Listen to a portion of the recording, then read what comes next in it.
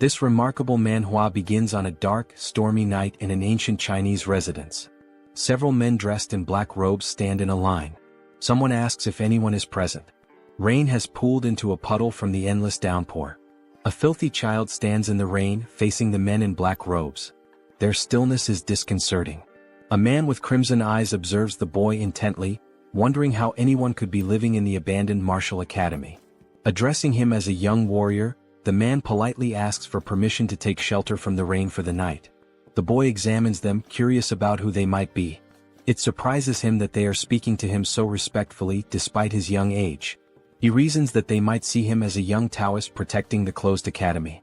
In response, he greets them and thinks that perhaps they aren't dangerous people. He explains that he too only started living in the abandoned academy a few years ago, adding that they may stay wherever they wish, just not in his pavilion.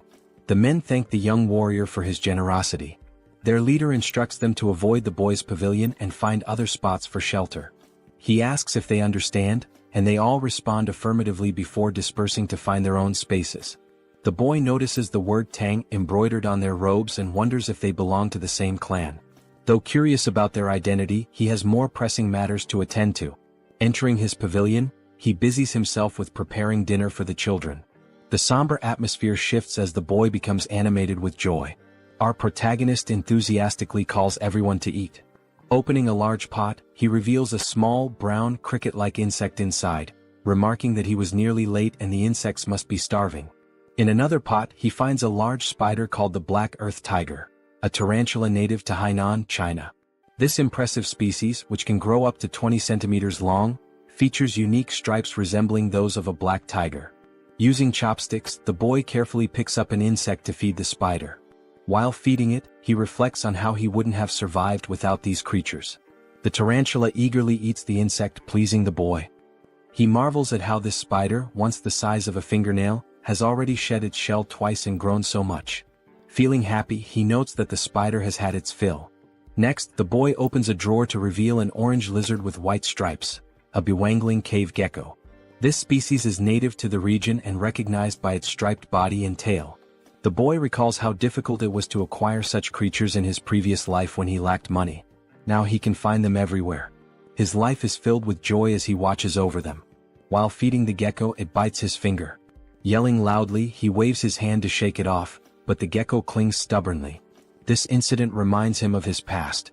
Before inhabiting this body, the boy was a streamer named Spicy Fabre, a professional biologist with over 1 million subscribers.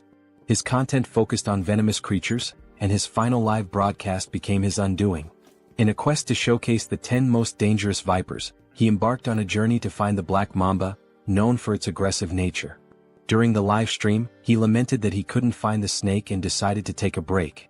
Viewers joked about the possibility of it being in his house, but to his shock, the black mamba was indeed there, curled up on his refrigerator. Before he could react, it bit him and he died instantly during the broadcast. Returning to the present, the boy pouts, reflecting on the irony of his death after such an exhaustive search. Meanwhile, an elderly man in a black robe knocks on the pavilion door. Thanking the boy for his kindness, he invites him to share their meal, a freshly caught deer. Excited at the prospect of eating proper meat rather than snakes or lizards, the boy eagerly accepts the invitation. The group gathers around a bonfire as the deer cooks. Noticing the boy's intense gaze at the food, the elder reassures him that it will take time to cook. To pass the time, he begins asking the boy questions about his age and living situation. Embarrassed but obliging, the boy answers his inquiries. The boy felt embarrassed when he realized he'd been staring at the deer for too long. Allowing the elder to ask his questions, he listened attentively. The elder wanted to know if the boy lived alone and how old he was. Unsure if he was 14 or 15, the boy decided to fabricate a story, claiming that a childhood head injury had left him with poor memories. When asked if he was staying there by himself, the boy confirmed, explaining that he lacked any real talent and survived by catching snakes and selling their skins. The elder expressed disbelief that the boy engaged in such dangerous work, but the boy simply shrugged, saying he was used to it. Just then, someone brought over some cooked meat for them to eat. An old man commented on how hungry the young warrior must have been. The boy gratefully thanked the elder, happily noting it had been ages since he'd last eaten meat. As he took a bite, pure joy spread across his face. In his mind, he thought, this is what happiness feels like. The older men watched him with smiles, their amusement evident.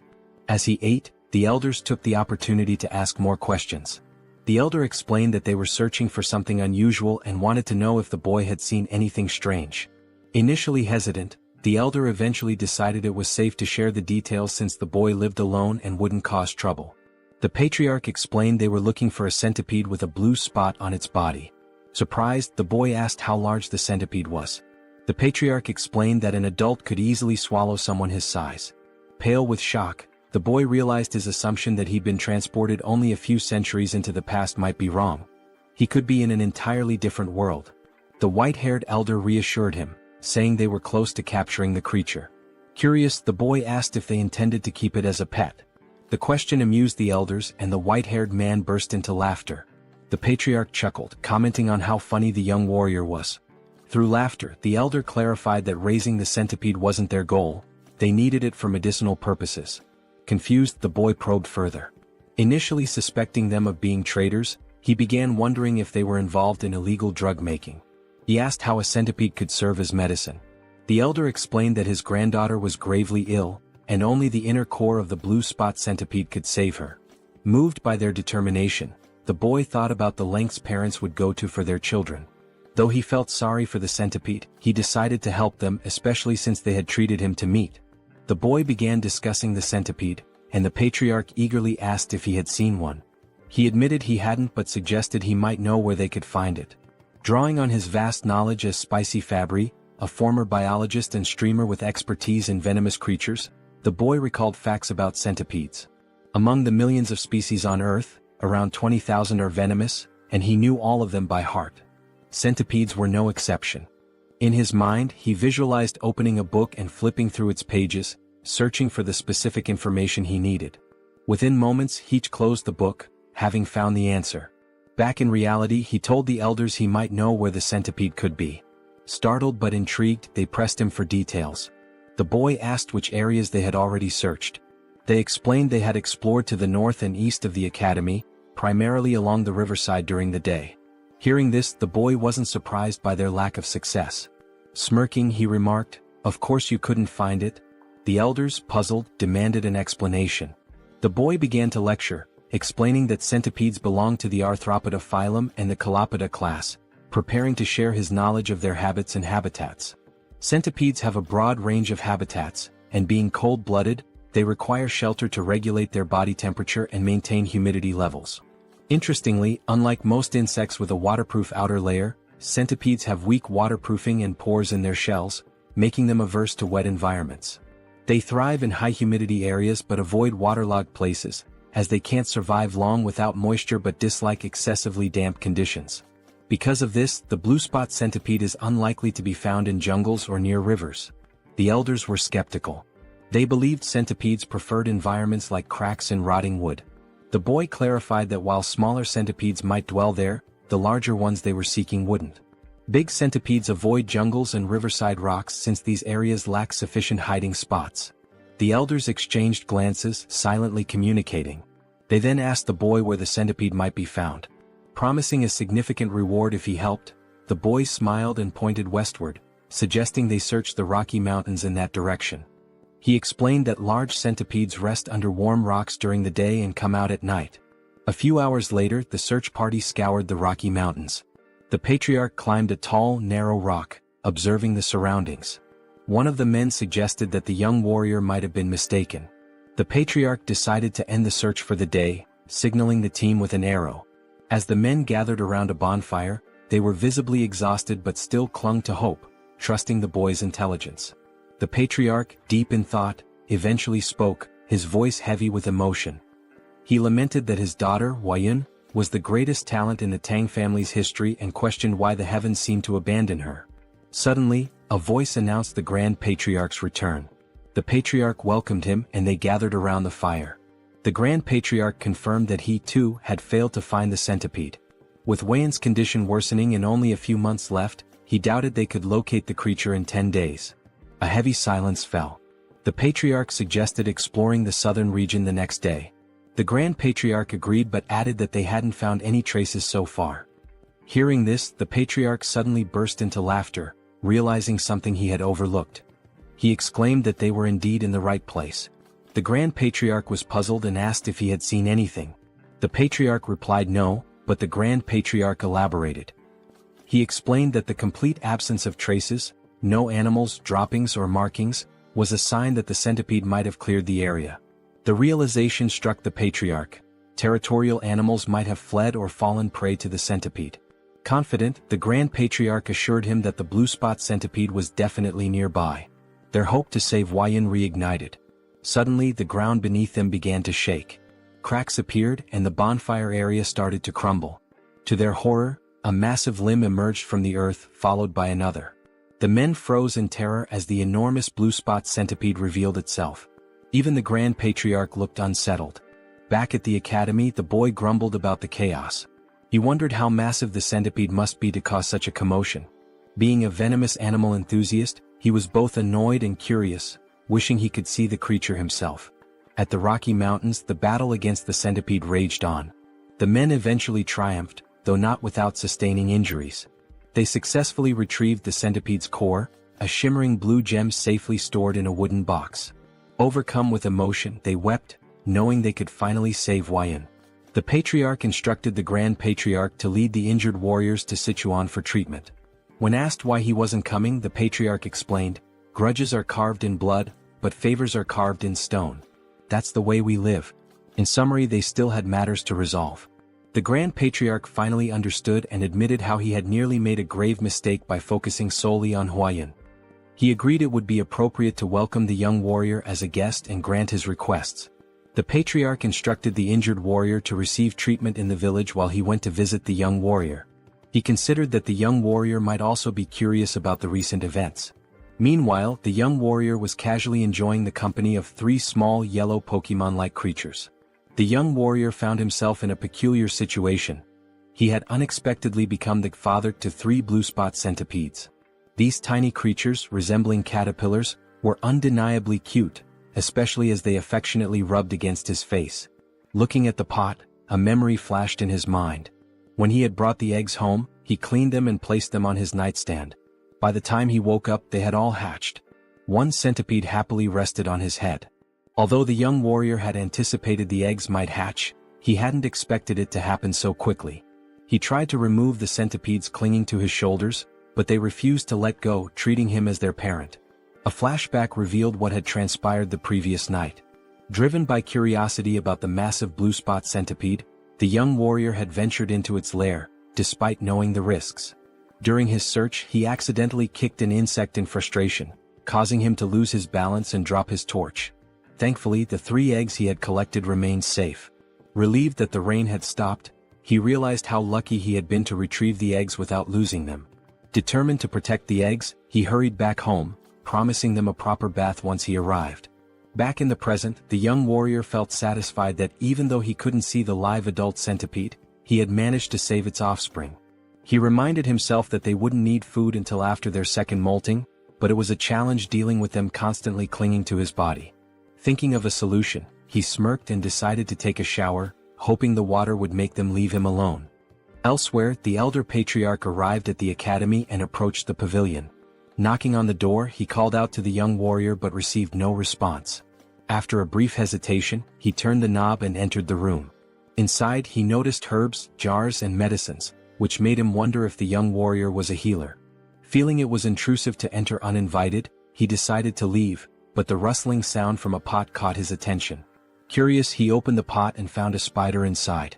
His gaze shifted to the drawers where he discovered a gecko. Checking another pot, he saw beetles, alongside eggs and dried snakes scattered around. The elder was astounded. He couldn't comprehend how the young warrior managed to raise such venomous creatures and their offspring. Even the Tang clan, well-versed in handling poisons, had only been able to extract venom, not cultivate eggs like this. The elder realized his encounter with the young warrior was the true stroke of luck, far beyond the centipede's discovery. As the young warrior appeared and greeted him, the elder noticed the boy's concern about his bandaged arm. Dismissing it as a minor injury, the elder began to share something important but was interrupted by a sudden ominous energy. An explosion rocked the entrance behind them, and a shadowy figure began to emerge. As its form became clear, it resembled an ogre with a single eye and burn scars on one side of its face. The elder immediately shoved the young warrior aside, urging him to flee. The young warrior was caught off guard and confused. The monster let out a deafening roar and moved with alarming speed, attacking with its hand.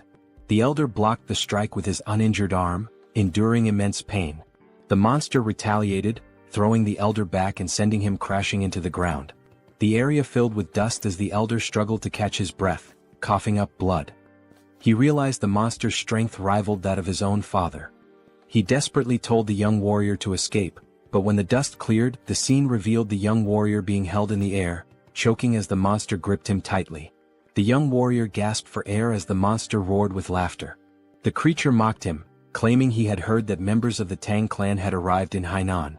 It sneered, saying no one could have imagined that the son of the myriad poison's divine sovereign would end up wounded and alone. The elder calmly retorted that he had no idea who the monster was and demanded to know why both he and the young warrior were being targeted. The creature scoffed, asking if its disfigured face and powerful fists didn't make it obvious.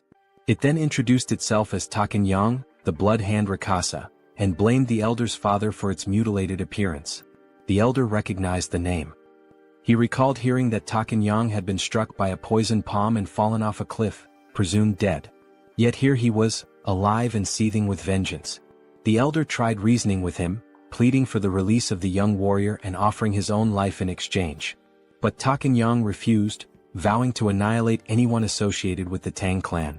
Inwardly, the elder cursed this relentless demon, a term used for martial artists who sow chaos and destruction.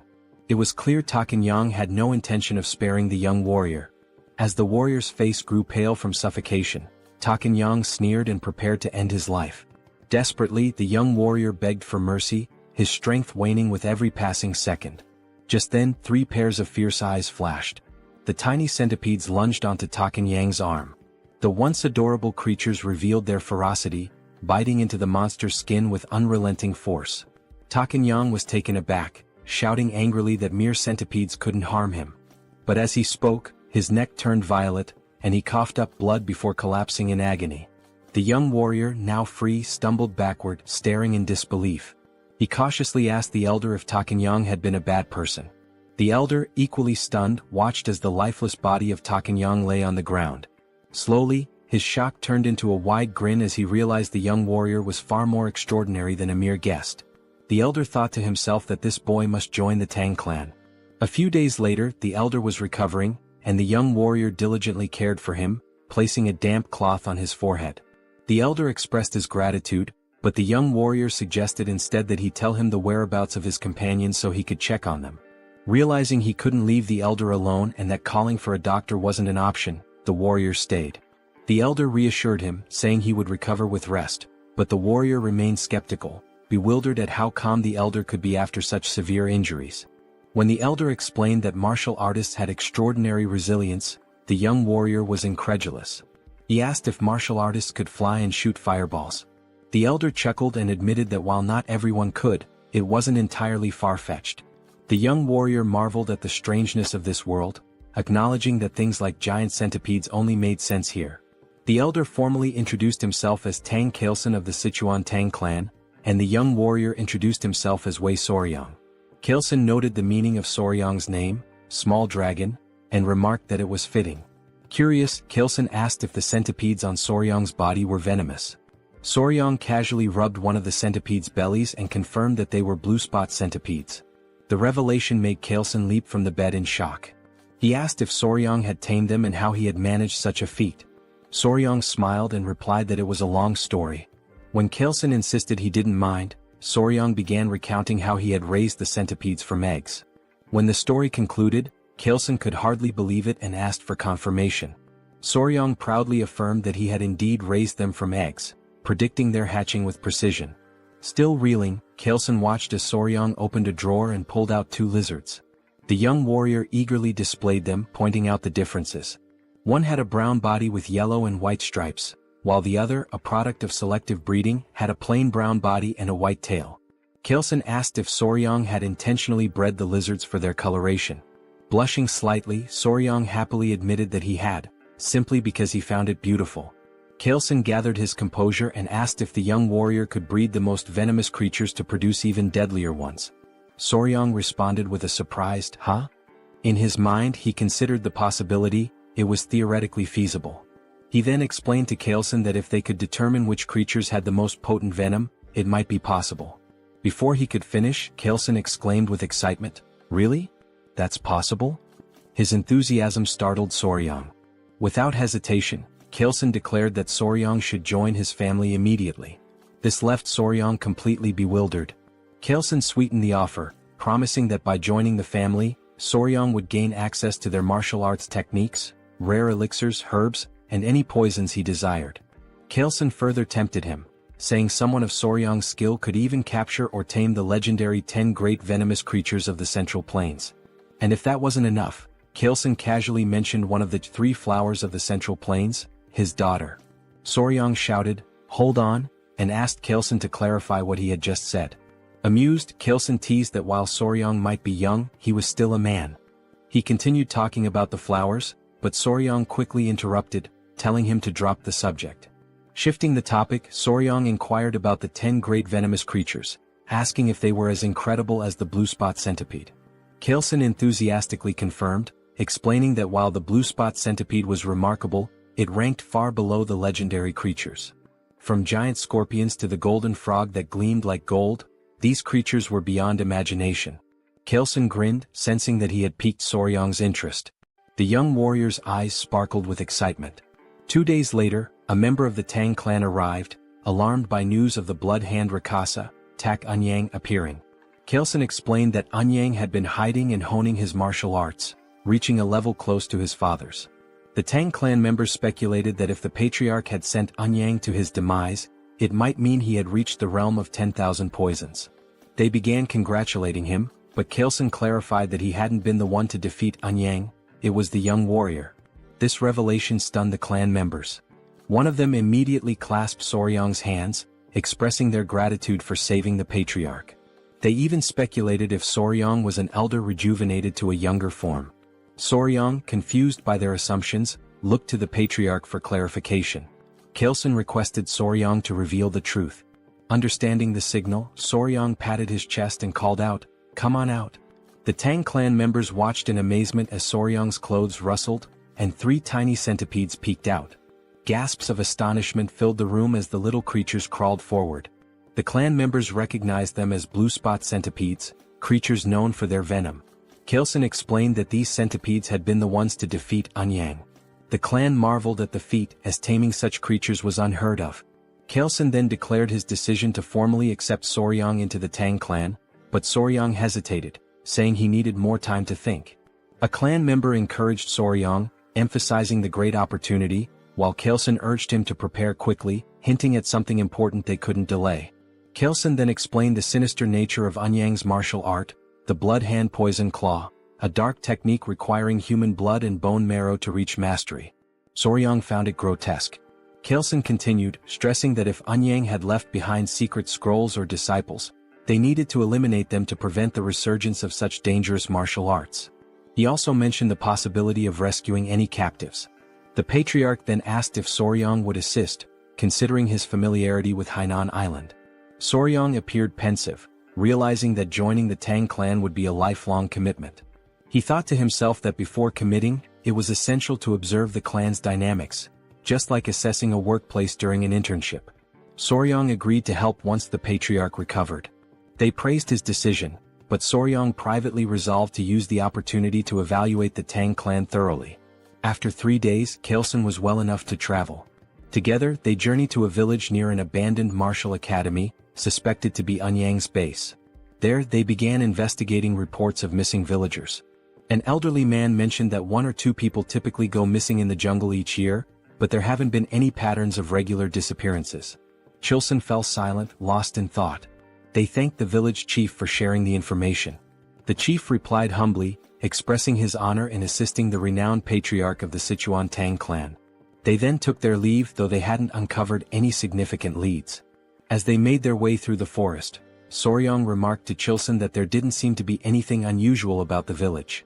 Chilson explained that when Anyang had revealed himself, it had been in that area, but the exact location was difficult to pinpoint. Soryang found it equally strange that there were no traces left behind. Remembering Anyang's words, he suddenly had an idea. Soryang asked if Chilson recalled what Eunhyang had said when he appeared. Chilson admitted that he didn't, as he'd been knocked away by Eunhyang's attack at the time. Soryang reminded him that Eunhyang had claimed to have heard that the Tang clan had come to Hainan, implying someone had informed him of their presence. Soryang proposed they retrace their steps through the places the Tang clan had visited in Hainan and ask around with Eunhyang's portrait. The Tang clan members were taken aback by Soryang's quick thinking. It made sense that someone who had seen them would have tipped off Eunhyang. Energized by the idea, they set out immediately. Their journey brought them to a gloomy village. One Tang clan member reported hearing rumors at the Hainan port that this was the village they were looking for. Chilson confirmed it was a place where the Halai people lived, and he assumed they wouldn't be hostile. However, the village had an eerie, lifeless atmosphere. When the Tang clan called out, asking if anyone was around, a villager noticed them. The villagers appeared weak and sickly. An elderly man, possibly the village chief, approached while holding the hand of a frail little girl. 2 guards accompanied them, also looking unwell. Chilson introduced himself politely, while Soryang observed the interaction. He noticed how weak the child looked and how lifeless the villagers seemed. Soryang began suspecting something unusual. Many villagers appeared to have taken some kind of medicine. The chief denied that anything was wrong, insisting there were no missing villagers or unusual events. He abruptly told them to leave. When Chilson tried to point out the disproportion between the number of houses and the few people present, the chief cut him off, repeating that there was nothing of interest and urging them to leave again. Both Chilson and Soryang were puzzled. Chilson whispered to Soryang, wondering why the Halai people who should have been welcoming were acting this way. Soryang had no answer. Just then the little girl collapsed. Everyone was startled. The chief quickly cradled her in his arms, tears brimming in his eyes. He called out to her, saying she was his only remaining family and begging her not to leave him.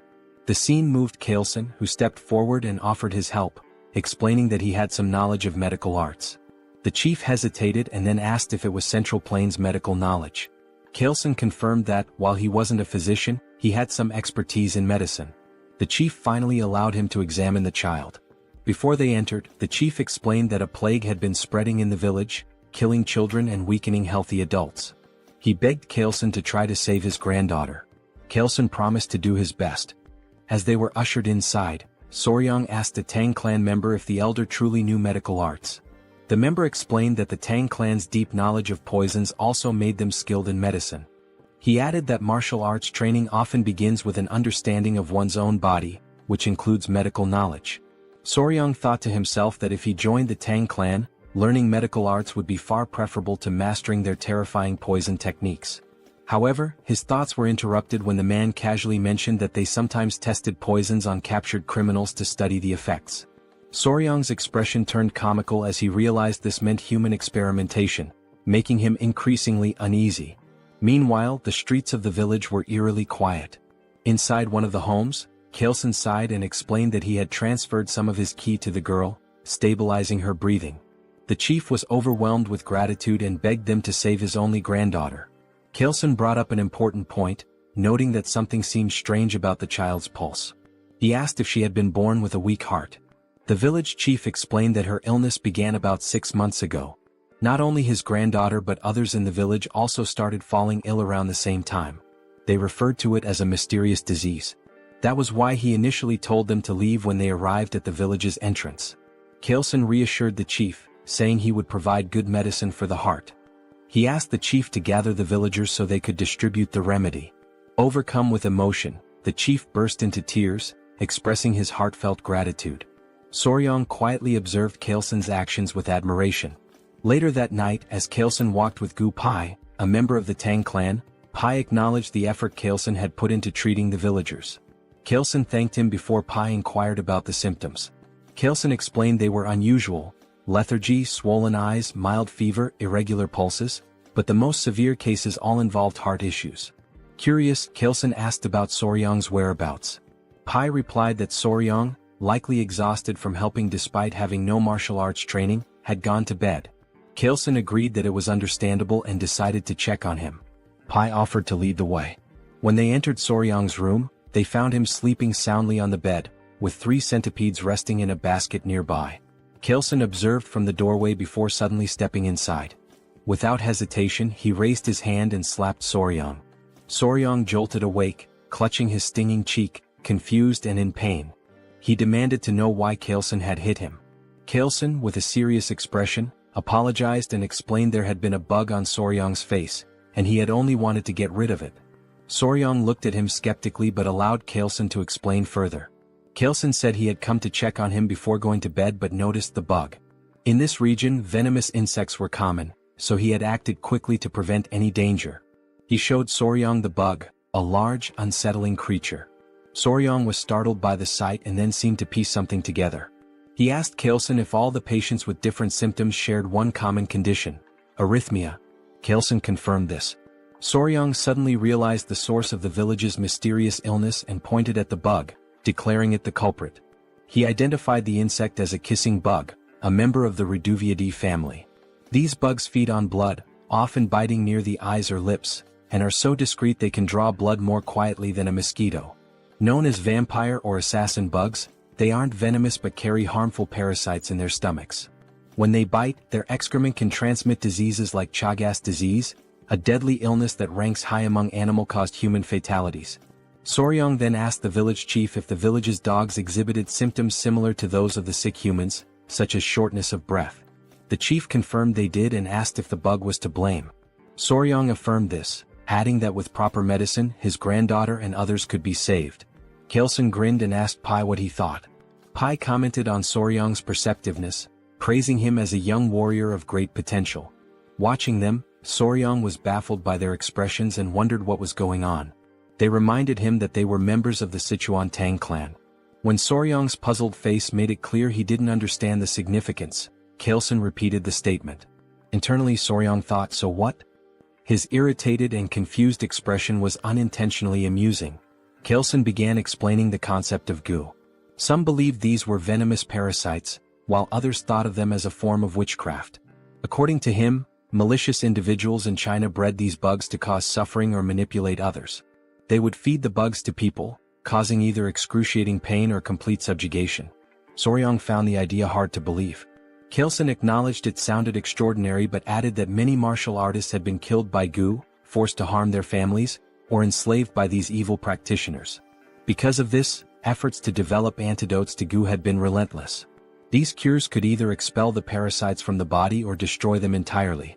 As Kaleson spoke, Soryong began to grasp the gravity of the situation. Kaleson posed a question. If someone had succeeded in creating a cure, who could it be? With pride, he declared that it could only be the renowned Sichuan Tang family. He explained that if they had something capable of dissolving a fist-sized roundworm inside a body, dealing with a tiny bug would be no trouble. Then he revealed the curse-melting orb, stating that even a small dose of this medicine would suffice. Soryong expressed mild amusement, though inwardly he reflected on how extravagant the name sounded for what was essentially an antiparasitic drug. They reassured the village chief that they could save his granddaughter, and soon enough the villagers began recovering, starting with her. The chief was deeply relieved, and the villagers' warm hospitality was an unexpected but welcome reward. The villagers, with their bright and cheerful demeanor, lived up to their reputation for optimism. Kaleson acknowledged that the situation would have been much harder without Soryong's insight in identifying the cause of the illness. He humbly redirected the villagers' gratitude to Soryong, praising him as their true savior. Despite the Tang family's medicine curing the villagers, Kaleson insisted on giving all the credit to Soryong. Watching the villagers thank Soryong brought Kaleson great satisfaction, as though he were the one being celebrated. Soryong was touched by this gesture. The villagers rejoiced, lifting Soryong and tossing him into the air repeatedly in celebration.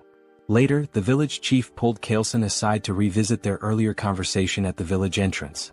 When Kaleson asked what it was about, the chief mentioned the villages where people had gone missing. Intrigued, Kaleson asked for more details. The chief explained that one of the women in their village, originally from another settlement, had shared a troubling story. Years ago, her hometown suffered a tragedy where several villagers mysteriously disappeared. They believed they had finally uncovered the truth.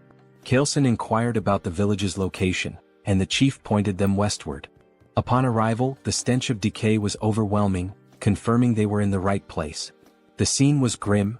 Corpses, refuse and insects littered the area, with poison lingering in the air. Pai warned Soryong not to look, but Soryong had already seen it all. Amid the carnage, a man spotted something unusual, a golden chicken foot peeking out of a pile. On closer inspection, it was attached to a bird, a magnificent creature with a golden tail and feathers in shades of purple, pink, and black. The bird radiated an almost magical aura. One of the men, angered by the bird's presence among the dead, hurled a rock at it despite Kalesen's attempt to stop him. The rock missed, but it caught the bird's attention. Kalesen, sensing danger, placed a calming hand on the man's shoulder, warning that something felt off. The bird spread its wings, releasing a toxic miasma that melted nearby skeletons. Startled, Soryang was grabbed by someone who covered his mouth to prevent him from inhaling the poison. Kalesen commanded everyone to flee while shielding Soryang. He explained that the creature was a jinyao, a poison-feathered bird. Once safe, the group gathered around Kalesen, who described the bird in detail. Its wingspan reached 5 feet, its sharp beak gleamed bronze, and its body was cloaked in vibrant purple feathers. The creature could spread death with a single movement, turning everything around it to poison.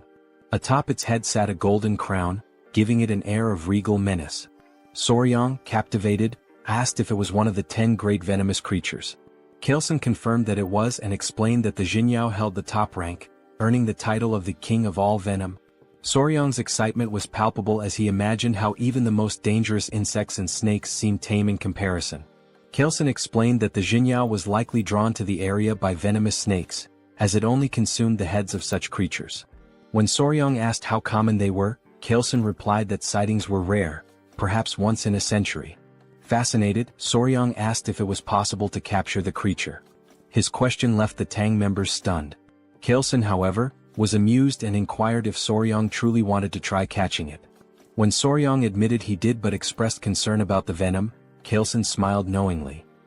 He remarked on Soryang's keen interest in the 10 great venomous creatures and assured him that if he was serious, there was indeed a way. Soryang was astonished. Kalesen explained that if he mastered the Tang clan's poison techniques, he would gain immunity to all toxins and even withstand Jinyao's venom. Only through the martial arts of their clan could one nullify all poisons in the world. Kalesen, ever cunning, casually mentioned that their techniques are never taught to outsiders. Even if he wished to help as the patriarch, he couldn't break the clan's rules. Eagerly, Soryang asked if joining the family would grant him the right to learn. He also inquired whether achieving immunity to poison would truly let him endure Jinyao's venom. Kalesen confirmed and promised to teach him everything without reservation if Soryang agreed immediately. He also assured him that he would personally oversee his progress. However, Kalesen added that if Soryang hesitated too long, he might reconsider. Feeling the pressure, Soryang declared his decision to join the clan and expressed his anticipation for Kalesen's guidance, calling him patriarch instead of elder. Kalesen's mischievous grin betrayed his satisfaction, though he acted as if he hadn't coerced Soryang into agreeing. Kalesen told Soryang that from that moment onward, he would forever be part of their family. Back at a decayed location, traces of the blood hand Rakshasa, Tak Anyang, were found in a cave. Footsteps led to a notebook discovered inside, which was brought to Kalesen. After scanning its contents, he confirmed it held the secret techniques of the blood hand poison claw. Soryang was unnerved, noting it was written in blood. Kalesen decided it was time to return. When Soryang asked if they were heading to Sichuan, Kalesen replied that it was the best course of action now that they had secured the blue spot centipede's core and the manual. Soryang requested a stop at the academy to release his friends and gather his belongings, which Kalesen approved. As they departed, Soryang glanced behind and noticed something unusual. Pointing it out, they discovered a shining purple feather from the jinyao. They all stared at it thoughtfully. Kalesen picked it up and told Soryang it would serve as a keepsake to commemorate his joining the family. Soryang expressed interest and thanked him, but Kalesen corrected him, suggesting he change how he addressed him after the upcoming ceremony. Soryang wondered if it would be some kind of initiation ritual. Meanwhile, at the Tang clan, the Grand Patriarch Tang Musong had finally returned. Exhausted, he wasted no time and inquired about Huayun's condition. Clan members rushed him inside, reporting that she was barely holding on to life. The door opened and Musong immediately called for Huayun. Those inside were surprised by his arrival. He informed his daughter-in-law that he had succeeded in acquiring the medicine and revealed the blue spot centipede's core. Overcome with relief, the daughter-in-law began to cry. Preparations were made to administer the medicine. Musong was deeply moved by Huayun's pained expression, thankful he had hurried back in time. At his daughter-in-law's urging, Musong gave the medicine to his granddaughter. A radiant blue light enveloped her as he placed a finger on her wrist to check her pulse. Everyone anxiously hoped for her to open her eyes, watching and waiting. Meanwhile, Soryang felt groggy, marveling at the vastness of the Central Plains, which far exceeded his expectations. The journey had taken over a month and a half, beginning with a boat ride from Hainan to Hangzhou and continuing through Nanjing before finally arriving in Sichuan. At the residence of the Sichuan Tang Clan, Pai excitedly announced their destination to Soryang. Standing at the grand entrance, Soryang gaped as he learned the entire mountain belonged to the Tang Clan, aptly named Tang Clan Mountain. He swallowed nervously, overwhelmed by the sight. Immediately, members of the Tang Clan emerged to greet the patriarch. Soryang was astonished by their sheer numbers, wondering if all of them belonged to the Sichuan Tang Clan. Among the crowd, a girl in a red dress ran toward them, her face lit with tears of joy as she called out for her father. It was Huayan. She embraced her father tightly, crying tears of relief. Soryang meanwhile was spellbound. Her radiant beauty left him speechless, surpassing even the celebrity he had once been involved with in his past life. Chilson, pleased to see his daughter alive, introduced Huayan to Soryang. Dazed, Soryang struggled to piece together Chilson's earlier comments, muttering something about weeds or grass before Chilson corrected him. It was all about the flower. Huayan's cheeks flushed red. Chilson told Soryang that the girl beside him was the flower he had previously dismissed. Soryang was left dumbfounded. He recalled their earlier conversation about the flower and felt a wave of embarrassment. In that moment he knew he had made a grave mistake. He never imagined he had overlooked the chance of being with such a beautiful woman, the only daughter of the Sichuan Tang Clan, famously known as the venomous flower, Tang Huayan. Since childhood, Huayan carried a hidden emotional weight. She once overheard elders discussing her. While they were uncertain of her talent, they agreed her beauty was exceptional, enough to rank her among the 3 flowers of the Murim. The conversation shifted to finding her a suitable husband.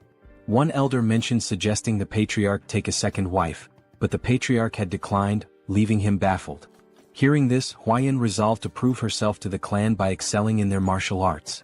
She wanted to show that even as a woman she could contribute greatly to the family. However, her impatience led her astray, creating an internal heart demon that caused a key deviation in her training. When Huayan awoke, her mother, the Grand Patriarch, and 2 others surrounded her bed. Her mother looked visibly relieved.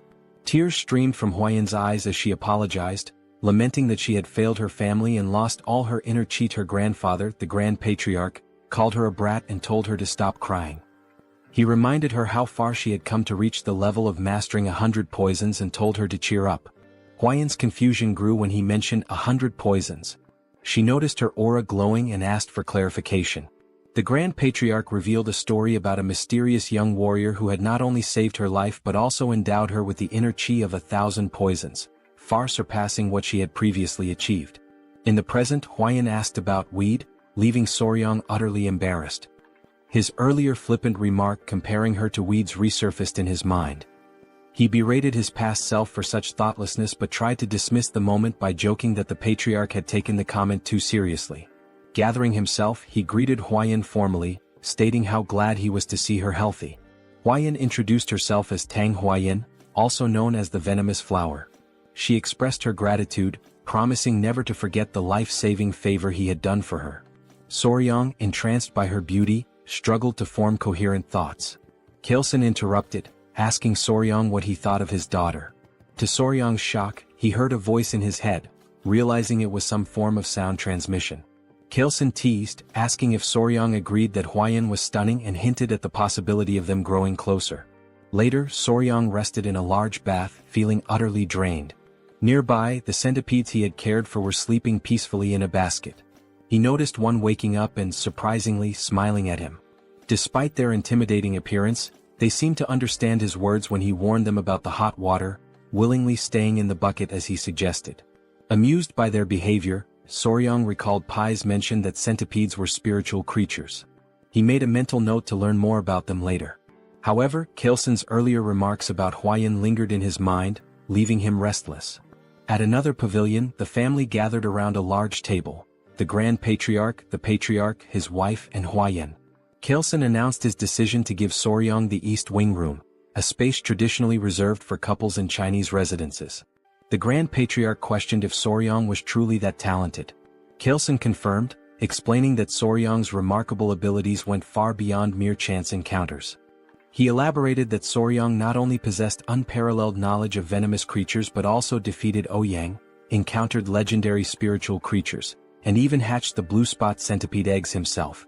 The Grand Patriarch commented on the Patriarch's luck in finding such a treasure. The conversation then turned to Huayan. Kaleson told his daughter that he wished to make Soryang his son-in-law, asking for her opinion. As Huayan processed her father's words, realization dawned on her. She grew quiet.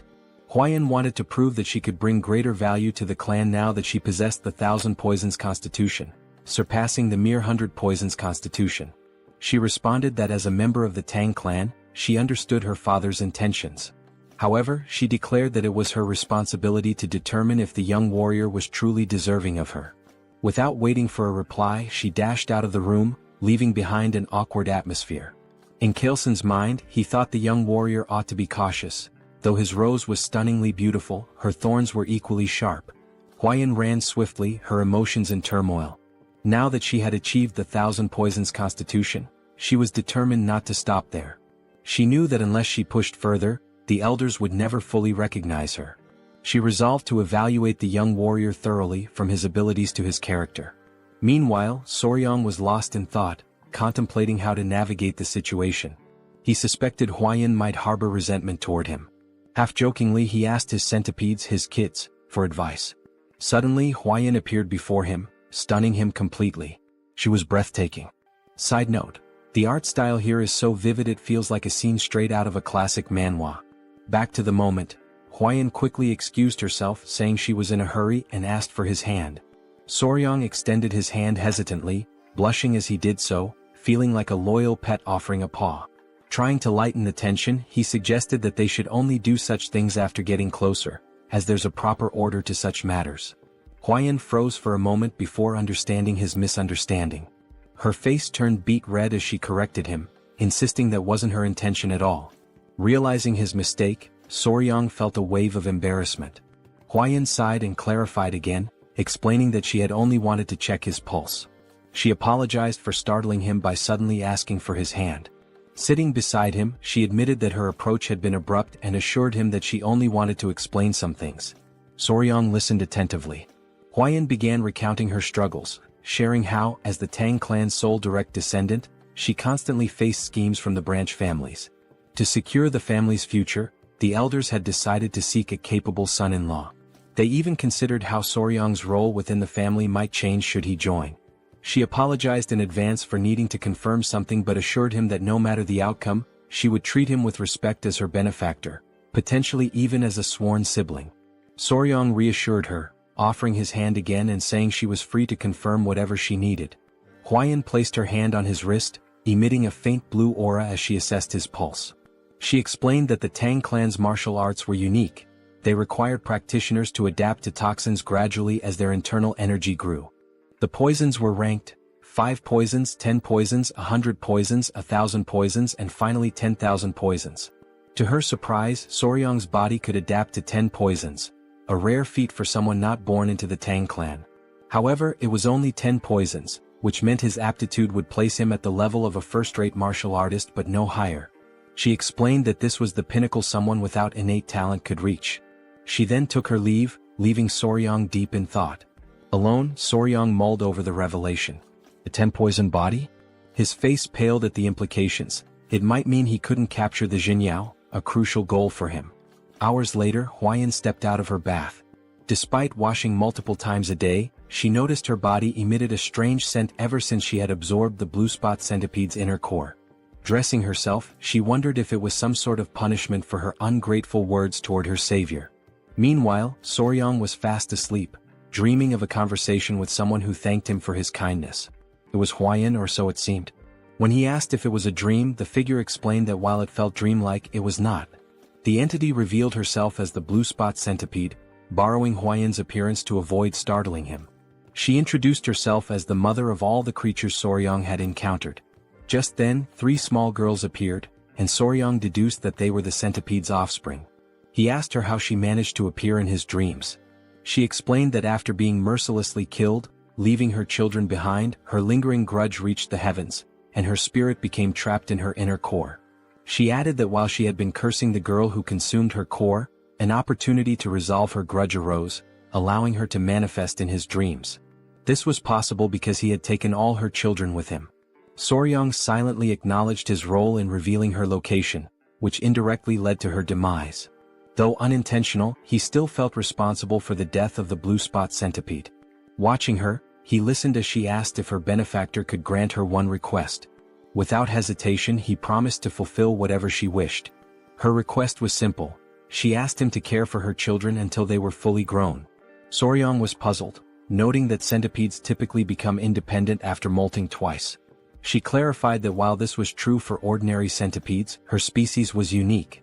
Until her offspring molted twice, they required the flow of qi from their mother's inner core to survive. Only afterward could they sustain themselves by feeding on the qi of other beings. This revelation led Soryang to ask whether the children needed to remain with Huayan, as she had consumed the inner core. The mother centipede explained the circumstances. She admitted that, in her anger, she had cursed Huayan, causing her body to emit a foul odor. The curse ensured no man would approach her, preventing her from ever having children.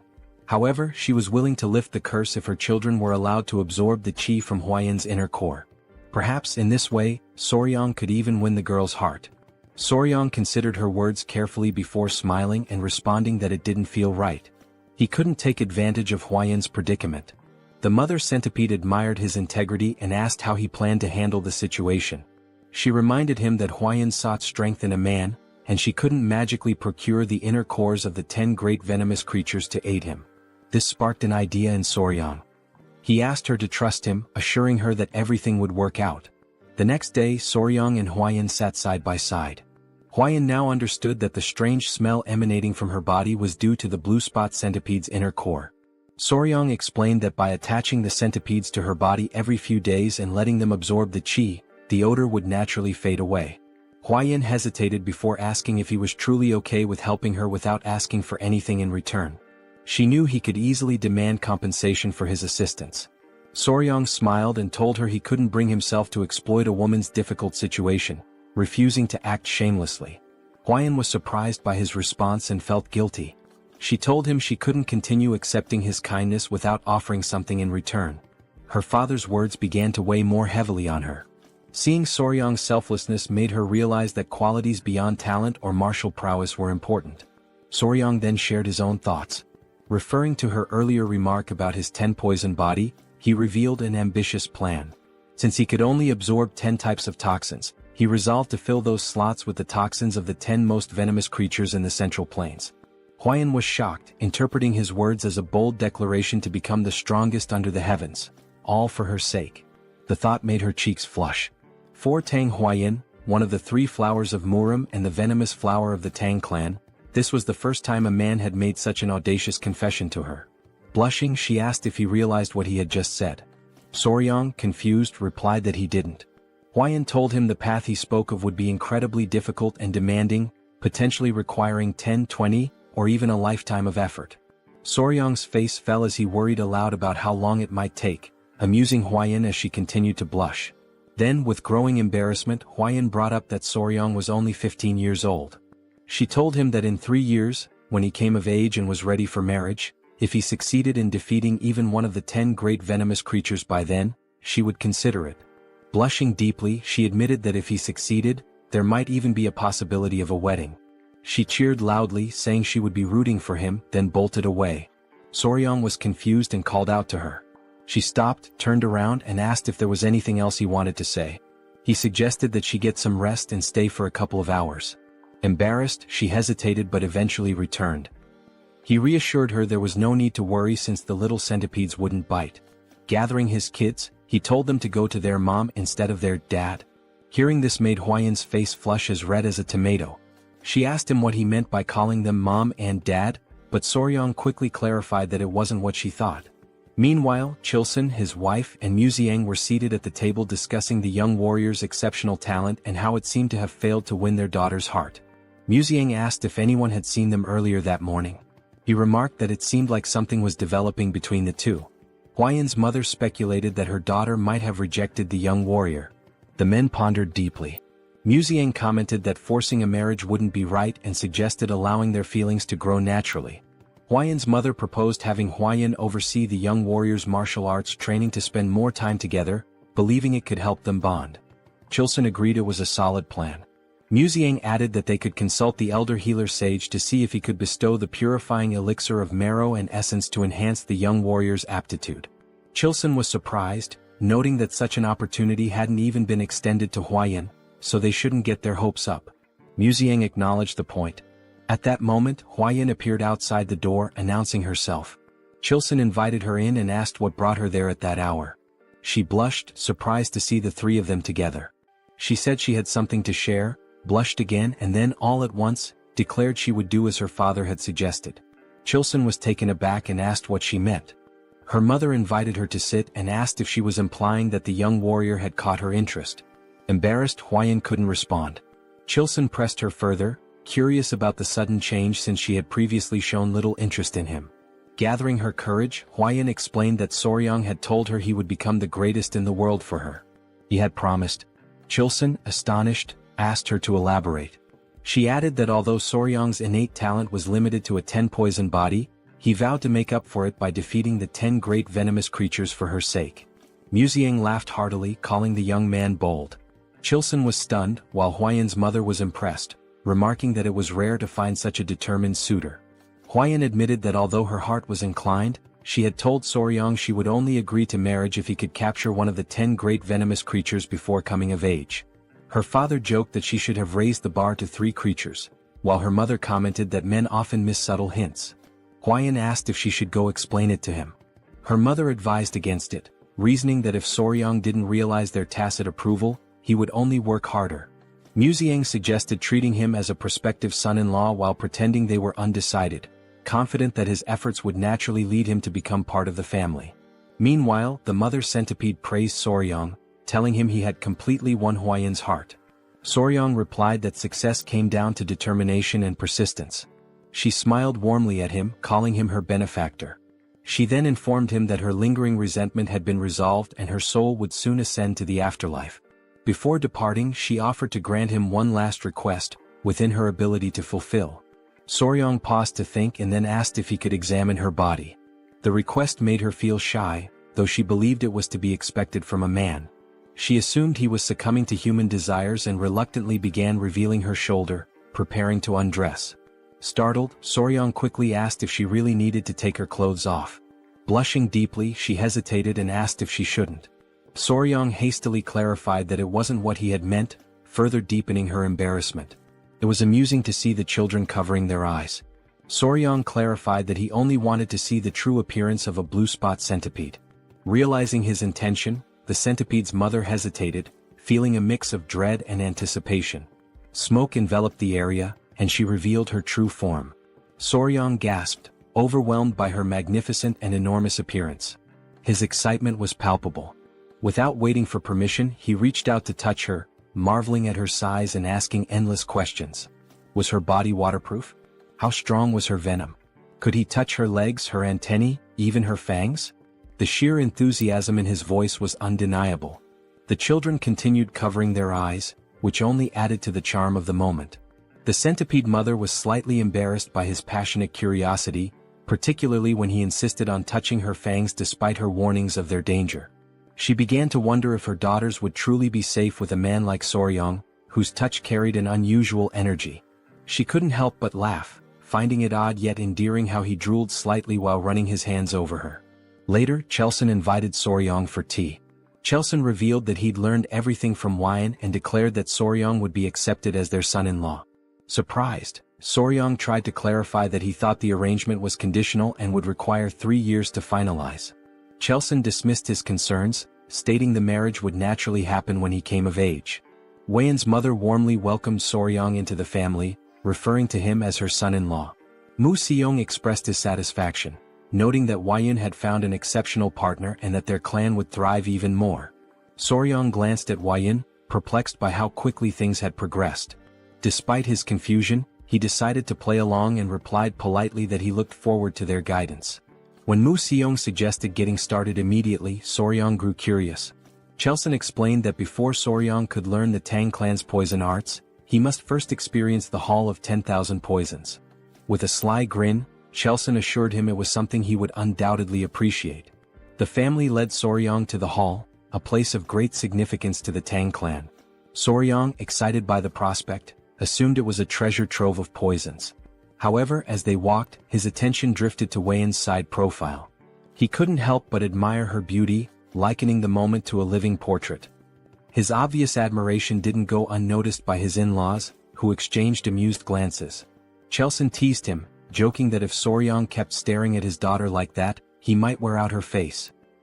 He reminded him that Weiyan was his woman now, yet Soryang gazed at her as though she were still untouchable. Weiyan's mother chimed in, noting that Soryang seemed utterly captivated by her. Both Weiyan and Soryang turned crimson with embarrassment. As they approached the hall, 3 men stood before a massive iron door. 2 muscular guards flanked a Tang clan official, who welcomed the Grand Patriarch and his grandson-in-law. At Muzian's command, the gates were opened.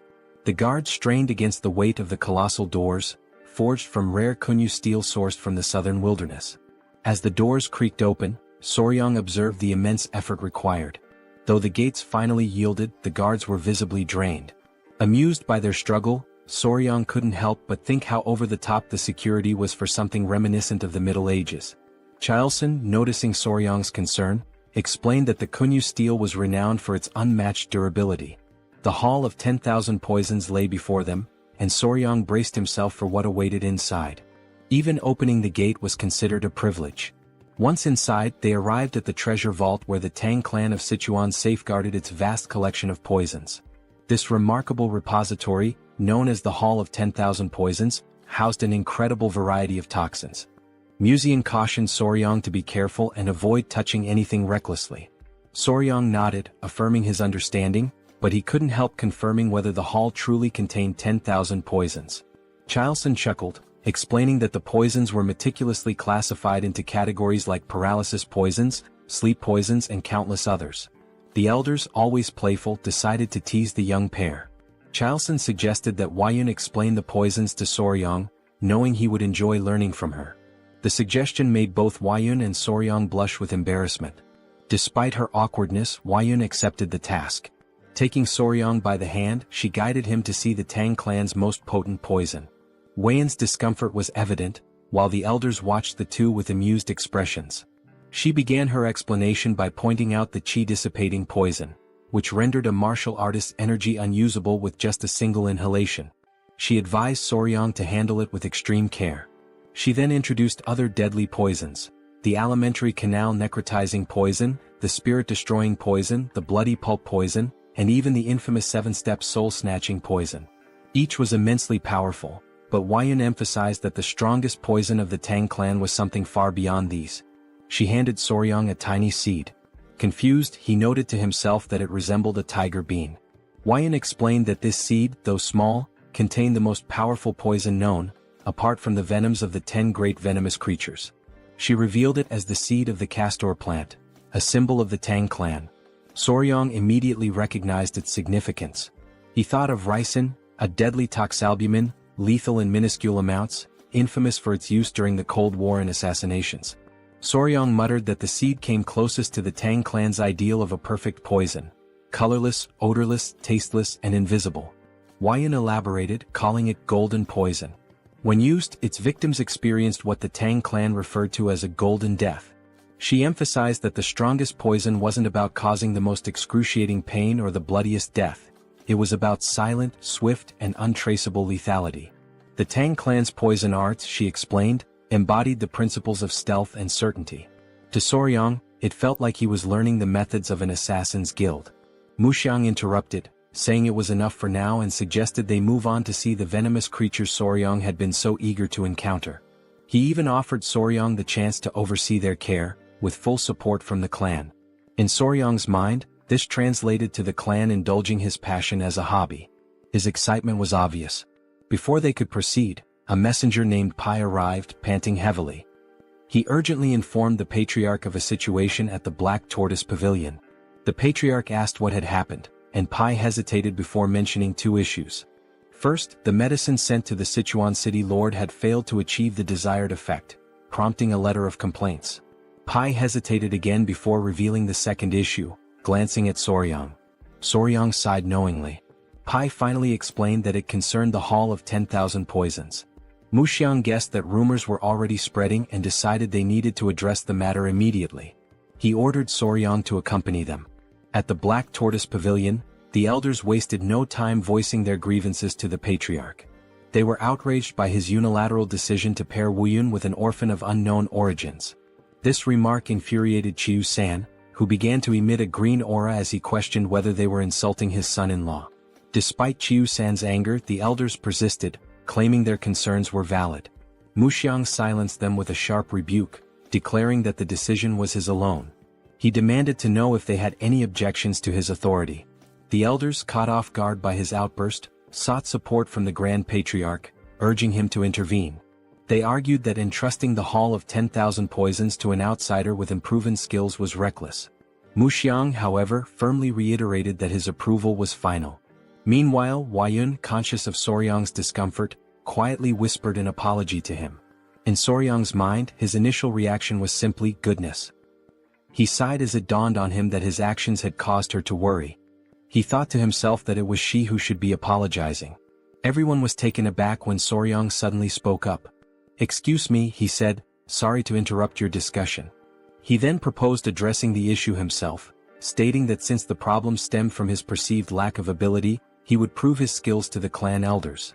The elders were stunned into silence, and Soryang went on to suggest resolving the Sichuan city lord's troublesome complaint as a demonstration of his capabilities. Wuyun, whispering in disbelief, asked what he was trying to achieve.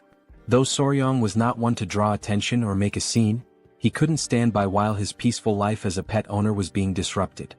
His boldness left the elders momentarily speechless before their indignation erupted. They scolded him for interrupting the elders' discussion and demanded if he even knew the contents of the Sichuan city lord's letter before barging in.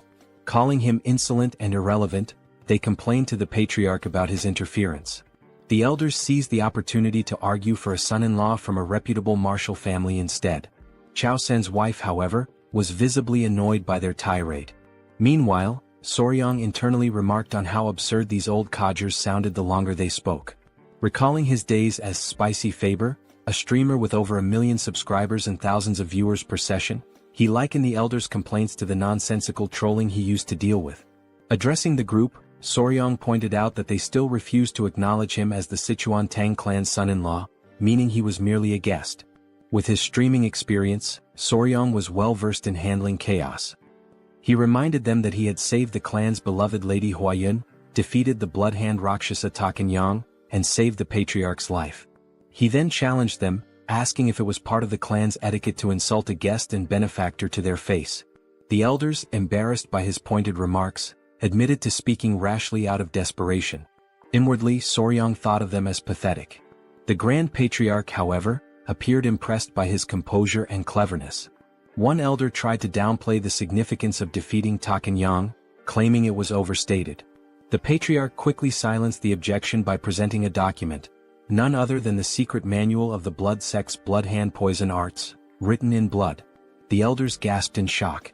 Their astonishment deepened when the Patriarch asked Soryang to reveal his companions. Tapping his chest gently, Soryang summoned the 3 baby spotted centipedes, which emerged happily. The elders grew visibly uneasy at the sight of the creatures. The Patriarch proudly explained that these were the offspring of the blue-spotted centipede, and Soryang had been raising them. He further revealed that these centipedes were the ones that had killed Takanyang. One elder, still in disbelief, confirmed if Soryang had truly managed to control a blue-spotted centipede. Soryang and the Patriarch shared knowing grins, teasing the elders. Chao San added that addressing Soryang as a young warrior instead of recognizing him as the clan's son-in-law was telling. Soryang even joked, warning the centipedes not to bite anyone unless they wanted to end up as lifeless as Takanyang. The elders, thoroughly flustered, began backtracking. They denied refusing to accept Soryang, offering feeble excuses about proper procedures and natural hesitations. The Grand Patriarch, exasperated, decided to table the discussion on Soryang's status for the moment and focused on the Hall of 10,000 Poisons.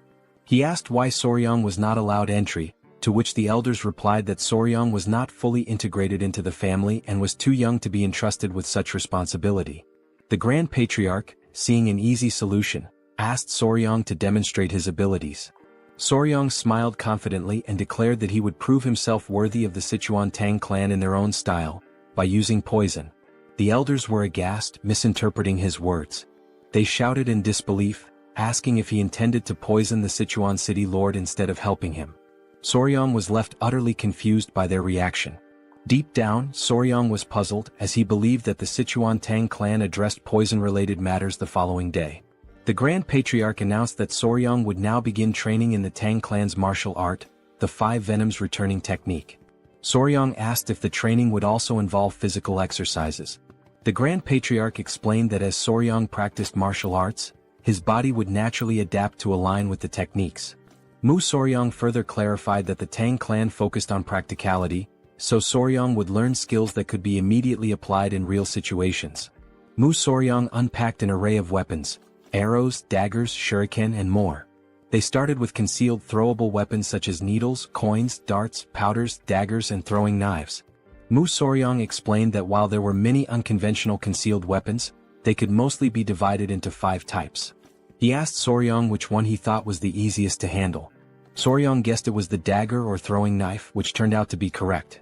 Then Mu Soryang inquired about the most difficult weapon. Soryang suggested powder, as it needed to be scattered effectively. However, Mu Soryang informed him that the needle was the most challenging. Surprised, Soryang assumed it was because the needle was small and thin, making it tricky to throw. Mu Soryang explained further, it wasn't just about the difficulty of throwing. Soryang would also need to remember exactly where he threw each needle. To demonstrate, Mu Soryang separated the head of a brush from its handle and made a quick motion. Suddenly, the brush's bristles floated in the air and transformed into needles, raining down and embedding themselves into the ground. Soryang was stunned by how the bristles acted like actual needles. Mu Soryang revealed this was part of the Tang Clan's hidden weapon technique called sky-obscuring flower rain, a secret art where hundreds or thousands of needles fall like flower petals, covering an area. In Soryang's mind, it seemed like the technique involved scattering needles everywhere and then fighting on the same turf. He expressed concern that with an area filled with such needles, there would hardly be any space to move.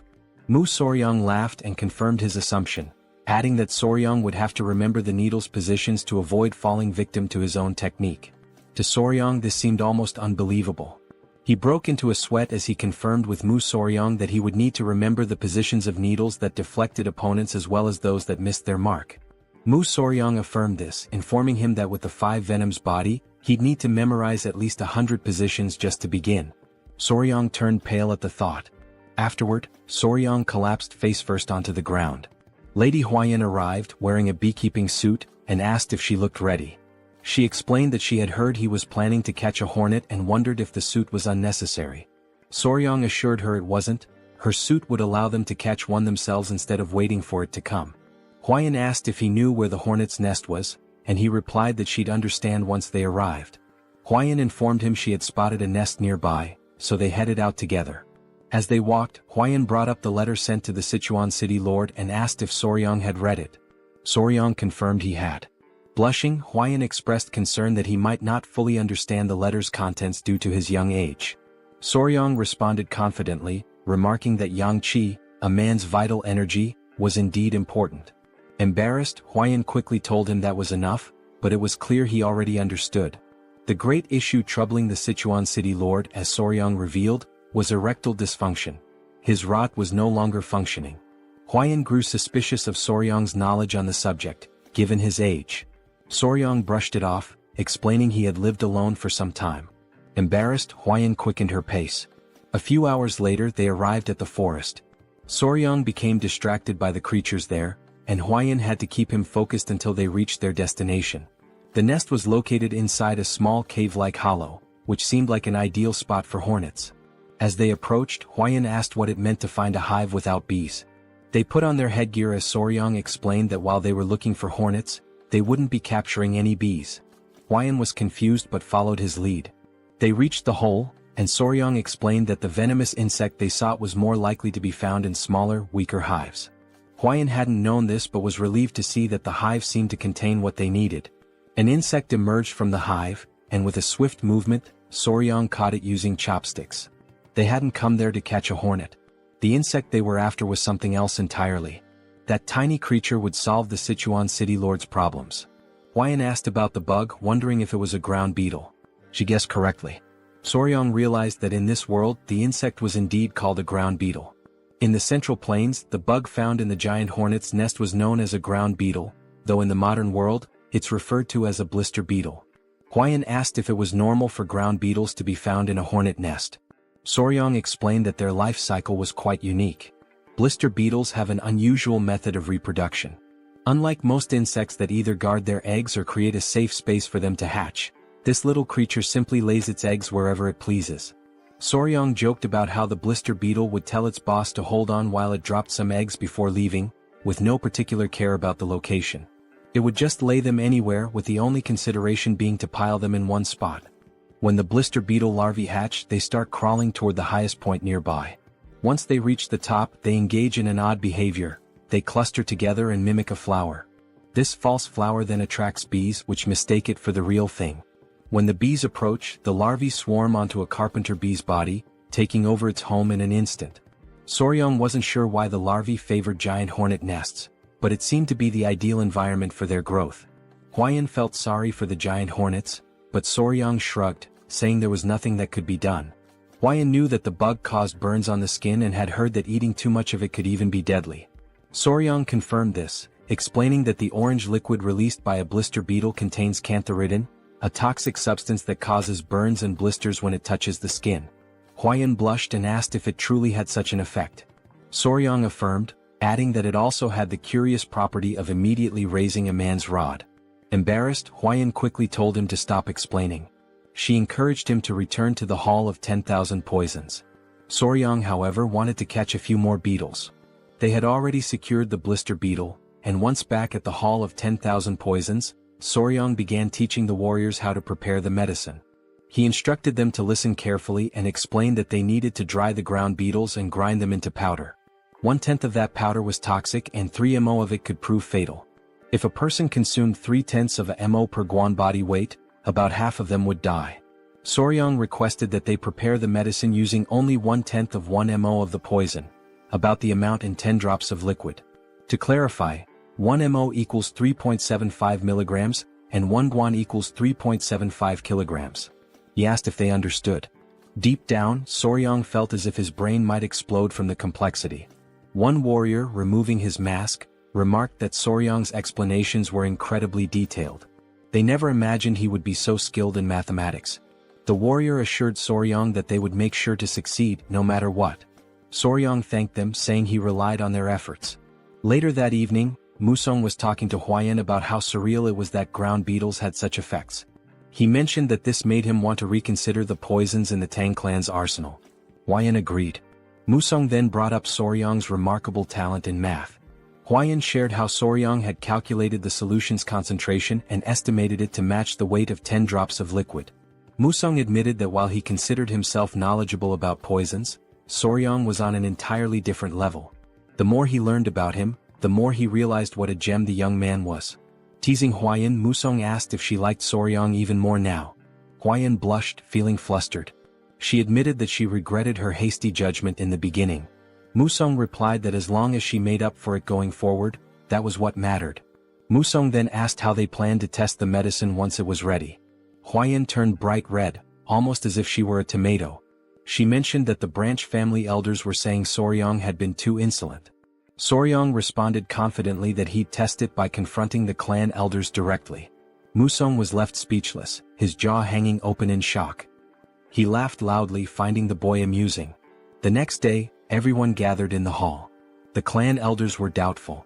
A warrior handed Soryang a wooden box and explained that he had mixed licorice powder and honey to make the medicine sweeter and easier to consume. Soryang was impressed by how much attention the man had paid to the smallest details. He asked the warrior if he had followed the instructions exactly. The warrior confirmed that he had done so carefully. Other clan members scoffed, saying they were making too big a deal out of it. They even questioned how amazing it could truly be. The patriarch silenced them and then asked Soryang how he planned to prove the medicine's effectiveness. Soryang feigned surprise at the question. The clan elders shouted that it was only natural they needed confirmation. One elder yelled that they would never dare send unverified poison to the city lord of Sichuan. Another elder agreed, adding that if something went wrong it could lead to disaster. Soryang calmly responded that they had no other choice. The warrior understood, but the elders were confused. They grew irritated, feeling as though Soryang was implying they should test it themselves. A loud elder snapped at Soryang, asking if he even understood what that substance was. Another elder commented that Soryang had been out in the world for so long that it seemed like even his insides had turned black. Soryang grinned and called for his grandfather. Museong appeared, asking what he needed. Soryang brought up Museong's earlier statement that those who mastered the Tang clan's martial arts were never afraid of poison. Museong agreed with Soryang's plan and confirmed the statement. Soryang pointed out that the elders' reaction seemed to imply they were afraid. Museong agreed once more. Soryang taunted the great elders of a clan that was surely skilled in mastering 100 poisons. He used reverse psychology, saying that surely they weren't afraid of something as simple as ground beetle poison. This provoked the elder, who then split the medicine into two. He claimed they had no fear of such a trivial poison and consumed it. The elder warned Soryang that if the medicine didn't work, there would be consequences. The elder declared that they would uphold the laws and principles of the clan. They chewed the medicine and a tense silence followed. Then they smirked and declared that nothing was happening. However, one elder felt his manhood stir. The long slumber of the snake was over. Embarrassed, the elders quickly tried to hide their reactions, and from that day on, the clan's laws and principles were firmly set, with a hint of humor. The medicine was sent to the city lord of Sichuan, and its effects were proven to be excellent. A little later, the elders walked through the hall, holding their pants to hide the evidence. Soryang told Museong it had worked just as he had said. By provoking the elders with something related to poison, they had fallen for it immediately. Museong knew that the elders' actions were driven by their pride, but also by their concern for the clan. He advised Soryang not to resent them too much. Museong reminded him that, in the end, they were all family. Soryang nodded, understanding. Huayan hurried in, saying something terrible had happened. They asked what it was, and she explained that their children were acting strange. Soryang turned red and was taken aback. Museong, now serious, called for his grandson-in-law and grabbed him by the collar. He demanded to know what was going on and asked why they had children. Soryang was drenched in cold sweat. Still holding on, he said they hadn't even had a wedding ceremony yet. Huayin, her face flushing, shouted that they weren't human children. It was the centipede Soryang was raising. Soryang looked surprised and worried, quickly asking what had actually happened to the centipedes.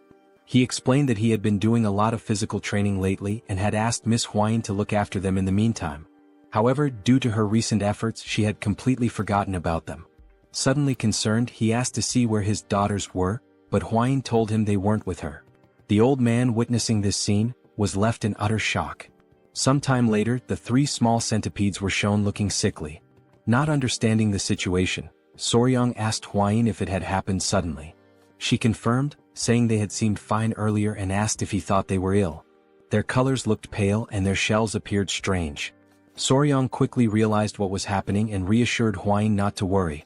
He explained that the process was called molting, during which creatures like centipedes shed their hard shells. He added that it was likely the time for it to happen. Huayin, still uncertain, asked if it was truly okay, and Soryang reassured her it was natural and would happen soon. The first centipede started moving within its shell, and moments later, it broke out, revealing something unexpectedly adorable. Everyone was amazed at what they had just witnessed, and Huayin noticed the other two centipedes were also starting to crack their shells. Seconds later they emerged as well. Now gathered together, all three appeared twice as large and even more charming, leaving everyone captivated by their beauty. Huayin asked Soryang if he had names for them yet, but he admitted he hadn't thought about it. After a brief pause, he suggested calling them number 1, number 2, and number 3. Without hesitation, Huayin rejected the idea, saying such generic names wouldn't do. She explained that centipedes of this species could transform into dragons after living for 1,000 years and deserved names worthy of such grandeur. Soryang, skeptical, dismissed the notion that a centipede could become a dragon, even after a millennium.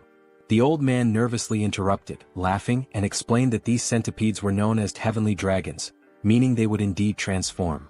Realizing who had been spreading such nonsense, Soryang shook his head but continued thinking of suitable names. After a moment of contemplation, he proposed Nova, Myra, and Grace. Huayin was taken aback. Soryang explained the symbolism behind each name. The first, Nova, represented a beginning.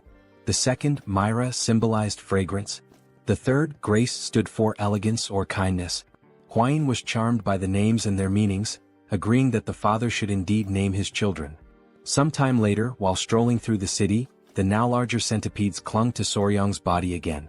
As he sat down to rest, he noticed that although his training had strengthened him, it wasn't enough for their increased weight, but at least he could still move. Opening his mouth to comment on their added heaviness, one of the centipedes suddenly jumped and hit him square in the face.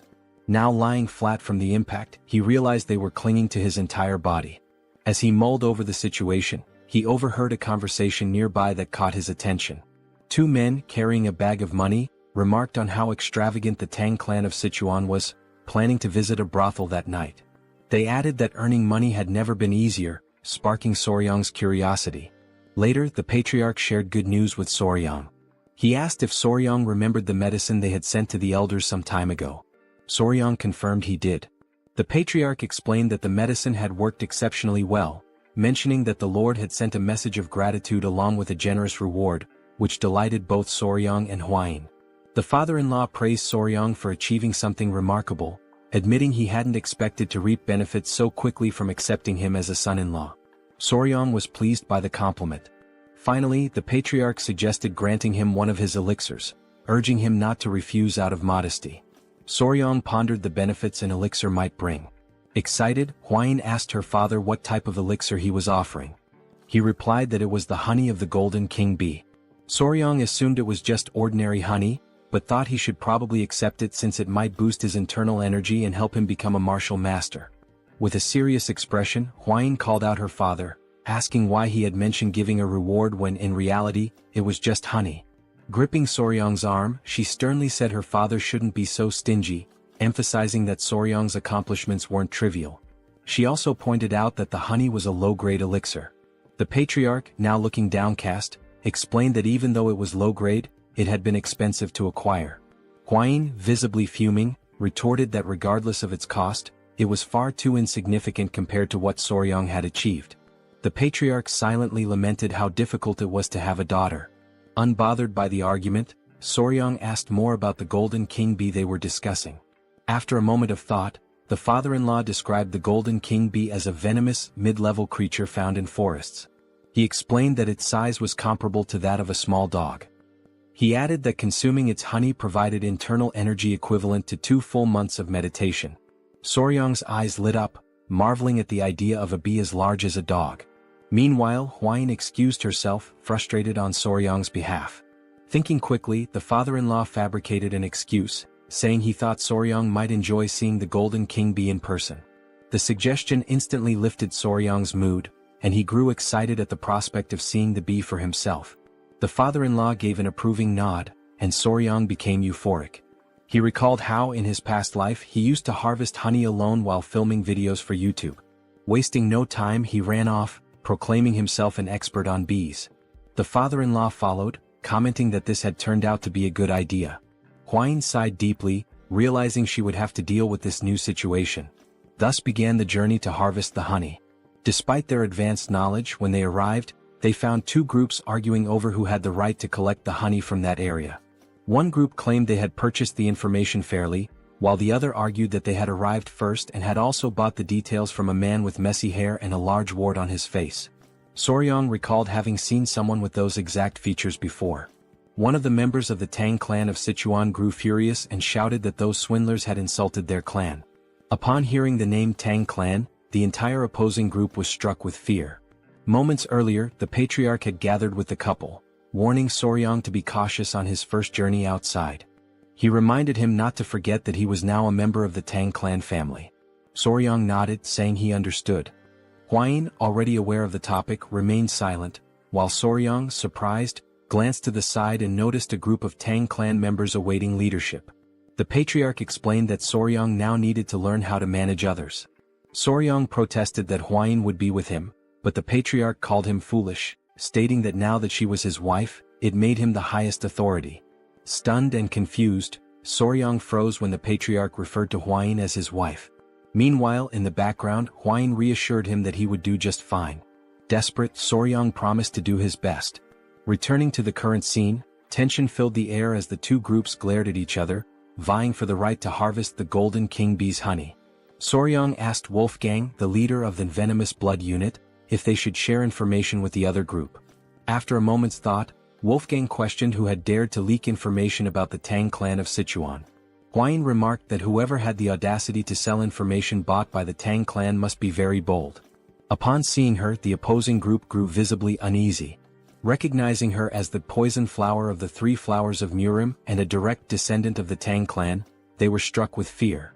Realizing their mistake, the leader of the other group apologized, introducing his faction as the Central Wind sect and announcing their withdrawal.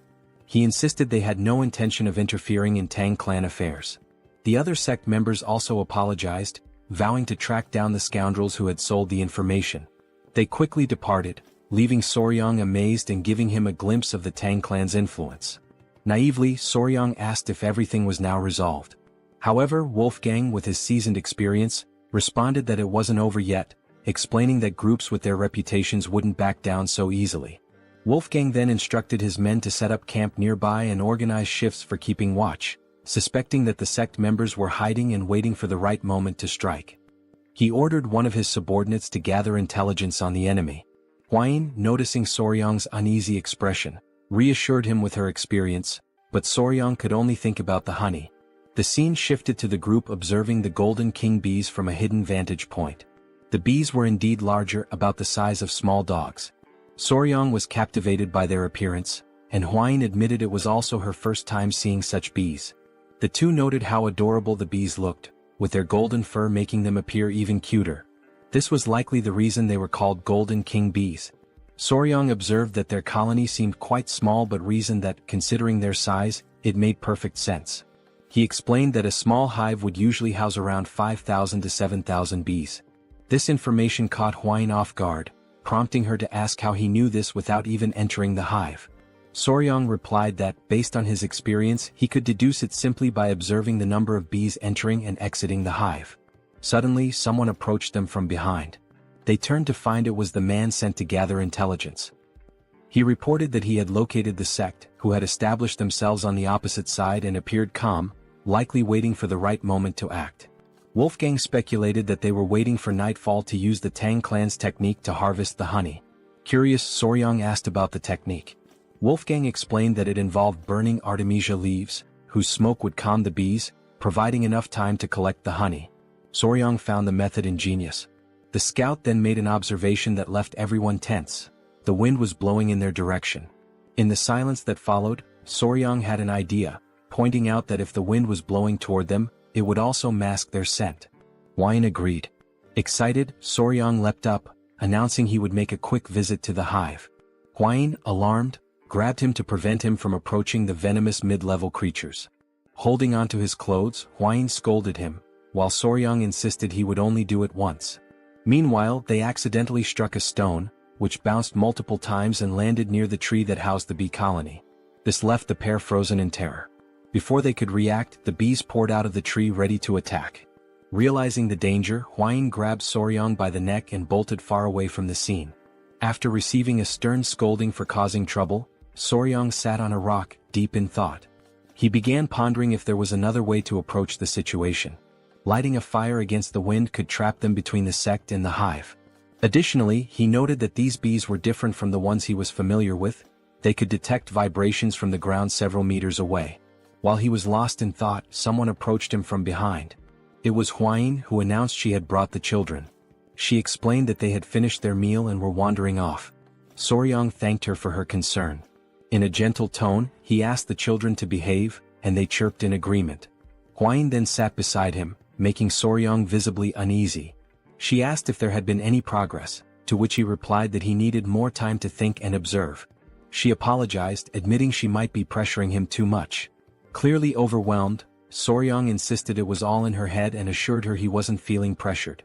At that moment, Huayin noticed two monkeys near the tree, seemingly in a squabble, making quite a racket near the bees. She pointed out that one of the monkeys looked particularly aggressive. Soryang suddenly caught a strange scent and quickly asked Huayin if she could smell it too. She confirmed, noting it was a sweet aroma. Horrified, Soryang explained that the scent was pheromones released by the bees, signaling an imminent swarm. Without hesitation, Huayin grabbed him and leapt away to safety. From a secure distance she looked back, astonished. A massive swarm of golden king bees had emerged, attacking the noisy monkeys near the hive. The bees bit relentlessly, leaving the monkeys covered in painful welts. The poor creatures had no chance. Now hidden, Huayin asked Soryang how he knew the bees were going to attack, even before hearing their buzzing. He explained it was the sweet scent the bees had emitted. She remarked that now that he mentioned it, the smell resembled a flower's fragrance. Before she could finish her thought, Soryang interrupted, asking if she could distinguish the pheromones and recognize the scent. She confirmed, identifying it as the scent of magnolia flowers. This revelation brought a smile to Soryang's face. As he prepared to speak further, Huayin blushed, sensing his enthusiasm. With a mischievous grin, Soryang declared that he had found the perfect solution to deal with the meddlesome rebels targeting their bees. Meanwhile, on the other side of the forest, all the members of the sect were gathered, waiting for the perfect moment to act. Everyone seemed to be enjoying themselves, especially the sect leader, who was quickly becoming drunk. As they roasted fish over a fire, the leader took another swig and remarked how delicious everything was. One of the members, a man with a scar across his face, asked the leader when he thought the Tang clan would move to collect the honey. The leader admitted it was hard to say, noting how 3 days ago the Tang clan was everywhere, but now it had gone completely silent. He speculated that the Tang clan would likely act soon, a notion the scarred man agreed with. The leader then asked if they were certain they could make good money from this, which made everyone burst into laughter. The scarred man explained that candles made from the golden king bee's wax were treasures exclusively used by the imperial family. He added that the Tang clan would only take the honey and leave the hives behind, leaving them to claim the real prize. Excitement bubbled among the group at the thought of the Tang clan failing their honey collection. Malicious laughter echoed as they imagined not only getting the honey but also the hives. One of the men brought up Huayin, referring to her as the infamous poison master known as the 3 flowers of Murim. He warned the group to keep an eye on her and ensure she didn't die at their hands, at least not yet. This suggestion was met with more wicked laughter as they entertained the thought of claiming Huayin for themselves, with one member suggesting that she might even become a Tang clan in-law. Another joked that favors like that needed to be returned. As they laughed, one of the henchmen suddenly noticed a strange scent wafting in from afar. Still joking, he suggested it must be the natural perfume of the poisonous flower, Huayin. Another, chuckling along, bet that even her natural scent was as intoxicating as that aroma. The wind carried the fragrance across the forest, accompanied by an unusual noise. The man who had been joking moments ago now froze in fear and asked the others what the smell was. As they turned their attention to the sky, their expressions changed to shock and terror. Against the backdrop of the moon, a massive, swirling cloud was descending. It was an uncountable swarm of golden king bees. 2 members screamed in panic, asking if that was really a swarm of bees, and the others confirmed their worst fears. Without wasting another moment, they all ran for their lives, scrambling to escape the incoming wave of golden king bees. The once adorable bees, with their shining golden eyes, were now on a rampage, attacking anything that moved. Within seconds, the swarm had done its work, leaving the sect members covered in painful welts caused by the bees' bites, just as they had done to the monkeys earlier. Meanwhile, the scene shifted to show the mixture of ingredients Soryang had prepared to produce the pheromone. It had been strategically placed on the ground so the wind could carry the scent toward the henchmen's camp. Hidden behind trees and rocks, Soryang and Huayin watched as the bees mobilized, following the pheromone's trail. Huayin was astonished that the plan had actually worked, while the sect leader stood slack-jawed, amazed that the entire swarm was heading in one direction. Huayin turned to Soryang and asked how he had managed it, admitting she hadn't expected the bees to become so aggressive over the scent of flowers. Soryang, clearly excited, explained that the smell had triggered the bees to launch a full-scale attack. Curious, Huayin asked how simply crushing some flowers and fruits and spreading the juice could provoke such a response. Soryang, brimming with enthusiasm, explained that the specific scent acted as a signal for the bees. Using examples like the Giga Chad beetle and adorable bees, he elaborated that the phenomenon was due to pheromones, a type of chemical signal used by animals of the same species to communicate.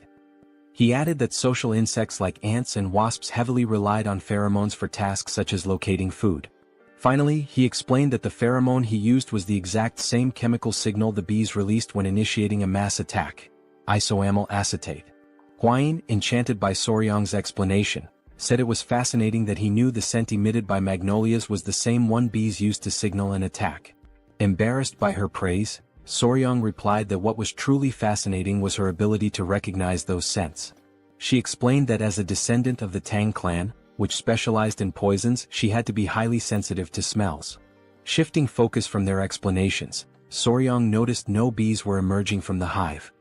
He concluded that this was the perfect moment to act and ventured into the Golden King bee's hive to harvest their honey. Holding smoldering mugwort leaves whose smoke soothed the bees, the trio moved cautiously, observing their surroundings. Standing at the entrance to the massive tree, surrounded by the silence of the night, the leader warned of the danger and insisted on going first. As he stepped inside, his eyes widened in amazement, marveling at how much larger the hive was than they had anticipated. Looking upward, they saw enormous, golden glowing honeycombs, fully living up to the name Golden King bees. The leader confirmed that the hive appeared empty, with no sounds of bees buzzing around. As they ventured further, Soryang noticed something unusual. After a closer inspection, he realized there was no honey. Huayin, after looking around, confirmed his observation. This struck the leader as odd, noting that such a thing had never happened before. Soryang also observed the absence of eggs in the hive. Curious, the leader asked if this might be related to the lack of honey.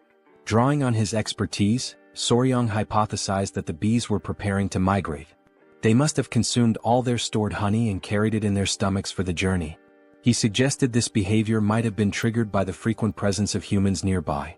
Huayin agreed, stating that it made complete sense. Soryang elaborated that when bees prepare to migrate, the queen stops laying eggs because they can no longer care for larvae during their transition.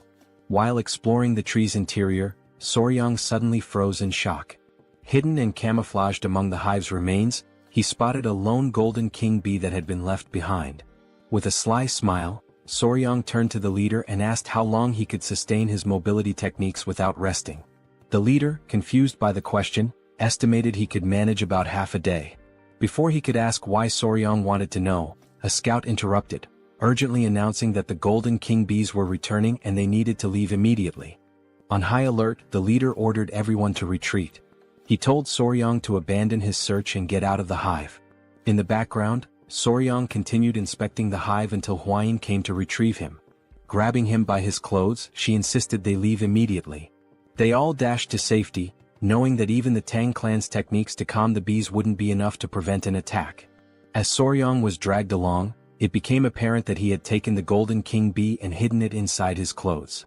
Moments later, the group finally breathed a sigh of relief, grateful to have narrowly escaped a potential mass attack. Huayin expressed her relief at having made it out before the bees returned, only to pause when she noticed something moving inside Soryang's clothing. Horrified, she demanded to know what he was carrying. With a sheepish smile, Soryang revealed the Golden King bee queen and nonchalantly explained that, since they couldn't retrieve the honey, he had brought the one who could produce it.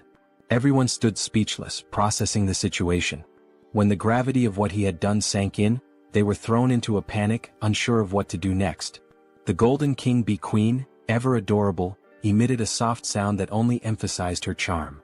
Soryang, now grinning, turned to the squad leader and warned that the bees would soon realize their queen was missing and start chasing them. As if on cue, a massive swarm of Golden King bees, willing to sacrifice themselves for their queen, appeared on the horizon, heading straight for them. With an innocent smile, Soryang cheerfully stated, "We need to run, now." And so began a life-or-death chase. Woolgang carried Soryang on his back, running as fast as his legs would allow. The queen bee was restless, her wings trembling with unease. Soryang gently stroked her head, trying to soothe her, and promised that he would take her to a place where no one could disturb her. It had been several days since their desperate escape from the swarm of honeybees began. During this grueling journey, the group pushed themselves to their limits, sacrificing sleep and using their mobility arts to the fullest. Exhaustion was etched on the faces of every member of the team. By the time they reached their destination, several warriors from the Venom Blood unit had fallen behind. Silently, Soryang vowed that as soon as they returned, he would demand proper mobility arts training for everyone. As they pressed forward, one warrior stumbled and fell to the ground. Alarmed, another member shouted, drawing attention to their fallen comrade. The downed warrior was Huang Duryong of the Venom Blood unit. His condition was critical, half-conscious, with dark circles under his eyes, and both drool and snot dripping from his slack mouth. Soryang wasn't faring much better, dark circles shadowing his own eyes. Yet, he clung to the hope that once the queen bee was far enough from her colony, the relentless pursuit of the swarm would cease. Wolfgang, however, began to lose faith. He questioned Soryang, asking if they could truly escape. Soryang's answer was vague, offering no definitive assurance. 3 days later, another warrior collapsed, falling face first onto the dirt path. Weakly apologizing, he admitted he could no longer continue. Soryang grew increasingly worried about Wolfgang's condition. Before he could act, Huayin stepped forward, insisting she would carry Soryang in Wolfgang's place. Soryang protested, suggesting he could run on his own. Despite her disheveled and exhausted appearance, Huayin declared with unshakable resolve that a member of the Tang clan never gives up. When they finally reached the gates of the Tang clan estate, 2 guards were stationed there. They quickly noticed the approaching figures and immediately recognized Huayin, their young lady. Leaning on Soryang for support, Huayin staggered forward. The guards were stunned by their battered state and wasted no time calling for assistance. The commotion drew the attention of the clan elder and Chai Olsen, who hurried out to see what was happening. Both men froze in shock at the sight of Huayin's weakened condition. Chai Olsen gently placed her head on his lap, using his healing arts to tend to her injuries. Furious, he demanded an explanation from Soryang. Soryang pleaded for calm, explaining that Huayin was merely exhausted from 10 consecutive days of using mobility arts without rest. However, he didn't dwell on explanations and urged them to move immediately to the training grounds, insisting there was no time to waste. The elder, confused, asked for clarification. In response, Soryang reached into his clothing and revealed the golden-haired queen bee. He explained that the swarm would arrive soon and that they needed to prepare at the ancient grove in the training grounds. A heavy silence fell over the room, as everyone struggled to process what they had just heard. Finally, the elder broke the silence, bursting into laughter at the absurdity of the situation. Chai Olsen, however, was less amused. He reminded Soryang that his task was to gather honey, not bring the queen bee herself. With a firm grip, the elder placed his arm around Soryang's shoulders and declared they would head to the training grounds immediately. A startled cry escaped Soryang as the elder effortlessly lifted him and began running at breakneck speed. Midway through, Soryang shouted, alarmed. "What's wrong now?" the elder asked. "The bees, they're coming our way," Soryang exclaimed. The elder turned to see a massive cloud of bees swarming after them. "Did you bring the entire colony with you?" he asked, incredulous. The two quickened their pace, racing toward the ancient grove. Soryang's body strained to endure the overwhelming speed, but the elder's secure grip held him steady, like a living seatbelt. At last they arrived. Soryang approached the tree and gently addressed the golden-haired queen bee, explaining that this was the safe haven he had promised her, a new home where she would be undisturbed. With care, Soryang released the queen bee, asking, "Not bad, right?" The queen bee emitted a soft, melodic sound as if acknowledging his words. She inspected the tree and turned back to Soryang, her excitement evident. Soryang chuckled, asking aloud if she truly liked her new home. The elder, standing nearby, reminded everyone that they needed to leave quickly, as the swarm was still approaching. The members of the Tang clan watched in awe as the golden-haired bee colony arrived, flying in perfect harmony above the tree. The queen bee let out a series of sounds as if calling to her followers. Obediently, the bees settled into the tree. The elder watched in awe, admitting that he had never witnessed anything like it in his entire life. The mission was a resounding success. The golden-haired queen bee had been relocated safely, marking an extraordinary achievement for the Tang clan. Soon after, the adorable bees, each the size of small dogs, could be seen drinking a sugary mixture. Sugar water had been offered to the exhausted golden bees, who had followed the group tirelessly. As the saying goes, bonds are often forged over shared meals, and goodwill begins with a moment of kindness. Fortunately, in this world, a refined sugar substitute existed, working perfectly for the task. Soryang hoped this small feast would help ease the bees' distrust of them. Deep down, he wished for more, for the bees to eventually see him as their master. Suddenly, Soryang shouted, his expression changing as he remembered something. Both Chul-san and the elder turned to him with suspicion, asking what was wrong. Nervously, Soryang asked about Huayin. Irritated, Chul-san retorted that Soryang was only thinking of her now, after everything that had happened. He explained that he had instructed other members to escort Huayin back to her mother so she could rest. Chul-san then asked, clearly annoyed, whether they had really used mobility arts to travel from the forest all the way back to the estate while being followed by the bees. Soryang hesitated, then confirmed with an awkward nod. He apologized, explaining that they had managed only 4 hours of sleep per day, spending the rest of their time running. The elder suddenly seemed to realize something. Turning sharply to Soryong, he asked where the members of the Venom Blood Unit were. Sweat beaded on Soryong's forehead as he stammered out a hesitant answer. They had collapsed somewhere along the roadside. Quickly he added that he would go back to retrieve them. Eventually, the members of the Venom Blood Unit returned safely to their families. In Hwain's room, she had recovered enough to sit up and look cheerful. Soryong sat beside her. Excitedly, Hwain remarked that the golden bees had regained their strength. Soryong explained that the bees were now busy gathering nectar from the poisonous flowers on the Tang Clan's mountain. Hwain laughed, commenting on how adorable it was. At that moment, someone burst into the room, calling Soryong's name urgently. It was Pei, insisting that Soryong come quickly. Something seemed wrong with the golden bees. They appeared to be searching for something. Soryong and Hwain rushed outside to find the bees scattered everywhere. As soon as the bees spotted Soryong, they swarmed toward him, clinging to his clothes and tugging at his shirt. Confused, Soryong couldn't make sense of their behavior. The bees tugged harder, lifting him off the ground. Hwain watched in astonishment as Soryong floated in midair, arms outstretched and legs stiff, forming a T-shape. After a moment, the bees set him back down. Still dazed, Soryong asked what was going on and why they were acting so strangely. The bees began nudging him toward the hive and he finally understood. They wanted him to go inside.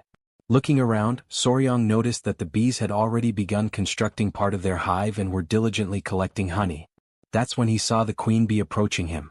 Extending his palms, he asked if she needed help climbing up. Before he could react, the other bees grabbed him again, pinning him in place. One even pinched his cheek. Soryong glanced at the queen bee, noting her elegant and surprisingly charming appearance. And then, to his utter shock, the queen bee closed her eyes and leaned toward him. Panic surged through Soryong, but he didn't have time to protest. The queen bee pressed her lips to his. He felt something placed in his mouth and instinctively swallowed. Immediately, the other bees released him and the queen bee stepped back. Face blazing red, Soryong shouted at her, utterly mortified. "That was my first kiss. What were you thinking?" But before he could say more, an intense wave of pain shot through his body. He collapsed to the ground, writhing in agony. "What did you give me?" Soryong wondered in his mind. From his perspective, the queen bee watched him with an enigmatic expression, leaving him completely bewildered. Meanwhile, Soryong was lying on the ground, writhing in pain, while the queen bee observed him passively. As he agonized on the ground, he noticed that beneath the strange discomfort, like an intense itch, his entire body was engulfed in overwhelming heat, and his heart was racing uncontrollably. He turned toward the queen bee beside him, still struggling, and demanded to know what she had made him eat. She simply stared at him adorably, offering no response as his senses began to fade and his eyelids grew heavy. A few minutes later, still unconscious, Soryong heard someone calling his name over and over. When he partially opened his eyes, he saw Hwain and the Great Elder. Hwain, frantic, exclaimed that something was seriously wrong with him, and the elder confirmed, saying it seemed he had ingested a highly potent elixir. Soryong fainted again as Hwain pleaded for him to hold on, promising to guide his chi. Moments later, Soryong regained full consciousness. He woke to find Hwain beside him, worry etched across her face as she asked if he was okay. He sat up in bed, scratching his head and asked where they were. She explained they were in the Tang Clan's medical wing. Hwain elaborated, saying that when she saw him being dragged off by the queen bee, she and the elder immediately ran to the hive. By the time they arrived he was already unconscious, so they brought him there. She asked if he remembered what had happened at the hive. Soryong paused to think. It was then that he realized his first kiss in this world had been with the queen bee. Embarrassed, he flushed deeply. Hwain, still concerned, asked if he was feeling all right and if there was anything wrong with his body. She offered to call the Great Elder for his expertise if necessary. Looking down at his hands, Soryong shook his head and said there was no need. After letting out a long sigh, he decided to explain what had really happened.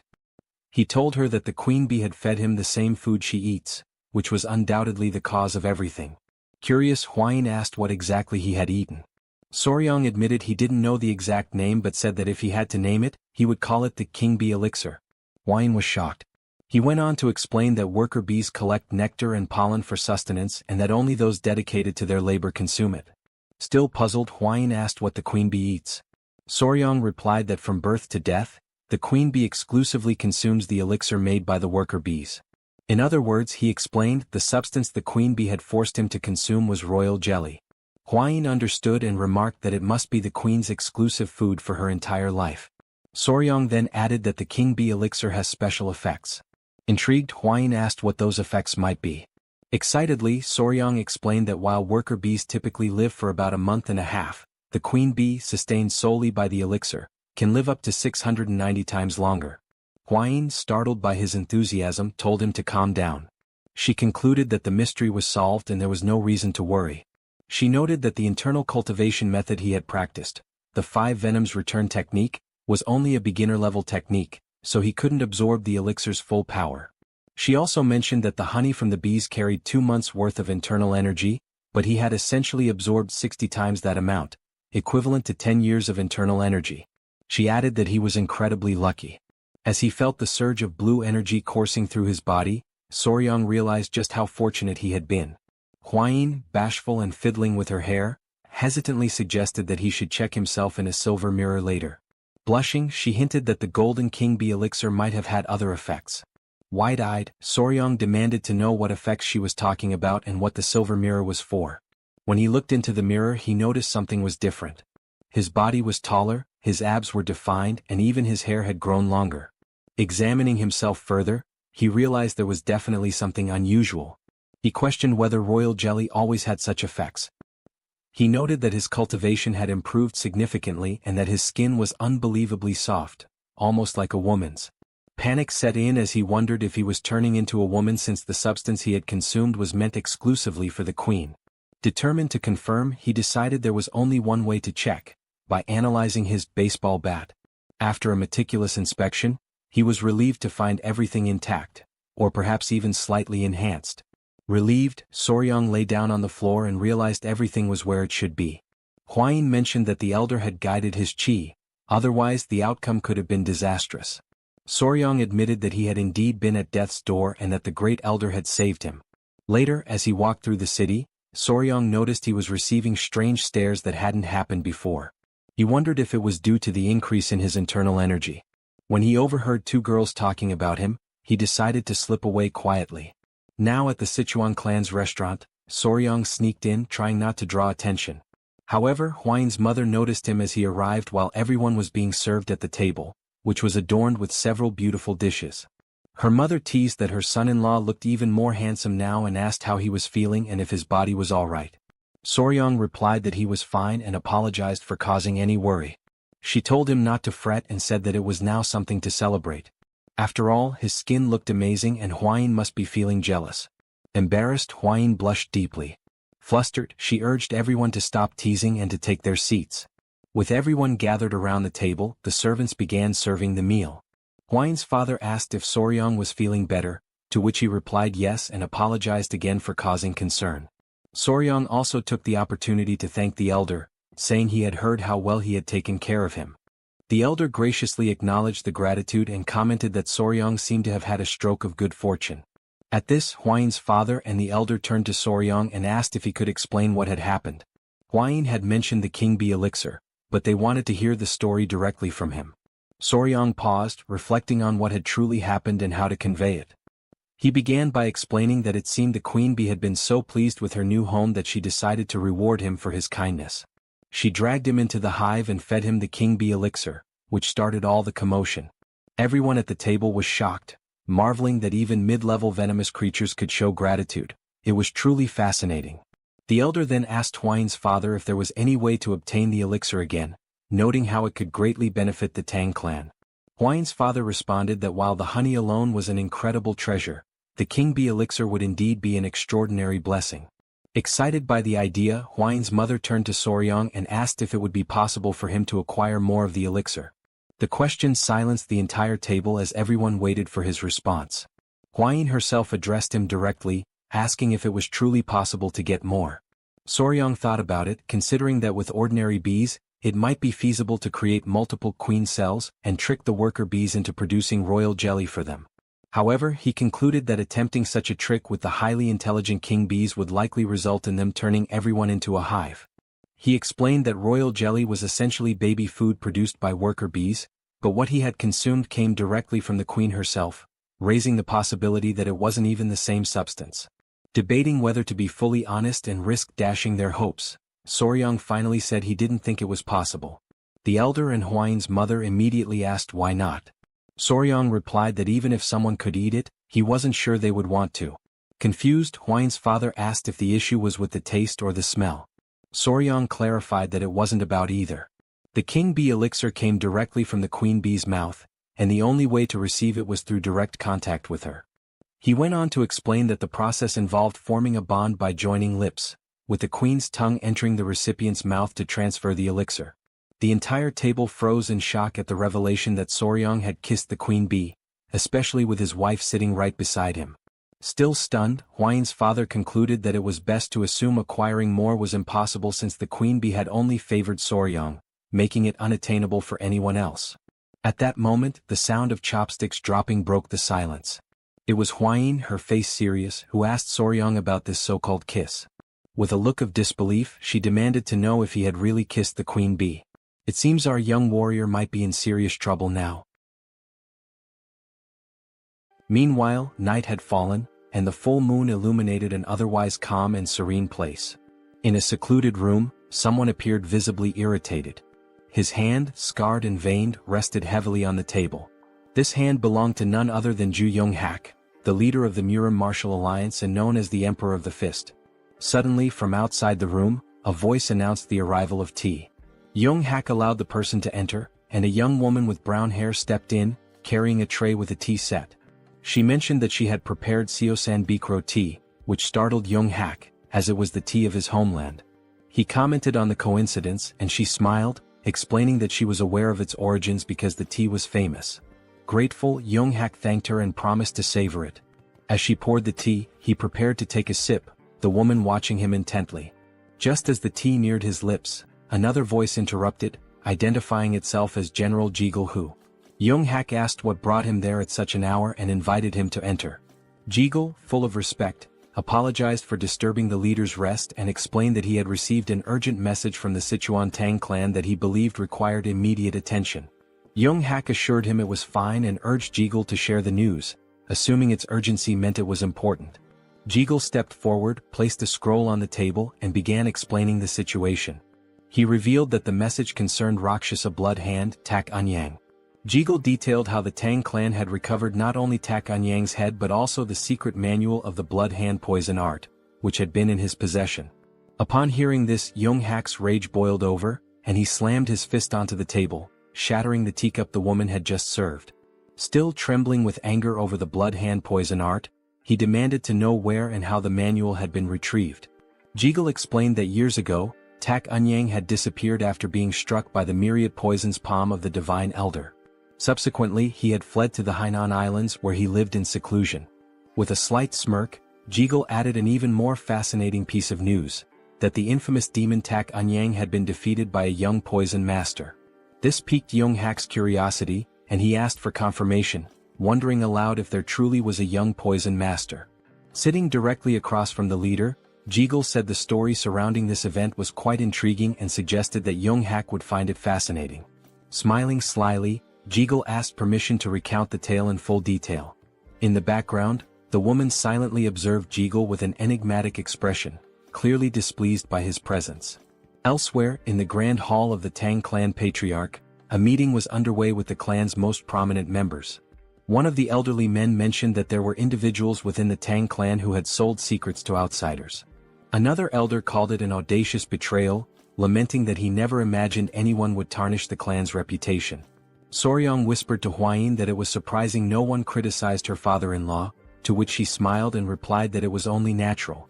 While the room buzzed with heated discussions, the father-in-law, Tang clan patriarch, spoke up, demanding to know who would dare to disgrace the family's honor. He added that even the elders of collateral branches were furious, emphasizing that, at the end of the day, they were all one family. He informed everyone that he had already requested the Beggars sect to uncover the culprits and expected news soon. Moreover, he announced his intent to personally visit the Yingchuan commandery. One elder asked how he planned to handle the situation. The patriarch responded decisively, explaining that he would begin with the soul-annihilating poison, followed by the bloody flames poison and the intestine-paralyzing venom. He elaborated, describing in vivid detail how the culprits would writhe in agony as their blood boiled, their organs dissolved, and their very souls felt like they were being torn apart. Finally he would finish them off with the 7-step soul-cutting poison. Hearing this, Soryang was stunned by the sheer brutality of the poison mix. Without hesitation, the patriarch gave orders to Wolfgang to summon the poison annihilation unit immediately, declaring his intention to depart at once. Wolfgang promptly obeyed. Outside, the unit stood assembled, ready for deployment. Turning back toward Soryang, the patriarch said he was leaving and entrusted him with overseeing matters in his absence. Soryang expressed his gratitude and asked his father-in-law to take care of himself. Smiling confidently, the patriarch replied that Soryang need not worry. After all, it was others who should be concerned about his actions. With that, the group departed, and the patriarch addressed the squad, declaring that they would ensure the punishment for those who leaked the information would be unforgettable. Watching them leave, Soryang turned to Huayin and asked if those men belonged to the poison annihilation unit, noting that he had never seen them before. She confirmed, explaining that they were assigned to handle slightly heavier tasks. With a knowing smile, she elaborated that their primary role was to eliminate people, which was why they were aptly called the Annihilation Unit. Soryang couldn't help but wonder what exactly slightly heavier tasks entailed for them. As they continued their conversation, a voice called out to them from behind. Turning around, Soryang saw it was the elderly elders approaching. Both Soryang and Huayin greeted the elders respectfully. One of the elders mentioned they had heard rumors about Soryang's recent stroke of good fortune. Pausing for a moment to think, Soryang realized what they might be referring to and admitted it was true. As he pondered, his thoughts turned to the royal jelly of the Golden King bees. One of the elders coughed awkwardly and, now a bit sheepish, explained that the reason they had approached Soryang was to ask him for a small favor.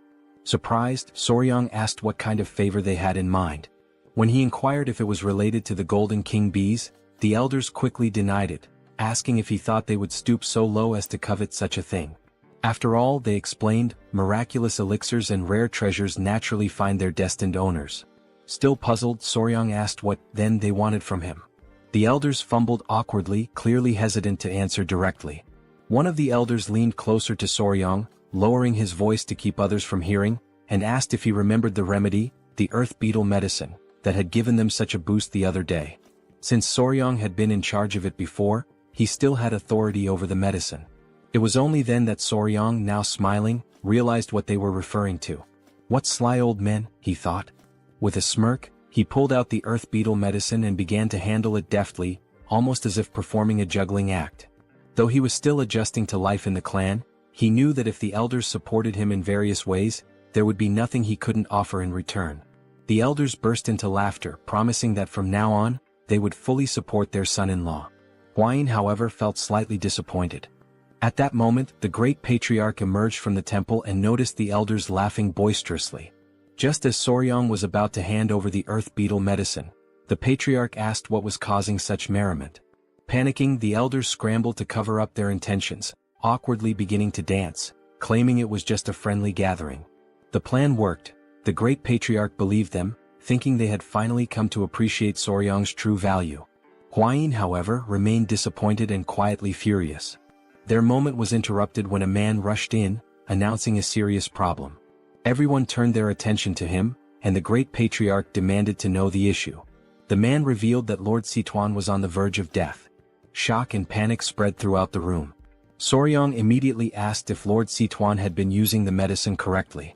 The man confirmed but explained that after observing its effects, Sichuan had taken a new concubine and consumed more than double the recommended dose. Sweat formed on Soryang's brow as he imagined the potential consequences of such recklessness. The great patriarch, visibly displeased, decided to personally investigate the matter. Since Soryang was the only man left in the household, he was tasked with protecting the women while the patriarch was away. Accepting the responsibility, Soryang bid him farewell and took up the role with determination. The great patriarch departed, leaving Soryang feeling reassured that nothing would go wrong under his watch. Later that evening, with nightfall, Soryang and Huayin sat on a bench, talking. She asked how he was finding the 10 Venoms dual origin art he had been learning. He replied that it wasn't as difficult to grasp now as it had been at the start. He explained that if the 5 Venoms returning technique felt like a single large sphere moving through the body, the 10 Venoms dual origin art was more akin to a twin-cylinder engine. Huayin noted that by this point, Soryong must have already developed some tolerance to common poisons. She added that he could now release his inner energy directly or infuse it into objects.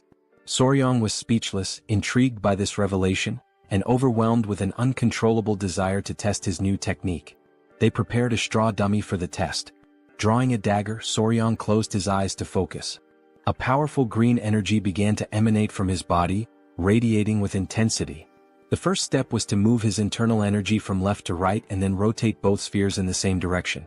As soon as the chi energy circulated through his body, he opened his eyes and hurled the dagger forcefully toward the straw dummy. The dagger flew like lightning, piercing the dummy effortlessly. Soryong was pleased, and his fiancée praised him for successfully infusing his chi into the dagger. The knife, still radiating energy, embedded itself into the wall directly in front of two masked men. At first, the masked intruders thought they had been discovered and considered taking Soryong out. However, upon noticing the straw dummy, they realized it was just a coincidence. One of them was holding a book, the secret manual of the blood hand poison art. Although it was merely a copy, their task was complete, and they decided to leave quickly before the situation escalated. They mocked the Tang clan's negligent security, calling the guards fools for making their escape so easy thanks to the distraction. But then, something unexpected happened. A sweet, rosy aroma began to fill the air, putting the men on edge. The scent was pleasant, yet they couldn't determine its source. Hovering just above them was the king bee, glaring at the intruders with an intensity that confirmed they didn't belong there. As the rain began to fall, cries echoed through the area. Soryong froze, startled and unsure of what was happening. Elsewhere, Huayin turned toward the sound of the cries and spotted movement. Through the bushes she caught sight of men dressed like ninjas. Two were hidden while one stood in plain view. The king bee attacked the man who appeared confused, clearly not understanding why a bee was in the training grounds. Soryong and Huayin observed the scene and quickly realized they were dealing with intruders. With a furious expression, Huayin knew she had to act. She dashed toward the intruders and instructed Soryong to prepare the bow. She moved so quickly that a trail of dust followed her. Soryong shielded his face with his arms, stunned by her sudden action. He had no idea what she was planning. Meanwhile, the king bee bit the ear of one of the intruders. The man, desperate, tried to grab the bee, tears forming in his eyes as he called for help from his companions. One of the ninjas turned to Soryong and, noticing Huayin approaching rapidly, panicked and ordered the others to retreat. The king bee clung to the struggling intruder as the other two ninjas leapt away, scattering in different directions. Huayin sprinted after them, commanding them to stop. Determined, she pulled out a whip. With all her strength, she lashed it against the ground, causing a small explosion. Fortunately for the intruders, they managed to leap away in time, avoiding the attack. Huayin's eyes widened in surprise at their successful evasion. The man being attacked by the king bee unsheathed his sword and charged toward her. The king bee clung to his head in what might have seemed endearing under different circumstances. Soryong panicked, shouting for Lady Huayin to be careful. As the king bee sucked on the man's head, he swung his weapon with immense force. To his shock, Huayin blocked the attack effortlessly with her whip. She locked her piercing gaze on the man, who barely had time to react before she counterattacked. The next thing he knew, the whip was right in front of his face. The strike caused a small explosion on the man's body, sending the king bee flying away. After neutralizing her opponent, Huayin moved gracefully, appearing behind him. The man lost consciousness and collapsed to the ground. Soryong stood there, mouth agape, deeply worried about her.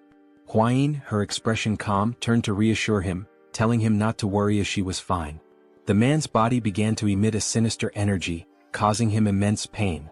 The king bee landed on Soryong's shoulder as he stared at the body, unsure who the man was or whether he was dead. Huayin stowed her whip as she observed the strange energy emanating from the man's body. Within seconds he perished. Huayin explained that he had bitten into poison to end his own life, undoubtedly to conceal something crucial. Not far away, someone noticed the intruder's presence and shouted to alert the guards. Huayin turned and decided to organize a pursuit team to hunt down the fleeing enemies. Soryong began to sweat, overwhelmed by her determination. Huayin ordered him to follow her along with Gu Pei, the leader of the blood poison unit. The night was dark, but the forest was lit by the flickering glow of torches. Soryong, Pei, and several other members of the clan chased the intruders through the dense forest. Leading the group, Pei was confident that the masked men couldn't have gotten far. With a determined expression, he declared that they must capture them at any cost. While the others seemed tireless, Soryong was already showing signs of exhaustion. Sweating and short of breath, he focused on activating his dual-cylinder engine technique.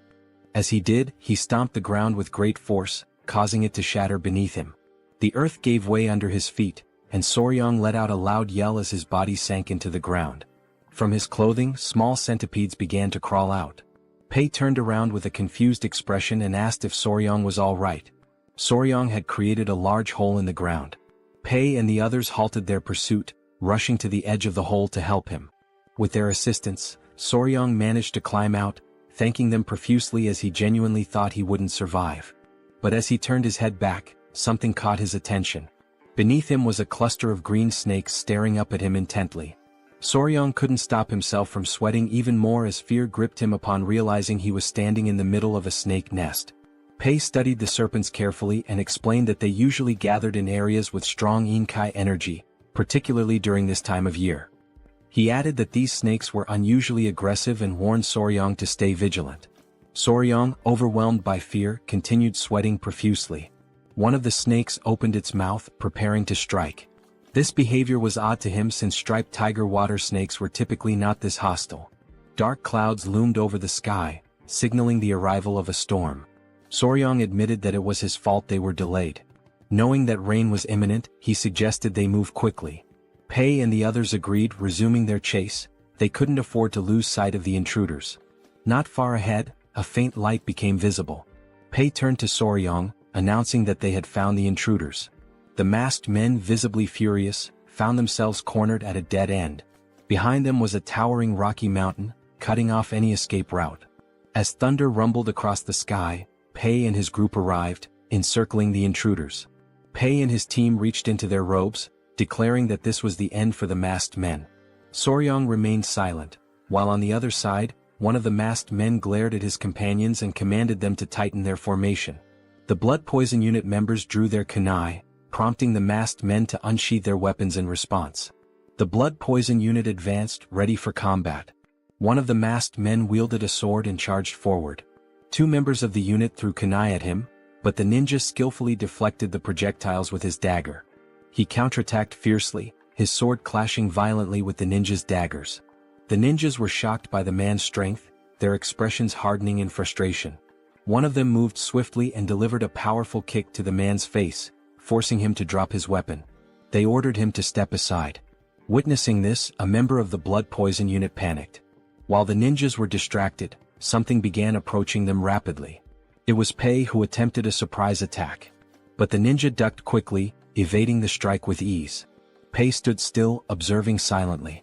The ninja retreated with small leaps, but Pei activated his skill, Triple Mirage Kill, and hurled kunai at the enemy. The kunai flew toward the ninja, exploding midair and splitting into 3 separate blades. The ninja was stunned by the unexpected attack. Luckily, he managed to block 2 of the blades, but the third embedded itself in his shoulder, causing excruciating pain. He clutched his wounded shoulder, grimacing. Pei approached, mocking him as a lucky bastard. By now, 2 of the masked ninjas were already down, leaving only one standing, injured and fatigued. Pei and his men began to close in on the last remaining enemy. The ninja was fortunate. The rain had diluted the venom on Pei's kunai, sparing him from a more severe fate. Pei glared furiously at the ninja, but suddenly, a chilling laugh echoed through the air, interrupting the standoff. The voice mocked the pathetic insects gathered there. Pei and the others froze, their confusion apparent. On high alert, Pei adopted a serious expression and demanded to know who was there. At that moment, a figure descended from the top of the rocky mountain, landing before the remaining ninja with enough force to crack the ground. The newcomer was an old man with a long, scraggly beard and a sinister smile. He scanned Soryong and the others with a murderous gaze, exuding an aura of malice. Feeling the man's powerful energy, Pei immediately became alert, recognizing him as a martial arts master. Without hesitation, Pei ordered his men to retreat. The old man's body began to radiate a sinister aura. He stood upright and, with a wicked smile, started walking toward them. Turning to the ninja, he asked if they had retrieved the item. The ninja closed his eyes and pulled a book from within his robes, explaining that it was not the original but a copy made by the Tang Clan. This revelation stunned Soryong, whose eyes widened in disbelief. Memories of the great patriarch's words came flooding back to him. He had warned that this book was something only evil men would desire. Soryang's gaze locked onto the book as recognition set in. He quickly realized it was a replica of the malicious tome his grandfather had studied long ago. Meanwhile, one of the captured ninjas had been tied up nearby. Soryang, seated beside Pei, revealed that the book was a copy of the secret manual of the blood-handed venomous art, leaving Pei visibly shocked. Pei's eyes burned with fury and he clenched his teeth tightly. As this was happening, the ninja handed the book to the old man, who opened it with an unsettling grin spreading across his face. Pei's fists trembled with indignation. He couldn't fathom the kind of people who would dare to covet something so dark and cursed. He demanded the old man reveal his identity. With a sinister smirk, the elder began flipping through the pages one by one. As he had suspected, the book was indeed a copy. It contained the forms of the techniques but lacked the crucial formulas. Still, for him this was more than enough. After finishing the book, he shut it decisively. Even though it was early, there was no better way to announce their return. The old man gave the ninja, whom he addressed as Bloody Glory, permission to unleash the cultivation martial arts and ordered him to leave no one alive. Bloody Glory cracked his knuckles and, with a determined expression, vowed to carry out the command. Beside him lay the lifeless body of one of his fallen comrades. Reaching out toward the corpse, he began to concentrate. A crimson energy emerged from his hand and moments later the blood from the body shot toward him, absorbed through the palm of his hand. Pei's eyes widened in terror as he realized what technique the man was using. On the other side, Soryang clutched his head in disbelief, overwhelmed by the horrifying sight. The ninja's eyes started to glow as he smiled and continued absorbing the blood from the corpse. In the blink of an eye, the kunai embedded in his shoulder fell to the ground, and his wound healed completely. The old man erupted into maniacal laughter. He summoned an energy sphere into his hand and, with a malicious glare, declared his identity. He was none other than a senior member of the blood cult, the feared Blood Falcon Daggerclaw, known as Lord Guchenak. Soryang gritted his teeth and drew his kunai. Guchenak's gaze shifted to him, his interest piqued. The old man instantly recognized the vigor in the young warrior's body. Drool began to drip from Guchenak's mouth. He licked his lips, his eyes glinting with excitement, as he murmured that it had been far too long since he'd tasted the pure blood of youth.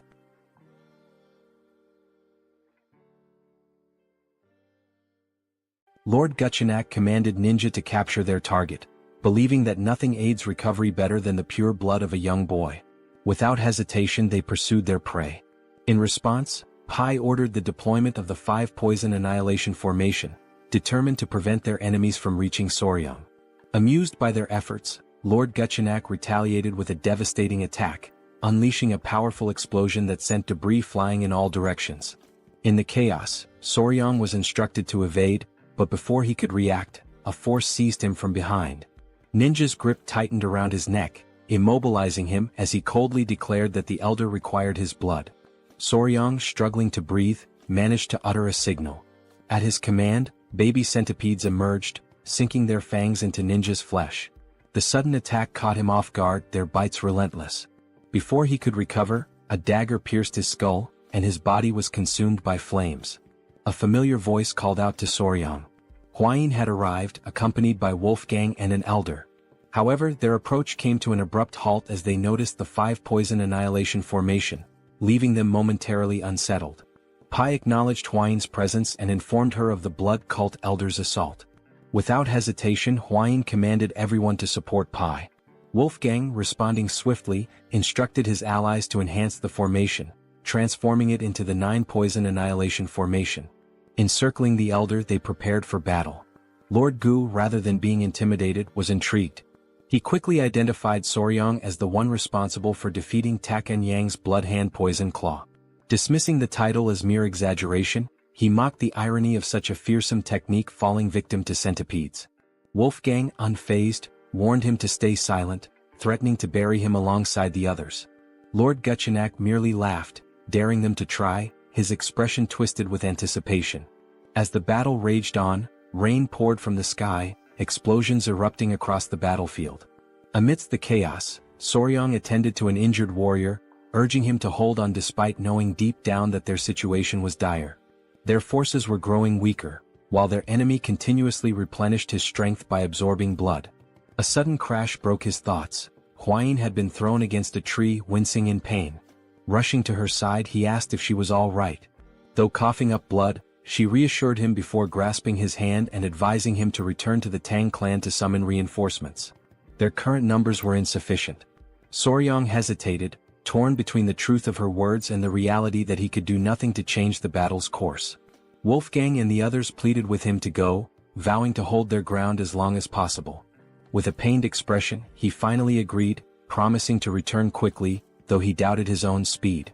Before he could dwell on it, Huayin pulled him into an embrace, assuring him that he was capable. She reminded him of his hard training and promised they would search for more poisons together in the future. Entrusting him with their survival, she returned to the battlefield. Watching her leave, Soryang struggled with his emotions, feeling overwhelmed by the situation. Pushing forward, he sprinted as fast as he could, until he tripped, landing in a puddle. The baby centipedes emerged, offering him comfort, a gesture he found oddly touching. Then realization struck. Even if he ran at full speed, it would take nearly half a day to reach the clan, and most of their skilled fighters were away. Even if he called for help, they wouldn't arrive in time. Looking up at the sky, he understood the truth. They had sent him away not for reinforcements but to save him. The thought left him conflicted. Was it because he was the youngest or because they saw him as weak and in need of protection? Doubts crept in about the true nature of martial artist chivalry. Yet, as he recalled Kaelson's words, that he was part of the family, he reflected on the meaning of the word. He had never truly considered himself a member of the Sichuan Tang Clan. But as he recalled cherished memories with them, he realized that everyone had already accepted him as family. Everyone except himself. A small smile formed on his lips. For an assassin clan, they were surprisingly warm-hearted. Rising to his feet, his resolve hardened. With newfound determination, he whispered to himself, ready to act. He sprinted forward, driven by a singular goal, to save those who had risked their lives for him. His mind raced through possible solutions, considering every factor: blood cult regeneration, venomous creatures, poisonous beasts, and lethal herbs. Then he came to a halt. Before him lay a snake den, its eerie inhabitants slithering within. He turned to the baby centipedes, instructing them to wait before carefully setting them down. Without hesitation, he ran toward the den, leaving them puzzled by his actions. With unwavering resolve, he leaped into the pit of serpents, ready to embrace whatever lay ahead. The blood-stained snakes, known as flower snakes, appeared harmless at first glance, but they were highly venomous vipers. Unlike other venomous snakes with hooked fangs at the front of their mouths, these had smaller venomous fangs located in the molar area, making it more difficult to inject their toxin. However, their venom was among the most potent of any terrestrial snake in East Asia. As Soryang descended into the snake's nest, dozens of them immediately coiled around his body, biting his hands and legs. He remained composed, enduring the pain and even urging them to bite him harder. Though their venom exceeded that of a black mamba in strength, the Tang clan's internal energy techniques allowed him to resist its effects, ensuring his survival for the time being.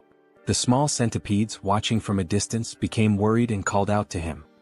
He reassured them, telling them to remain calm as he would be leaving soon. However, as he examined his arm, now covered in snake bites, he decided that he had acquired enough venom for his purposes. Just as he prepared to leave, he suddenly found himself unable to move. Looking down, he saw that the snakes had wrapped tightly around his legs. The unexpected situation unsettled him, and panic flickered across his expression. Before he could react further, the small centipedes leaped into the nest, landing on his head and shoulders. Their presence caught him by surprise, and their actions, though unexpected, struck him as oddly endearing. One of the centipedes, enraged by the snake's aggression, let out a tiny but fierce roar. Soryang watched with growing confusion as the confrontation escalated. A snake locked eyes with the centipede and began to hiss, provoking the small creature further.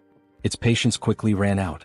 With sudden intensity, the centipede lunged at the snake, biting it before slamming its body against the ground with surprising force. Soryang could only watch in disbelief.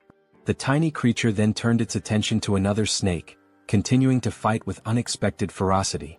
Within moments, it had defeated its opponent, its eyes gleaming with triumph as it flashed a satisfied smile. With most of the snakes now deterred, Soryang crouched down, realizing that the centipedes had intervened out of concern for him. He gently patted the head of the victorious centipede, his expression softening. The small creature climbed onto his head and, seemingly exhausted, fell asleep. With a quiet smile, Soryang prepared to leave, knowing he still had something important to do. Meanwhile, back on the battlefield, Huayin was exhausted, but her determination remained unwavering. Many members of the clan had already fallen, and those who remained surrounded Guchenak, who showed no signs of slowing down. He grabbed another warrior by the neck, draining his blood to restore his energy. Foam formed at the victim's mouth as his life was drained away. Guchenak's eyes gleamed with twisted delight as he mocked his opponents, claiming their struggle was meaningless. Though weary, Huayin refused to retreat. She drew her whip, prepared to fight to the very end, all while hoping that Soryang had managed to escape safely. She instructed the remaining warriors to keep Guchenak in their sights while maintaining as much distance as possible. Noting that the rain was about to stop, she ordered a signal to be sent to any nearby reinforcements. A warrior nodded in response, though Guchenak merely smirked. An elder stepped forward, urging Huayin to leave with Soryang. His words took her by surprise, but she rejected the suggestion without hesitation. The clan members quickly voiced their disagreement, adamant that a direct descendant of the Tang clan could not abandon them. If they failed to protect her, they would be unable to face the patriarch. Guchenak remained silent at first, watching their exchange with growing impatience. Eventually he crossed his arms and interrupted. He stated that their discussion had gone on long enough. His gaze flickered between Huayin and the elder before he coldly declared that if his entertainment fled, he would be left bored. A sinister smile spread across his face as he placed a hand on his chin. Then, with a chilling certainty, he revealed his intentions. If Huayin attempted to escape, he would turn the Tang clan into a spectacle of suffering, a declaration of the blood cult's return. The elder clenched his teeth, recognizing that Guchenak had no intention of letting anyone escape. Huayin, resolute, prepared to fight, vowing to take at least one of his arms, even at the cost of their lives. The determination of the clan members was evident as they fixed their gaze on Guchenak, who responded with a knowing smile. However, just as the tension reached its peak, an unexpected voice interrupted, reinforcing the belief that a member of the Tang clan never abandoned their own. The revelation left everyone in shock. Huayin's eyes widened in disbelief as Soryang emerged, approaching with a confident stride. The elder was at a loss for words, while Huayin, though relieved to see him, could not shake off her concern. Without hesitation, Soryang carefully removed the small centipedes from his body and instructed them to stay behind. Declaring his unwavering loyalty to the Tang clan, he removed his shirt, his eyes burning with determination. With no intention of retreating, he prepared for battle, drawing his weapons before charging directly at Guchenak. Seeing Soryang's reckless advance, Huayin's worry deepened, but Guchenak simply welcomed the confrontation with amusement. He had previously spared Soryang's life, and now the young warrior had willingly returned.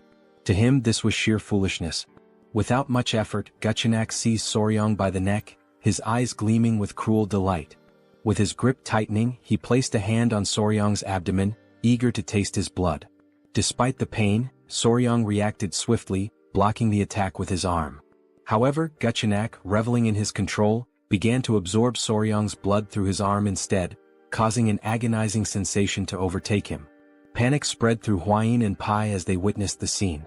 Without hesitation, Huayin commanded the others to assist Soryang, but before anyone could reach him, Guchenak exerted his power. With a forceful stomp, he unleashed the blood-filled wave technique, shattering the ground beneath him and repelling all who approached.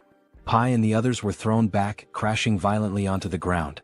Fortunately, Huayin managed to react in time, catching Soryang as he lost consciousness. Meanwhile, Guchenak, now feeling invigorated, smirked in satisfaction. The hidden weapons thrown at him had been bothersome, but thanks to Soryang, he had dealt with them all at once. Huayin, filled with desperation, held Soryang close, attempting to wake him. Observing the situation, Guchenak decided to grant Soryang a swift and painless death. However, as Huayin refused to accept this fate, Soryang suddenly coughed, slowly regaining consciousness. His awakening startled Guchenak, whose expression twisted into one of confusion and horror. Drool dripped from Guchenak's mouth as he demanded an explanation. His hair began to fall like scattered leaves, his youthful vigor fading as his body rapidly aged. A growing fear overtook him as he realized the cause, a potent energy-dissipating poison. Strength drained from him, and his limbs trembled as the truth set in. This should have been impossible. The cult's internal energy techniques were designed to resist such poisons. Panic consumed him. He clutched his face, unable to comprehend how this had happened. The reality of his weakening body was undeniable, and he demanded to know Soryang's true identity. But Soryang, now recovering, merely smiled. With deliberate calm, he pointed at Guchenak and declared himself his natural enemy. Hwayin, witnessing Soryang's resilience, finally felt a wave of relief wash over her. As the poison continued to take effect, Guchenak trembled with fear, unable to accept his defeat at the hands of a mere child. Soryang, drained of energy, used the last of his strength to direct a weary gaze toward Hwayin, revealing something that left her in shock. Guchenak's eyes burned with rage as he fixed his gaze on Soryang. His body tensed with frustration, sweat forming on his brow as he realized that the blood he had absorbed from Soryang no longer obeyed his will. Panic set in as he struggled to comprehend what had been done to him. Determined to seize control, Guchenak took a step forward, convinced that his domination through the blood cult was imminent. Overcome with madness, he lunged toward Soryang, refusing to fall at such a crucial moment. In a fit of rage, he charged ahead with the intent to kill. Sensing the danger, Hwayin tightened her grip on her whip, immediately preparing for battle. As Guchenak neared his target, she struck, wrapping the whip around his neck, causing him immense pain. Stunned that her attack had landed, she watched as Guchenak, a formidable dark martial artist, struggled against the weapon's hold. His fury intensified as he fought to break free, his body convulsing with rage. His mind raced, unable to comprehend how his blood arts had failed him. Enraged beyond reason, he launched himself forward once more, determined to destroy them all, declaring the return of the blood cult. Hwayin, alarmed by his relentless pursuit, clenched the whip tighter. With a fierce determination, she acted swiftly, severing Guchenak's head in a single decisive motion. His lifeless body collapsed as his severed head landed nearby. The sight filled P with confusion at first, but as realization dawned, a victorious smile spread across his face. With Guchenak defeated, the elder of the clan rushed toward Soryang and Hwayin, concerned for their well-being. The members of the clan erupted in celebration, their leader having vanquished the elder of the blood cult. Hwayin, still processing the events, turned to Soryang, questioning how he had managed to weaken such a powerful enemy.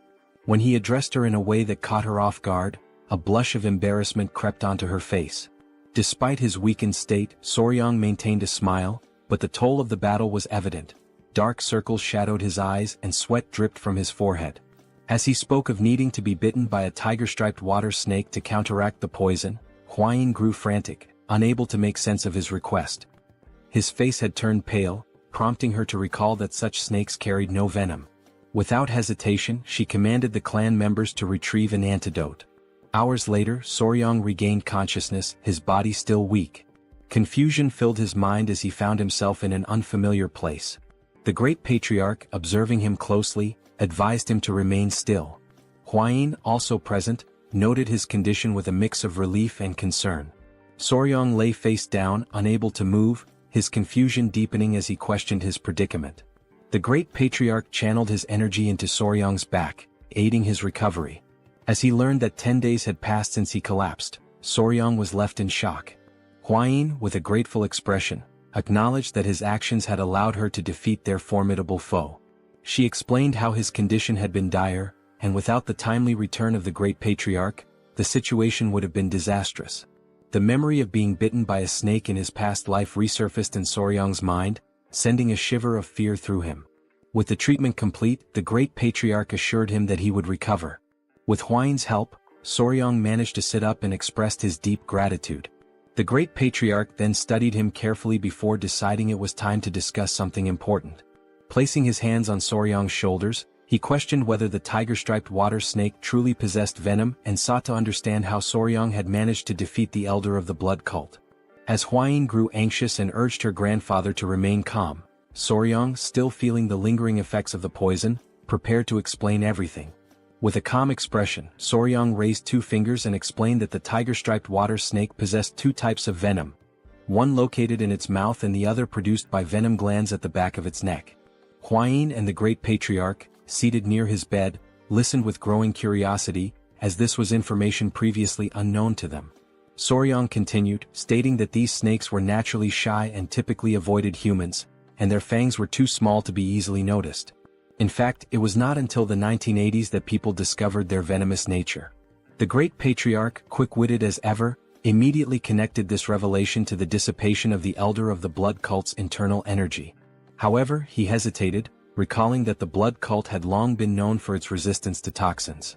Soryang, turning toward him, clarified that while it was only a hypothesis, he believed that the elder's energy loss had resulted from exposure to the snake's venom. He elaborated that the primary component of the venom was hemotoxin, a hemorrhagic toxin capable of destroying red blood cells, blood vessel linings and tissue cells. He then posed a crucial question. What would happen if cultists who relied on blood for their martial arts were exposed to such a substance? The success of his plan became evident. Resting his hand under his chin, Soryang speculated that the cultists' blood, the very core of their strength, had likely been altered, leading to their downfall.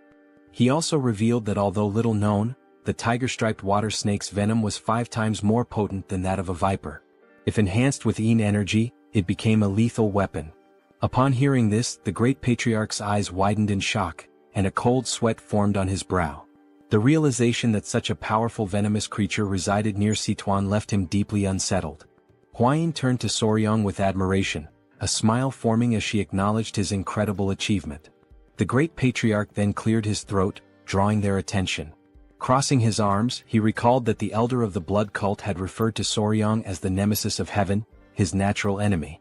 The title made Soryang uneasy as it sounded overly dramatic, almost like something from a high school fantasy. Embarrassed, he pulled the blanket over his face, looked away and blushed. Witnessing his reaction, Huayin and her grandfather placed reassuring hands on his shoulders, affirming that the title was fitting given how he had managed to seal the elder's martial arts completely. The great patriarch's expression then shifted to one of gratitude as he sincerely thanked Soryang for protecting his family. However, his gratitude soon turned into anger as he clenched his fist, unable to comprehend how the blood cult had dared to attack in his absence. With gritted teeth, he vowed to eradicate them entirely. Both Soryang and Huayin remained silent, their expressions serious. The great patriarch insisted that the blood cult must be completely destroyed, a sentiment Soryang fully agreed with. Now that their weakness had been discovered, the next step was to gather a significant quantity of venom from the tiger-striped water snakes. A fiery determination filled Soryang's eyes as he recalled Guchenak and his subordinates, viewing them as nothing more than pests that needed to be exterminated. Since the reappearance of the blood cult, the Tang clan had been in a state of emergency. Many warriors had been wounded and some had lost their lives. A message was tied to the leg of a messenger pigeon, which was then released into the sky. The great patriarch had sent it, summoning Murim's allied orthodox factions to the Tang clan to assist in the upcoming battle. Despite the minimal casualties considering they had faced an enemy at the pinnacle of martial arts, the great patriarch's expression darkened at the thought of the blood cult plunging Murim into chaos once more. The cult had never been satisfied with merely abducting victims to drain their blood. 30 years prior, they had carried out a massacre that cemented their status as sworn enemies of Murim. The severity of the situation weighed heavily on him. While Soryang remained lost in thought, the great patriarch placed a firm hand on his shoulder, pulling him back to the present. A confident glint appeared in the elder's eyes as he stated that this time, the situation was different. Soryang's curiosity was piqued and he turned to listen. The great patriarch then revealed the reason behind his confidence. The Sichuan Tang Clan was now the natural enemy of the blood cult. Hearing this, Soryang's expression twisted in frustration, sweat forming on his brow as he struggled to determine whether his grandfather had said this intentionally. The great patriarch turned to Soryang with a knowing smile, confirming his suspicions. Placing his hands behind his back, he spoke of a request, asking if Soryang would be capable of fulfilling it. With curiosity, Soryang immediately agreed, especially if it concerned the clan, vowing to do his best. The patriarch's expression grew serious as he revealed that members of the Murim alliance would soon arrive, including their military forces. He had decided to present them with the poison that Soryang had discovered, now that the blood cult's weakness had finally been uncovered. Soryang's eyes widened in surprise before he respectfully clasped his hands and, with a smile, expressed his agreement, believing it was for the greater good. Seeing this, the great patriarch smiled, having anticipated Soryang's response. Just as Soryang was about to leave, the patriarch mentioned something that would bring him great joy. Curious, Soryang turned back, eager to hear the news. With a warm smile, The patriarch announced that the modifications to the Hall of 10,000 Poisons had been completed and that, from that moment forward, Soryong would be officially responsible for managing it. A surge of joy overtook him, and he clenched his fists in excitement, already envisioning himself surrounded by poisonous creatures. His eyes sparkled with enthusiasm. The patriarch also added that, as per Soryong's suggestion, a sunlit pavilion had been prepared, a crucial step for properly raising tiger-striped water snakes. Interlacing his fingers, Soryong grew even more excited, determined to think of this as a duty for Murim's benefit and to give his best effort. As the messenger pigeon soared into the distance, hours passed before Soryong finally arrived at the Hall of 10,000 Poisons. Upon seeing it, his jaw dropped in amazement. It was magnificent, guarded by 2 sentries at the entrance. Walking toward the door alongside Huayin, he noticed a particular room labeled the Toxic Creature Garden. Huayin's attention immediately fixated on it, and confusion flickered across her expression. Crossing his arms, Soryong smiled as he explained that it was a space dedicated to gathering all the poisonous creatures of the Central Plains. Her expression tensed with apprehension as she questioned whether he truly intended to assemble them all. With unwavering confidence, he affirmed it, reminding her of his promise to one day collect the 10 great venomous creatures of the region. Upon hearing this, a deep blush spread across her face. She covered her mouth, averted her gaze, and without hesitation, rushed off with the excuse of investigating a nearby gathering. As Soryong stood there, momentarily puzzled, a familiar voice greeted him with enthusiasm. It was Gu Pei, who stood confidently with his hands on his waist. With a beaming smile, he revealed his new position as commander of the Poison Division. While Soryong's expression turned to one of confusion, Huayin remained motionless, observing the scene. Gu Pei, still smiling, explained that the division had been newly established under the patriarch's orders. Behind him, several clan members stood in formation. Turning toward them, Gu Pei formally introduced them, stating that from that moment on, they would serve Soryong, acting as his hands and feet. Whether it involved locating poisonous creatures or raising them, he could rely on them completely. The realization of what was happening struck Soryong all at once. His mouth practically began to water at the thought, while Huayin, standing nearby, felt a twinge of envy. His eyes sparkled with sheer joy as he processed the significance of the moment. This was like having an entire team from a pet store dedicated to supporting him. For Soryong, this was another step toward turning his dream into reality. Meanwhile, far from the Tang clan, the messenger pigeon reached its intended destination. A woman with long black hair received the message and carefully read its contents. As her eyes scanned the words, she came to a chilling realization: the blood cult had returned. Lifting her gaze toward the sky, she understood that the peace that once reigned over the Central Plains was about to be shattered. A violent storm was looming on the horizon.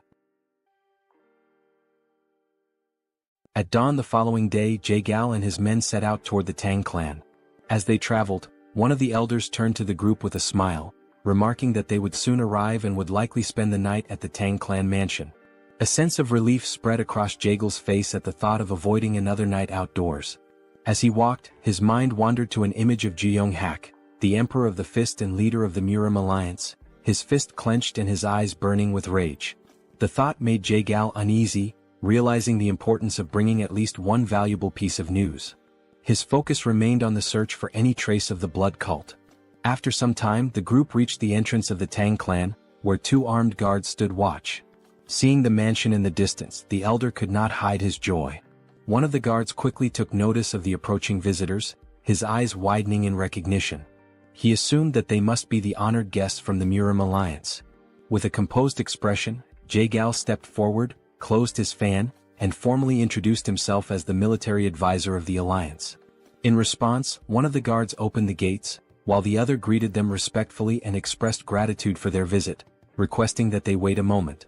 However, there was a hint of nervousness in the guard's eyes. Glancing to the side, the guard hesitated before explaining that there were certain matters the visitors needed to be aware of before entering the mansion. Jaegal's eyes narrowed with curiosity, while the elder, more direct in his concerns, asked whether they were required to surrender their weapons before proceeding. The guard, appearing slightly embarrassed, brought a hand to his chin before revealing that, no matter how small or insignificant a creature might seem, it was strictly forbidden to take a life within the Tang clan. At this, Jaegal's expression shifted to one of surprise, and his mind conjured the image of a golden Buddha statue. The possibility of the entire Tang clan converting to Buddhism crossed his mind. Sensing the misunderstanding, the guard quickly reassured them that they would understand once inside but emphasized the importance of abiding by this rule. Upon hearing this, Jae-gal and the elder became solemn. Before they could discuss the matter further, a familiar presence approached. The newcomer was visibly pleased by the arrival of the military advisor. Jae-gal's eyes widened slightly in recognition before a smile formed on his face. The ones greeting him were Hua-yin and Soryang. They both bowed their heads respectfully, and Jae-gal returned the gesture, acknowledging that it had been some time since he last saw Hua-yin. She placed her hands over her abdomen and, with a measured tone, noted that exactly 1 year had passed since their last meeting. With a light-hearted smile, Jae-gal inquired about the whereabouts of the myriad poison's divine sovereign. In response, Hua-yin closed her eyes briefly before explaining that her grandfather had left to search for traces of the blood cult, offering her apologies for any inconvenience. Jae-gal regarded her with a calm expression, dismissing any notion that it was an inconvenience. Instead, his attention soon shifted toward Soryang, his curiosity piqued. Studying the young warrior, he asked about his identity. With a polite smile, Soryang introduced himself, expressing his honor in meeting the military advisor. At this, Jae-gal and the elder exchanged glances, a hint of confusion in their eyes as they observed that the young man was not from the Tang clan. Before either could voice their thoughts, Hua-yin placed a hand over her chest, averted her gaze and hesitated before revealing that Soryang was her fiancé. A stunned silence followed. Jae-gal and the elder stood frozen in shock, while the men accompanying them reacted with disbelief. Whispers of jealousy spread among the group as realization dawned upon them. One of Murim's 3 flowers had a lover. Their hearts filled with despair as they clenched their fists, their eyes shimmering with unshed tears. To them, the world had never seemed more unfair. None could understand how or where Soryang had come from, and envy seeped into Jae-gal's expression as well. With a composed demeanor, he slowly unfolded his fan and lowered his gaze. He requested that they be guided inside, knowing that if the mood continued, the entire group might challenge Soryang to a sparring match. Just as tension simmered, an unfamiliar sound echoed through the air. Jae-gal and the elder instinctively tensed, their expressions shifting from confusion to intrigue, as they searched for the source of the strange noise. The men were left in shock, their jaws dropping as they lifted their gaze to the sky. Their expressions of astonishment quickly drew the attention of everyone around them, revealing that something unusual had appeared above. The source of the strange sound was soon identified, the golden-haired king bees which were flying in the area. The sight of such highly venomous creatures within the Tang clan left the group in disbelief. Instinctively, several men moved in front of Hua-yin, drawing their swords and instructing the others to remain cautious. Their stance made it clear that they were prepared to protect her at all costs. Observing their reaction, Soryang became increasingly alarmed. A sense of urgency flashed in his eyes as he urged them to put away their weapons. Fear crept into his expression as he stepped forward, placing a hand on one of the men's shoulders in an attempt to explain the new regulations of the Tang clan. However, the warrior, overwhelmed by anger, shoved Soryang's hand aside and, with a furious glare, demanded that he step away. He made it clear that the golden-haired king bees were incredibly dangerous creatures, capable of killing an ordinary person with ease. Despite Soryang's efforts to calm the situation, the men continued pressing in on him, gradually suffocating him beneath their collective weight. Unable to suppress his frustration any longer, he forcefully pushed them back. His eyes burned with intensity as he declared that he had been raising the golden-haired king bees himself, urging everyone to remain calm. The revelation left the group in shock. One of the bees landed gently on Soryang's head, an affectionate gesture that only deepened their disbelief. Jae-gal and the others, overwhelmed by fear, instinctively stepped back. Unfazed, Soryang smiled as he played with the bees, fully aware that they had missed him after their time apart. Seeing this, Hua-yin's expression softened, and a joyful smile appeared on her face. Meanwhile, the bees turned their attention toward Jae-gal and his men, who were still struggling to process what they had just witnessed. Soryang, maintaining his calm demeanor, stroked one of the bees and gently reassured them not to sting the guests. One of the warriors, watching in stunned silence, broke into a nervous sweat upon realizing that Soryang was treating these lethal creatures as if they were harmless pets. Gradually, the tension in the group dissipated, and the young warriors regained their composure. With the situation now under control, Jae-gal and the elder accompanied Soryang and Hua-yin inside. As they walked, Jae-gal's thoughts remained fixated on Soryang. It was difficult to believe that this young warrior from Hainan Island had become the fiancé of the renowned poisonous flower. The realization that an outsider had managed to secure such a position within the Tang clan left him in a state of disbelief. As they strolled further, something caught Jaegal's attention. Nearby, two men were sitting and engaged in a heated argument. The black-haired man, his expression fierce, held up a small vase and insisted that a venomous scorpion would be a more fitting companion for the Tang clan. In response, the orange-haired man, equally enraged, produced a small chameleon and vehemently argued its superiority, directing everyone's attention to the creature's radiant crest. Jaegal's pulse quickened as unease settled over him. Placing a hand on Soryang's shoulder, he hesitated before asking why so many warriors within the Tang clan were preoccupied with insects and animals. Pulled from his thoughts, Soryang turned his attention back to the scene, his curiosity piqued. As the men continued their dispute, he casually explained that they were enduring the venomous creature companionship punishment. The response sent a chill through Jaegal, who instinctively began to sweat. The thought of such a punishment unsettled him, and he quickly inquired about what they had done to deserve it. Soryang placed a hand under his chin, deep in thought, before recalling the events from a few nights prior. That evening, Soryang and Hwayin had gone to the training hall. As Soryang trained, Hwayin became increasingly anxious and advised him to focus on expelling his internal energy. However, despite his best efforts, Soryang's movements resembled a dance rather than proper training. Just as they continued, an unexpected presence disrupted them. Commander Gu and his men arrived, their faces tense. As they stood before them, they closed their eyes momentarily, visibly nervous. With a sorrowful expression, Gu Pei offered his apologies, explaining that a significant problem had arisen. More than half of the captured rat pups intended to feed the tiger-striped water snakes had perished. Hearing this, Soryang turned toward him, his gaze filled with sadness. Hwayin, on the other hand, appeared confused, uncertain about the situation. Soryang crossed his arms, closed his eyes and sighed. There was little that could be done, as rats were highly sensitive creatures. If the environment became too noisy, it was not uncommon for the mother to kill them. However, Gu Pei soon revealed the true cause of the problem. The warriors had not merely failed to preserve the rat pups, they had eaten them. A flicker of disbelief crossed Soryang's face as confusion settled in. Gu Pei continued, explaining that the men had consumed the young rats as snacks while drinking alcohol. The weight of this revelation left Soryang speechless. His eyes widened in shock, struggling to comprehend that the warriors had treated the rats as nothing more than side dishes to accompany their drinks. Soryang was overwhelmed by confusion, struggling to grasp the situation unfolding before him. Hwayin, arms crossed, turned her gaze toward Gu Pei and clarified the meaning of 3 screeches, a dish in which live baby rats were dipped in sauce and eaten. Embarrassment washed over Gu Pei as he lowered his head once more and apologized. Soryang, paralyzed by disbelief, attempted to make sense of what he had just heard. Hwayin stepped forward and scolded them, prompting Gu Pei to clutch his ears as he explained the reasoning behind their actions. Some of the poison handlers were from Henan, and reminiscing about home had led to an unexpected turn of events, resulting in the warriors consuming the baby rats that had originally been captured to feed the tiger-striped water snakes. Soryang's expression darkened with contempt as the full realization set in. Anger surged within him, and he understood that measures needed to be taken to ensure they learned the true value of the creatures they raised. It was through this incident that the Tang clan of Sichuan established the venomous creature companionship punishment and implemented a new set of rules. Back in the present, Soryang stood with his arms crossed, his gaze unwavering as he explained that each warrior was now responsible for raising a venomous creature. The warriors began to argue among themselves, their reactions varying, while Jaegal, unable to contain his unease, broke into a nervous sweat.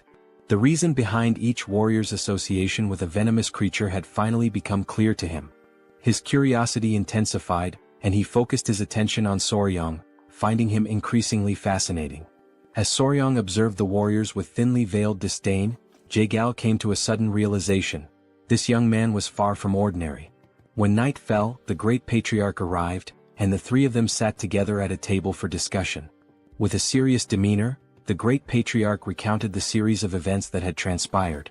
Jaegal, closing his eyes momentarily, smiled and remarked that Soryang must be the enigmatic young warrior whom the patriarch of the Tang clan had encountered on Hainan Island. The great patriarch studied him for a moment before smiling and inquiring about his thoughts on the Tang clan's most treasured possession. Jaegal expressed his admiration for Soryang, remarking that the term enigmatic hardly did him justice. He acknowledged the astonishing nature of the golden-haired king bees, further reinforcing his intrigue. Soryang, however, could not suppress a sense of nervousness at being the subject of such praise. Jagel's expression shifted to one of grave seriousness. His mind lingered on a troubling matter: the complete lack of any clues regarding the blood cult. The great patriarch, his composure steady, turned toward Soryang with a knowing smile. He declared that they could not afford to remain passive while the influence of the blood cult continued to spread unchecked.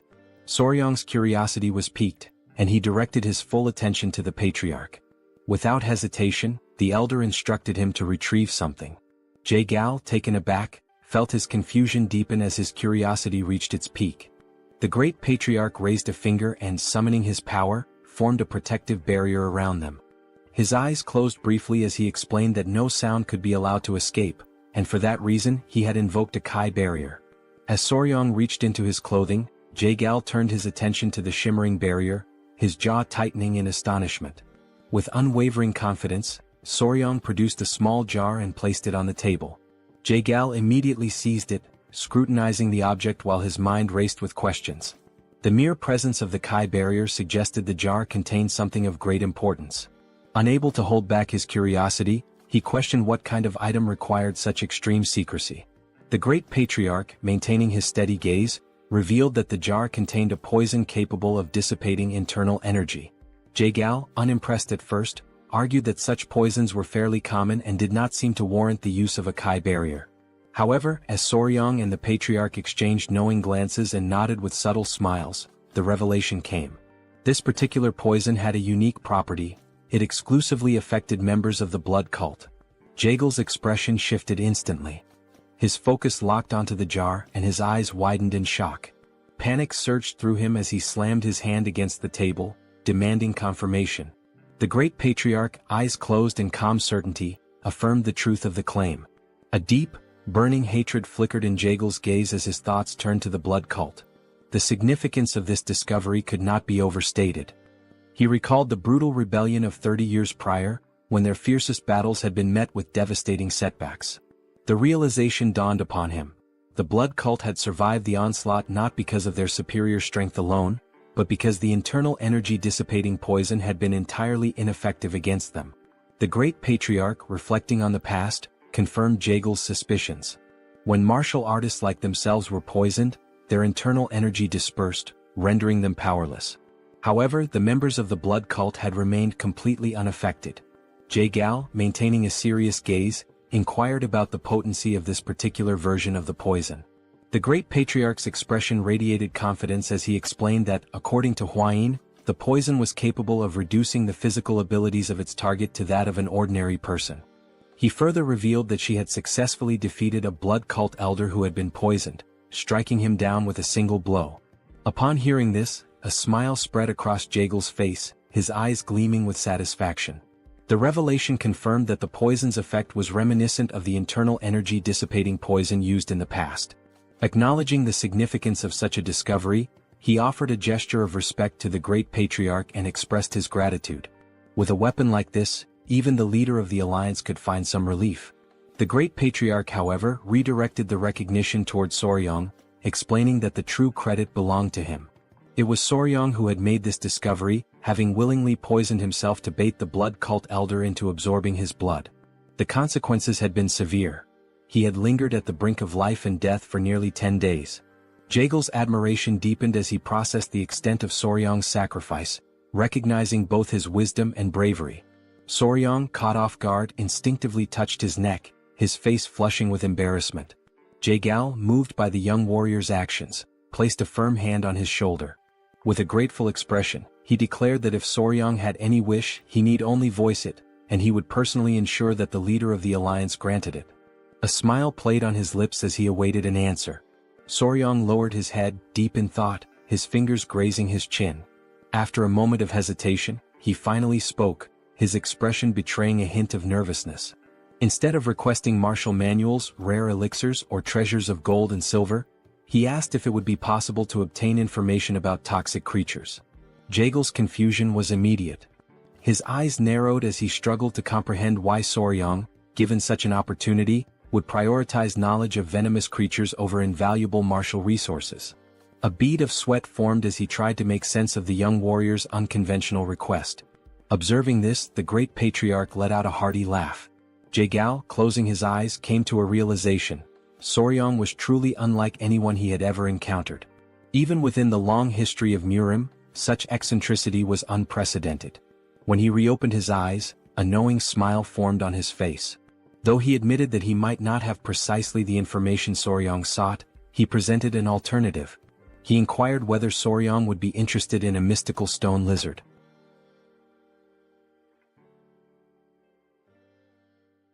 Jae-gal begins to recount how, during the day, they had arrived at a remote location on the island, where a majestic waterfall cascaded down the cliffs. Among them was Jae-gal's nephew, and he was the one who announced that they had finally arrived. They had reached Mount Gonga in Sichuan. His nephew, Cheon, remarked that it was exactly as their ancestors had described: the waterfall, the turtle-shaped rock, everything was identical. Furthermore, from that vantage point, they could also see the peak of Mount Gonga in the distance. Jae-gal stepped closer to the water, crouching down to touch it. Feeling its icy temperature against his fingers, he commented that this water undoubtedly came from the melting of the eternal snow, as it was extremely cold. Smiling, Jae-gal gave orders to his men to wait there and instructed Cheon to follow him carefully. The men obeyed, and Cheon's face lit up with excitement. Jae-gal then leaped forward, crossing the river toward the waterfall.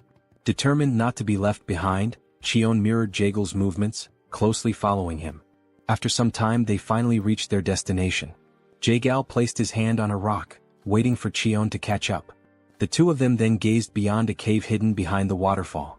Observing the surroundings, Jae-gal remarked that, aside from the turtle-shaped rock, if they climbed along the waterfall on the cliffside, there should be an entrance to a cave near the fist-shaped stone. Still brimming with excitement, Cheon enthusiastically said that everything matched the records perfectly. Fixing his gaze on the cave entrance, Jae-gal declared that he would go in first and instructed Cheon to follow closely behind him. Cheon nodded in understanding. As they stepped inside, they found the cave walls covered with various herbs. Jae-gal and Cheon proceeded cautiously, mindful of any potential surprises lurking in the darkness. Upon reaching the heart of the cave, Jae-gal suddenly halted, his eyes widening. He murmured that this was truly incredible. A hole in the ceiling allowed sunlight to pour in, illuminating the entire chamber. Standing still with his hands behind his back, Jae-gal observed the breathtaking sight before him. Cheon, equally mesmerized, expressed his amazement, stating that such a mystical view was the last thing one would expect inside a cave. Still smiling, Jae-gal commented that this was the perfect environment for spiritual herbs to thrive. Then his eyes fell upon exactly what he had been searching for, a rare spiritual herb that had absorbed the extreme yin energy over time, the 100-year snow ginseng. Cheon took a step closer and remarked that now all they had to do was exchange this snow ginseng for the dark wolf flower from the Namgung clan. Jae-gal nodded in agreement, adding that with this, the severed meridians of the Namgung clan's daughter should improve. Furthermore, they would obtain a 200-year-old dark wolf flower in return. Stepping even closer, Jae-gal reached out toward the snow ginseng, his hand emanating a faint blue aura as he prepared to collect it. However, in that very moment he sensed a strange presence. Almost instantly, something shot out from between the rocks, leaping toward him. Reacting with lightning-fast reflexes, Jae-gal swiftly pulled out his fan and used it to defend himself, narrowly avoiding being struck. Having witnessed everything unfold in the blink of an eye, Cheon called out to his uncle, asking if he was all right. His voice carried concern, as it was now clear that there was more than just one creature attacking them. Amidst the flurry of movements inside the cave, Jae-gal reassured Cheon that he was fine but warned him to stay on guard, as these creatures were moving with astonishing speed. Seizing an opening behind Jae-gal, two of the creatures launched another attack. Sensing the danger, Jae-gal quickly turned around and blocked the strikes with his fan once more. But this time he noticed something unusual. These attacks carried a freezing effect as the tip of his fan was now coated in ice. Cheon approached and asked what was happening, but Jae-gal remained silent for a brief moment. Then he spoke, stating that this was a lizard. Cheon, puzzled, hesitated before asking if he had heard correctly. Jae-gal confirmed, explaining that yes, it was indeed a lizard, an incredibly fast, blue-scaled lizard with piercing yellow eyes and dark skin. Returning to the present moment after hearing this story, Soryong questioned whether it was truly real, as naturally occurring blue lizards were extraordinarily rare. The great patriarch inquired whether these lizards were venomous and if Jae-gyal was certain that the situation was safe. Practically drooling with excitement, Soryong assured them that everything was fine and that they could leave it to him. Soryong mentioned that lizards carried venomous chi in their eyes. However, the great patriarch admitted that he had no idea what Soryong was talking about but trusted him nonetheless. Observing the entire exchange and Soryong's sheer enthusiasm, it became clear just how eccentric he was when it came to this particular subject. As night fell, Jae-gyal stated that if he came across any new information regarding toxic creatures, he would make sure Soryong was the first to know. The following day his father-in-law returned. Calling out for his son-in-law, he sought Soryong. Still seated in the same place, Hwayin welcomed him, while Soryong asked if something had happened. Approaching him, the patriarch suddenly pinched Soryong's cheeks, asking if he was all right. Soryong, somewhat confused, responded that he was fine, while Hwayin observed the entire scene, shocked by her father's reaction. Then Soryong revealed his arms, which were covered in snake bites.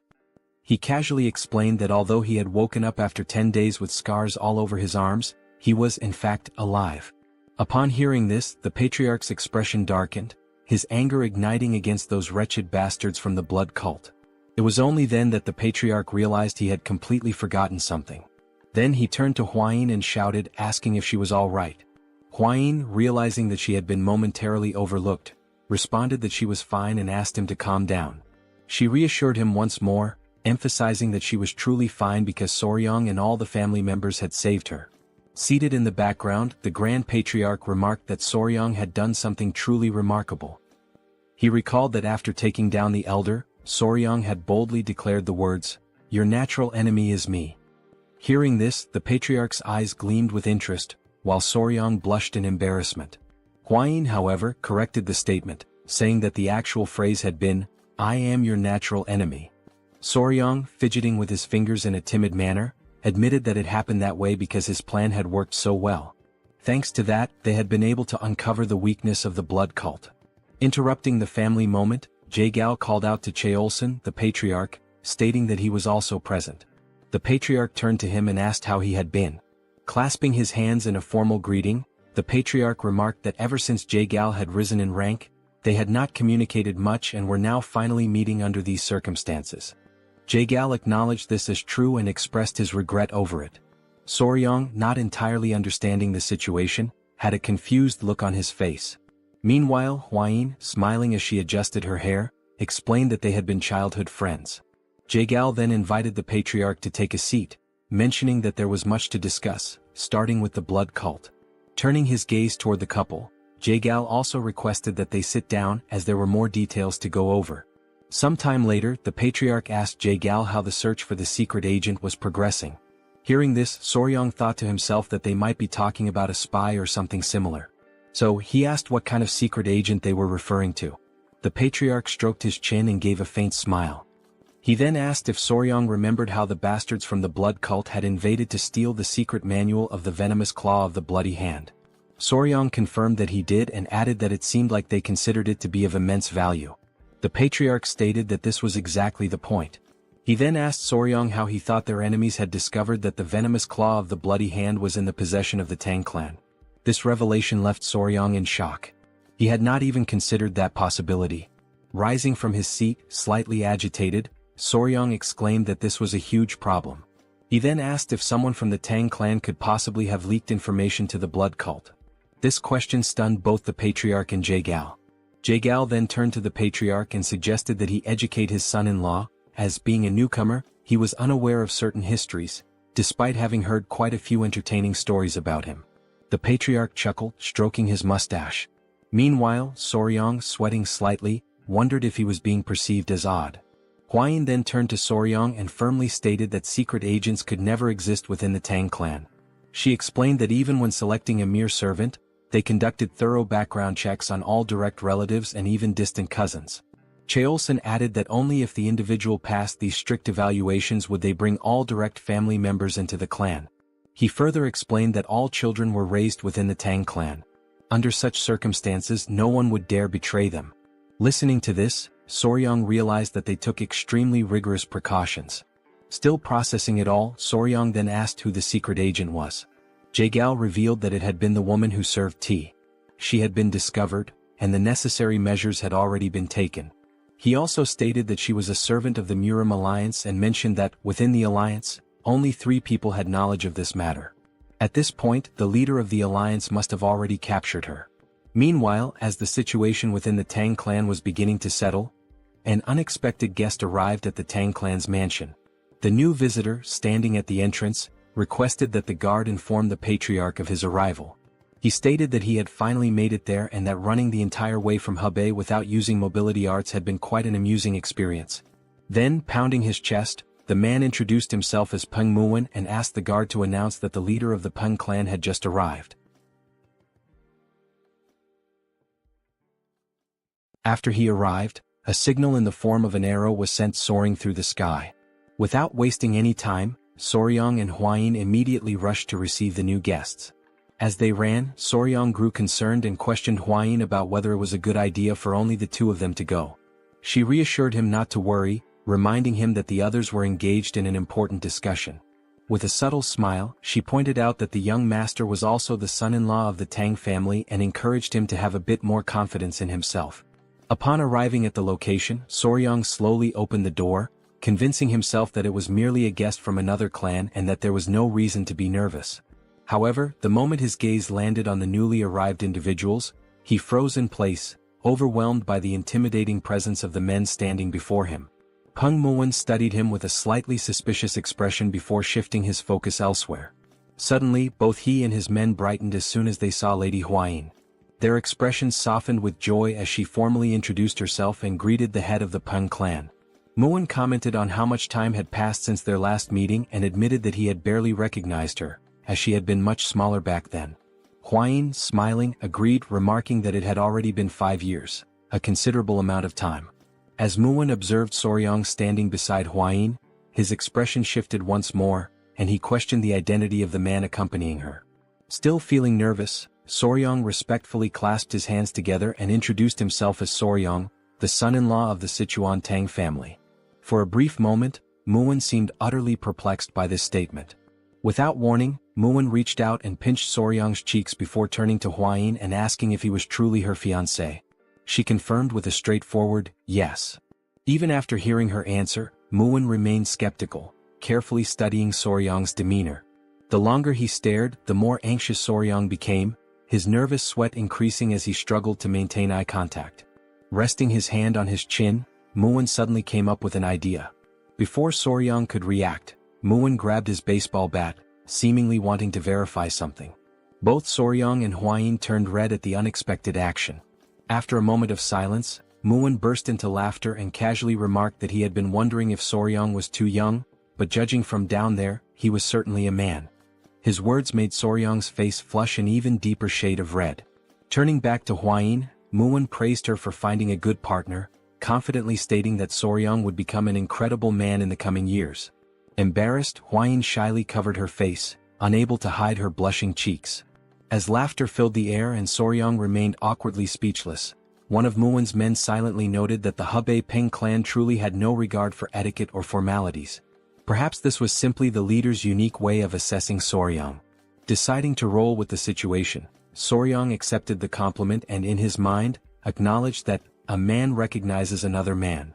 Muwen, still amused, let out another hearty laugh and commented that Soryang was unlike the useless heirs from other famous clans. With a firm pat on Soryang's back, Muwen officially introduced himself as the head of the Peng family, expressing his pleasure in meeting him. Huayin then called out to Peng, prompting him to ask if something was wrong. She inquired whether he had truly come all the way from Hebei to the Tang clan to offer assistance and, more importantly, how he had managed to arrive so quickly. At her question, Muwen's demeanor turned serious once again. He asked what kind of help was needed and whether something had happened to the Tang family. However, instead of giving a direct answer, he simply reached out and ruffled Soryang's hair, which in turn irritated Huayin slightly. Now joining the ongoing meeting with Jagal, Muwen was brought up to speed on the recent events concerning the blood cult's appearance. However, Huayin quickly reassured him that the cult members had already been eliminated. Hearing this, Muwen sighed, regretting that he hadn't arrived a little sooner. At this point, Wilson, the patriarch, took his turn to speak, questioning why the leader of the Peng clan had traveled all this way. Muwen, slightly embarrassed, admitted that in his anger toward the blood cult, he had completely forgotten to mention the real reason for his visit. He then revealed that, in truth, he had come to seek the Tang family's assistance. His words piqued everyone's curiosity, and the patriarch promptly asked what kind of help he needed. Scratching his head, Muin internally complained about the unnecessary formalities, finding them a hassle. Without further ado, he suddenly shouted for her to be brought in, saying that she needed to greet her elders. One of the scar-faced men who had arrived alongside Muin immediately stepped forward and opened the door. Both Huayin and Soryang were stunned, sharing the same thought. Muin had spoken about her needing to greet the elders, yet the person who entered was a massive brute of a man. The towering figure stood before the table and, in a gruff voice, stated that she needed to come down now to properly greet the leaders of the Sichuan Tang Clan. A small voice, coming from somewhere on the man's back, sleepily muttered that it was still too early. As realization dawned upon Soryang, he was left utterly speechless, shocked that no one had noticed this presence the entire time. Slowly, something began sliding down from under the man's cloak. And before anyone could fully process what was happening, a tiny girl, sucking on a lollipop, emerged before them. The room fell into stunned silence as everyone at the table stared at the child, unsure of how to react. Calmly, the little girl clasped her hands together in a respectful greeting and introduced herself as Peng Ying of the Peng family. Muin pulls the little girl close and states that she is his daughter. Soryang and Huayin watch from the background, completely frozen in shock. Both of them, utterly astonished, can only think that this must be some kind of genetic miracle because she is incredibly adorable. Meanwhile, Muin proudly boasts that they look very much alike. Now gently stroking his daughter's head, Muin explains that this child is the reason he came to the Tang family to ask for help. While she calmly nibbles on a biscuit, he continues, stating that she has been feeling somewhat unwell and asks if the Tang clan could take a look at her. Upon hearing this, both the patriarch and Soryang exchange uncertain glances, questioning what kind of illness it could be. Something then catches Soryang's attention. When he looks at her closely, he notices a faint aura surrounding the little girl as she continues to eat biscuit after biscuit with a calm expression. Time passes and now night has fallen. Soryang lies in bed, surrounded by his centipedes, deep in thought. After hearing about and analyzing Ying's symptoms, they were still unable to determine the exact cause. As he absent-mindedly pinches the cheek of one of his tiny centipedes, he recalls Muin's explanation regarding his daughter's condition. Muin had described how, at times, she suddenly becomes short of breath, and large red blotches appear all over her body. In severe cases she even loses consciousness. However, after some time she regains consciousness as if nothing had happened, and no one has been able to figure out why. Muin also explained that he had already tried everything to uncover the cause. He had even sought out disciples of Yaxian, but all of them insisted that the child was perfectly healthy. There was even one occasion when a disciple suggested it might be poisoning. Muin had nearly beaten him up on the spot. Shaking his head, Muin had firmly stated that such a thing was impossible, as there was no one in his family capable of doing such a thing. The patriarch then pointed out that if it truly were poisoning, there could be an internal issue within the Peng family. However, Muin confidently reassured him that no member of the Peng family would ever commit such an act. Scratching his head, Muin sighed and said it was better not to dwell on it too much, as he didn't want to start suspecting his own family. Jagal then intervened, saying that jumping to conclusions would not help since poisoning is not always caused by another person. Looking at the little girl, the patriarch decided that they would provide an empty courtyard house where she could stay for some time, allowing them to observe her condition closely. After all, it was essential to confirm whether this was truly poisoning or something entirely different. Muin, feeling relieved, expressed his gratitude to the patriarch, acknowledging that from now on, they would be under the Tang clan's care for a while. Lying in bed, Soryang could only think that what was affecting the little girl might be juvenile diabetes since sugar seemed to be accumulating rapidly within her body. Sitting up, he tried to recall whether red blotches were a symptom of childhood diabetes, but he concluded that the best way to know was if more prominent symptoms appeared. At that very moment, someone knocked on Soryang's door. A voice called out, addressing him as young master, and informing him that a serious problem had arisen. Without hesitation, Soryang quickly opened the door and demanded to know what had happened this time. The woman before him wasted no time in explaining. The young lady of the Peng clan had just collapsed. In the dead of night, Soryang sprinted toward the scene as everyone rushed to verify what had happened.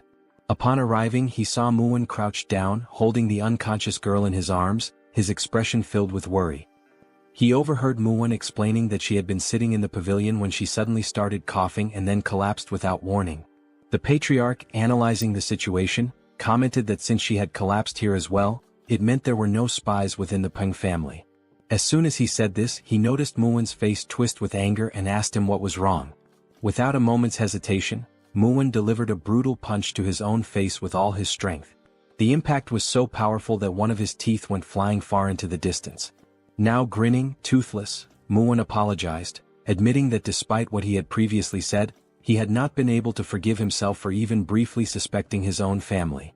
His men, overwhelmed with admiration, began to weep proudly.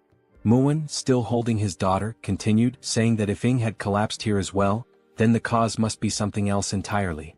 The other men of the Peng family, moved by their leader's actions, followed suit, delivering fierce punches to their own faces and shouting apologies. They lamented their failure, insisting that despite being by her side, they had not been able to prevent the young lady from collapsing, branding it as their own disgrace. The patriarch, watching this bizarre display, simply sighed and urged them all to calm down. As yet another tooth soared through the air, Huayin placed a hand on Soryang's shoulder and quietly asked him what they should do now. Soryang responded with determination, stating that there was only one way. In the background, Soryang suddenly raised his voice, calling for everyone's attention and urging them to remain calm above all else. He then confidently announced that there was a method to uncover the cause of her symptoms and at the same time, prove everyone's innocence. Both the patriarch and Muwen immediately turned to him, asking what this method was. With deliberate steps, Soryang slowly approached Muwen and the unconscious young lady, lowering himself to her level. The entire room fell into an uneasy silence, every person anxiously waiting for his next words. With a serious expression, Soryang finally declared that the first step was to remove all of the young lady's clothing. The room was instantly filled with shock. Huayin and the patriarch were left completely speechless, their faces frozen in sheer disbelief at the audacity of his statement. Meanwhile, Muwen's expression twisted into pure rage as he struggled to comprehend Soryang's intentions in attempting to undress his daughter. Holding his daughter in his arms, Peng asked Soryang to repeat what he had just said, while the patriarch observed the situation in silence, showing no reaction. At that moment, countless doubts raced through the young warrior's mind. And just as he was about to repeat his request to change the young lady's clothes, he was suddenly grabbed by his collar at a speed even he hadn't anticipated. Muwen, his heart burning with fury, demanded to know if he had truly just heard Soryang suggest removing his daughter's clothing, just like that, out of absolutely nowhere. With no other choice and in utter desperation, Soryang pleaded with him to wait. Sensing the imminent danger, a baby centipede emerged from within Soryang's clothing, crawling out to assess the situation, but he quickly ordered it to go back inside. Observing the tense atmosphere, the patriarch stepped in, urging Muwen to calm down, as his son-in-law must have had something in mind. Huayin, noticing that Soryang was struggling to endure the pressure, also intervened, asking Muwen to at least listen to him first. Reluctantly, Muwen released Soryang's collar, but his anger had not yet subsided. His voice remained sharp, his words laced with irritation as he pointed out that Soryang had dared to suggest removing his daughter's clothing, who had not even reached adulthood yet. He demanded a proper explanation for such an outrageous statement. Now that the tempers had cooled slightly, Soryang took a deep breath and asked Lord Peng to remain calm and listen to him until the end. He then clarified that what he truly meant was that her clothes should be removed and replaced with different ones, as there was a strong possibility that something within her garments or personal belongings had caused her to faint. It was only then that Muwen finally grasped the boy's true intentions. Realizing his mistake and deeply irritated with himself, he clenched his fists, fully expecting to lose yet another tooth, as he begrudgingly admitted that he had doubted the young warrior's words. Soryang urged him to stay calm, pointing out that his daughter's sudden collapse must have left him shaken. Muwen, now grinning despite his missing tooth, expressed his sincere gratitude for Soryang's patience and understanding toward another person's mistake. Taking on a more serious tone, Soryang then firmly declared that, from this moment onward, the young lady would remain under the care of the Tang clan. Until further notice, all contact with the Peng clan would be strictly restricted. Muwen, visibly unsettled by this decision, immediately asked if that meant even he would be prohibited from seeing her. Soryang confirmed it without hesitation, stating that not even Muwen himself would be allowed. He then explained that if she exhibited the same symptoms while under his care, it would prove that the cause had nothing to do with the Tang clan. He elaborated further, explaining that this technique was known as controlled environmental adjustment, a method commonly used by breeders of insects, reptiles, and amphibians. Since animals cannot verbally express what is wrong, humans cannot immediately determine the exact cause of their ailments. Therefore, breeders systematically alter aspects of the animal's environment, such as their food, feeding bowls, and even their habitat, to pinpoint the specific factor causing their illness. Soryang stated that he would apply this method to diagnose the young lady, completely resetting her environment and gradually reintroducing elements to identify the trigger. All of this was to ensure that she would no longer faint without understanding the reason behind it. The patriarch noted that this process might take some time, but he was confident that they would be able to uncover the root of her condition. He then praised his son-in-law for coming up with such a thoughtful solution. Hearing this, Soryang became visibly flustered, while Muin simply nodded in understanding. Then, with tears welling up in his eyes, Muin, his voice heavy with emotion, begged them to take good care of his daughter. Soryang smiled, pounded his chest confidently, and assured him that he could leave it to him. In his mind, he thought that after raising countless creatures, taking care of a little girl should be nothing in comparison. However, Soryang had not anticipated what happened next. Unlike the creatures he had raised, the child, being entirely different from them, began to cry. Minutes passed, yet the little girl still hadn't stopped crying, and he had absolutely no idea what to do. From the moment she had regained consciousness, she had burst into tears and had not stopped since. Meanwhile, Huayin and her mother were busy gathering essential supplies to care for the child, leaving Soryang completely alone with her, just the two of them. At a loss, he hesitantly asked her if she was hungry or sleepy, unsure of what else to do. Seeing that her sobbing did not subside, he tried another approach and asked if she was crying because Lord Peng was not there. Hoping to soothe her, he assured her that Muin had gone to fetch medicine for her and would return soon. However, to his surprise, the little girl pouted and firmly stated that this wasn't the reason for her tears. She was crying because she wanted sweets.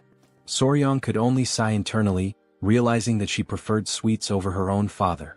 Now reflecting on this, he suddenly remembered that while they were changing her clothes, she had several sweets hidden away. Trying to calm her down, he gently asked her to relax, explaining that since she had just woken up, she couldn't eat sweets right away. Instead, he suggested that she eat some rice porridge first and later he would personally make some treats for her. He then moved closer, lowering his voice slightly as he told her that if she ate her porridge properly and behaved well, he would prepare candied fruit skewers for her. At that moment, her eyes lit up with excitement, the prospect of sweets instantly lifting her spirits. However, for this to happen she would have to promise to behave. Without hesitation, she quickly agreed, nodding eagerly as she vowed to eat well and be on her best behavior. And the little girl confidently states that everyone in the Tang clan always keeps their promises. She then adds, with complete seriousness, that if she ever breaks hers, he has permission to punch her in the face. Hearing this, Soryang is utterly taken aback, his mind reeling as he wonders what on earth the Tang clan teaches its children. Later that day, Muin finds himself hidden behind a cluster of bushes, burdened with worry. He has no choice but to watch his daughter from afar, restricted by the new rule that forbids him from approaching her. However, his covert surveillance does not go unnoticed. Soryang, catching him in the act, immediately questions what he is doing hiding there. Before responding, Muin swiftly grabs Soryang by the collar and yanks him into the bushes as well, determined to maintain his cover. Lowering his voice, Muin anxiously asks how his daughter is doing. Soryang reassures him, stating that she is fine, she has been eating well and behaving properly. Muin, still skeptical, presses him further, demanding to know if she is truly eating on her own. He is bewildered as he asks how in the world Soryang managed to make that happen. Soryang simply shrugs, explaining that she is eating by herself naturally. He then turns the question back to Muin, wondering why he finds that so surprising. But before their conversation can continue, someone suddenly arrives, interrupting their hidden exchange. It is Huayin who greets the lord of the Tang clan with a polite nod. In response, Muin acknowledges her presence and thanks her for taking care of his precious daughter. Huayin then mentions as if casually, that Miss Ying had been asking about where her elder brother Soryang had gone. At those words, Muin's temper flares once more. He clenches his fists in frustration, feeling slighted that he has barely been able to hold a proper conversation with his own daughter, and yet in such a short time she and Soryang have already grown so close. Recognizing the dangerous shift in atmosphere, Soryong quickly realizes that now would be an excellent time to make his escape. As he turns to leave, Muin, still fuming, demands to know when exactly his daughter started calling Soryong by that title. Ignoring him, Hwayin instead asks if Soryong is heading to the training grounds again today. Soryong nods, explaining that when Ing spends time playing with the bees, she behaves much better. As he hurries toward the training grounds, he muses to himself that, oddly enough, the bees seem to have taken a liking to the little girl as well. Upon his arrival, he sees Ying happily holding one of the golden royal bees in her small hands. The moment she spots him, her face lights up with a genuine radiant smile, and she excitedly urges him to come over quickly. After watching her interact with the bees for a while, Soryong gradually realizes something. Thanks to these bees, he was able to form a bond with Ying in record time. The adorable golden royal bees were absolutely enamored with her. Most likely because while eating sweets she had managed to spill syrup all over herself and the surrounding area. At that moment, Ying points ahead, calling out to Soryong with excitement, saying that the queen bee is over there. Still seated at a distance, Soryong reminds her that the queen bee is busy and asks her not to disturb it for now. As he observes her, he thinks to himself that if he had a younger sister she would probably be just like this. Maybe, just maybe, taking care of children isn't as bad as he originally thought. However, Ying refuses to give up. She continues to call out to him, insisting that there are other bees there as well. Just as Soryong is about to explain that bees can sting if they feel threatened, his words barely leaving his lips, the inevitable happens. Ying is stung. In an instant, Soryong rushes to her side, his concern evident in his expression. Reaching her, he carefully inspects the sting mark on her arm and gently tells her that she needs to be more careful. Although it doesn't seem too serious, he decides to take her to the medicine hall just to be safe. After all, bee venom can sometimes cause people to become very ill. But then Soryong notices something strange. The little girl's breathing is becoming unusually labored, far heavier than it should be. With panic rising in her voice, she weakly calls out to him, pleading for elder brother Soryong to help her. And then, right in front of his eyes, she collapses into his arms. His chest tightens with worry. He recalls Muin mentioning that sometimes Ying would develop red blotches on her body and lose consciousness. And in that instant, everything clicks into place. Soryong finally realizes exactly what this reaction is. The reason Ying has been fainting all this time is anaphylactic shock. Anaphylaxis. Anaphylaxis is a severe allergic reaction caused by an overactive immune response. Normally, when harmful substances or toxins enter the body, the immune system immediately launches an attack to eliminate the threat. This immune response is known as inflammation.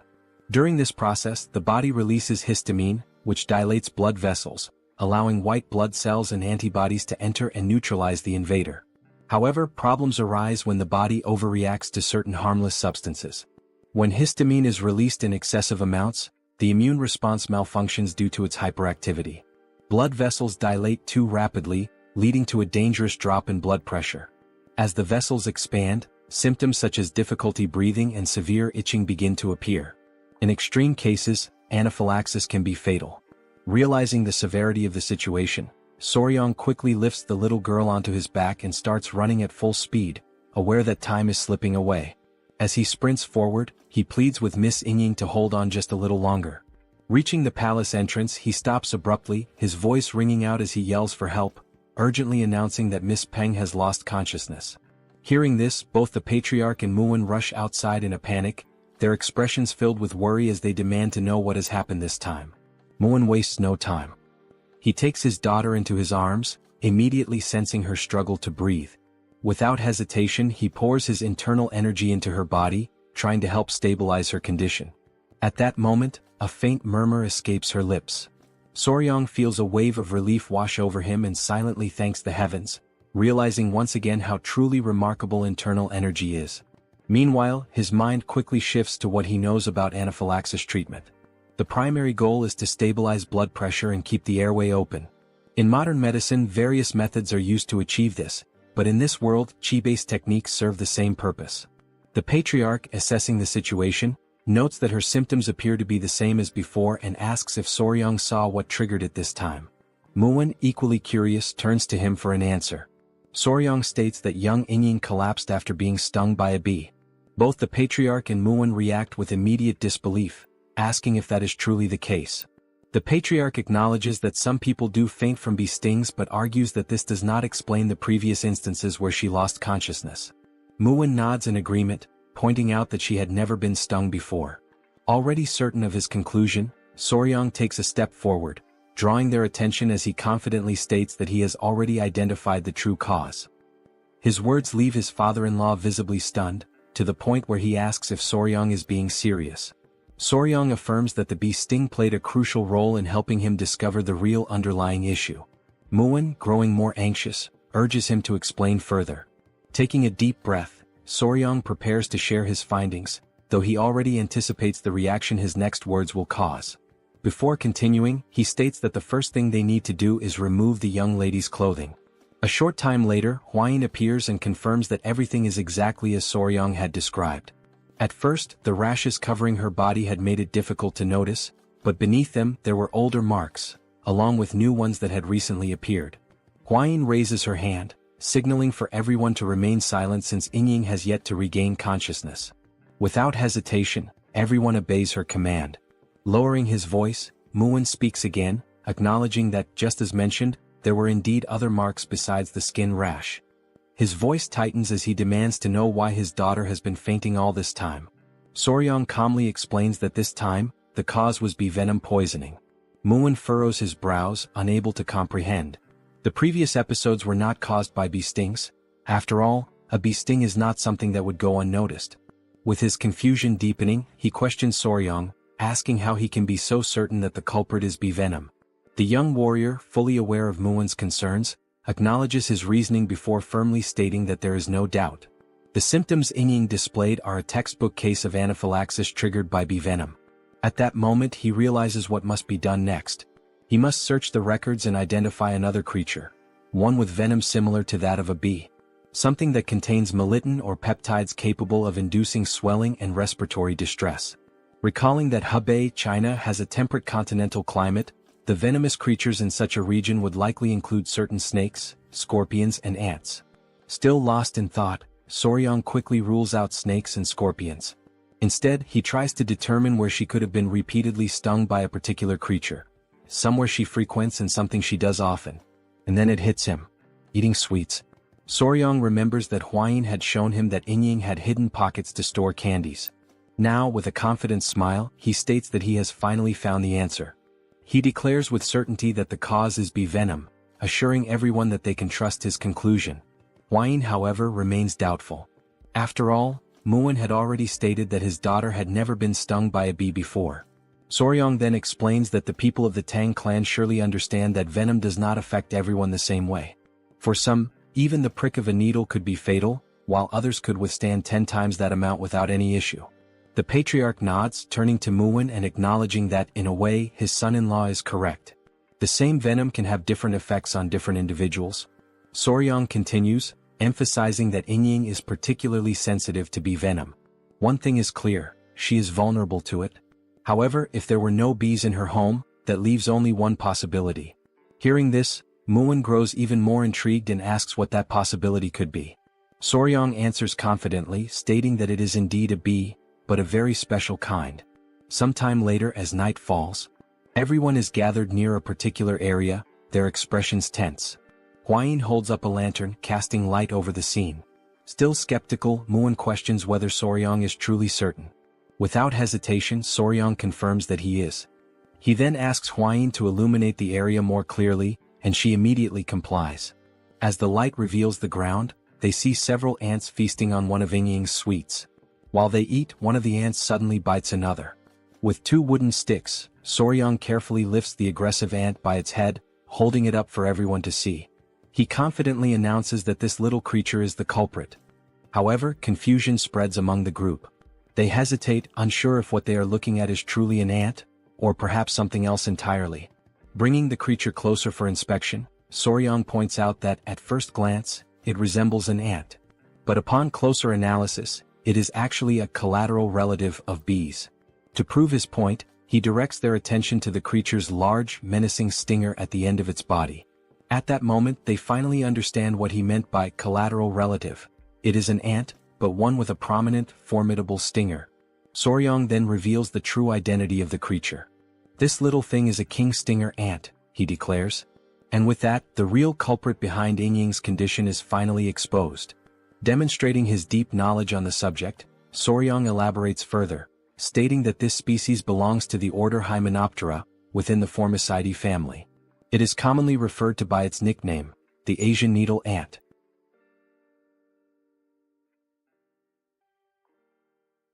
A detailed description of the giant stinger ant appears, outlining its classification within the insect order, its family, and its genus within the category of ants. Then, the central question that has been lingering all this time finally arises: can an ant really have a stinger similar to that of a bee? The answer lies in evolution. These stinger-bearing ants evolved from the same ancestors as wasps. Thus, even after countless generations, they have retained many characteristics of their wasp lineage. For this very reason, scientific studies on the venom of ants and wasps have shown that patients who experience anaphylaxis from stinger-bearing ants also tend to exhibit the same severe reaction to wasp venom. The research supports this connection. In any case, Soryang suspects that he came to hunt down demonic insects that had entangled themselves with the Tang family and in doing so, ended up stinging Yingying. After all, the giant stinger ant preys on demonic insects. Furthermore, the marks left by the ant's sting resemble mere blemishes, making it nearly impossible to identify whether the young lady had been stung before. It is now clear that, whenever Yingying woke up and noticed the marks, she and her family likely assumed they were nothing more than common skin spots.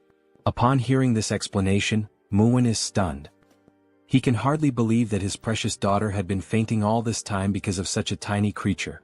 Now convinced, Murim turns toward the patriarch and asks if he can develop an antidote. The patriarch nods and confirms that he can. He then adds that an antidote for bee venom already exists, but for someone as sensitive as Lady Yingying, it may not be entirely effective. Murim, momentarily uneasy, questions what might happen to his daughter. The patriarch reassures him, telling him to stay calm. Now that the cause has been identified, they can exercise greater caution to prevent future episodes before she faints again. Though still apprehensive, Murim takes a deep breath and agrees. Now, turning his attention to Soryang, he acknowledges that he has not yet properly thanked him. He expresses his deep gratitude to the young warrior for everything he has done. Soryang offers a modest smile and returns the gratitude. Then, in an attempt to reassure Murim, he tells him not to worry. Though the process will be slow, there is indeed a way to treat Yingying's condition. Murim, once again surprised, asks if there is truly a way to resolve this. Soryang confidently explains that the method is known as desensitization. Huayin, standing quietly in the background, watches him intently, thinking to herself just how brilliant her companion is. Then, Soryang begins to explain the process in highly technical terms, leaving everyone completely lost in confusion. Realizing their bewilderment, he simplifies his explanation. In more straightforward words, he explains that small doses of bee venom must be administered to Yingying over time, gradually reducing her sensitivity to it. The process will require patience, but it is effective. At this, Huayin suddenly frowns, visibly unsettled by the mere thought of deliberately poisoning the young lady, even if for treatment. Soryang reassures her, stating that while it will take time, once the process is complete, Yingying will no longer suffer allergic reactions to bee venom. Hearing this, the patriarch nods in agreement, saying that the approach makes sense. Even within the Tang family, certain training methods involve injecting small doses of poison to build resistance. Now filled with newfound hope, Murim eagerly asks again if this means that, once the treatment is complete, his daughter will no longer suffer from this condition.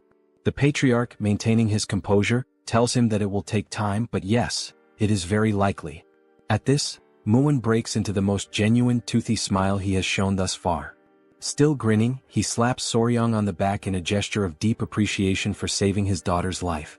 With gratitude shining in his eyes, Murim declares that he cannot possibly let such a massive favor go unrewarded. He then asks Soryang if there is anything he desires, saying that he can grant him whatever he wishes. As Murim continues shaking him enthusiastically, Soryang can only wonder why the people of this world always throw around blank checks after receiving help. After composing himself, he clasps his hands together in a polite gesture of refusal. He tells Murim that Lady Yingying is like a younger sister to him now, and he cannot ask for any reward. Murim, however, laughs heartily and increases the force of his backslaps, declaring that within the Ping family, there is no need for modesty. Soryang can ask for anything. Realizing that if he doesn't request something soon, he might end up being crushed to death, Soryang thinks quickly and comes up with an idea. Excitedly, with eyes practically sparkling, he asks if the Peng clan, having traveled from afar, would be willing to accompany him on a journey to visit some famous mountains. A few days later, they now stand before the Gunga Mountains of Sichuan, the very place that Jagal had mentioned before. Gazing at the majestic peaks, Muin, smiling in admiration, comments that it is indeed a famous mountain range. Soryang, standing beside him, agrees. He remarks that he has heard of the beautiful rock formations that can be found here. Huayin approaches, adding that, according to the second military officer, this seems to be the right place. Soryang also nods in agreement but then poses an important question. How will they reach the cave behind the waterfall? Upon hearing this, Muin recalls something. He mentions that he has heard that Soryang recently learned the technique of light footwork. However, given that it is still new to him, he is likely unfamiliar with the technique known as flying swallow steps. However, Soryang questions what Muin is talking about, leaving Muin momentarily speechless. Instead of explaining, Muin grabs the young warrior by his clothing, declaring that he is far too lazy to put it into words, so he will demonstrate instead. Already anticipating what is about to happen, Huayin's jaw drops in shock. With little effort, Muin hurls Soryang through the air as if he were making a perfect NBA three-pointer. Thanks to this unexpected maneuver, they reach the entrance of the cave much faster than expected. Muin bursts into laughter and, with a playful hint of irony, remarks that Soryang is quite fast. Huayin quickly approaches, concern in her voice as she asks if her companion is all right. She then shifts her attention to their surroundings and acknowledges that, in any case, this really does seem to be the entrance to the cave, the hidden passage behind the waterfall. Still grinning, Muin declares that it is time to go inside, as there is sure to be something interesting within. As they cautiously step deeper into the cave, a strange sensation washes over them, prompting them to halt momentarily. Before them, numerous ice crystals glisten, their presence reinforcing the idea that Jagal could not have been lying about this place. The interior of the cave is nothing like what they had expected. Drawing closer to examine the area, they recall Jagal's description. He had spoken of a light descending upon the center of the cave, illuminating a floor blooming with unfamiliar flowers. The way he had described it, it had seemed like something from another world, breathtaking and surreal. Yet, as they venture even deeper, they come to realize that the cave does not feel as otherworldly as Jagal had made it sound. Though there is indeed a light in the center, there are far fewer flowers than anticipated. Taking in the sight, Muin wonders aloud whether the divine creature they are seeking is altering the surrounding environment. As he continues observing, he senses cold air flowing from a specific rock. Soryang immediately agrees, certain that this must be the case. He tightens his grip on his sword and warns the others to stay behind him and remain on guard. Muin, now holding the hilt of his own sword, realizes that whatever they are about to face is likely a powerful foe. At that very moment, a piercing cry echoes through the cave, sending a jolt of fear through Huayin and Muin. Realizing the source of the sound is up ahead, Muin stiffens and once again commands them to stay close to him. Then, from behind the large rock, a pair of glowing eyes emerges, slowly making their way into view. Once more, the creature lets out the same eerie cry, leaving Soryang visibly startled. And then, when the mysterious being finally reveals its full form, Soryang's eyes widen in recognition. That's a fat-tailed gecko. The creature stands at around 30 centimeters in length, with large, round, golden-yellow eyes and a slightly plump tail. The young warrior's eyes sparkle, and he practically drools with excitement. This creature is both unbelievably fierce and ridiculously adorable at the same time. Huayin, observing it closely, comments on how beautiful its shimmering blue scales are. Soryang, impressed, praises her for recognizing it instantly. Meanwhile, Muin is left in utter disbelief. How can the two of them be so calm when there is such a powerful enemy right in front of them? Still gripping his sword tightly, Muin urges them to stay on high alert, stating that there is another gecko deeper inside the cave.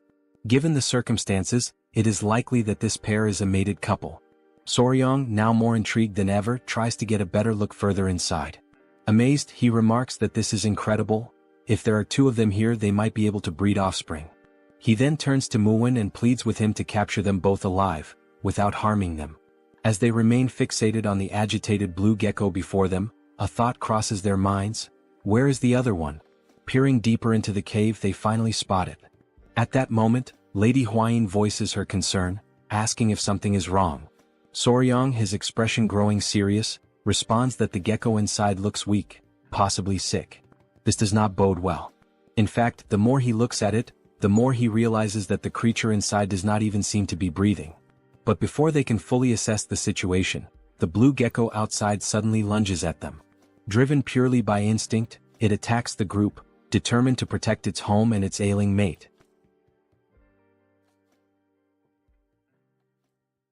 Upon observing the dangerous instinct displayed by the creature, Soryang quickly turns around and says that he'll leave this matter in the hands of Commander Gu Pei, asking him to notify him immediately if anything happens.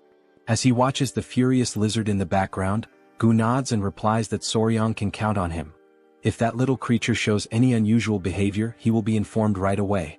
With that decision made, the group agrees to withdraw for the time being. Once outside, it finally dawns on them that, first and foremost, they don't actually know much about the creature's habits, and trying anything now would be reckless and could potentially harm the already injured creature. While Soryang stands atop a rock, lost in thought and clearly worried, Hwayin sweetly calls out to him, inviting him to come eat as she tends to a few tiny centipedes in her hands. Watching her carefully handling the small insects, Soryang finds the scene incredibly gentle. It almost looks like she's caring for little children in her own home. They all gather as they wait for a stew to finish cooking. Muin then asks if there was any progress today, and Soryang replies that once again the injured creature didn't move at all. Muin adds that when he went to check on it earlier, it still didn't move, and wonders aloud whether a living being shouldn't at least eat or drink something. Soryang immediately agrees, but explains that geckos or lizards in general sometimes go without eating for days when they're under stress. In particular, fat-tailed geckos store energy in their thick tails, and if one isn't eating at all, it's likely surviving entirely off the stored energy. And given the current situation, they're reaching a point where a decision must be made, because they can no longer remain uncertain. The reason why the creature isn't moving needs to be investigated. Muin, somewhat energized by this, asks whether they'll be able to capture the geckos afterward, but Soryang clarifies that this isn't about capturing them for now, it's about figuring out where the injured one is hurt. He adds that it would be great if Muin could distract the standing gecko, allowing Soryang and Hwayin to approach the weakened one. This makes Muin slightly uneasy, but then the eyes of both Muin and the other Peng family men begin to gleam, and Muin suggests that it might be easier to just knock down the healthy one as well. That way they'd have both, the strong and the weak. But all Soryang can think is that if these men hit those little creatures with their muscles, they would surely die instantly. To lighten the mood, Soryang jokes that if Lord Peng hits them, even the rock dividing them from Jaegao would probably just drop dead on the spot. Muin bursts into laughter at the comment. As he gives a few overly strong pats on Soryang's back, Muin remarks that it's surprising Jaegao was pressured enough by such tiny creatures to retreat. He then agrees with Soryang, one hit from him would absolutely kill the geckos. Muin's expression grows serious once again, and he confirms whether they'll go with Soryang's gentle approach. The young warrior replies that it seems to be the best option.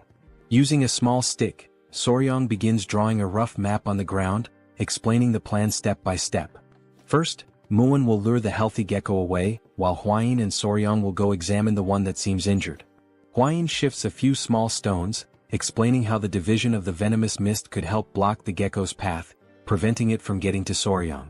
Muin nods in agreement, saying this truly does sound like the most effective plan.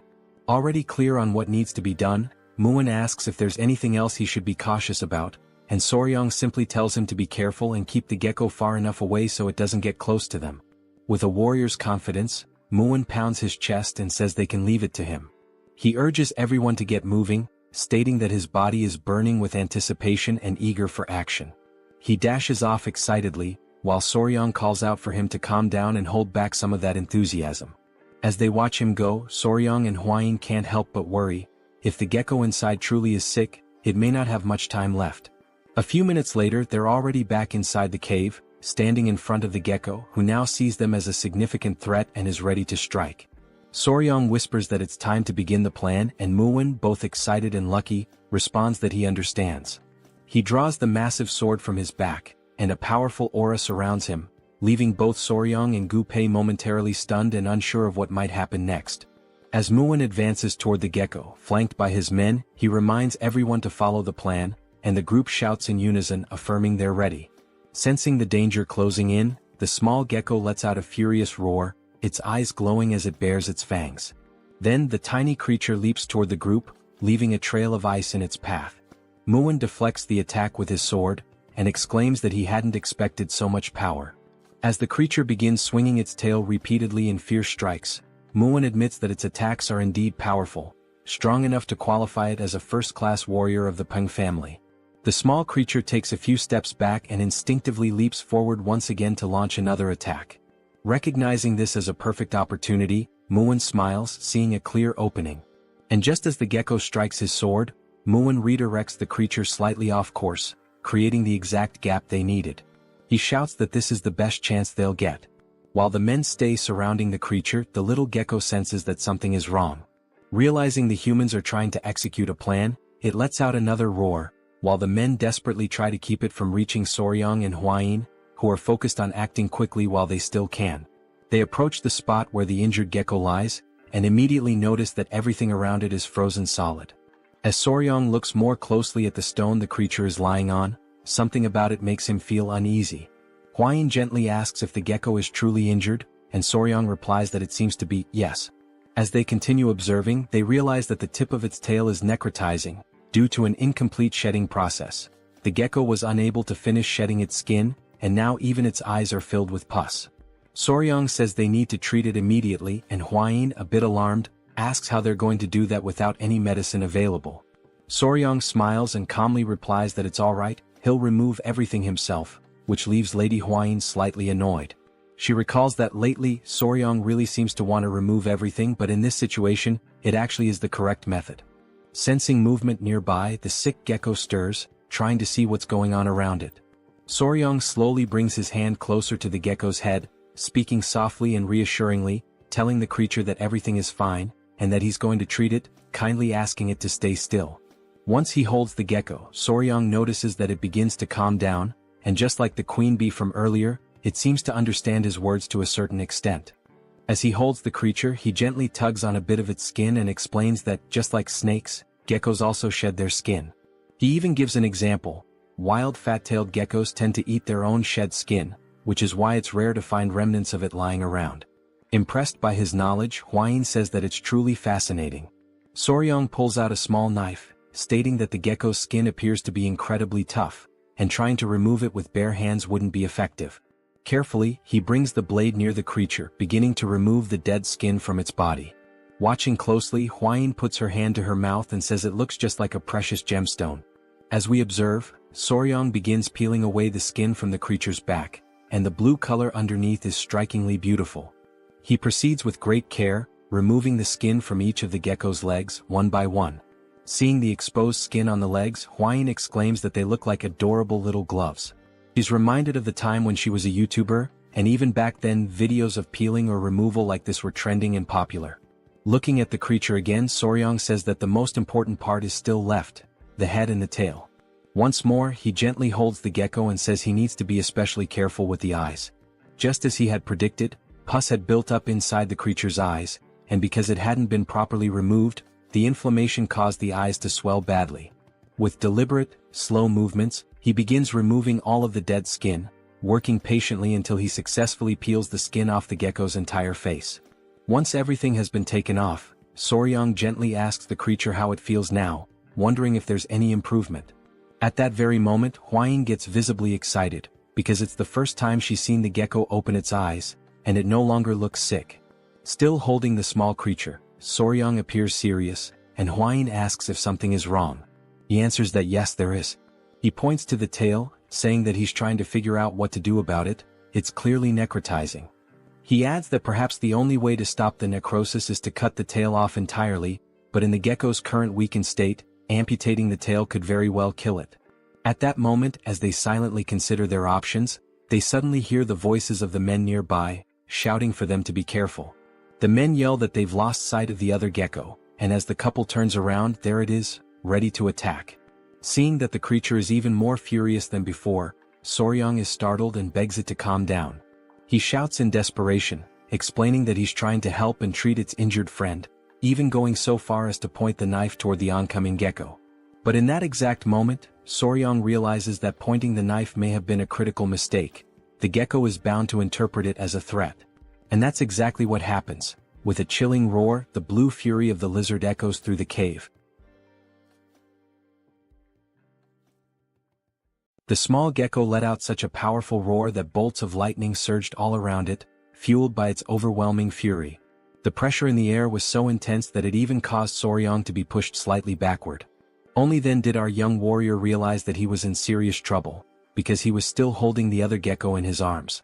The enraged gecko lunged in the couple's direction, and Hwayin quickly stepped forward, trying to shield her companion, urging him to be careful. At the very last second, to prevent them from being struck, she shoved him slightly to the side in an attempt to save him. The furious gecko then slammed into the ground with immense force, shattering a nearby rock on impact. Soryang was thrown to one side, while Hwayin was tossed in the opposite direction. After hitting the ground from the push, Soryang did his best to shield the weakened gecko in his arms from the impact, but the other gecko, still enraged, refocused its attention on them. Soryang tried to gather himself and asked the furious gecko to wait just a moment, but it began to roar once more, sending more lightning crackling through the air. Still holding the debilitated gecko, and remembering that they seemed to understand human speech to some extent, Soryang tried to explain that things were not what they looked like, pleading for a moment to speak with the furious little one. Right after saying that, he heard a strange sound, one he hadn't noticed before. The gecko in his arms began to emit a soft noise, and Soryang was completely stunned by what was happening right before his eyes. The furious gecko paused for a brief moment upon hearing the sound. Then, seemingly calmed, the anger began to fade from its expression, and it responded by making the same sound back to the other gecko. Both of the geckos began to exchange the sounds and even smiled, and in that exact moment Soryang realized that they were actually communicating with one another. Right then Murim and his men came rushing over in a panic, trying to check whether Soryang was okay. Holding his sword, Murim commented that the slimy little bastard was fast, way faster than he expected, and that he hadn't anticipated it slipping through his legs like that. But when the small gecko saw the men again, it immediately began to growl, and its expression once again twisted into one of irritation. Soryang stepped between the gecko and the men while still holding the injured one, asking them to wait a moment, saying that there was no need to keep fighting. He assured them that he was fine and asked them to step back a bit, as he was going to try speaking with the geckos for a moment. Murim briefly wondered if Soryang had lost his mind trying to talk to that thing, asking if he really believed the creature could understand human words. Still observing the gecko, Soryang responded that yes, it seemed like the creature could understand human speech to some extent, and if so, it probably wouldn't attack again. He turned to Hwayin and asked if she could grab some of the dried grass he had seen nearby, and she answered that she could. Then she went off in a cute moment, appearing almost chibi-like, collecting the dry grass alongside a little centipede. Soryang arranged the dried grass so that the weakened gecko could lie on it, judging that it would be more comfortable than resting directly on the cold ground. The couple knelt down beside the geckos, and Soryang gently told them not to worry, that he wasn't trying to hurt them. He had only removed the stuck skin that wouldn't shed on its own and cleaned what was covering the sick gecko's eyes.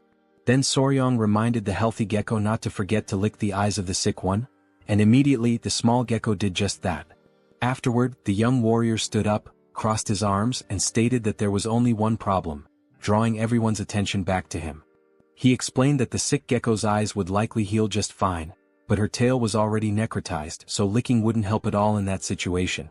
The sick gecko seemed to finally realize that her tail was indeed useless. She couldn't feel anything from it anymore. So Soryang continued, saying that, in other words, the only way to improve the situation would be, and while making a cutting gesture with his hands, he implied that they might have to remove the tail entirely. At that moment, one of the geckos imagined his partner's tail being cut off, and the vision of her crying out in pain filled his mind. He began to roar once again, and Soryang, growing nervous, made a scissor shape with his fingers to try to explain. The fury returned to the little gecko, who suddenly leapt toward the young warrior, taking him by surprise with the sudden mood swing. Realizing he wasn't fast or strong enough to stop this charge, the only thing Soryang could do in that moment was scream in desperation. Several minutes later, the couple sat on a rock with Murim beside them, while the men prepared a campfire. Hwayin was tending to some kind of wound on her companion's face, and he kept complaining that it hurt every time she touched it with her fingers. Soryang becomes a little irritated with the ungrateful gecko, since he was only trying to help. Hwayin tells him to stay still as she's in the middle of applying a healing balm, and if he keeps moving it might leave a scar. Hearing this, Murim crosses his arms and starts laughing, saying that now Soryang is finally beginning to act like a real man. After all, he earned a glorious battle scar. Realizing that this was not the right moment for jokes, Hwayin turns to Muin with a terrifying glare. Along with Hwayin, the little centipedes also fix their gaze on him, trying to intimidate him, and without saying a single word, Muin understands the message loud and clear. Touching the wound on his face, Soryang can only think about how the misunderstanding had somehow been resolved, and as he looks at Hwayin and the baby centipedes, he also considers how the centipedes aren't reacting to any killing intent, and maybe the small gecko never actually had the intention to kill. At that moment, Gu interrupts and calls out to Soryang to talk to him about something. He says it looks like the little creature wants to say something to Soryang, since it keeps trying to get over to him. Soryang gives an awkward smile and asks if the gecko is finally ready. The gecko responds by making the same sound as before and nodding its head. Tilting his own head slightly, Soryang says he'll do his best. But first, there's something he needs to ask, which makes the little gecko curious. So he asks what geckos usually eat, explaining that if they really do need to cut off her tail, she'll need to eat something nutritious to recover properly. Before Soryang can even finish speaking, the small gecko quickly leaps away to show what they usually feed on. Soryang follows him, asking him to wait up since he's way too fast. The gecko stops in front of a small plant and begins making some sounds. Soryang realizes that with these sounds, the little one is definitely trying to communicate something. The gecko then picks the plant up with its mouth and lifts it, clearly wanting Soryang to see it. Soryang takes the plant from the gecko, and Hwayin arrives shortly after, asking if she can take a quick look at it. She takes the plant and carefully examines it. Then she says it's weak, but she can still feel a bit of chi coming from it, so this little plant is definitely a seed of a spiritual herb that used to grow there. Soryang takes the plant back and is left stunned when he realizes it's that seed. This spiritual herb that everyone had talked about so much. Muin comments that he's heard of it before a long time ago. And it's said that spiritual herbs always grow in places where spiritual beasts live. Looking at the sleeping baby centipedes, Hwayin says that maybe, just like the baby centipedes, the little geckos also survive by feeding on the chi from the spiritual herbs. Soryang looks a little alarmed and asks if now that the spiritual herb has been dug up, it means this is a big problem. He then tries to dig the ground with his hands, saying they should replant it quickly, but Muin tells him that won't help. Muin approaches, places a hand on Soryang's shoulder, and explains that once a spiritual herb has been touched by human hands, it won't grow again. He adds that the little gecko surely already knew this, and that's probably why he dug it up and showed it to them. So even if they plant it again, it won't grow any further from this point on.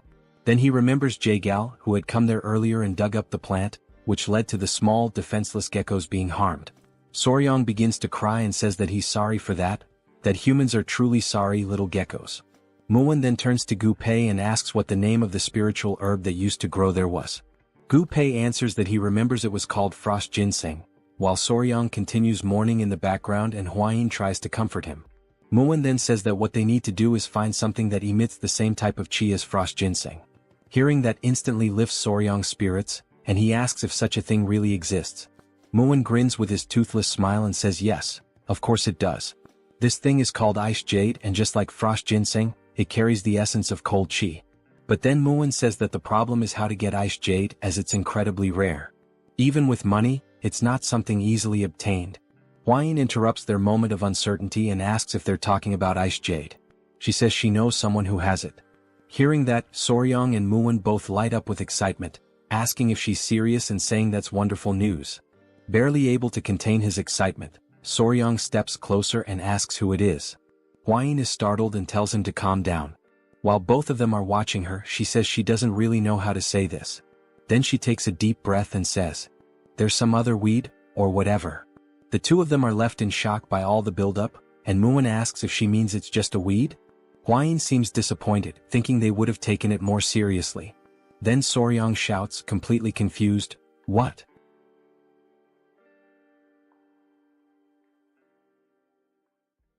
Both Soryang and Muin continue staring at her, completely shocked by this recent revelation, unable to process what they just heard. Muin asks if what she just said about the herb is really true. Soryang, knowing the partner he has, immediately starts to get nervous and begins to sweat. As the tension builds up, Soryang starts recalling how his father-in-law once gave Hwayin the nickname Weed when she was just a child, and that most likely led to this very misunderstanding. Still utterly confused, Muin asks who this other weed is that supposedly possesses the ice jade. But Soryong, now fully understanding what might have happened, quickly tells him to stop before the situation gets worse. However, Hwayin responds calmly and clearly, saying that it's one of the 3 flowers of Muism, the Flame Queen Peony. Her name is Seol, and she is the daughter of the Namgung clan. Hwayin mentions that from what she's heard, Seol possesses the ice jade, although she isn't completely certain about it. It's only after hearing this that Soryong and Muwon become excited again. At that moment, the fat-tailed gecko approaches and starts making noises, trying to get the attention of the young warrior. Seeing the gecko's distressed expression, Hwayin asks what the little one is saying, and Soryong responds that it seems like he's begging them to quickly treat the injured gecko. Soryong then suggests that they leave the rest of the conversation for later and focus on treating the gecko first. Hwayin agrees, pointing out that the gecko looks very anxious, so it's probably better to speed things up. With that, Soryong turns his attention to the sick gecko, who is resting on the dry leaves they had carefully placed earlier. He picks the little one up to examine it more closely and assess its condition, while the gecko's companion watches intently.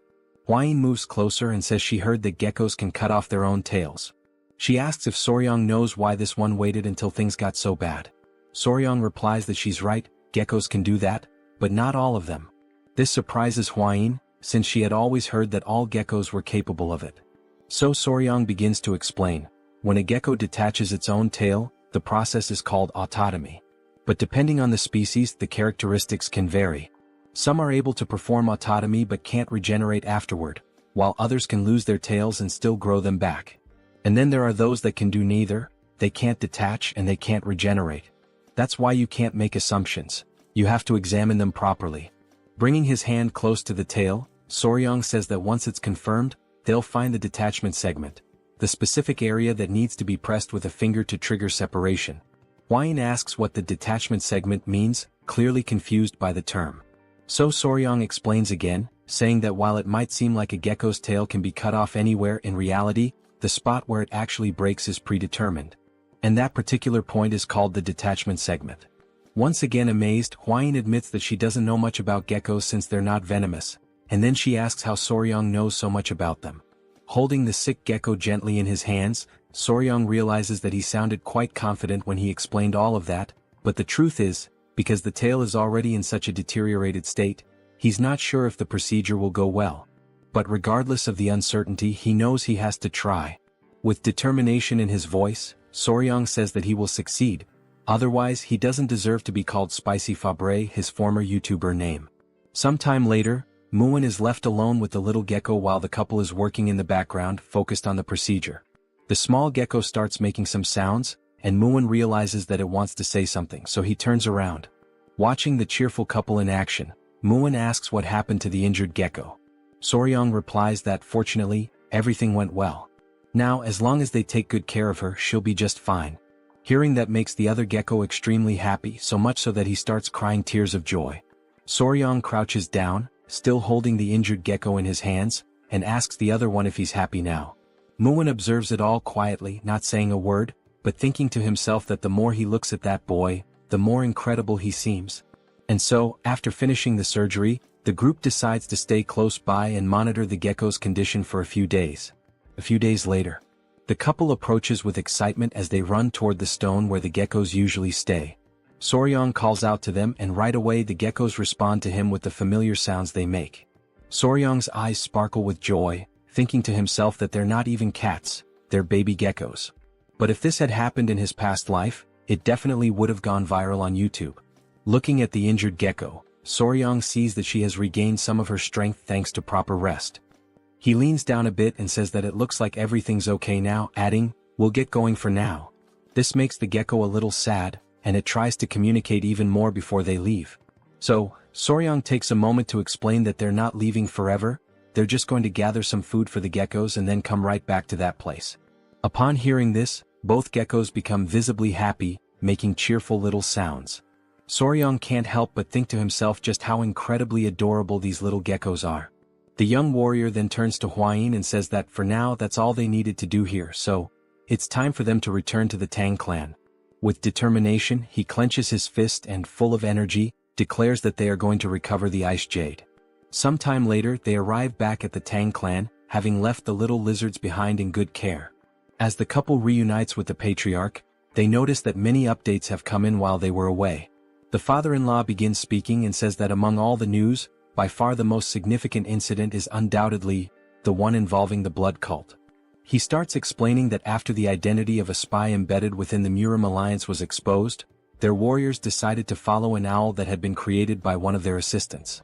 However, as they were tracking the owl through the skies, they received a piece of information that turned out to be extremely valuable. No one would have believed it at first, but following that owl actually led the group directly to the hidden base of the blood cult. Coincidentally, a squad had just returned to the Murim alliance, and they brought with them a batch of poison extracted from the striped tiger water leavings. The patriarch adds that he heard the poison played a crucial role during the raid on the cult's hideout.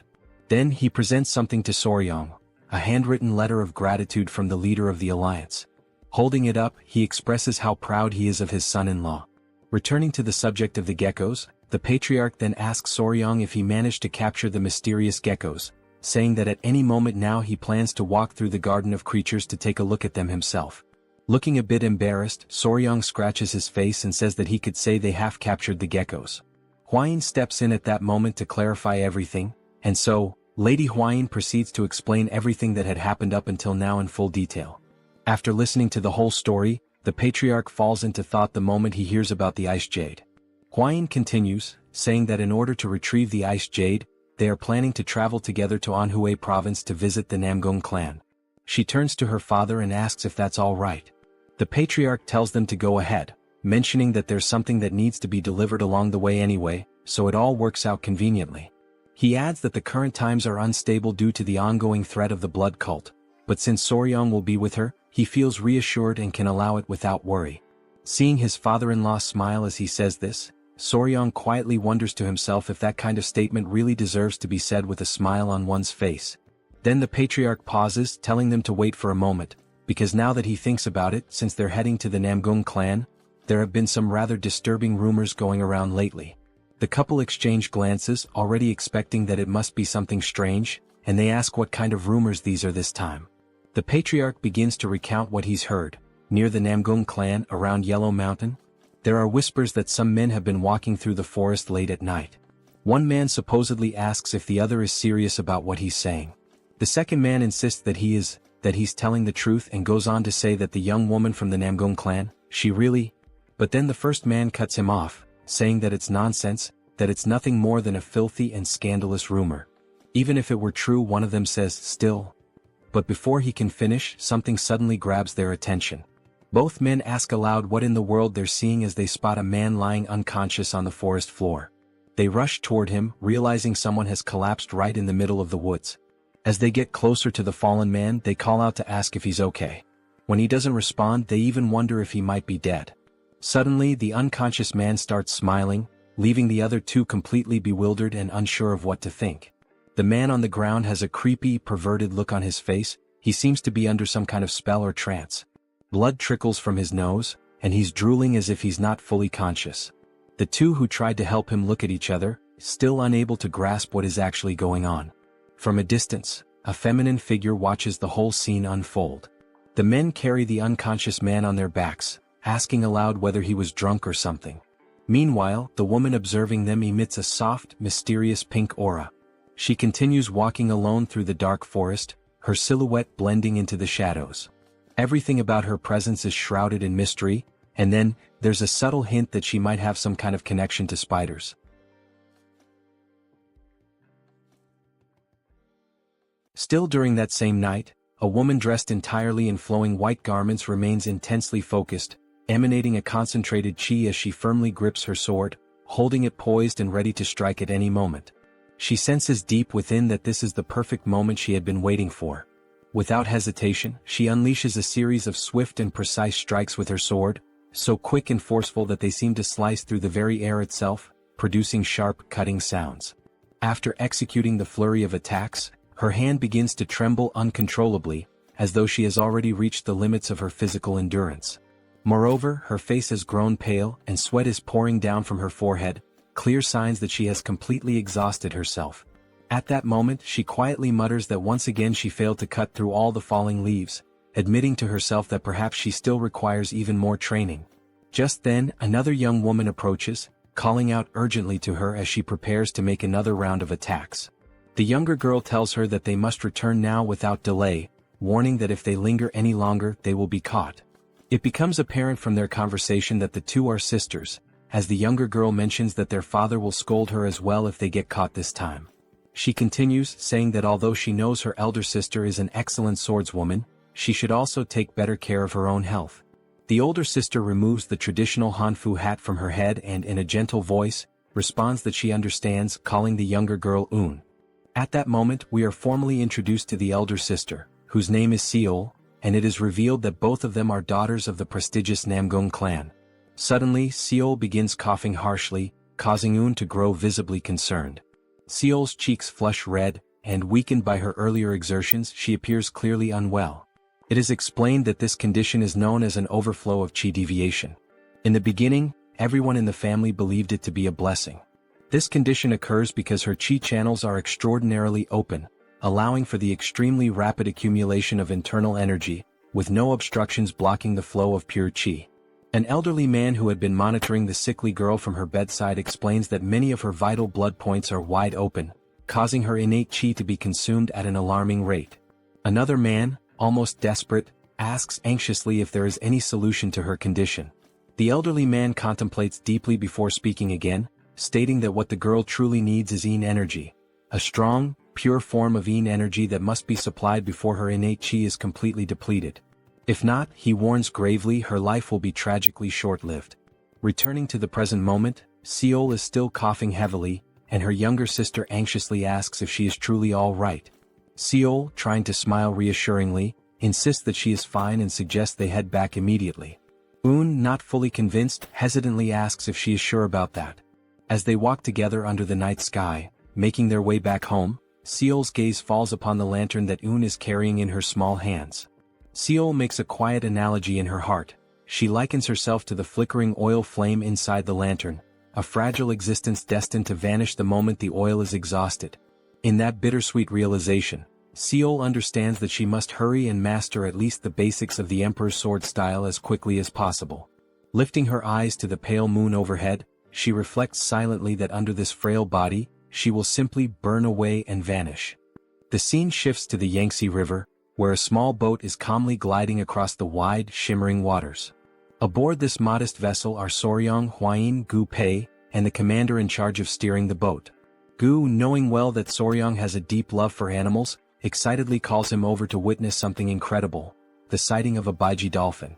Soryong immediately thinks to himself that he has read about this creature somewhere before, in an old book perhaps. As they watch the rare dolphin swim gracefully through the river, a wave of excitement spreads among them. Soryong exclaims that he can hardly believe he is seeing with his own eyes a species that had once been declared extinct. Although he usually prefers insects and reptiles over mammals, even he has to admit that dolphins are truly magnificent beings. Huayin, smiling, points out that if they continue following the flow of the Yangtze River, they will soon reach Wuhan, where the headquarters of the Murim alliance is located. Soryong recalls aloud that his father-in-law's orders were to make a stop in Wuhan to deliver the keelback red-necked snake venom. After completing that task, they will then be free to sail downstream toward Angyang, which has been designated as a safe zone. As they navigate the waters, they realize with growing excitement that at this speed, they might arrive much earlier than they had originally anticipated. The couple then sits down together, seeking a moment of calm, and Soryong calls Huayin over, telling her that there is something weighing heavily on his mind. Curious, she immediately asks what it is. He then poses a question that has been bothering him. If the ice jade is truly so valuable, would the Namgung clan really be willing to hand it over as easily as she had claimed earlier? He admits that he has thought long and hard about this issue, and no matter how he reasons through it, it continues to trouble him. In response, Huayin simply smiles warmly and urges him to trust her. She reminds him that the ice jade was intended for a very special use, to help Namgung Seol, and apparently Seol needs something she can actually consume, but the ice jade itself cannot be eaten. Pointing directly at Soryong, she explains that since they possess this, implying whatever they are carrying, then they will be able to negotiate. Surely in exchange the Namgung clan will be willing to give up the ice jade. After all, this can be consumed unlike the ice jade. Adjusting his clothes or whatever precious item he is guarding beneath them, Soryong agrees that she is not wrong. However, he confesses that he still cannot shake the feeling of uncertainty about whether the ice jade is truly safe. He explains that since the geckos already have cold blood, they naturally hate anything that is too cold. He tells her plainly that he feels uneasy about feeding them something when he is not entirely sure of its effects. Then he adds that he actually has another question forming in his mind. Soryong then says that she had mentioned before that the jade possesses a cold yin energy, and he asks her what exactly she meant by that. He admits that although he has heard about yin and yang energies before, he still finds it very difficult to fully understand them. She becomes visibly excited at the opportunity to explain, knowing how important this knowledge is for martial arts cultivation, and she asks him to listen carefully and to remember everything she is about to say. She begins her explanation by saying that yin qi is the qi that generates yin fire. Among the qis of heaven and earth, yin qi refers specifically to the qi that sinks and gathers. Normally, she continues, yin energy suppresses the activities of living beings. Things that are dark, cold, and frightening, all of these are manifestations of different types of yin energy. She goes on to clarify that the expression cold yin energy simply refers to a specific variety of yin energy, emphasizing that it is still a part of the broader concept. Soryong is completely captivated by her explanation, but more questions start to arise in his mind. The first question he asks is whether yin energy, then, should be considered a bad or negative energy. She quickly responds that it is not exactly the case. In contrast to yin energy, yang energy creates yang fire, but too much of it can accelerate the activities of living beings, leading to faster aging and rapid depletion of energy. She explains that the reason why the two geckos need cold energy is because their bodies are inherently composed of cold energy themselves. Therefore, they grow stronger by absorbing yin energy, almost as if they were recharging their inner reserves. Scratching his head in confusion due to the increasing number of questions piling up in his mind, Soryong asks whether yin and yang are not supposed to be in balance. He then wonders out loud how they can achieve that balance when they are dealing with pure yin energy. Knowing that he is intelligent and endlessly curious, she begins to blush, her cheeks turning a soft pink. Then, awkwardly and still blushing, she starts to stammer and admits that she actually does not know how to explain it properly. A little flustered but gathering her courage, she raises her voice slightly and says that they will figure it out together later, how to find that balance between yin and yang.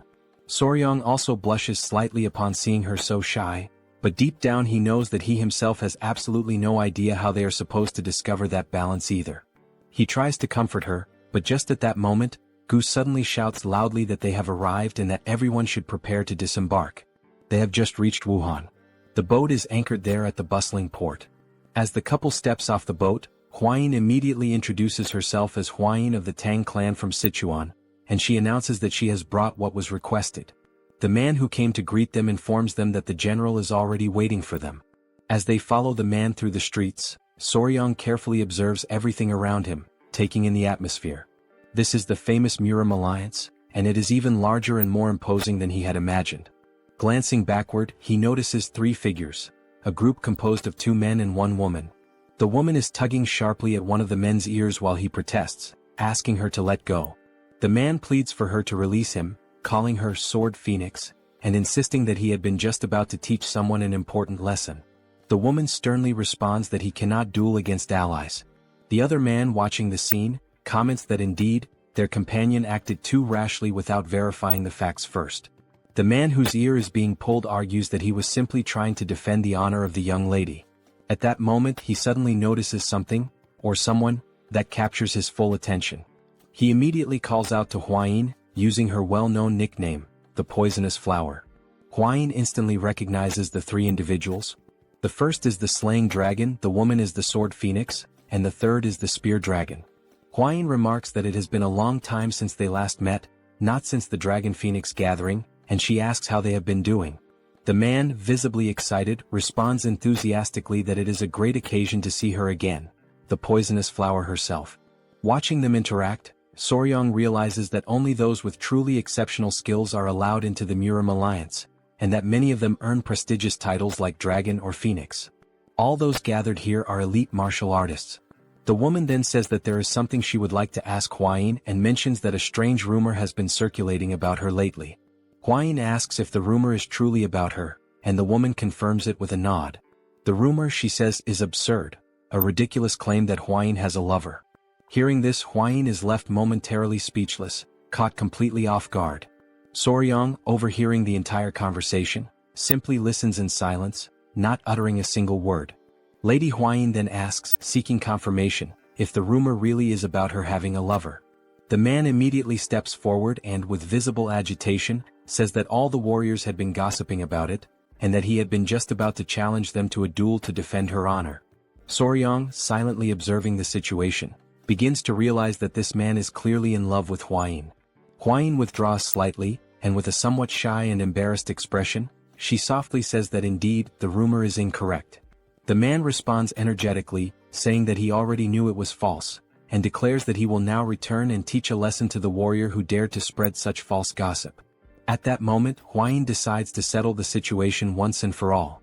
She suddenly grabs Soryang firmly by the arm and pulls him close to her, taking everyone around by surprise with the suddenness of her action. She then corrects the rumor with clear and determined words, announcing that she does not have a mere lover, what she has now is a fiancé. She officially introduces Soryang as her fiancé. I personally found her action extremely cute and endearing, but judging by the expressions of the three onlookers, they certainly did not share the same opinion. All three of them stood frozen in complete shock upon hearing this unexpected revelation. The girl, wide-eyed, immediately asks if he truly is her fiancé, commenting on how young he looks. Huayin simply apologizes, saying that she should have introduced Soryang to them much earlier. Out of respect and politeness, Soryang clasps his fists together in the traditional martial salute and says that it is a pleasure to meet them, formally introducing himself as Wei Soryang. Two of the three individuals respond to the greeting, acknowledging him. Soryang begins to say that he looks forward to getting to know them better, but before he can finish his sentence, he is abruptly interrupted. When he looks forward to see what is happening, he sees the man who is clearly in love with Huayin practically engulfed in the flames of rage, glaring at him with burning eyes and demanding to know if he is truly Huayin's fiancé. The man demands confirmation of his name, asking directly if he is indeed Wei Soryang, to which Soryang calmly responds that yes, he is. Without hesitation, the man drops to one knee, but not in a friendly or honorable gesture. His aggressive and unfriendly posture causes his two companions in the background to become visibly alarmed. With a fierce expression, the man introduces himself as Yang Xianggu, the spear dragon from the Yang family of Sichuan. Still burning with fury, he calls out to the young Soryang and challenges him directly to a duel. The sudden and unexpected challenge to a duel left the couple completely stunned, as neither of them had anticipated such an impulsive and bold action. The man's companions, however, reacted with visible disappointment, as it appeared that this type of behavior was far more common for him than one might expect. Soryang, now sweating coldly with nervousness, asks for confirmation, questioning if the man truly intends to challenge him to a duel. The man, unwavering and intense, replies with a firm yes, he wants a one-on-one duel. Just at that moment, Yang Xianggu is pulled back roughly by his clothing, stopped by his own friend. Huayin grows visibly irritated at the very idea of a duel, and the other young woman also seems upset. Both of them demand that he calm down and take a moment to reconsider his actions. In the background, Soryang remains completely frozen, unsure of how to respond to the chaos unfolding around him. Suddenly, a thought crosses Soryang's mind. He remembers Murim and the men of the Peng family. He recalls how someone had challenged him to a duel the very moment they met, and now, once again, he finds himself wondering why he keeps encountering such strange and unpredictable people. At that very moment, another figure arrives on the scene, interrupting the growing commotion and asking what all the fuss is about between those gathered there. The newcomer is none other than General Jagao, always holding his elegant fan, though this time his expression is more serious and commanding than usual. Soryang, maintaining etiquette, clasps his fists respectfully and introduces himself to General Jagao. The man with the spear also greets the general, though his greeting is noticeably more casual and lacking in proper decorum. Perhaps in response to this lack of formality, General Jagao uses his fan in an unusual way. He strikes the man's face with it in a sharp and pointed gesture. Jagao then demands to know what on earth the spear-wielding man thinks he is doing, especially with the honored guests. The man offers nothing but a quick apology in response. Opening his fan once again with a calm but knowing smile, Jagao remarks that he had been growing old while waiting for Soryang's arrival. He then formally invites Soryang to accompany him to the Celestial Martial Pavilion, where the leader of the Murim alliance is currently waiting for them. With that, the group begins to move, the couple following General Jagal and leaving Yang Xianggu behind, his conflict unresolved. This unfinished business only serves to stoke the fire of Xianggu's rage even further. Meanwhile, his friends watching quietly seem unsurprised, as if they knew something like this would happen all along. Sometime later at the Celestial Martial Pavilion, Huayin informs Soryang that she will be waiting for him for a short while in the guest hall, and Soryang acknowledges her with a simple nod and a few words. A young girl who had been standing there ready to receive them, begins giving them instructions, including the directive that the first person they must greet is the leader of the alliance. Soryang, silently and inwardly, thinks that she must be some clueless novice. Jagal seems to share a similar impression. He immediately comments that this is the girl who was brought in to replace the previous servant, who had turned out to be a spy. The girl appears visibly nervous, likely because of this high-stakes situation. Raising her voice, the young girl shouts toward the inner chamber, announcing that the general and the young warrior from the Tang clan have arrived. They soon hear a voice from within instructing them to come inside. They proceed forward slowly and carefully, and upon entering the chamber, they see the silhouette of the Murim alliance leader standing with his back to them. Once again demonstrating respect, Soryang clasps his hands and introduces himself, offering a formal greeting to the leader of the Murim alliance. The leader turns slightly, visibly impressed upon learning that this is the same Soryang he had heard so much about. He tells him to come in and says that he must be tired after such a long journey. However, as the leader looks at him more closely, something catches his attention almost instantly. The leader immediately asks about the tiny creatures on Soryang's wrist and waist, questioning whether those little beings have bitten anyone yet. Soryang, a bit startled by how quickly the leader noticed them, replies honestly that no, they have not bitten anyone.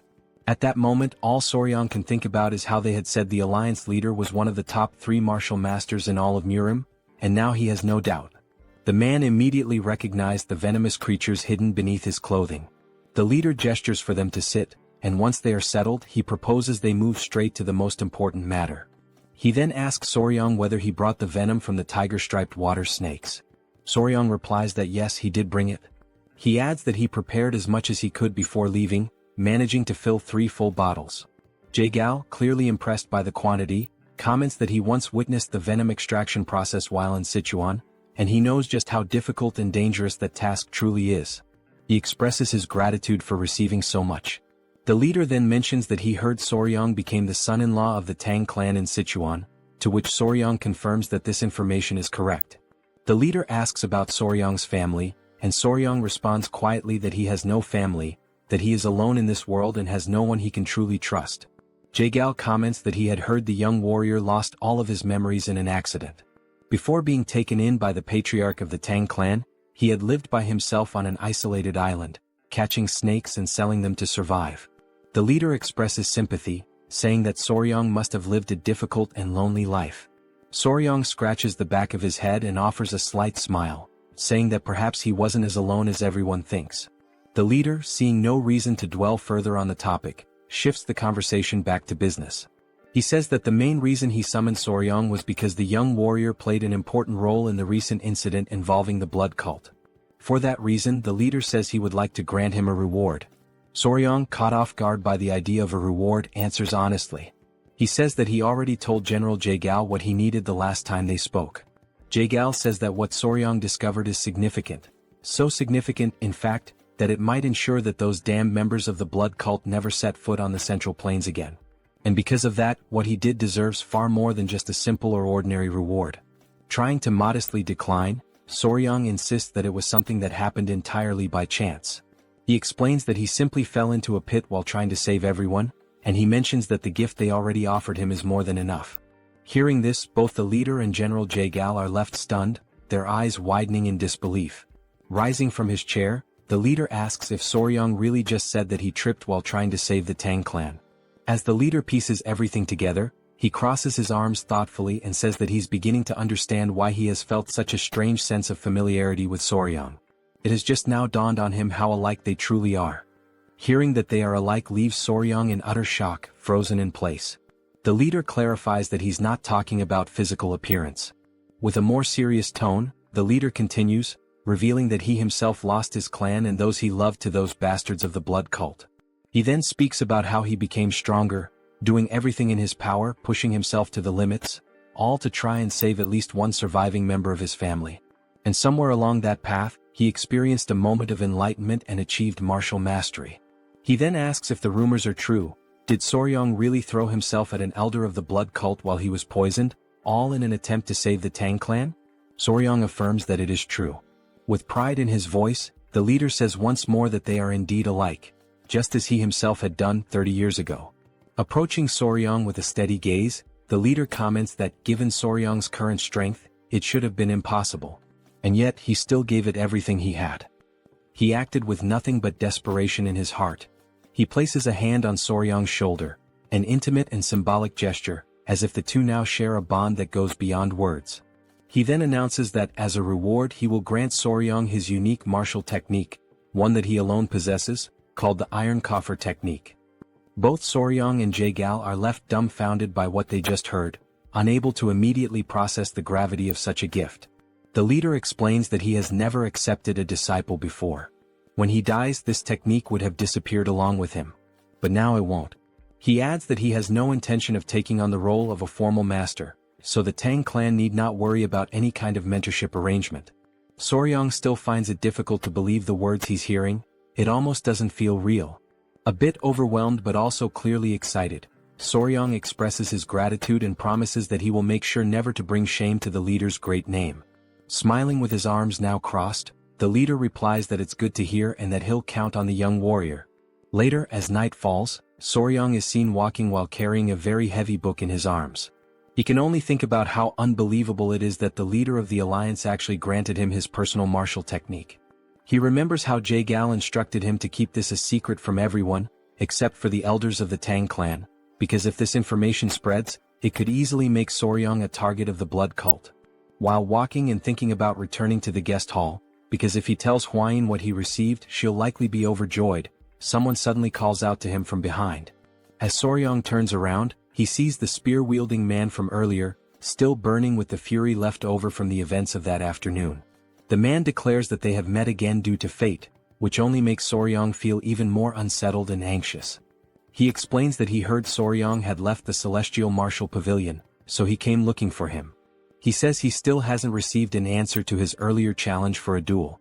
Soryong can only think about how incredibly persistent this man is. Clutching his spear, the man says that he needs to know whether Soryong is truly a man worthy of Lady Tang Hwayin, the poison flower. He insists that Soryong must prove himself. Soryong replies that it's too dangerous and that they really shouldn't. But before he can finish, the man interrupts and gestures to his spear, saying there's no need to worry because he'll remove the tip and only use his hands gently. Soryong responds that this isn't what he meant. He explains that the danger isn't to himself, but rather he's afraid that the spear warrior Yang might actually die. For a moment, the area falls into complete silence. The two men simply stare at one another. This only serves to infuriate the spear-wielding man even further. Grabbing Soryong by the collar, he demands that Soryong repeat what he just said. At that moment, something completely unexpected happens. The three tiny centipedes leap from Soryong's body, instantly preparing to attack the man. But Soryong quickly reacts, managing to hold them back. He tells them that everything is fine, that he is not in danger, and pleads with them not to attack the man. The man, now breathless and clearly terrified, is left wondering what the hell those creatures even are. After partially calming the tiny centipedes, Soryong apologizes to the warrior Yang. While the man remains on the ground, still shaken with fear, Soryong states that this is exactly what he meant. It really is too dangerous. Soryong steps closer to him and kneels down. The man's breathing grows heavier with each passing second. Then, with a devilish expression on his face, and the centipede still wriggling ominously, Soryong places a hand on the man's shoulder and says that he has just spared his life, for now. After that bold declaration, the man is left completely speechless, unable to process what just happened. Only then does he truly realize that this is no joke. If Soryong had not intervened in time, he would genuinely be dead. It finally dawns on him that Soryong is, in fact, a terrifying man. In his mind, Soryong appears more like a monstrous figure than a mere human. As Soryong checks if the man is okay, someone else arrives at that very moment. It is Hwayin calling out to both of them, her voice carrying an intimidating aura that sends shivers down Soryong's spine. With a murderous intent evident in her tone, Huayin demands to know if the dragon spear wasn't once again trying to cause trouble for Soryang. Realizing the dangerous path this could take, Soryang quickly makes up a story, saying it was just a misunderstanding. He lies, claiming that he got lost and that the dragon spear showed up to guide him back. Huayin, still suspicious, asks if that's really the truth, and then questions why the tiny centipede seems so lively and animated. Trying to reinforce his story, Soryang places one of the centipedes on the dragon spear's head and explains that they were simply talking about the centipedes. He goes on to say that he jokingly asked the dragon spear to release a bit of killing intent as part of their playful conversation, and things ended up like this. Continuing his improvisation, Soryang insists that it was just a harmless prank, but it seems like the dragon spear genuinely got scared. The man, still visibly shaken, gets up and awkwardly agrees with Soryang's fabricated version of events. Although Huayin doesn't seem entirely convinced, she remains silent, merely observing them. Then she thanks the dragon spear for guiding Soryang and calls the young warrior to return to the guest hall. Soryang quickly dashes to follow Huayin, leaving the man behind, still in shock and disbelief. With a long, deep sigh, the man can only think about how that situation almost escalated into a far greater disaster. While running, Soryang calls out to the dragon spear and reminds him that he has saved his life twice now. This comment leaves the spear-wielding man even more bewildered, struggling to process the events. The next morning arrives. The couple, along with Gu Pei, are already prepared to set out on their journey. Huayin bids farewell to the group, saying that she has matters to attend to and they must leave now. She adds that it was a pleasure to see them again. The young woman also expresses her gratitude and tells them to be careful on their travels. As the couple turns to leave, the girl calls out to Soryang, asking him to wait for a moment. She then pushes the dragon spear forward, clearly forcing him to say a proper goodbye, as if trying to make him apologize sincerely. The girl explains that she heard everything from that idiot the night before and thanks Soryang for his generosity as a young warrior. The dragon spear, feeling awkward and slightly embarrassed, mutters an apology and also expresses his gratitude for what Soryang did the previous day. He then adds that after talking with the Sword Phoenix, he finally realized just how foolish he had been. Clenching his fists and almost on the verge of tears, he admits that, judging by Soryang's actions, he truly seems to be a suitable match to be the fiancé of the poison flower. The man then bows respectfully, thanking Soryang earnestly and asking him to please take good care of Huayin from now on. The young warrior nods, saying he understands and tells them to take care as well. Soryang also mentions that he has heard they will likely meet again soon at some upcoming ceremony, so there's no reason for any animosity between them. They board the boat, bid farewell to their new friends, and set off toward their next destination. Late at night, they find themselves staying at an inn located in a small lower village on the slopes of Huangshan Mountain. Soryang recalls Gu mentioning that they would rest there for the night since the mountain is treacherous, and it would take at least half a day to reach the Namgung clan's estate. That was the reason they decided to spend the night at this inn. After Soryang shares the details of his encounter with the leader, Huayin is left utterly shocked. She has just learned that Soryang received the secret manual of the Iron Coffer technique, the unique martial art of the first emperor himself. Soryang casually remarks that the emperor said they seemed alike. However, he also mentions that he heard the training required to master this technique is painful. Yet, once fully mastered, it can even block blades and withstand chi-based attacks. Huayin explains that the emperor's exclusive technique rivals the legendary indestructible diamond technique of the Shaolin. Since it is an external martial art, it does not require internal cultivation, which means Soryang shouldn't have much difficulty learning it. Realizing this, Soryang understands that, essentially, mastering it would be like gaining bulletproof protection. He truly inherited an incredible technique. Then Huayin offers to help him train in the new technique. She mentions having heard that the emperor used to whip his own body every morning as part of his rigorous practice, and she enthusiastically volunteers to assist him with that. Soryang is left utterly speechless, his jaw dropping as he processes what Huayin just said. He then asks in disbelief if it's really true that the emperor used whips as part of his training. Huayin, still excited, firmly confirms it, explaining that hardening one's skin through repeated whipping is an essential part of mastering the technique. Soryang, who has a vivid imagination, suddenly envisions Huayin wielding a whip while wearing a more daring outfit. This mental image makes him hesitate for a moment, but then he rationalizes that if it's for the sake of cultivation and becoming stronger, he would be willing to accept it. Just then, an elderly man who works at the inn interrupts their conversation. Apologizing for the intrusion, he asks if they are planning to climb Mount Huangshan. Huayin responds affirmatively and inquires why he's asking such a question. The old man explains that he is the owner of the inn, and judging by their appearance and equipment, it seems that they are heading towards the Namgung clan. Rising from his seat, Soryong cautiously asks if there is any problem they should know about. Before the old man can respond, Huayin recalls that her father had mentioned some unsettling rumors circulating lately. Curious, she asks if those rumors are related to what he's about to say. The elderly man then reveals that, in truth, over the past few months, people who have ventured up the mountain have mysteriously disappeared. Fortunately, those who went missing were later found safe, but something disturbing had happened to them.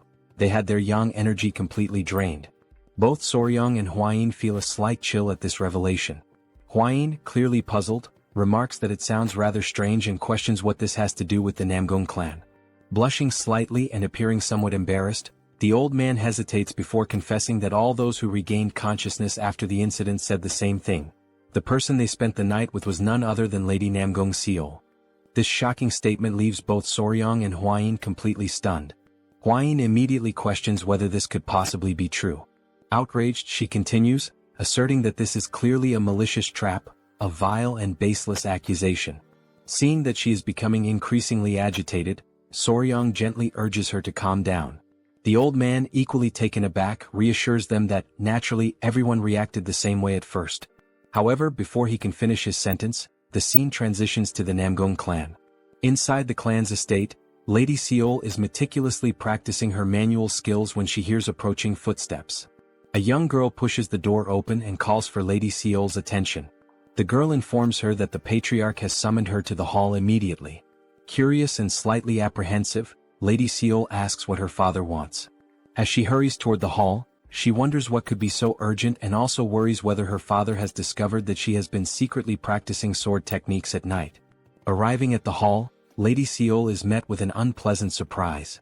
Her father is there, surrounded by several men kneeling on the ground, while another man holds a spiked mace. The patriarch gestures for her to come closer, and Lady Seol hesitantly steps forward, questioning the meaning of this gathering. The patriarch commands the kneeling men to lift their heads and look at her, instructing them to say whether the woman they saw was indeed his daughter.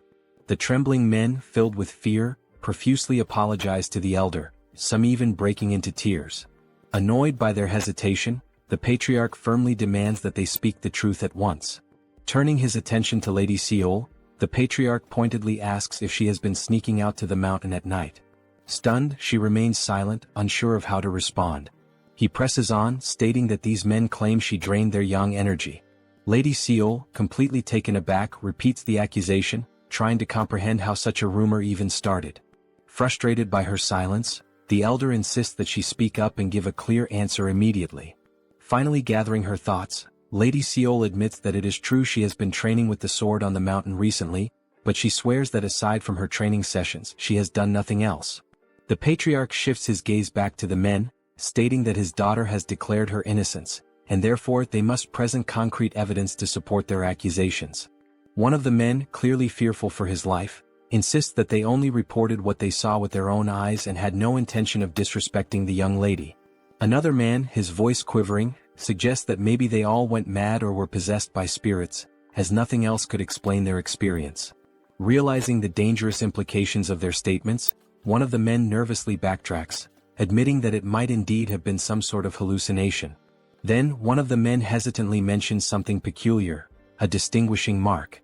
The patriarch, curious, demands more details, asking what kind of mark he is referring to.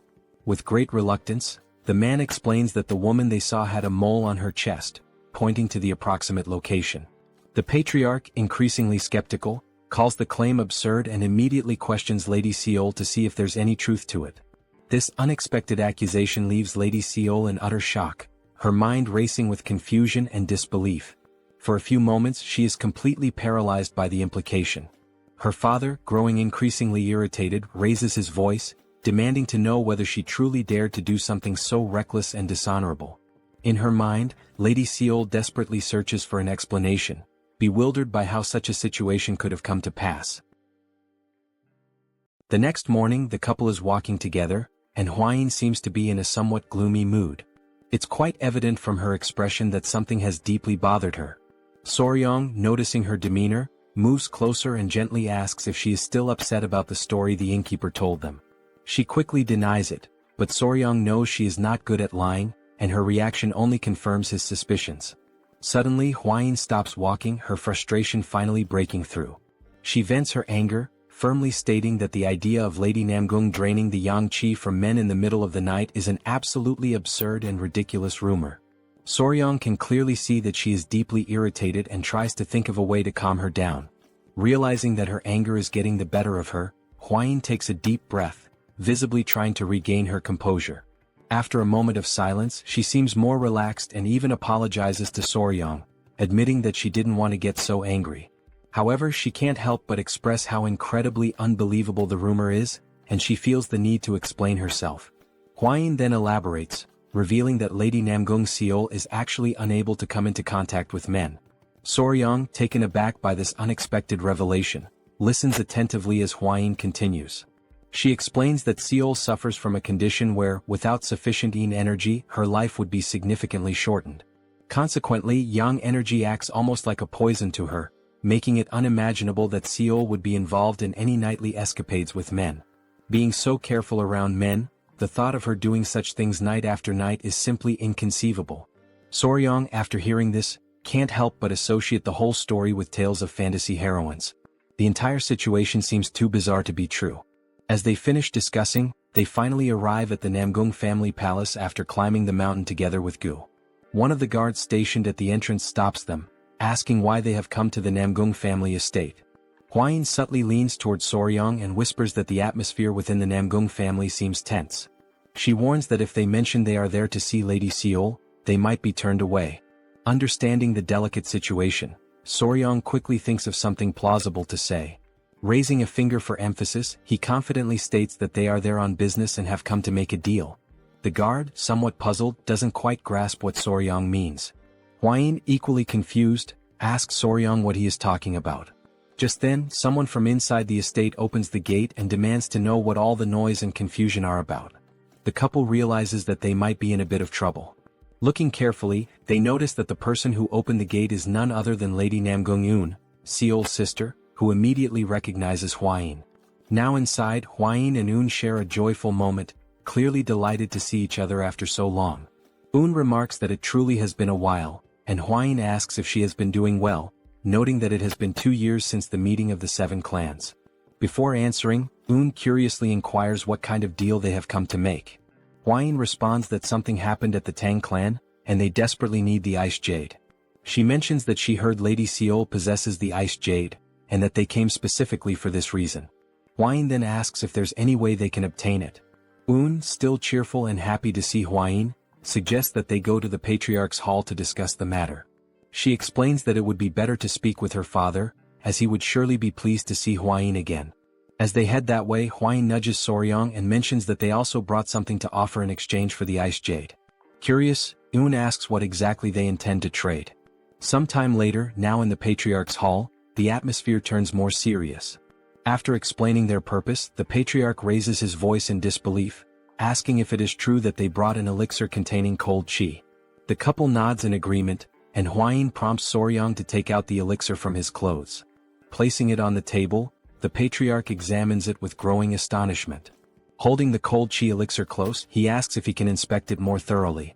Soryang agrees, explaining that he kept it carefully protected inside his clothing during the journey, hoping it would be deemed valuable enough to secure the exchange. After a careful examination, the Patriarch marvels at the elixir's purity, remarking that it is remarkably high quality and that, with it, Seol could live at least 10 more years. Eun, equally intrigued, asks if it truly is that amazing. Feeling a sense of relief, the couple is overjoyed when the Patriarch agrees to trade the ice jade, recognizing the elixir's immense value. However, the Patriarch then notices something peculiar within the crystal of the elixir and questions what it might be. Soryang, caught off guard, apologizes and firmly states that he cannot disclose what it is. Understanding the need for secrecy, the Patriarch nods, acknowledging that revealing the nature of the object might inadvertently give away its origin. Soryang expresses his gratitude for the Patriarch's understanding. At that moment, Soryang recalls that, in reality, the reason for his secrecy isn't just about the origin. It takes him back to a time when he was walking with the great Patriarch. Soryong was walking and every now and then he would complain about how cold it was. The great patriarch, noticing his discomfort, asked him what was wrong. In response, Soryong took out from within his clothes the object that was causing the cold, revealing it to be a tail. Showing it to the great patriarch, Soryong explained that there was something peculiar about it. It looked like ice crystal forming on the tail of the gecko he had kept as a keepsake. Intrigued, the great patriarch carefully examined it and remarked that it possessed an incredible cold chi energy. He acknowledged that it could indeed be a valuable material for practitioners who had mastered ice techniques or cold chi martial arts. Soryong could only think that perhaps geckos stored nutrients in their tails, and in this case it turned out to be cold chi. Realizing its potential worth, the great patriarch asked if Soryong wanted to try transforming it into an elixir. Returning to the present, Soryong decides that it is not worth mentioning the shriveled gecko tail. The patriarch, still enthusiastic, instructs Un to inform her sister to exchange the elixir for the ice jade. He then suggests that the guests should rest, as he intends to prepare a celebration to welcome the guests from the Tang clan. Curious, he asks if Hwayin is close to Seol and she confirms that she is. The patriarch continues, explaining that his daughter Seol has recently been through something distressing, and perhaps Hwayin's presence could help comfort her during their stay. Un then offers to guide the couple to the guest residence, and the patriarch entrusts this task to her. As they walk, Un mentions that thanks to Hwayin, her father's mood has improved somewhat, as in recent days, it felt as if they were walking on thin ice. To clarify, Hwayin cautiously asks if something happened to Lady Seol. Hwayin then shares that she has heard some troubling rumors and admits that she has been worried. Un, a bit disappointed, asks if Hwayin really heard about the rumors. With a hint of frustration, Un confesses that she doesn't believe Seol would do something like that, but unfortunately, they haven't been able to find any clues to prove her innocence. As a result, Seol had to be confined in the seclusion room and marked with virginity sand to prove her purity. Hwayin is utterly shocked by this revelation, while Soryong, confused, can only ask what on earth virginity sand is. Un and Hwayin proceed to explain that virginity sand is a substance that women apply to their bodies to demonstrate their purity. If one raises a gecko and feeds it with cinnabar, the gecko's body will turn red. The gecko's body is then ground into powder and stamped onto a woman's skin. If her body is pure, the mark cannot be washed away, not even with water. Hearing this, Soryong feels a surge of indignation, thinking that identifying a woman's purity should be the job of a unicorn, not a gecko. To him, this practice seems like an outrageous violation. Un then points out that Seol is just ahead, prompting the couple to turn their attention towards her. For a moment, the young warrior is speechless. Even from a distance, it's clear that Seol's beauty is truly unique. As they move closer, they see her sitting there, seemingly untroubled, though on her hand remains the mark left by the virginity sand. Hwayin feels relieved to see Seol and quickly approaches her, catching Seol by surprise as she didn't expect to see Hwayin there. Un takes the opportunity to explain that Hwayin brought an elixir containing cold chi, and that their father has agreed to exchange it for the ice jade. Observing the elixir up close, Seol comments that she can indeed sense the powerful cold chi emanating from it. The couple's spirits lift as Seol gratefully acknowledges the gift, revealing that she has the ice jade with her right there. She takes out the ice jade and shows it to them. Soryong takes the jade, and both he and Hwayin feel an immense sense of relief at having secured it. However, before they can fully rejoice, Seol lets out a deep sigh, interrupting their moment of celebration. Noticing Seol's apparent sadness, Hwayin cautiously brings up the rumors, expressing that she still finds it hard to believe that Seol could do something like that. Seol, appreciating the concern, softly admits that there were indeed many witnesses. She wonders aloud what exactly those people saw and, more puzzlingly, how they knew about the location of her mole. The young warrior's eyes light up with a sudden spark of excitement, as he is now convinced that this must be a truly mysterious case. An enthusiastic grin spreads across his face, and he can't help but burst into hearty laughter. Seeing this unexpected reaction, Hwayin looks at him with concern and asks if he is feeling all right. Quickly shifting his expression to one of confident seriousness, Soryong proudly declares that he is an expert in such matters. In fact, he even goes as far as to claim that in his past life, he was famously known as Sherlock Fabre when it came to solving cases like this. Then, seemingly out of nowhere, Soryong asks Seol if she has ever bathed alone in a pond or river at night. The sudden and random nature of the question leaves all the girls puzzled, unsure of where this line of reasoning is leading. Hwayin tries to make sense of it and cautiously suggests that maybe, in doing so, someone might have spied on Seol. However, Seol shakes her head and confidently states that she has never washed her body outside the house. Even if someone had seen her, they would have no reason to spread such malicious rumors. After all, even the people living in the lower parts of the mountain are considered family to her. Upon hearing this explanation, Soryong realizes that his deduction was completely off the mark, and a heavy sense of disappointment settles over him. His enthusiasm drains away as he contemplates his failed reasoning. Hwayin, on the other hand, suddenly appears thoughtful, as if an idea has just struck her. She confidently says that maybe she has figured something out and asks if there could be another, more plausible explanation for this entire situation. Still sitting on the ground and lamenting his lack of deductive prowess, Soryong lifts his head and notices that Hwayin is speaking with a renewed sense of determination. It seems she might have a clearer idea of what could have actually happened. Hwayin begins to create an air of suspense, building up the moment with dramatic mystery, leaving everyone tense and curious. Then, with a serious tone, she finally reveals that the most likely identity of the culprit is a ghost. Hearing such a declaration leaves the two sisters wondering, exchanging uncertain glances as they question whether it really could be a ghost. Soryong is left speechless, completely stunned, his mouth slightly agape, as he had been expecting her to say something far more profound and grounded. Instead, she comes up with the idea of ghost. Bringing one hand thoughtfully to his chin, he reflects for a moment and says that perhaps it might make some sort of sense. He then remembers that he once encountered the ghost of the centipede in a dream after it had died, so perhaps believing in such a thing isn't entirely absurd. Turning to Seol, Soryong calls her name and asks if she has touched or done anything unusual recently, something strange or out of the ordinary. He gives an example, suggesting maybe she accidentally consumed the inner core of a mystical beast. Seol asks for a moment to think carefully. After a pause, she replies that recently she touched an acorn and also a tree branch. Soryong, upon hearing this, can only think to himself that this might be what people call an idiotic charm. Then, Seol seems to recall something more significant.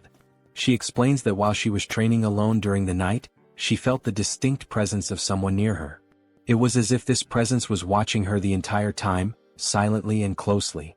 Un asks if that's really true, and Seol confirms it without hesitation. At first she had even thought it might have been Un nearby, but when she checked there was absolutely no one around.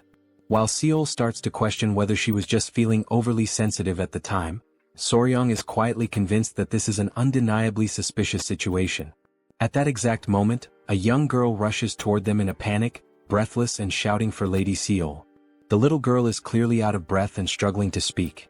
She tries to catch her breath as Seol asks her to calm down and explain why she is running around in such a panic.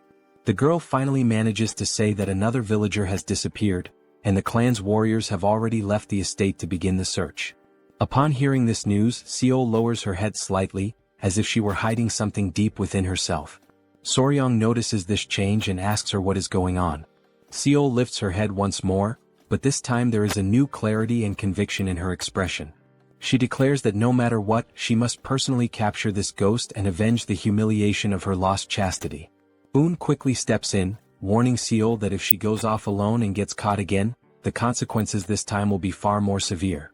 Seol responds with a smile, gently reassuring her sister that everything will be alright, because this time she won't be going alone. Confused, Un asks what exactly Seol means by that. In response, Seol takes Hwayin's hand and asks both her and Soryong if they would be willing to help her. The couple is left momentarily speechless, caught off guard by the unexpected request to venture out into the mountains in the middle of the night. But in the end they cannot bring themselves to refuse her, and they agree to go. Nightfall arrives and they find themselves walking through the mountains under the dark, quiet sky. Un, not hiding her concern, mutters that if she gets caught this time, she will certainly be locked away in the cultivation chamber for half a year as punishment. She turns toward Soryong and says that he could at least try to stop Hwayin. Then she asks how he even managed to fall in love with her in the first place. Soryong simply replies with a sarcastic smirk, saying nothing more. A little earlier that same evening, Seol had shown them a small golden ornament and explained that it was a naragi made of knots, a traditional charm where the ice jade could be safely stored. She had gone on to say that she wasn't entirely sure why they wanted the ice jade, but if they were planning to take it with them, this naragi would certainly help. Hwayin had been mesmerized by the delicate beauty of the item. She had opened the small golden charm down the middle and remarked that it could serve as a symbolic gift between the couple. She added that if they helped her she would give it to them as a reward. Enchanted by the elegance and meaning of the artifact, the couple had found themselves unable to say no. Back in the present moment, Soryang states that it's not even because of the artifact that he agreed to come, it's because he wants to defend Seol's honor. Eun scoffs and calls him a liar. Seol interjects, addressing Eun and telling her to be less impulsive in front of their guests. They arrive at a certain spot in the forest, and Seol suddenly stops walking. She looks around and says that this is the exact place where she had felt that strange presence. It had come from that direction, and she believes there might be some kind of trace or clue left behind, so it would be wise to examine the area carefully. The girls begin to whisper among themselves, wondering if it really could be a ghost after all. Seol firmly declares that her sword is infused with the energy to destroy evil and reveal justice. Meanwhile, Soryang silently reflects that the situation has just become far more intense than he had anticipated. Then, at that very moment, a thick fog begins to appear out of nowhere. It rolls in suddenly and unnaturally, completely engulfing the area and leaving everyone in a state of panic and confusion. The dense mist blinds their vision entirely, as if it had been conjured without warning or explanation. Soryang stands still, frozen for a second, trying to comprehend what exactly is happening.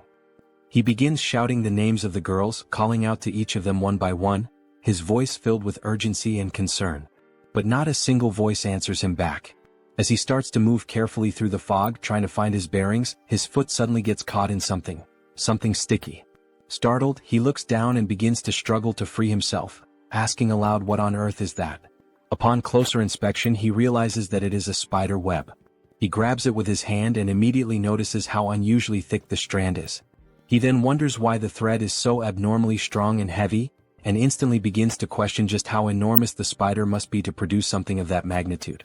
Just as he is lost in thought, trying to make sense of the situation, he hears someone scream. His ears instantly recognize the voice. It is Lady Eun. Uncertain of what to do next but desperate to act, Soryang quickly summons 2 baby centipedes. He crouches and asks them if they can locate their mother, Hwain. The tiny centipedes jump up with energy, and Soryang instructs them to find and protect Hwain without delay. With that, Soryang starts to run in the direction from which he heard Eun's voice, calling out to her, urging her to respond. As he keeps moving forward, he gradually realizes that he is getting deeper and deeper into the forest, farther away from where they began. Soryang, being someone knowledgeable in these matters, reflects on a basic principle about spiders. He knows there are generally 2 types, the sedentary ones and the wandering ones. The sedentary spiders like to stay in their nests or homes, while the wandering ones tend to roam and explore. However, in either case, no spider spins flat webs laid out along the ground like this. That means, whatever kind of spider this is, it is definitely not a normal one. He soon notices that the fog is beginning to lift slightly, the visibility improving just a bit. He says to himself that he needs to hurry up and find the girls before something worse happens. But then he suddenly stops running. In front of him, every single tree is covered in spider webs, woven thickly between branches and trunks, forming a ghostly maze of silken traps. Now walking slowly and cautiously, he looks around and asks himself what in the world all of this could possibly be. He lifts his gaze upward, and what he sees there, high above him, is something he never expected. It is Lady Eun, suspended and entangled in spider webs, stuck to the side of a tree. She appears to be unconscious, her body limp and unresponsive. Just then, a strange and eerie sound catches his attention, something moving nearby. Emerging from the mist, he sees a woman sitting atop a gigantic spider, a creature so massive and unnatural that it radiates a terrifying aura. The woman lets out a chilling, almost gleeful laugh that echoes across the webbed forest. As he focuses his eyes more clearly, Soryang sees the woman's face, and he is taken aback. She looks strikingly similar to Seol. She is sitting proudly and ominously on the back of a ground spider, her entire presence sending a shiver down his spine. Soryang stands completely paralyzed, overtaken by sheer shock, unable to tear his eyes away from the bizarre and unsettling scene unfolding right in front of him. The woman sitting atop the massive spider grins with twisted delight, her smile dark and malicious. She calls him a bastard, making it clear that she recognizes exactly who he is. His eyes widen with unease, and sweat begins to drip down his face as tension rises within him. Despite the insult, he remains strangely unfazed, his attention drawn instead to something peculiar. He suddenly notices that the spider she is riding on is a type of terrestrial creature he has never encountered before in his life. As they continue to stare each other down, locked in this eerie confrontation, Soryang carefully observes that the spider is weaving its web on the ground rather than suspending it in the air, an unusual trait that confirms beyond any doubt that this is indeed a new species, unfamiliar and possibly undiscovered. Then, at last, with a steady and determined look crossing his face, he begins to put the puzzle pieces together. In a rare moment of mental clarity, everything starts to make sense. He realizes, almost with a jolt, that the being before him, though it has the physical appearance and mannerisms of Seol, is not Seol at all. What he's seeing is actually a pedipalp, an arachnid creature, disguised as a spider. The scene briefly transitions to a more detailed explanation, offering insight into what a pedipalp really is. Normally, the term refers to the anterior legs of a spider, limbs that function as sensory tools, assist in mating or help subdue prey. Despite being labeled as legs, pedipalps are far more than simple limbs. They are sophisticated appendages connected directly to the creature's head, serving unique and specialized purposes. For instance, even the sharp pincers of a scorpion are actually modified pedipalps, highlighting how diverse and functionally advanced these structures can be. Back in the present moment, Soryang becomes increasingly aware that this pedipalp disguised as a spider is attempting to seduce him. It subtly exposes its shoulders in a suggestive manner, likely a calculated move to attract male prey. Blushing slightly, with his cheeks now tinged red, Soryang declares aloud that such efforts are unnecessary, because he is already completely captivated. Suddenly, in that very instant, Lady Yun regains consciousness. Her eyes blink open in disbelief, and as she sees Soryang approaching the terrestrial spider, her expression quickly shifts to rage. She clenches her teeth furiously, consumed by frustration at the sight. Soryang moves closer, much closer, to the pedipalp now disguised as Seol. With his hands gently interlocked and a flushed face, he begins to sing praises of how astonishingly beautiful she is. Then, catching the pedipalp off guard, Soryang suddenly grabs her tightly by the waist, pretending to be completely bewitched by her charm. The pedipalp, feeling triumphant and confident that it has successfully lured its prey, raises its arms in preparation to strike. The moment it prepares to launch its attack, Soryang sharply lifts his head and issues a clear and commanding order for his centipede to attack. Without a second of hesitation, the centipede leaps forward at full speed, catching the pedipalp completely off guard and leaving it paralyzed in shock. With ferocious precision and unwavering speed, the centipede sinks its fangs into the creature's body. The pedipalp lets out a gut-wrenching scream of pain, its voice echoing across the forest. While it writhes in agony, Soryang calls his loyal centipede back, and it immediately jumps into his arms, returning to him without delay. Screaming in pain, the pedipalp feels its strength slipping away rapidly, its breath becoming shallow and erratic. It places one hand instinctively over the site of the injury, trying in vain to contain the damage. Soryang, eyes wide open and lips slightly parted, watches from a safe distance as the creature's body slowly collapses to the ground in defeat. Realizing that the pedipalp is now unconscious, he tells the centipede that he will move closer to inspect it. Cautiously, with a stick in hand, Soryang approaches and gently pokes the massive spider. Based on its lack of reaction, he deduces that the centipede's venom is keeping the creature immobilized for now, its toxins apparently effective on arthropods. However, considering the spider's colossal size, he believes it won't remain unconscious for long and will likely recover soon. With a calm and almost tender gesture, he runs his hand softly along the spider's thick, bristled body, whispering a quiet plea for it not to be angry. He assures her that what he has done was necessary to protect her from being killed by the frightened villagers. Then, with genuine affection, he carefully lays the creature's body down, almost as if tucking her in, and begins to wonder aloud if he'll even be able to lift her due to her tremendous size. Feeling a sense of excitement bubbling inside him, he stands up with pride, marveling at her 4 large spots and her thick, soft fur, traits that make her look exactly like a true scarlet spider. Driven by curiosity, Soryang prepares to take a closer look. With trembling anticipation, he reaches out, eager to uncover what the pedipalp's true face really looks like beneath the disguise. Without hesitation, he lifts the garment covering the creature's face, but his exploration is cut short in the most brutal and unexpected way. Hwayin appears out of nowhere and delivers a violent strike directly to his face. The force of the blow is devastating, knocking Soryang to the ground with intense impact. He crashes down as Hwayin screams in panic, yelling that the creature is a monster. Realizing that he is momentarily dazed and gasping from the shock, Huayin urgently tells him to regulate his breathing and try to steady his internal energy technique. But to her surprise and growing concern, she notices that he is completely incapable of doing so. He has entirely lost control of both his energy and his breathing. He is left utterly disoriented, mentally adrift and physically overwhelmed. After what feels like a long moment, he finally manages to recover his senses and slowly rise to his feet. Huayin, looking deeply worried, asks if he's all right. But Soryang seems confused, unsure of what exactly she means. Stunned by his response, Huayin suddenly realizes the grim truth. The thick fog that had enveloped them earlier was not natural, it was created by the spider.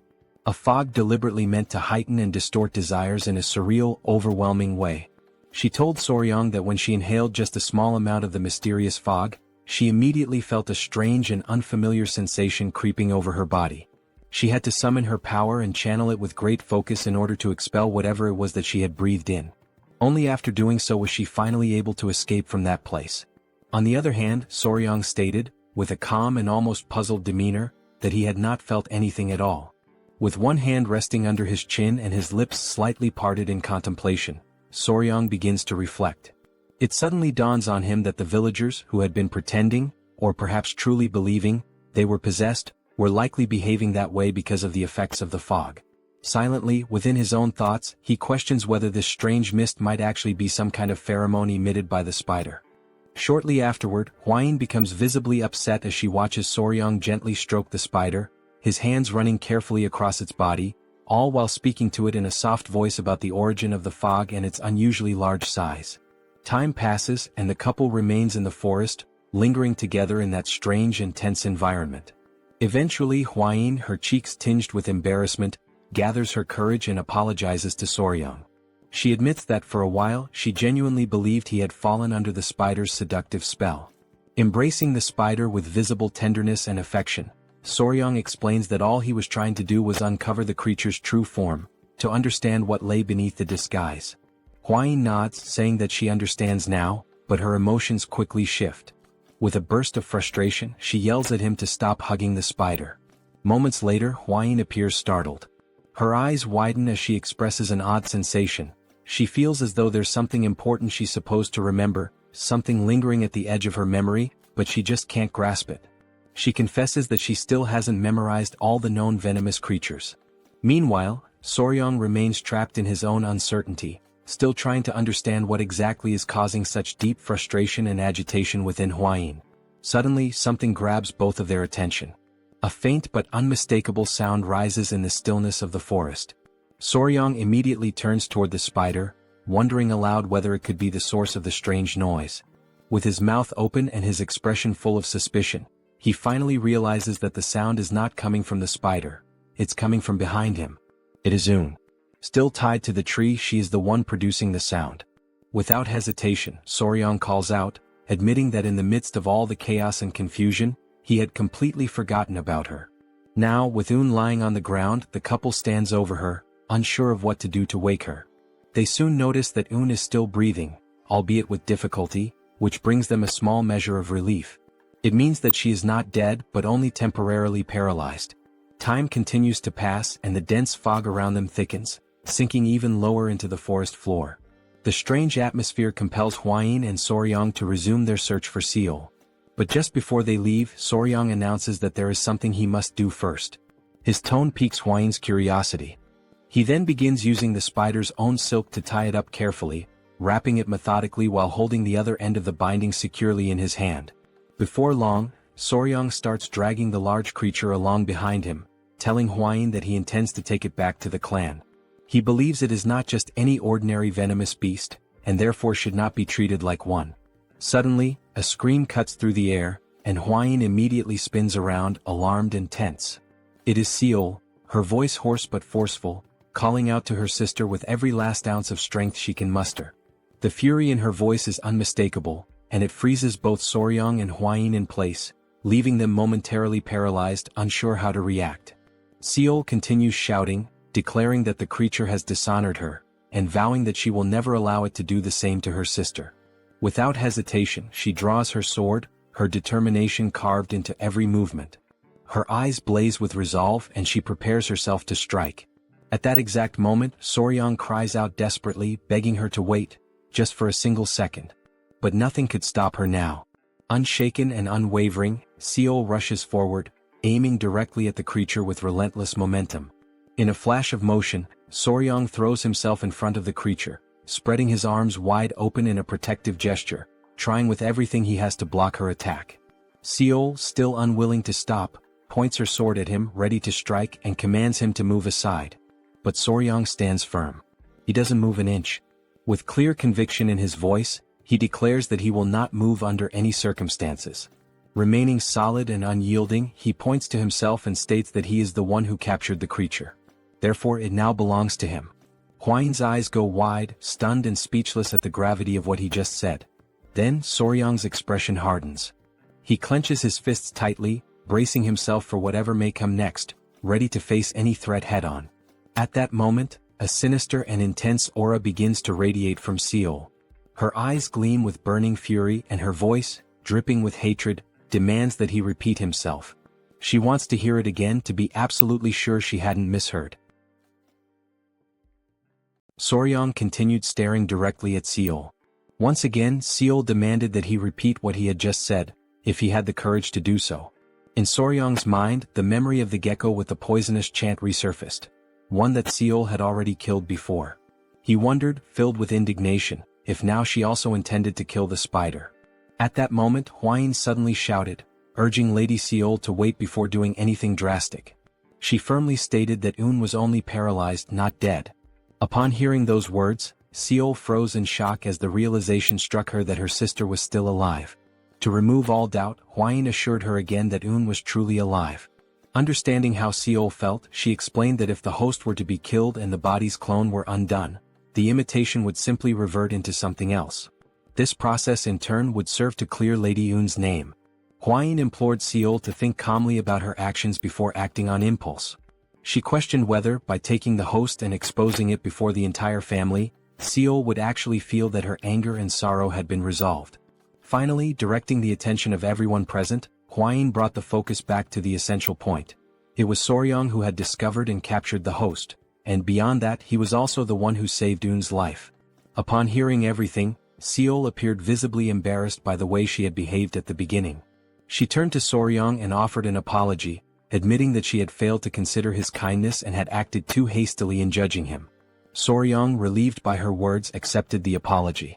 Wasting no time, he turned to Hwain and sincerely thanked her for clarifying the entire situation so smoothly and effectively.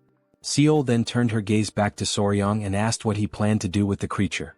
Excited, he declared that, before anything else, he intended to take it to the Tang clan. Swept up in his enthusiasm, he commented to Seol that he actually thought the creature was cute. Seol, now entirely frustrated, asked in disbelief whether he seriously found that thing cute. As she mulled over the deeper meaning of the word cute, Seol began to panic and, driven by impulse, asked if Soryang didn't already have Lady Hwain. Hwain let out a sigh upon hearing the question and replied that Seol was completely misinterpreting Soryang's words. Annoyed, Soryang clarified that he had referred to the spider as being cute, not in the sense of it being charming like a person, but because it was red, covered in soft fur, and had unique abilities. Seol tried to understand, though she still appeared somewhat skeptical. At that moment, Soryang looked at both of them with curiosity and asked what exactly they had been discussing. Flustered, both women quickly replied that it was nothing important. With the break of dawn, the spider and Lady Un were safely escorted back to the Namgung family.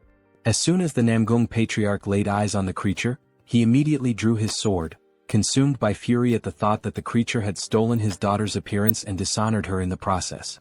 Soryang, realizing the danger, pleaded with him to remain calm. He assured the patriarch that all misunderstandings regarding his daughter would be thoroughly explained. The patriarch let out a deep sigh and muttered, "Like father, like daughter," leaving Soryang momentarily confused by the remark. Soon after, the patriarch turned to him and expressed his gratitude for saving both of his daughters. He emphasized that the Namgung clan would never forget what Soryang had done and that, as a gesture of their gratitude, they would grant him one wish. Without hesitation, Soryang pointed to the spider, declaring that he wished to take it with him. The patriarch, without the slightest objection, granted his request. Before ending the discussion, however, the patriarch brought up something that still bothered him. Curious, Soryang asked what it was. The patriarch referred to his daughter Seol's appearance. She still wore an expression of stiffness, completely unlike her usual demeanor. Concerned, he posed a new question. Just as the creature had stolen the image of his daughter, was it possible for it to do the same with anyone else? Soryang became thoughtful. Although he was now the spider's owner, he didn't exactly possess the image rights of the patriarch's daughter. He began to reflect deeply on what might be done regarding this particular issue. Suddenly, interrupting his train of thought, something drew Soryang's attention. It was a restless crowd of people, completely agitated. Concerned about the commotion, Soryang rushed over to Commander Gu Pei and asked what was happening. The commander replied that it was a group of angry citizens. Many among them were outraged that the creature had stolen the appearance of young Lady Seol. They shouted loudly, questioning why it hadn't simply been killed. These comments infuriated Gu Pei. He sternly declared that the spider was now the property of the clan and that they were being far too bold by insulting it. Alarmed by the commander's fierce reaction, the crowd quickly backed down and retracted their statements. Soryang then declared that the misunderstanding had already been resolved and that everyone who needed to see her had already done so. Concerned about the creature's safety, he stated firmly that no one else should be allowed in. Upon hearing this decision, Gu Pei immediately gave the order to close the entrance. At that very moment, quite unexpectedly, someone appeared. It was an elderly man leaning heavily on his staff. Coughing lightly, he asked if he could just take a quick look. The guard at the entrance, following the orders from above, replied that he could not allow him to pass. The old man insisted, saying it would only take a moment, but the guard repeated that it simply wasn't possible. Soryang stepped in and argued that, given the elder's frail health and the long journey he had clearly undertaken, the least they could do was allow him a brief visit. With permission granted, the old man walked through the entrance and made his way directly toward the creature. With misty eyes, he recognized her in a strange, almost mystical way. She turned to Soryang and asked what her fate would be. With excitement in his voice, he answered that she would live, for she was a precious creature and would be raised within the Tang clan. Still enthusiastic, Soryang emphasized that, despite her unusual appearance, she was simply a spider, nothing more.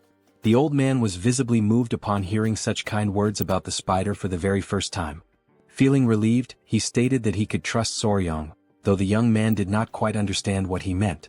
Suddenly, the elder began untying the creature, leaving everyone nearby utterly stunned by the sight. Soryang shouted, urging him to wait before doing anything further, warning that the situation could be dangerous. But the old man ignored the warnings, gently placing his hand on the spider's head. As he caressed her, the creature's eyes lit up, and her expression took on a newfound calmness. Soryang remarked that he had felt a familiar energy in the elder from the very beginning. The old man then revealed that the spider's name was Yowa. With a nostalgic gaze, he began to recount the story of how they had met.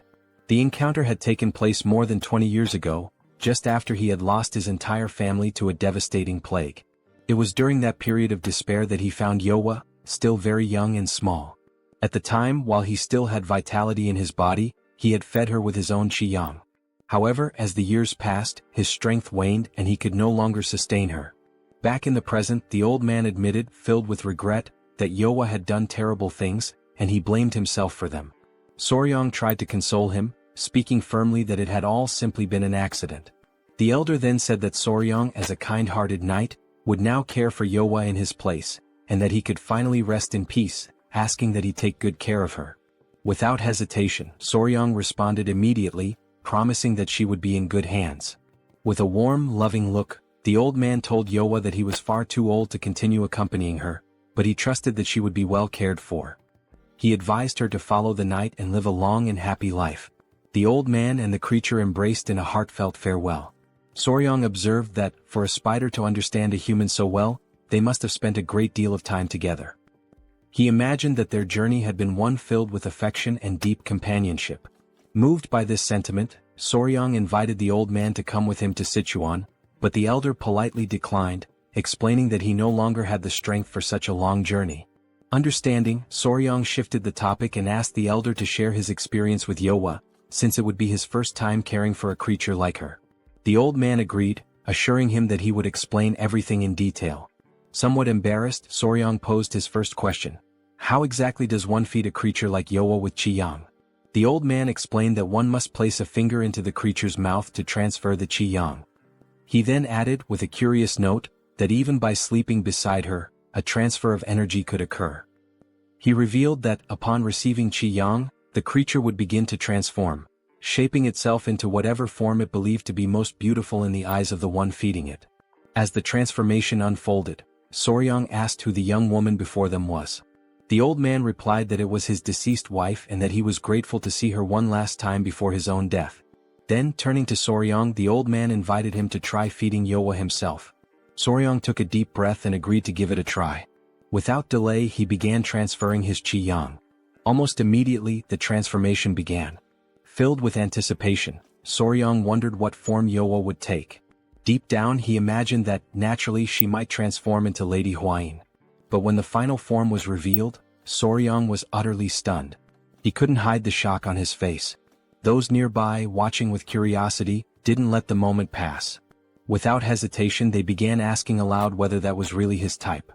Then, the old man explains that he had only seen that particular form once before, long before the creature ever assumed a human shape for the first time. Completely stunned, Gu Pei questions what exactly is happening and why the creature doesn't look anything like Lady Huayin. However, Soryang, visibly confused, admits that he is not entirely sure what is going on. As he reflects, a thought resurfaces in Soryang's mind. Perhaps the creature had maintained Seol's appearance because, in the eyes of the villagers, she was considered the most beautiful woman in the region. But now they were speaking of Huayin, who was hailed as the most beautiful woman in all the Central Plains. Suddenly, overwhelmed by panic, Soryang dashes off, running in desperation, his mind clouded by the fear that the clan might see this as a sign of betrayal. As he races away, a wild thought crosses his mind. Could the creature have believed that he preferred poisons over Huayin? Is that why she had taken on such an unexpected form?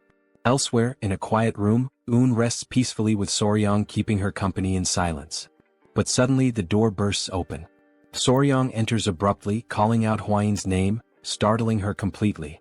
Frightened, Huayin immediately asks what happened and why he's so out of breath.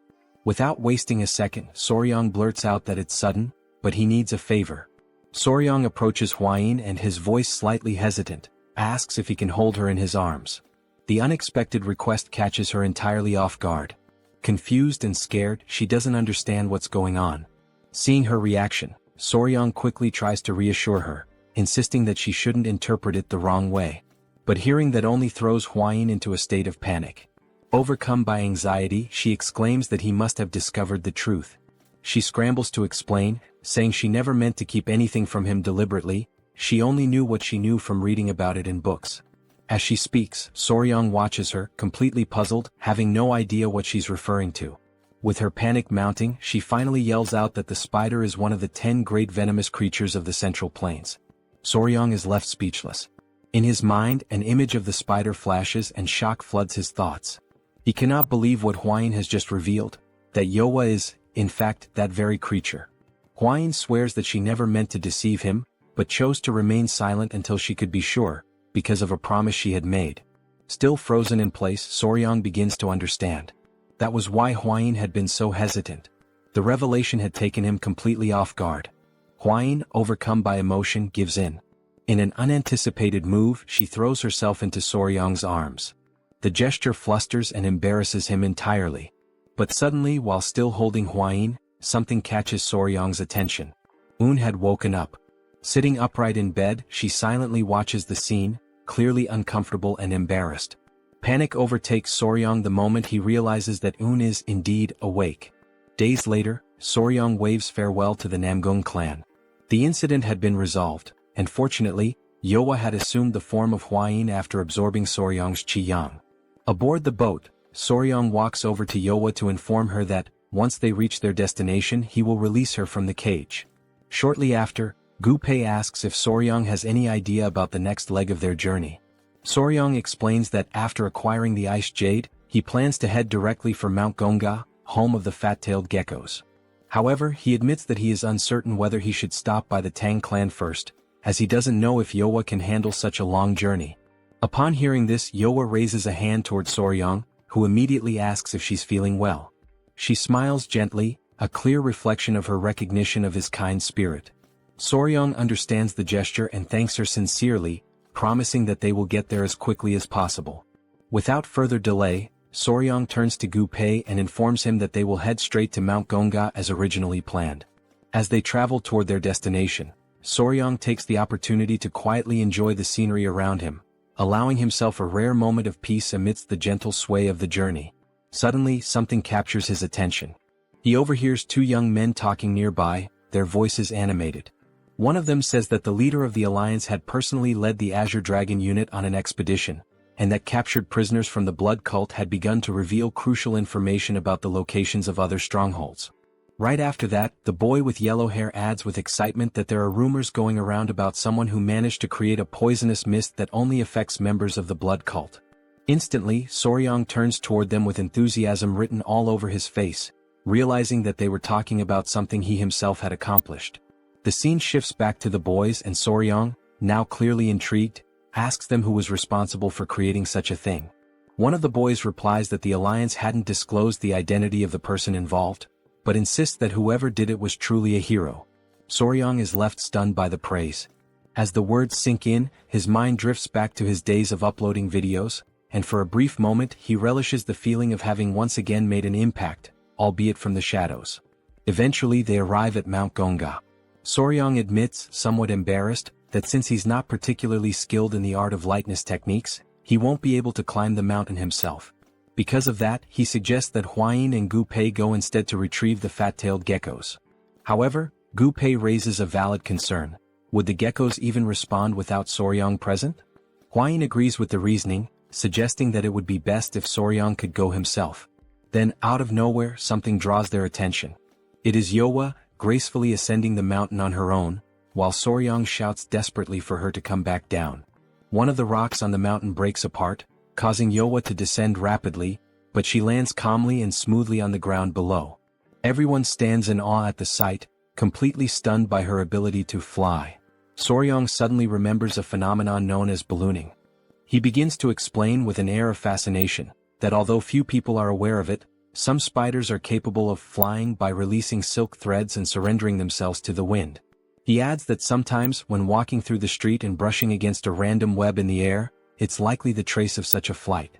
Now fully excited, Soryang gives Yowa permission to carry him through the air. As she takes off with him, Gu Pei and Huayin follow close behind.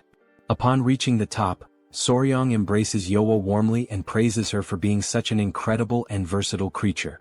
Huayin, visibly irritated by the scene, immediately reproaches him, saying that hugging her like that is strange, especially since the form Yowa currently wears is her own.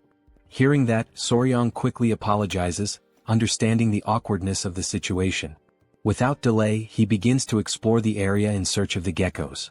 After a little while, Soryang spots them in the distance. With joy and great enthusiasm he calls out to them. Instantly, the fat-tailed geckos leap toward him, full of energy and visibly thrilled to be reunited. Soryang is taken aback by how affectionate and healthy the geckos seem, much more so than before. Their condition fills him with a quiet sense of accomplishment. He then shows them the ice jade he brought and assures them that he will take good care of them. He calls them to follow him. As a personal touch, he decides to name them Snow and Ice. After naming them, he gently carries both in his arms. And just like that, they officially become part of the family. A while later, back at the Tang Clan during the late hours of the night, the guards are taken aback by what they see in front of them. Their eyes widen with surprise as they question why two young ladies are suddenly standing before them at such an unexpected time. They take a closer look and quickly realize that one of the young women isn't actually human. It's a spider that has taken on the form of Miss Huayin. Feeling quite pleased with himself, Soryang proudly tells the guards to go and spread the news. The honored and confident official son-in-law of the Tang Clan has returned with one of the 10 great venomous creatures. The guards are visibly stunned. None of them had imagined they would ever lay eyes on one of the 10 great venomous creatures in person, let alone see one that looked like this. Wasting no time, they send a signal high into the sky, accompanied by the urgent message that Soryang and Huayin have returned, and with them a shocking revelation. The elders immediately rush toward the courtyard, not wanting to miss the commotion and eager to understand what is truly going on. The Grand Patriarch arrives and, with both confusion and curiosity, asks how the young man managed to go out looking for food for the geckos and somehow returned with a spider that has a human face. He demands to know what exactly Soryang was doing during that trip. The in-laws are also left speechless when they see the spider bearing the exact same face as their daughter, Hwayin. Soryong answers plainly, saying that he simply encountered the creature while he was staying at the Namgung clan. Everyone in the courtyard starts murmuring among themselves, saying that no one has ever heard of someone randomly finding one of the infamous 10 great venomous creatures.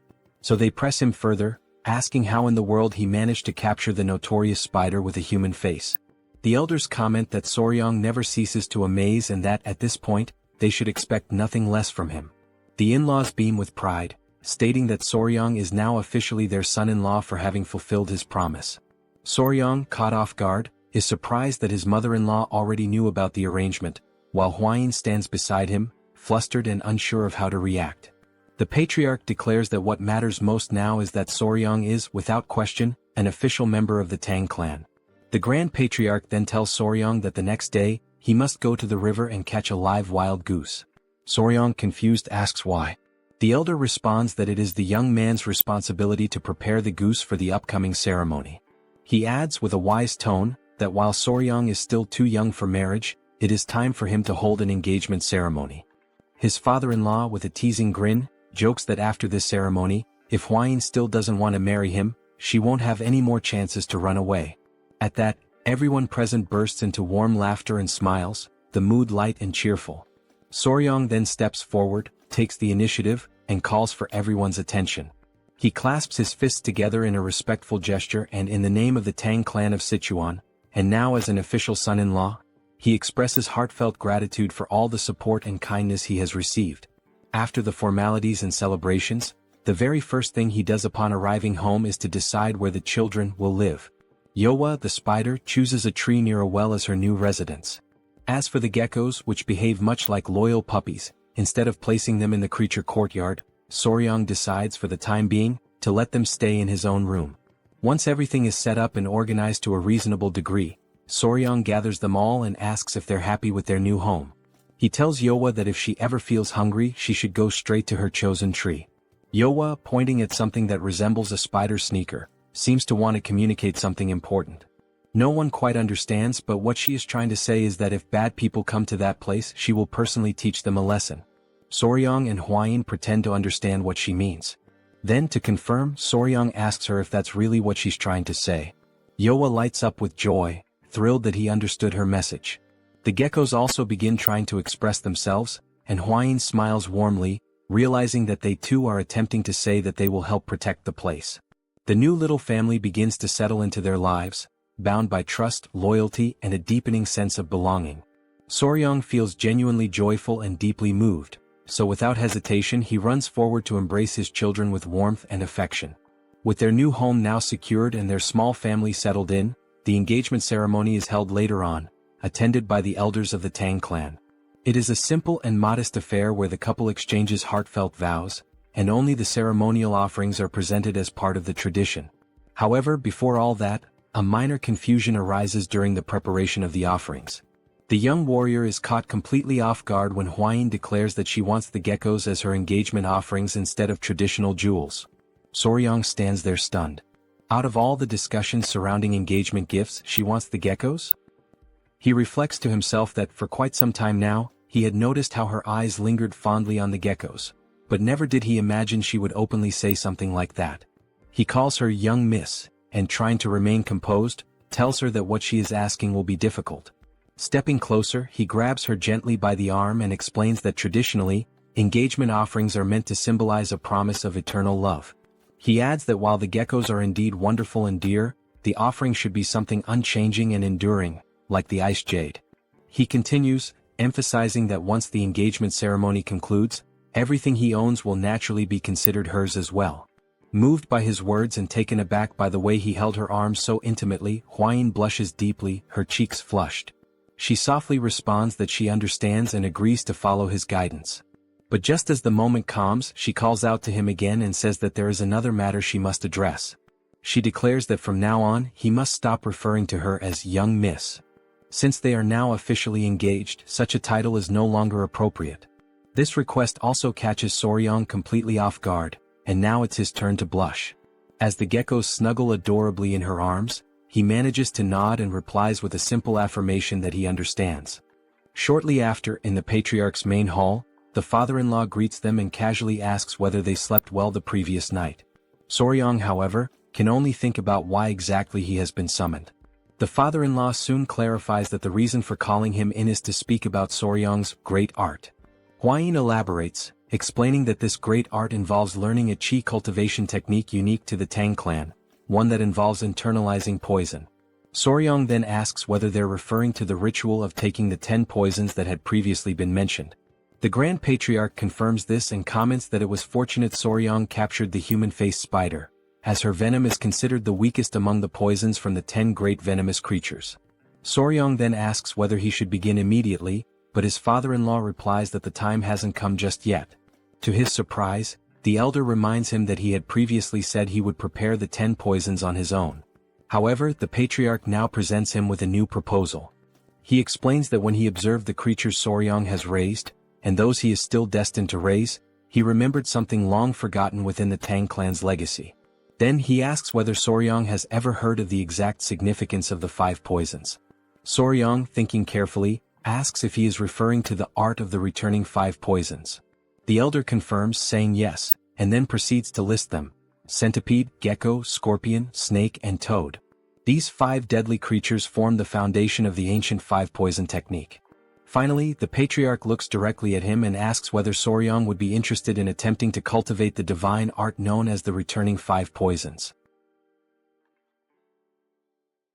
He explains that, within the Tang clan, venomous creatures are divided into 2 distinct categories: common beasts and spiritual beasts. The common animals can be found almost anywhere in everyday places, but spiritual beasts are different. They possess mystical powers, higher levels of intelligence, or even internal cores. Soryong, curious and eager to learn more, asks whether the bee, the gecko, the centipede, and the human-faced spider are considered spiritual beasts. His father-in-law affirms that they are indeed spiritual beasts, and precisely because of that, he is going to propose something different. The Grand Patriarch begins to elaborate, explaining that the traditional 5 poisons technique is limited, as it only allows for the absorption of venom from common creatures. However, its true and complete form, the returning 5 poisons divine art, goes far beyond that, granting the ability to absorb venom from spiritual beasts. With the fat-tailed geckos and the centipede already in his care, 2 spiritual beasts are secured. If they can obtain venom from a snake, a scorpion, and a toad, all at the spiritual level, then all the conditions will be met for Soryong to fully master the returning 5 poisons. The elder then looks at him intently and asks whether Soryong would like to begin training in this divine art. Upon hearing this, the first thing Soryong manages to ask is whether the gecko actually possesses venom. The Grand Patriarch calmly responds that he conducted some studies and discovered that the geckos have the ability to bring people to a state of extreme cold.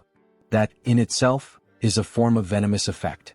Then, his father-in-law presents him with 2 paths to choose from. The first path involves absorbing the venom from the centipede and the gecko in order to master the returning 5 poisons divine art. The second path requires absorbing the venom from the human-faced spider, which would initiate the cultivation of the dual-core 10 venoms body. Soryong, still unsure, asks whether he could possibly use the 10 most venomous creatures instead to complete the 10 venoms body. But his father-in-law calmly explains that the gecko is not one of the 10 great venomous creatures.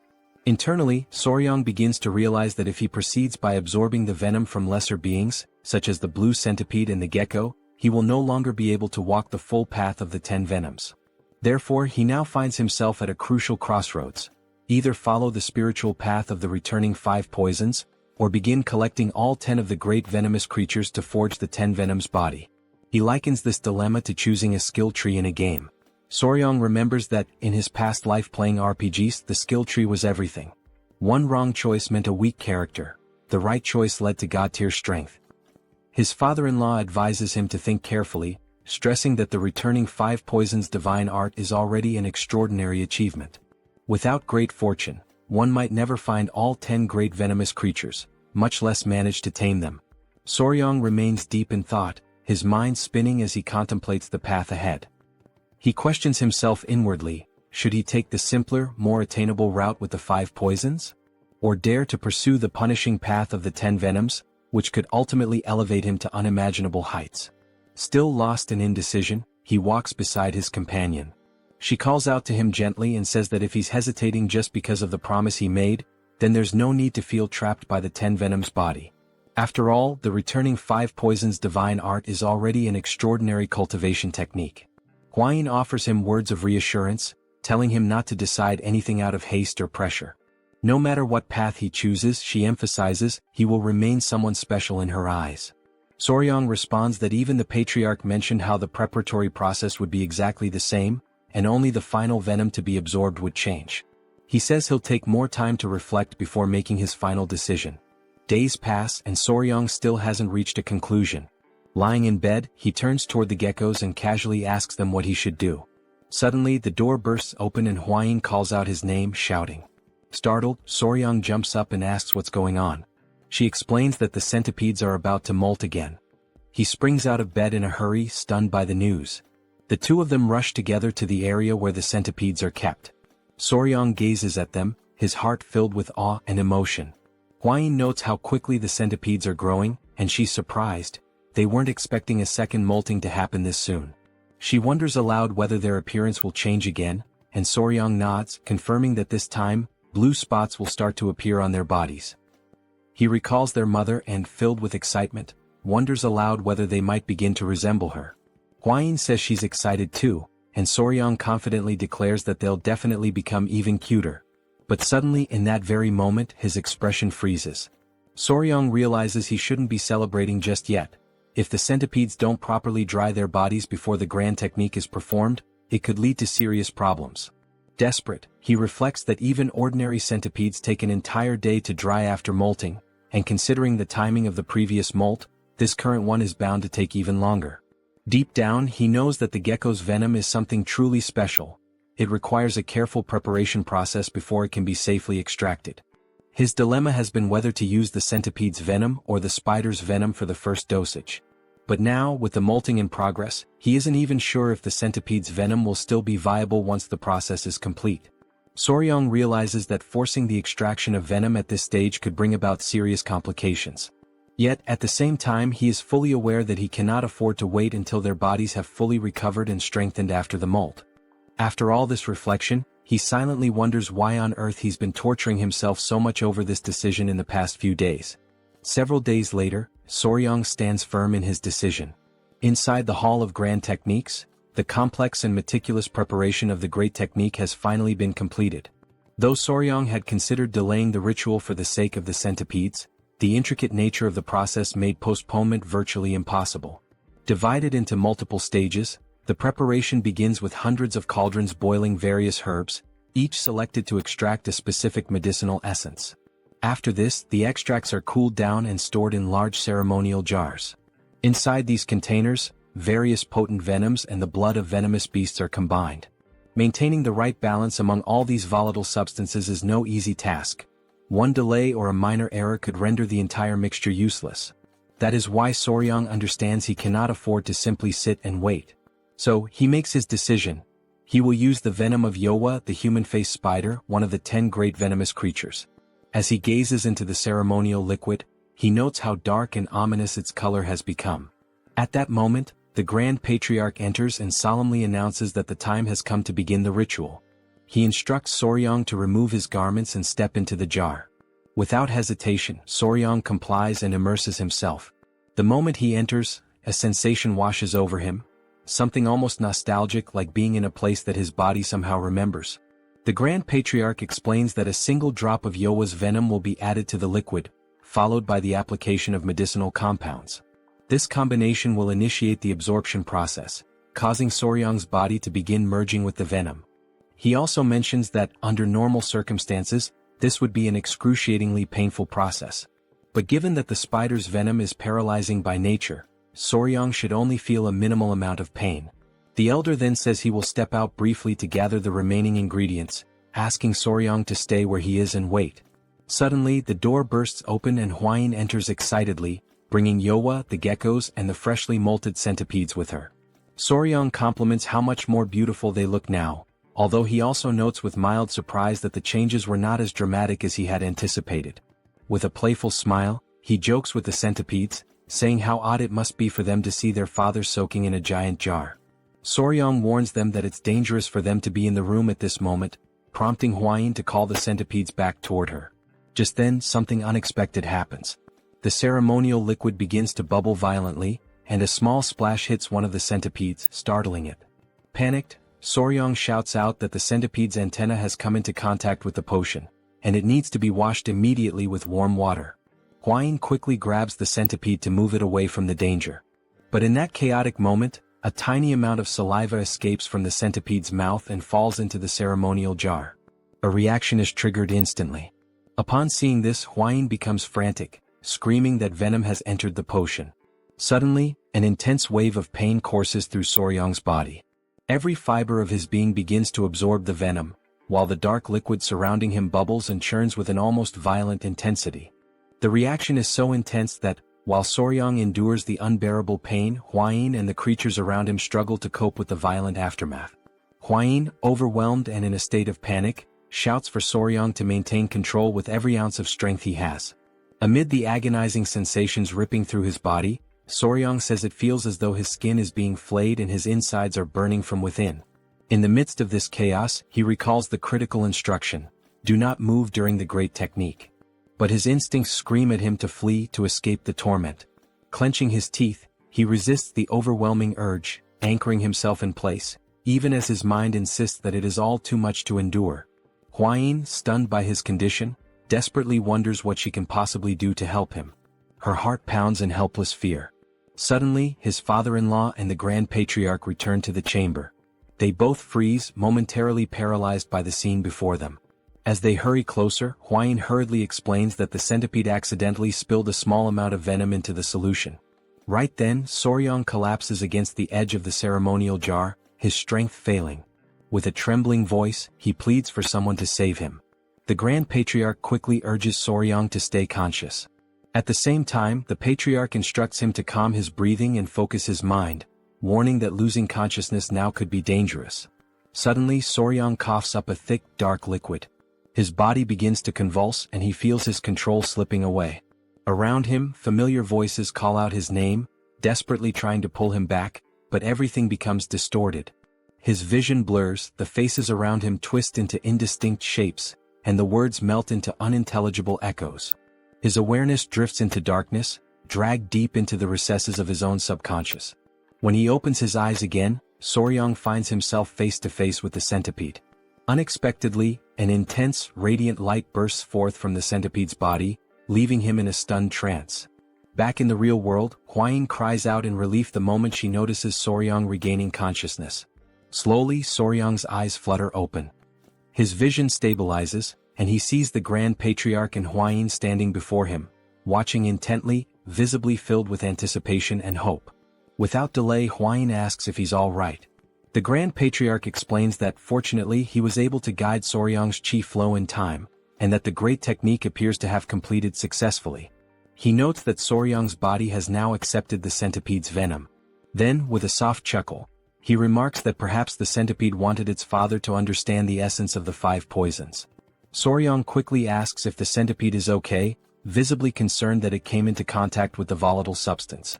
Hwayin reassures him gently, saying she washed the affected area as quickly as she could. But her expression shifts to a somber one, and she admits she had no idea whether he would survive or not. She turns her head away, unable to look him in the eye. At that moment, Soryang recalls how, after returning from the wedding ceremony, the very first thing he did was rush to check on the centipedes, before even turning to see his bride. He raises a hand to his forehead and lets out a groan. Hwayin immediately asks if the pain is coming back, her worry returning. But with a resolute expression, Soryang looks up and asks again if the centipede is safe, taking both Hwayin and the Grand Patriarch by surprise. Noticing this shift in his behavior, Hwayin comments that it seems like he still hasn't fully recovered his senses. The Grand Patriarch quickly calls for the physicians. Meanwhile, Soryang realizes this moment of confusion was a perfect opportunity to play things to his advantage. Days pass, and only after every drop of medicine in the jar has dried does the great technique finally come to a proper end. The Grand Patriarch once again checks on Soryang, asking if he truly feels well, and suggesting they may still need to examine him in more detail. But Soryang assures them that he feels perfectly fine. The Grand Patriarch declares that Soryang has now officially set foot on the path of the 5 poisons and has begun to cultivate the divine art. For that reason, he says it is time to hand him the appropriate martial arts manual. Startled, Soryang asks what kind of manual. The Grand Patriarch explains that there are 5 manuals in total. Each one corresponds to a venomous creature and a specific technique. The venomous fang claw of the centipede, the venomous snake grasping hand that seizes life itself, the fast-legged scorpion tail technique, the wall-climbing gecko step method, and lastly the exploding toad palm. He adds that each technique governs a different discipline: claw technique, hand technique, leg technique, movement technique, and palm technique respectively. Soryang becomes visibly excited upon hearing that this martial art allows its practitioner to become one with poison, forming a true unity between body and venom. The very idea stirs something deep within him, igniting his curiosity and determination. The Grand Patriarch notices Soryang's reaction and remarks that he seems enthusiastic. Soryang confirms that he is indeed excited, but also admits that he's surprised. It's not exactly the kind of venom-based assassination techniques or deadly arts he had originally imagined. In response, the Grand Patriarch begins to explain the origins of this martial tradition. He reveals that this particular martial art did not originate within the Tang clan itself. The divine art of the returning 5 poisons, along with the 5 venom techniques, actually stemmed from an external lineage, from the now extinct 5 poisons sect. He recounts a story from 2 centuries ago. Back then there was a second son of the Tang family, known far and wide as a prodigy of his generation. That young man fell in love with the daughter of the lord of the southern barbarian beast palace. Despite fierce opposition from both powerful clans, the 2 lovers defied their families and fled together. In exile they founded the 5 Poisons sect. The couple went on to create an entirely new martial art, one that fused the venom arts of the Tang clan with the beastly fist techniques of the beast palace. This fusion led to the birth of a unique and powerful martial system. However, because they incorporated forbidden techniques into their new style, they attracted the wrath of the martial world. The sect became a target of persecution and was ultimately annihilated around 100 years ago in the depths of the jungle. The Grand Patriarch concludes by explaining that after the sect's fall, both the Tang clan and the Beast Palace reclaimed fragments of the lost arts. The 5 poisons and the 5 venom techniques were eventually restored. Although tensions still lingered between the clans, the Tang clan managed to retain most of the art. He adds that the masters of the 5 poisons sect held out against overwhelming force, proving the extraordinary strength of their style. The Grand Patriarch emphasizes that he has always believed this martial path would be a perfect fit for someone like Soryang, someone with a natural inclination and affinity for poisons. In that instant, Soryang realizes this was the Grand Patriarch's plan all along. He expresses his sincere gratitude and assures them that from this moment on, he will commit himself fully to training. The Grand Patriarch nods, stating that as long as he remains dedicated, greatness is destined to follow. And so, with resolve burning in his heart, Soryang takes his very first step onto the path of the divine art of the returning 5 poisons. Elsewhere, he strolls quietly, suddenly noticing how long it has been since he last felt sunlight on his face. Just then, much to his surprise, a centipede comes crawling rapidly in his direction. It's Nova, the same centipede that had spilled the venom into the ceremonial jar. Soryang wonders aloud if she had been waiting for him all this time. He looks at her gently and says he understands everything she went through, urging her not to blame herself. None of what happened was her fault. Moved by his words, the centipede suddenly leaps into his clothes. Startled, Soryang notes that her body is still rough and spiky from shedding her old skin, and he would really prefer if she stayed on top of his clothes rather than pressing directly against his bare skin. She looks at him for a moment and then climbs out of his clothes, leaving him full of assumptions and questions. Soryang grows anxious and wonders what is going on. A strange thought flashes through his mind. Could the centipede actually be reading his thoughts? Trying to shake off the notion, he reassures himself that it's probably just a coincidence. After all, animals that spend a long time together often develop uncanny synchronicities.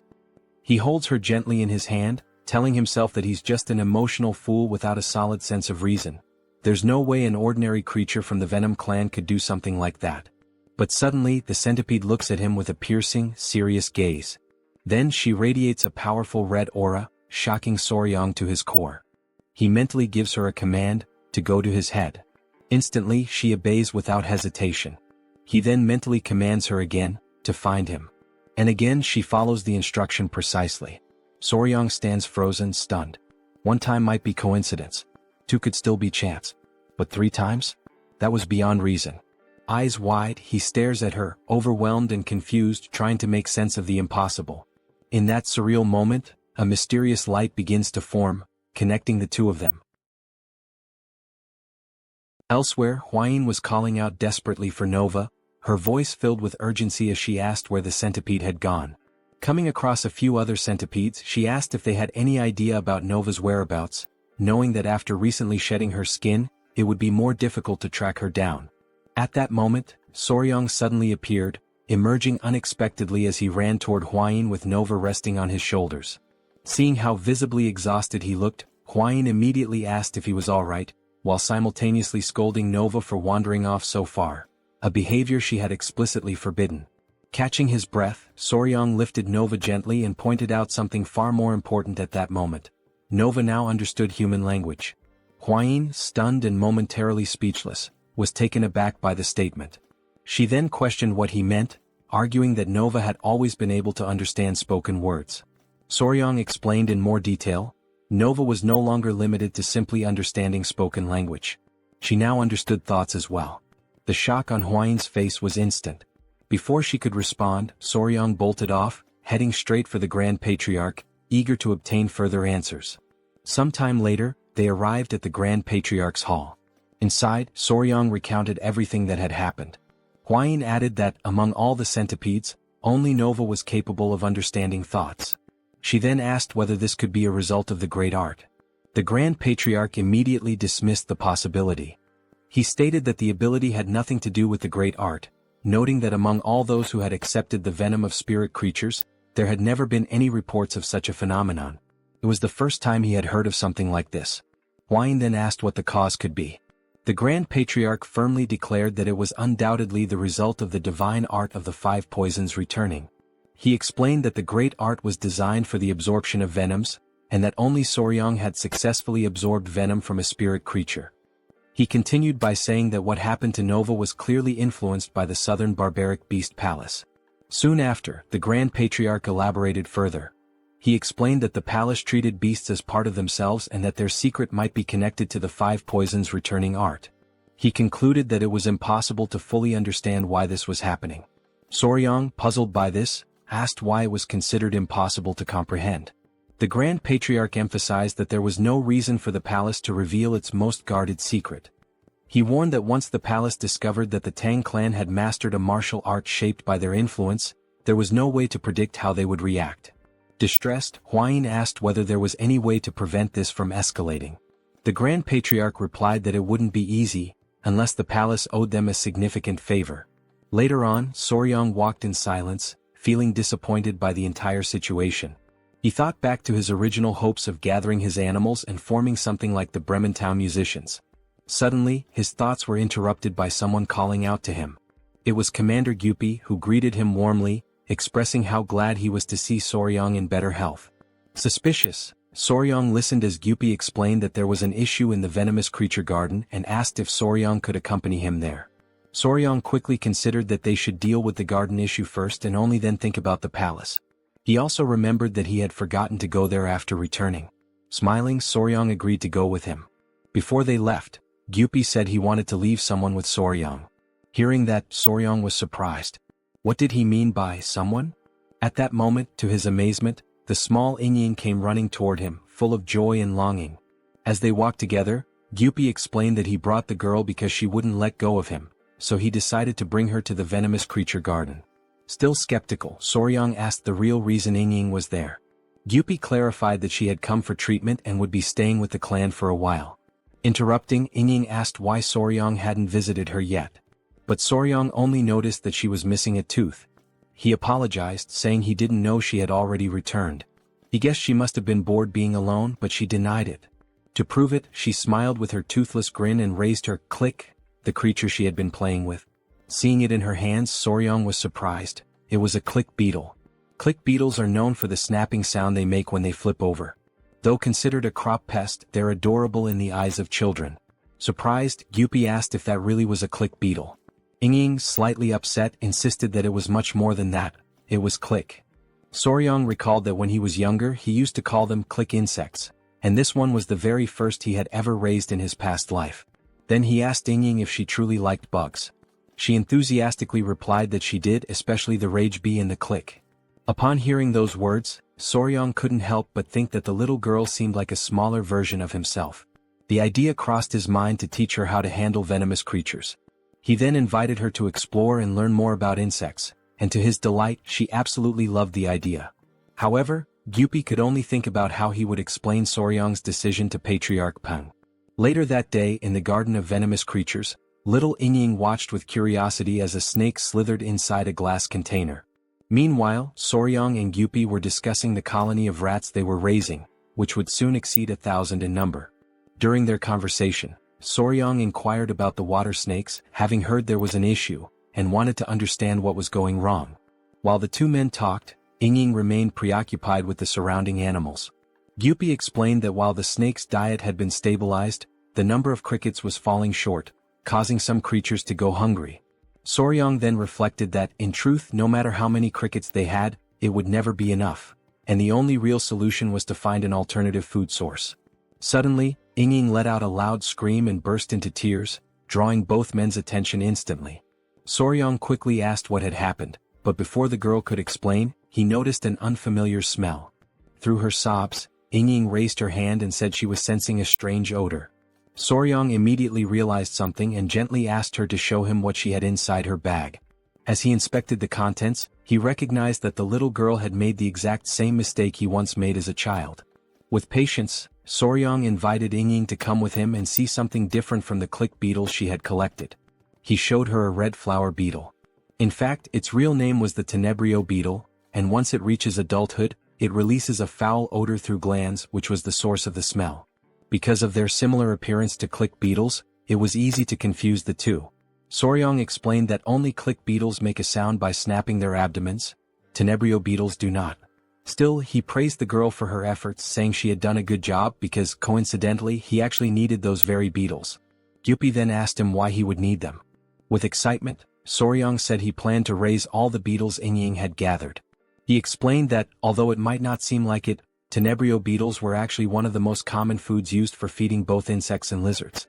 Confident in his plan, Soryong declared that if they could replace the crickets with tenebrio beetles, their food supply would finally be sufficient. He told Gyupi that, thanks to Yingying, they might have just found the solution to their problem, and invited him to accompany him to the cricket breeding area for further inspection. After some time, they arrived at the breeding facility. At first glance, Soryong didn't notice anything obviously wrong. He opened one of the containers to investigate more closely and immediately realized that the crickets' legs were falling off.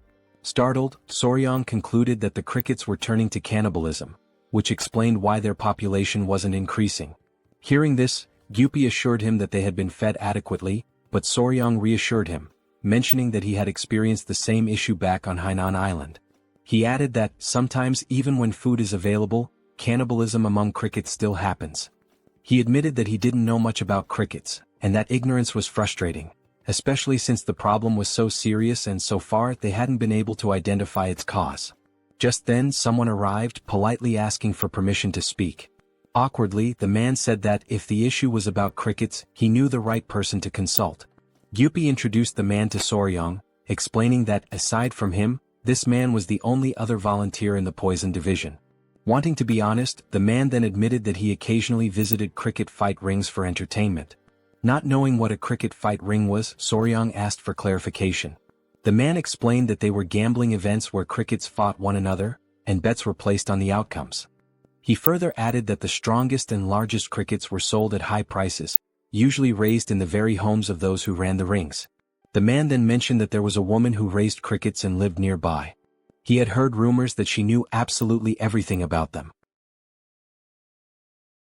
After some time had passed, during the evening, a crowd of people had begun to gather in a bustling and lively area. Among them were Soryong, Hwayin, Gyupi, and Wangyan. They were heading to the betting house in order to meet the cricket breeder that the man had previously told them about. Soryong had assumed they would use their foot techniques to travel, since the place seemed to be far away. However, they were instructed to dress properly and ride in a carriage, given that the location was part of a gaming district. After a while on the road, Hwayin informed him that they had arrived at the well-known betting house. Gyupi approached a man and informed him that Hwayin, a direct descendant of the Tang clan, was present there with her fiancé. He then asked if the man could guide them to the gaming house. The man was startled upon hearing that members of the Tang clan were there. But he quickly composed himself, respectfully greeted them, and thanked them for visiting the establishment, of which he was the owner. Wang Yan then asked if they could see the crickets. Excitedly, the owner confirmed and informed them that on that particular day, there would be a match between General Crickets. He promptly invited them to come inside. Once inside, Soryang was stunned by the sight. A group of men were gathered around a table, eagerly waiting for the match to begin.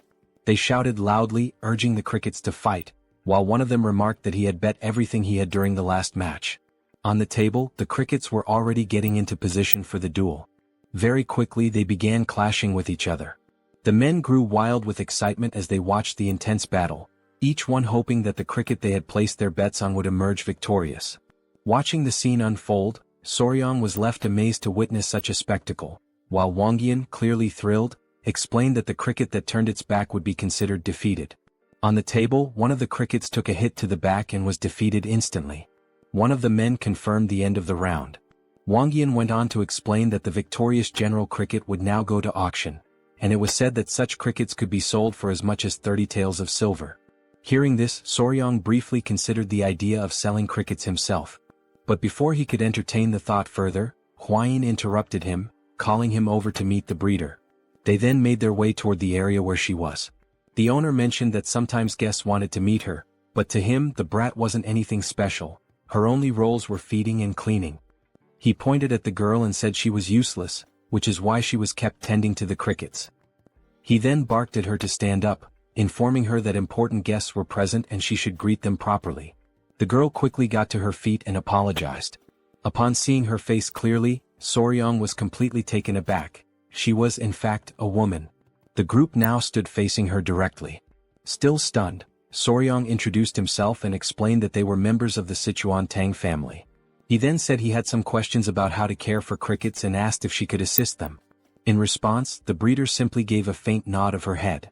Soryang then explained that he had been raising a large number of crickets in a certain place, but they continued to eat each other.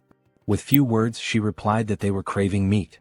She explained further, saying that they were probably only feeding the crickets grass, but crickets are omnivores. They need meat. Otherwise they'll devour each other. Soryang was stunned. Inwardly, he realized that he had completely overlooked the possibility that a lack of protein was causing the cannibalism. Right then, Soryang began to question if this was what a true cricket specialist looked like, and he concluded that he needed to keep a close eye on her. Then, without saying a word, he subtly turned toward Huayin, who immediately understood the signal. She, in turn, asked the owner if it would be possible to buy the breeder. He was confused at first, not understanding why someone would want to purchase her. But without hesitation he agreed, shoving the girl forward and saying they could take her right away. However, to everyone's surprise, the breeder refused. Her reaction irritated the owner, who yelled at her, demanding to know what she thought was so special about herself and if she even understood who she was refusing. Then he orders her to shut her mouth and go, but once again she refuses to obey. Soryang steps in at that moment, interrupting the tense situation, and firmly demands that they stop with that behavior immediately. Following his lead, Huayin walks over and gently says that the girl will be treated well and can even bring her family to live with the Tang family. But the woman responds firmly that she will not go. Once more the owner asks in frustration if he's going to have to fight with her again. Before he can do anything further, Soryang cuts him off, asking him to calm down. Soryang then asks if she is working there on behalf of someone else, but the man shakes his head and denies it. He recalls that 5 years ago she came forward offering to work for free, and so he took her in and gave her the task of feeding the crickets. Soryang, visibly disappointed, wonders why she refuses to leave that place.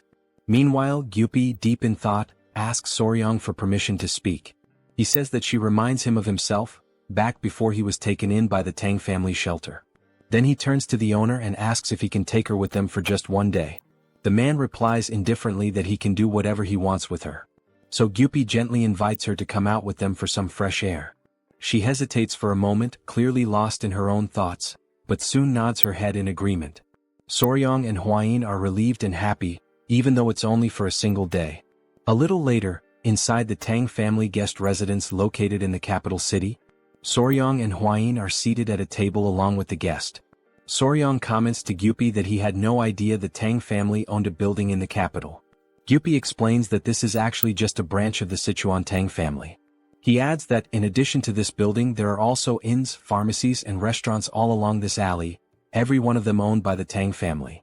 He emphasizes that later on he will also show them the trading company and the escort agency. Astonished, Soryang asks if the entire alley belongs to the family. In silence he reflects on the patriarch, his father-in-law, who spends his days practicing martial arts. He never quite understood how the family managed to sustain itself, but now, finally, everything makes sense. Then Gyupi asks the caretaker why she refuses to leave and says that if she's going through any kind of hardship, they can help her. But she gives no reply. Soryang leans over and whispers to Hwayin that she's still not saying anything. Hwayin observes that the woman hasn't even touched the food or tea placed in front of her. Gyupi notices that she seems to be harboring some kind of resentment. He kindly tells her not to worry and assures her that she can trust them. In that exact moment and quite suddenly she rises from her seat. She kneels down, bowing her body and lowering her head until it is almost touching the floor. She introduces herself, saying that her name is Song Naok and that she comes from a village called Song. Hwayin is visibly surprised, and Soryang asks her if there is a reason why she refuses to leave the betting house. Instead of answering directly, she reaches up and pulls her hair away from her face, and what they see leaves everyone utterly stunned. Soryang is deeply shaken by the sight. The cricket caretaker's face is covered with the visible scars of severe burns. Outraged and unable to comprehend, Gyupi silently wonders how anyone could have done something so cruel to a woman. At the same time, Soryang asks her directly who was responsible, but she only replies that it was someone, and she declares that she must take revenge no matter what it costs. Through the tears streaming down her face, she firmly states that until she resolves that matter, she will never leave that place. Then she remembers the Song village, the place where she once lived peacefully with her younger sister, Nian. After losing their parents, it was Song Naok who raised her sister with care and devotion, and together they grew up, becoming rather well known in the village for the striking beauty that both of them possessed. One day her younger sister asked if Song Naok could skip work. She answered that she needed to work during the festival but reassured her that she would return quickly, since the neighboring village was not very far away. Nian grew irritated by the reply and cried out, saying that she did not want to be left alone on that particular day. After all, it was her birthday. Trying to soothe her sister, Song Naok apologized and reminded her of the promise she had made to their parents, the promise that she would never let Nian suffer. She suggested that even if the loneliness felt heavy, her younger sister could stay there and pass the time playing with the crickets until she came back. Hearing that, Nian answered sadly that even the cricket fights were better when shared by two people. Yet Song Naok insisted that there was no other choice for her. At that moment she took out a small incense pouch, which was meant to be her birthday gift to Nian. Surprised, the younger sister remarked that such a pouch was expensive, but Song Naok explained that she had received it as a reward for helping during the last festival, and asked her sister to wait for her that day. So she left for work, while Nian thanked her warmly, promising that she would keep the pouch safe until her return. Smiling, she asked her sister to hurry back soon, for she would be waiting eagerly. At her workplace, more guests arrived than had been expected, which forced Song Naok to remain there longer than she had planned. Later, at the end of her shift, a man warned her to be careful because of the darkness outside. She replied that such a thing was not a problem, since her sister must already be hungry, and she needed to rush home quickly. She set off at once, without even carrying a lantern, because her only thought was to celebrate her sister's birthday with the food she had brought from the festival. As she was running, someone suddenly appeared in her path, and unexpectedly they collided. Without hesitation, Naok apologized, but the man scolded her, complaining that she should watch where she was going. Yet in that instant, something caught Song Naok's attention. It was the scent of the incense pouch, coming from him. But she decided to ignore it and hurried on her way home. When she finally arrived, she called out for her sister, announcing that she had returned. The silence unsettled her, and she wondered if Nian had grown tired of waiting and gone to sleep. So she lit a candle. And as she opened the door, she asked softly if her sister was there. To her shock, Nian was lying on the ground, injured, bruised, and covered with wounds. Terrified, she dropped the saucer that held the candle, letting it fall. She ran quickly to her sister's side, crying her name in despair. Dazed and trembling, she asked what had happened, and as she held her in her arms, she failed to notice that behind them the house had begun to catch fire. Outside, two men from the village saw the flames and worried, began asking each other if that burning house was not Song Naok's. At that very moment, someone stumbled out. It was Naok herself, clutching her sister tightly in her arms despite the fire raging around them. With all her remaining strength, she tried to explain to the men what had happened to her sister, but before she could finish, she collapsed to the ground, unconscious. Her greatest wish was that everything unfolding before her eyes was nothing more than a nightmare. But the harsh reality lay directly before her, and the flames only grew larger. Back in the present, inside the Tang family's guest residence, Soryang asked whether it was because of that tragic incident that she bore the scar on her face.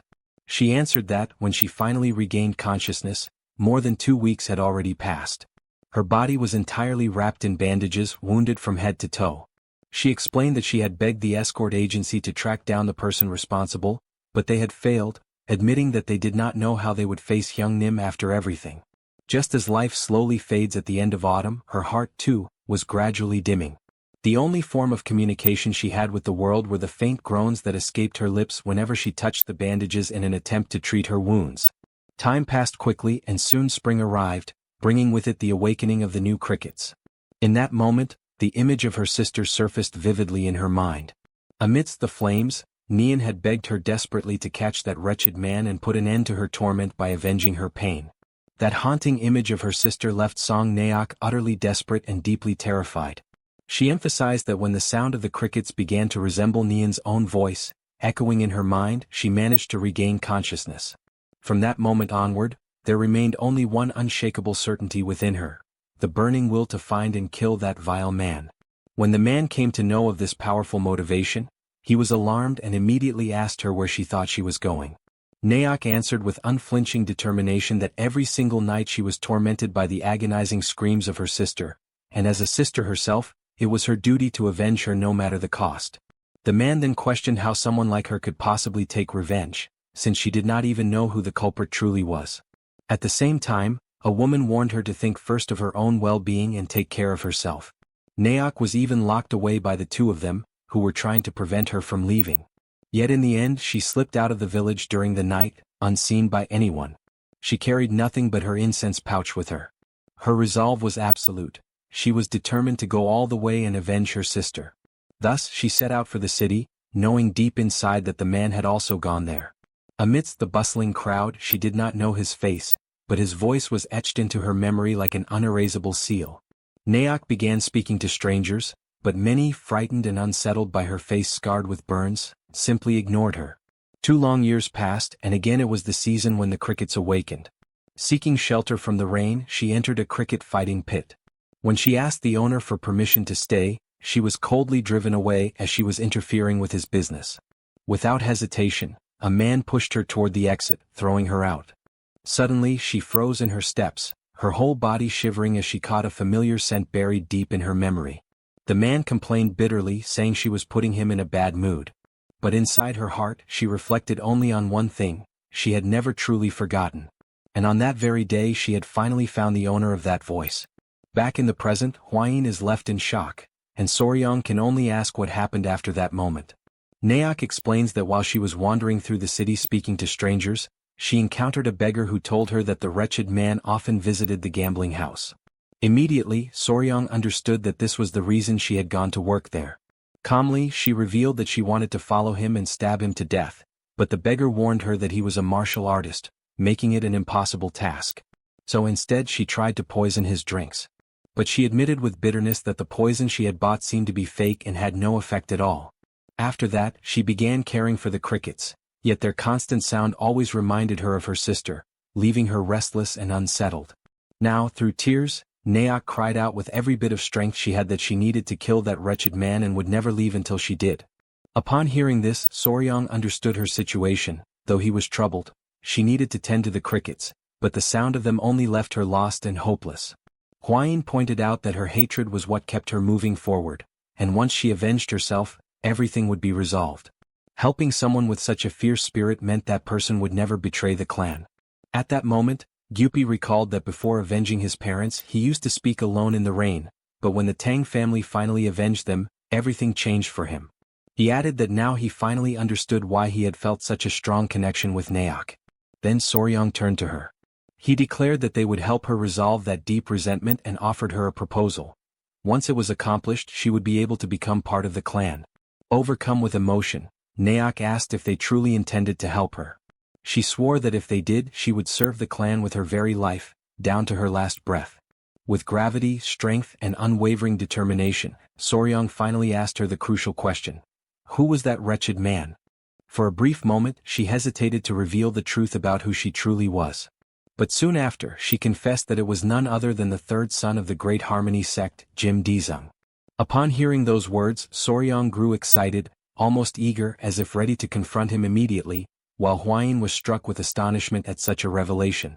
Still suspicious, she sought confirmation, and Suk's response once again reinforced the certainty that it was indeed Jim Dizung.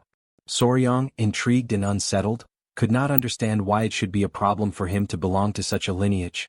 At that point, Gyupi explained that the Great Harmony sect belonged to the same orthodox faction.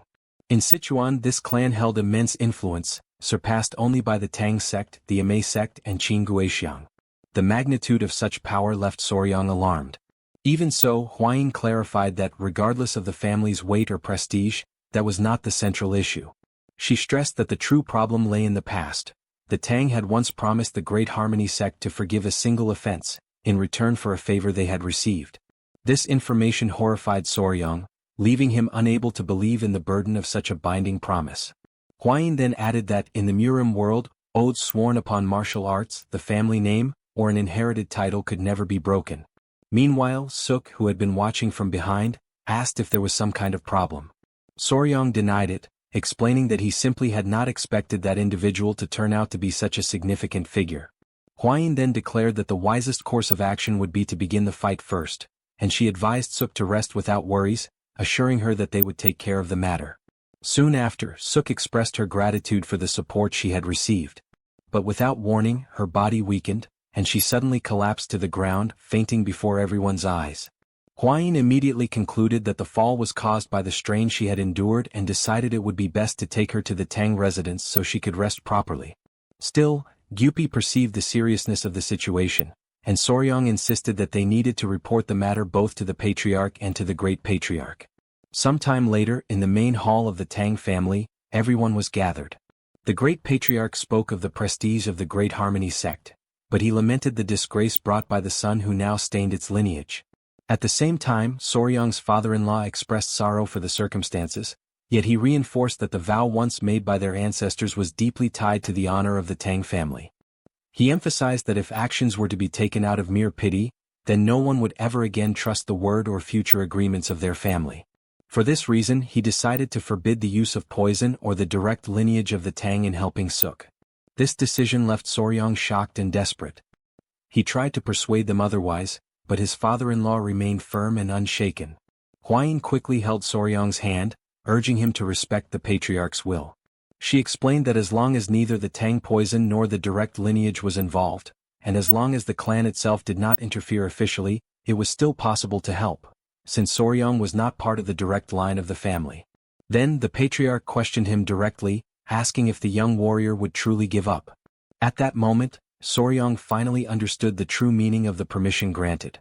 Internally, he reflected that this was now his chance to prove his worth and his skills as a member of the Tang family. He also knew that, within such organizations, it was almost a rule that someone always had to endure physical hardship at the beginning. Later, Gyupi explained that despite the permission granted, the young warrior should never expose the Tang clan and that he himself would discreetly monitor Soryang's steps through the beggar sect. After leaving the hall, Soryang reflected that the first step would be to track Jin Dizung, a task now entrusted to Commander Pei, a former member of the Poison Annihilation Unit. After this discussion, Soryang met with Huayin and Suk. He asked Suk if she had slept well, to which she replied that she had. Internally, Soryang reflected upon Suk's decision to remain with the Tang family, and he noticed how much more beautiful she looked after arranging herself with care. He then handed her an ointment from the Tang clan, specifically prepared for burn wounds. Immediately after, he asked if he could pose a few questions regarding the crickets. Yet, just as he was about to ask the one question that most intrigued him, Gyupi suddenly appeared, interrupting the moment. He said that he had thought the young warrior was outside, gathering information. And right after that, he announced that he had brought a guest. An imposing figure suddenly appeared at his side, with a stern face and a rigid, unyielding posture. Yet, in the very next moment, in a lighter and almost casual tone, The figure remarked to Huayin that she was like a poisonous flower and that it had been a long time since he had last seen her. That unexpected situation froze the pair in place, paralyzing them for an instant. But Huayin quickly recovered her composure, bowed deeply, and paid her respects to the beggar emperor. Meanwhile, Soryang, visibly confused, struggled to understand who that man was. Huayin then explained, "That man was one of the three emperors and also the supreme leader of the Murim alliance." Soryang's eyes widened in astonishment, his entire demeanor reflecting pure surprise. In the presence of such an extraordinary figure, he presented himself with deep respect, still unable to hide his amazement. The leader, however, seemed thoughtful and intrigued, reflecting silently on what kind of person Soryang might be. Ever since the emperor had transferred his martial arts to him, it had always seemed like something unusual, something that set him apart. Suki, for his part, was taken aback when he finally recognized the emperor as the very same beggar from Songdo. Not having realized his true distinction at the time, he felt embarrassed and apologized sincerely for his past rudeness. At that moment, Huayin asked what had brought him to the Tang family. She suspected it might have something to do with the problem involving the Harmony sect. He confirmed that it was precisely about that. Huayin grew uneasy, fearing that he might be there to interfere with the group's work. But he reassured her, stating clearly that he had no such intention. He added that he could not stop them anyway, since he fully understood their circumstances. Even though he could not act openly, he had come to offer whatever help he could. Soryang, still suspicious, questioned how someone could truly help without even taking a single step forward. In response, the beggar lightly pressed his index finger against his forehead and murmured a single word: information. He explained that what truly drove him was his curiosity. He wanted to see how the successor of the first emperor would handle such a difficult situation. He then revealed that he had lost his own team in events that had taken place years earlier. When he mentioned Jim Dizung, he could not hide the disdain in his voice. He described Jim as vile and corrupt, a man shielded by the power of his family, with 2 cases involving the deaths of women tied to his name. Upon hearing these revelations, Soryang concluded that, even for the Great Harmony, Jim was an even greater headache, perhaps an even more disgraceful piece of filth than he had imagined. The emperor then stated that, ever since the incident in Song Village, Jim had kept a low profile and limited his movements, only visiting the gambling house. That was why the emperor had recommended poison to the young woman. Soryang then observed that the only possible way to confront Jim would be within the gambling house itself, though he wondered whether it would be necessary to stage the poisoning, as Suk had once done. Huayin reminded him that they would not be able to use the Tang family's poison this time. Turning to Naoki, he asked her how she was able to identify Jim's food or drink among so many different choices. She explained that Jim always made complicated and highly demanding requests, and the kitchen would receive a special message for each one of his orders. Soryang, curious, pressed further, asking what kind of complicated orders these were. Naoki detailed that he always requested his meals without certain ingredients, specifically crab and shrimp. At that point, the leader remarked that he had heard something unusual happen to Jim's body whenever he consumed such foods. Internally, Soryang immediately realized it was most likely a severe seafood allergy. Sensing a golden opportunity, he wasted no time. He immediately called for Commander Gupai and instructed him to go to the garden of venomous creatures to bring back flower beetles. Gupai, puzzled by the sudden and unusual order, asked why. Soryang then explained calmly, yet with a hint of grim determination, that his plan was to provide Jim with a death that would be both pleasing and delicious. At that moment he named the plan Operation Tasty Death. He carefully explained that Jean Dizung's allergy to seafood came from tropomyosin, a muscle protein. In invertebrates, this protein bore a strong resemblance to the human version, and it was precisely this similarity that triggered such a severe allergic reaction.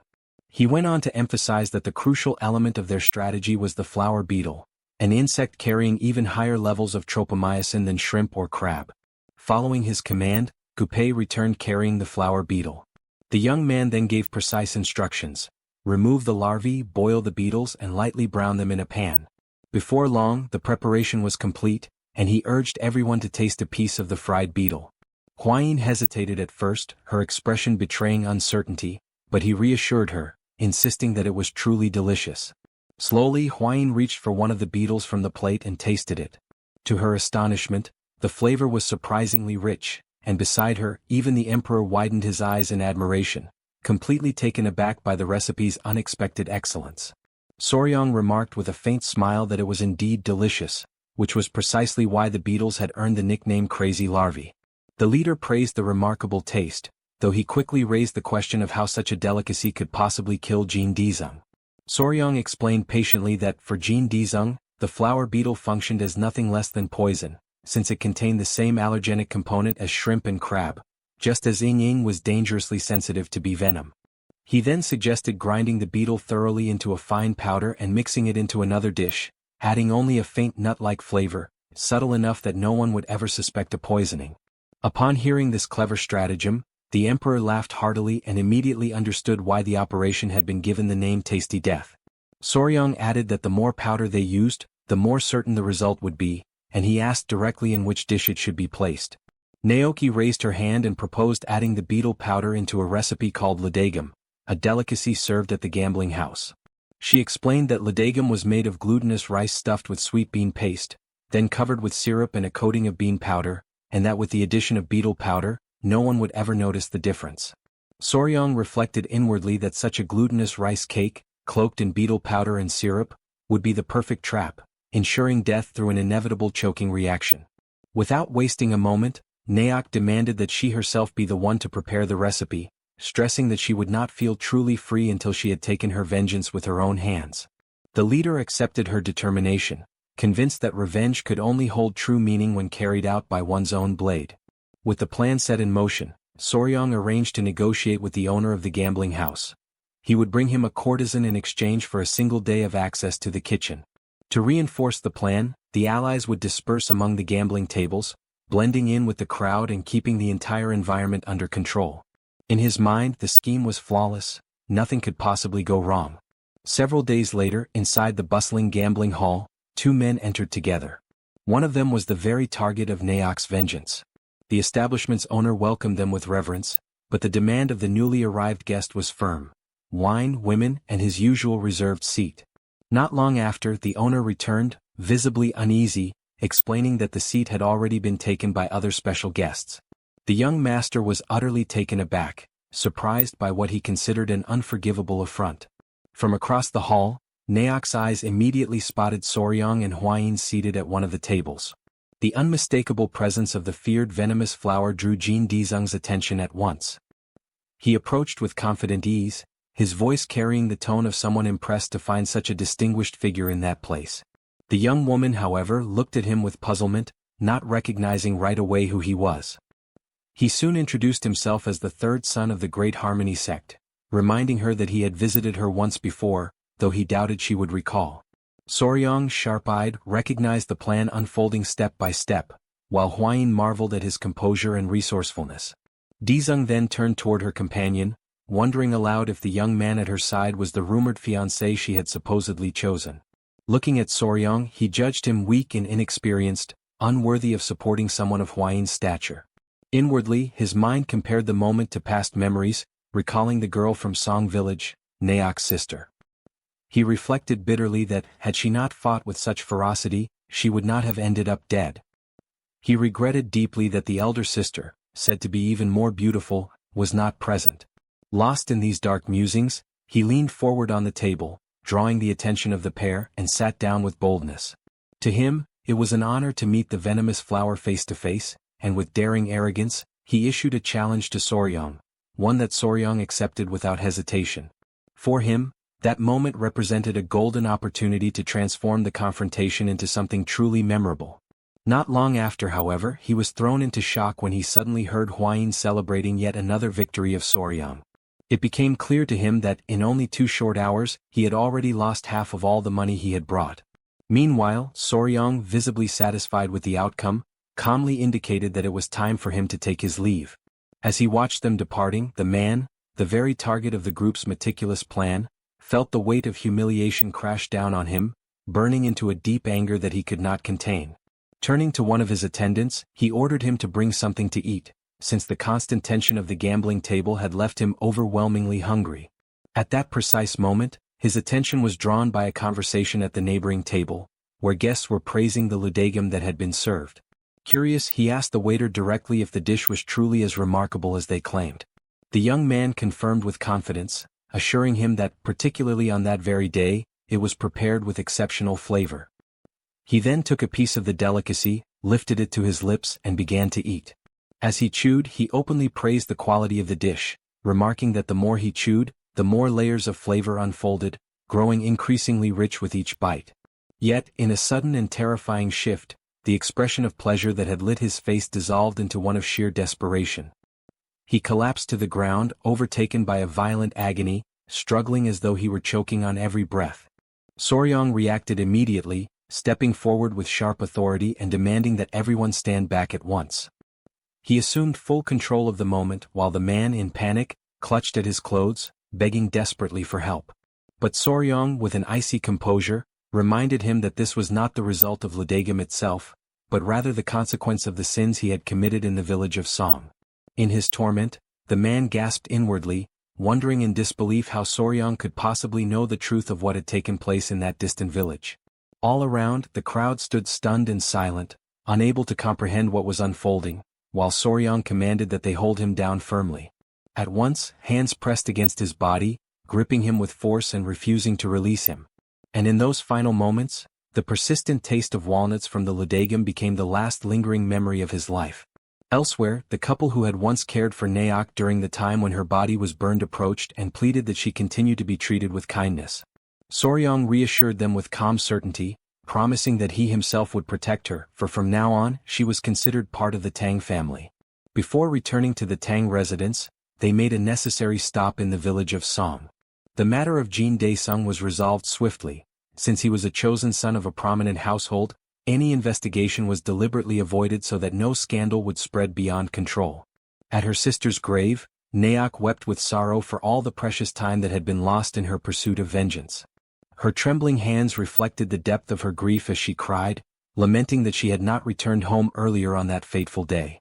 Watching the scene quietly, Soryong remarked to Hwayin that even the crickets seemed to be weeping in unison with her. The young lady Naok, her voice fragile, said that the sound of the crickets reminded her of the voice of her younger sister. And for a fleeting instant, she wondered to herself what words her sister might be whispering to her at that very moment. Later, in the narrow alleys of the Sichuan capital, the leader of the Murim alliance walked with a relaxed demeanor, displaying a faint smile as he savored the lingering taste of the recipe prepared by Soryong. However, amidst this calm, his steps suddenly came to a halt. At once, he sensed a hidden presence and concluded that only a thief would move in such a way. He immediately questioned whether they would not reveal themselves. The concealed observers, realizing they had been discovered, grew uneasy. Nevertheless, it did not take long before they revealed themselves, acknowledging that the sharp perception of the leader remained unshaken. Standing before him was Kang Ji-ho, known as the Divine Thief and one of the 5 emperors, accompanied by his disciple Yang Ryan. He made a remark about being called a thief after such a long time without meeting, while the leader replied that there was no other way to refer to him. Even so, Kang requested some dignity since his disciple was by his side. Yet the emperor merely thought that dealing with Kang alone was already troublesome enough. Now, with a disciple in the mix. Soon after, the leader asked what had brought him to Sichuan. Kang Ji-ho explained that he was searching for the person who knew the most about the secrets of the silkworms. He then revealed his arm, where his sacred item, known as the celestial bristles, had recently been torn. He emphasized that, according to his tradition, the celestial silk was passed down once the disciple completed the training, but at that pace he would never be able to do so. The master then mentioned that he knew someone who could help, reinforcing that among all in the Central Plains, that person was the greatest expert in insects.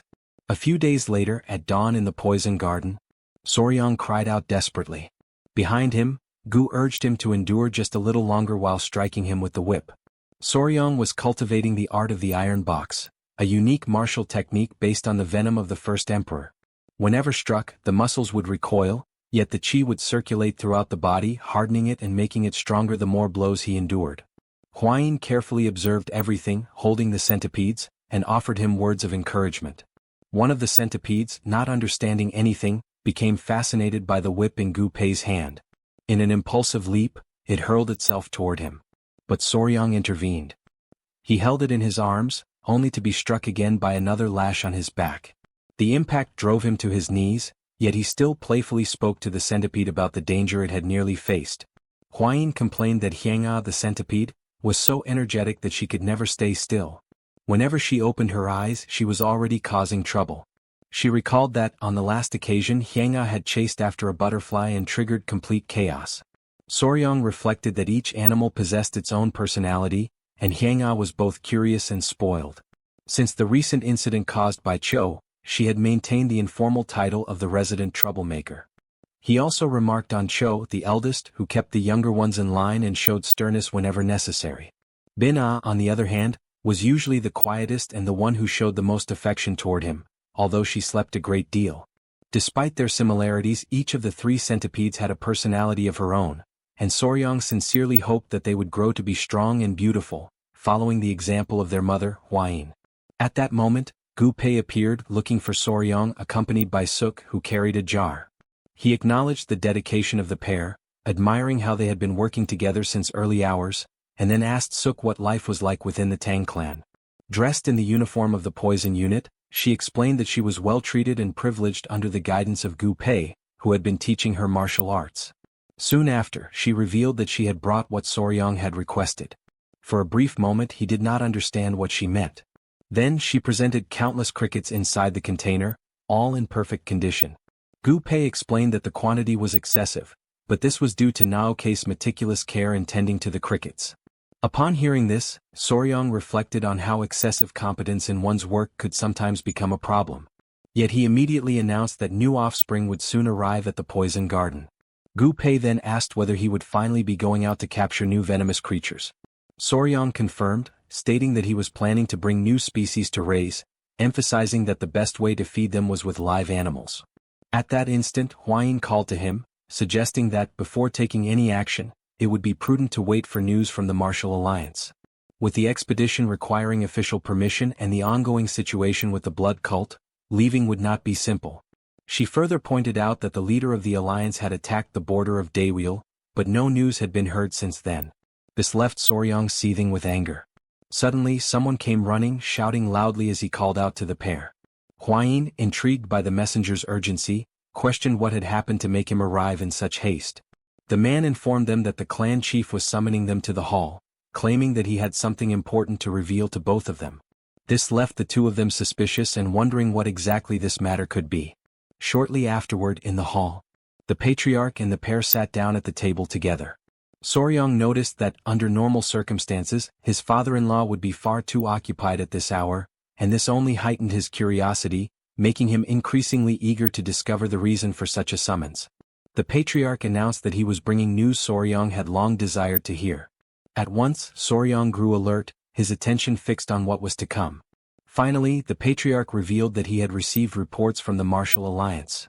The expedition had been a resounding success. This caused both Soryong and Hwayin to widen their eyes in pure joy. The father-in-law then went on to explain that the leader of the alliance had invaded a village at the border of Daewil, completely annihilating the base of the blood cult. Half of the cult's followers had been either slain or captured, while the rest had fled deeper into Daewil. Upon hearing this, the realization struck both Soryong and Hwayin instantly. The patriarch confirmed that they could now proceed with the capture of venomous creatures, granting them permission to form the long-awaited expedition. The couple celebrated enthusiastically, though in the back of his mind Soryong reflected that, had he known what awaited them, he would have planned their course with greater foresight. The father-in-law, who had remained silent until then, mentioned that there was a place he wished to recommend. He explained that for the first expedition of the Tang clan's poison division, there was truly no location more appropriate. Throughout its territory, countless venomous creatures roamed freely, and even along its roads travelers often encountered fearsome beasts of the Golden Phoenix class. It was a land which, because of its abundance of such dangers, was renowned as a veritable paradise for venomous beasts. Its name was Yunnan. In the far southwest of the Central Plains, below Sichuan, the sound of wild beasts echoes even before the voice of humankind. There stretches the tropical jungle of Yunnan. Within the mountains of Ileo lies a valley known as the Ravine of Poison, where jagged rocks rise like dense forests and strange creatures lurk in every corner. Lying in bed, Oryang reflected on the words of his father-in-law, imagining that place as nothing less than a paradise on earth. His thoughts wandered as he wondered what kind of beings might dwell there, and anticipation surged within him, eager for the moment he would finally behold them.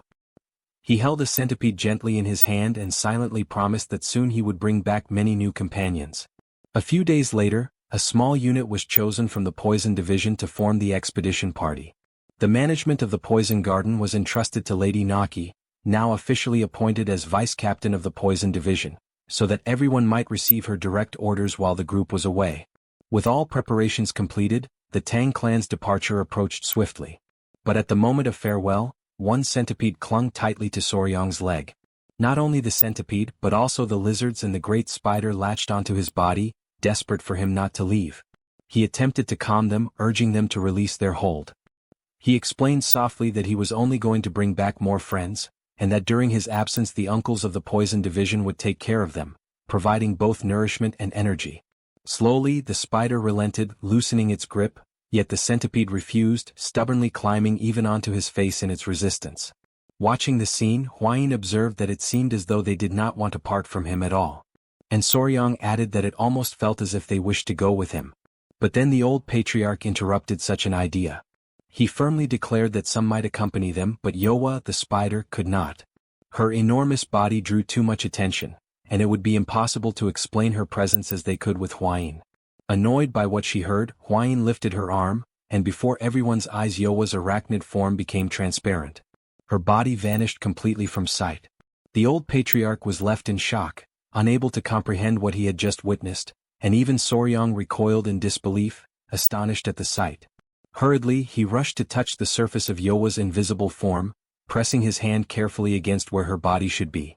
To his relief, he still felt her softness, the silken and delicate texture of her fur, even though his eyes could no longer perceive her. Soon the old patriarch admitted that Yowa truly could conceal her body. Relieved and heartened, Soryang declared that in this way she would indeed be able to accompany them on the expedition. Huayin agreed, remarking that under such circumstances Yowa could even take care of the others during the journey.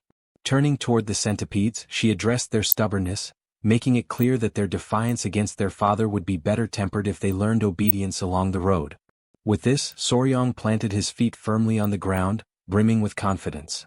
The group finalized their preparations, and thus the first great journey of the poison division began. After some time the group arrived near Mount Amei in the province of Sichuan. A long line stretched out before them, catching Soryang's attention, who asked Gu Pei why so many people were halted there. Gu Pei explained that this was a checkpoint.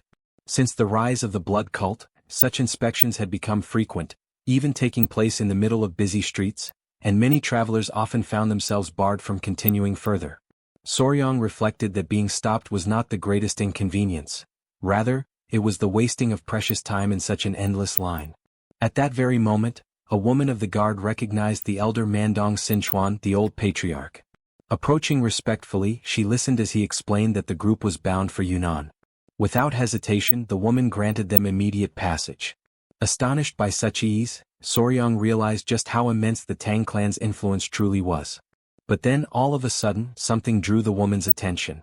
Her eyes fell upon Yowa, the spider, yet she could not perceive the creature's true form. With the body rendered invisible, to her it appeared only as though Huayin, Soryang's wife, was floating gracefully in the air. Panic stirred in Soryang as he recognized the confusion. The guard, however, interpreted it differently. She believed she was witnessing a sacred technique, a divine leap into the void, mastered by Huayin herself. Startled and awestruck, she admired the supposed ability, remarking that such prowess was only to be expected from one of the three flowers of the martial world. Cutting short the misunderstanding, Huayin tugged Yowa forcefully back toward her side. And with composed courtesy, the group distanced themselves slightly, offering apologies to the guard before moving along on their way. Huayin insisted that Soryang should clear up the misunderstanding, worried that people might confuse his wife with Yowa. Soryang, however, urged her to remain calm. He reminded her that, to avoid suspicion during their journey, she had been dressed in men's clothing and her face kept veiled. In the Central Plains, superstition painted twins as ignorant beings, akin to demons, and because of that, such precautions were necessary. Amidst small incidents such as these along the road, the group eventually reached their destination in Yunnan safely. Soryang was struck with awe at the sight of the Ileo mountain. The old patriarch remarked that if they advanced a little further, they would soon reach the barrier of poison. Suddenly, Soryang glanced back, his gaze sharp, and noticed something unusual. Gu Pei, curious, asked what he was thinking, and the young man explained that the place was abnormally silent. There was no sound from the cracks of the caverns, no chirping in the trees, no trace of life anywhere. The old patriarch observed that such a feeling was not new to him, recalling the past hunt for the sovereign of the blue venom. Intrigued, Soryang asked who this sovereign was. The grandfather remembered clearly that around the den of the sovereign of the blue venom, even insects had disappeared. They had either fled or been devoured as prey. He warned that he would personally explore the area and instructed the rest of the group to retreat to the meeting point of the Yun and Amuk rivers, where birds could still be seen flying. Soon after he departed. Huayin confirmed that in the area they had crossed, there were still birds and insects present, while Gu Pei commented that it seemed as though something was dividing the territory along the river. Soryang pondered that some powerful creature must be dwelling in the Ileo mountain. Huayin approached, asking what felt so strange to him. Soryang explained that, for a beast to occupy such a vast expanse as its lair, it would have to be enormous, comparable to the sovereign of the blue venom. He reflected further, noting that the absence of all signs of life, save for the river, raised troubling questions. How could such a creature hunt in an environment seemingly incapable of sustaining enough prey? Gu Pei agreed, remarking that now that Soryang had pointed it out, the situation was indeed concerning, and he hoped fervently that the old patriarch would return with answers. Not long after, the elder did return, accompanied by 2 men from the area he had gone to investigate. The grandfather declared that the situation was truly problematic, for even at the entrance of the Ileo mountain they had found nothing at all. Soryang was shaken by this report. The patriarch continued, warning that the ravine of poison was likely in the same state. He emphasized that the sun was nearly setting, and they would do best to stop for the day and resume the search on the following morning.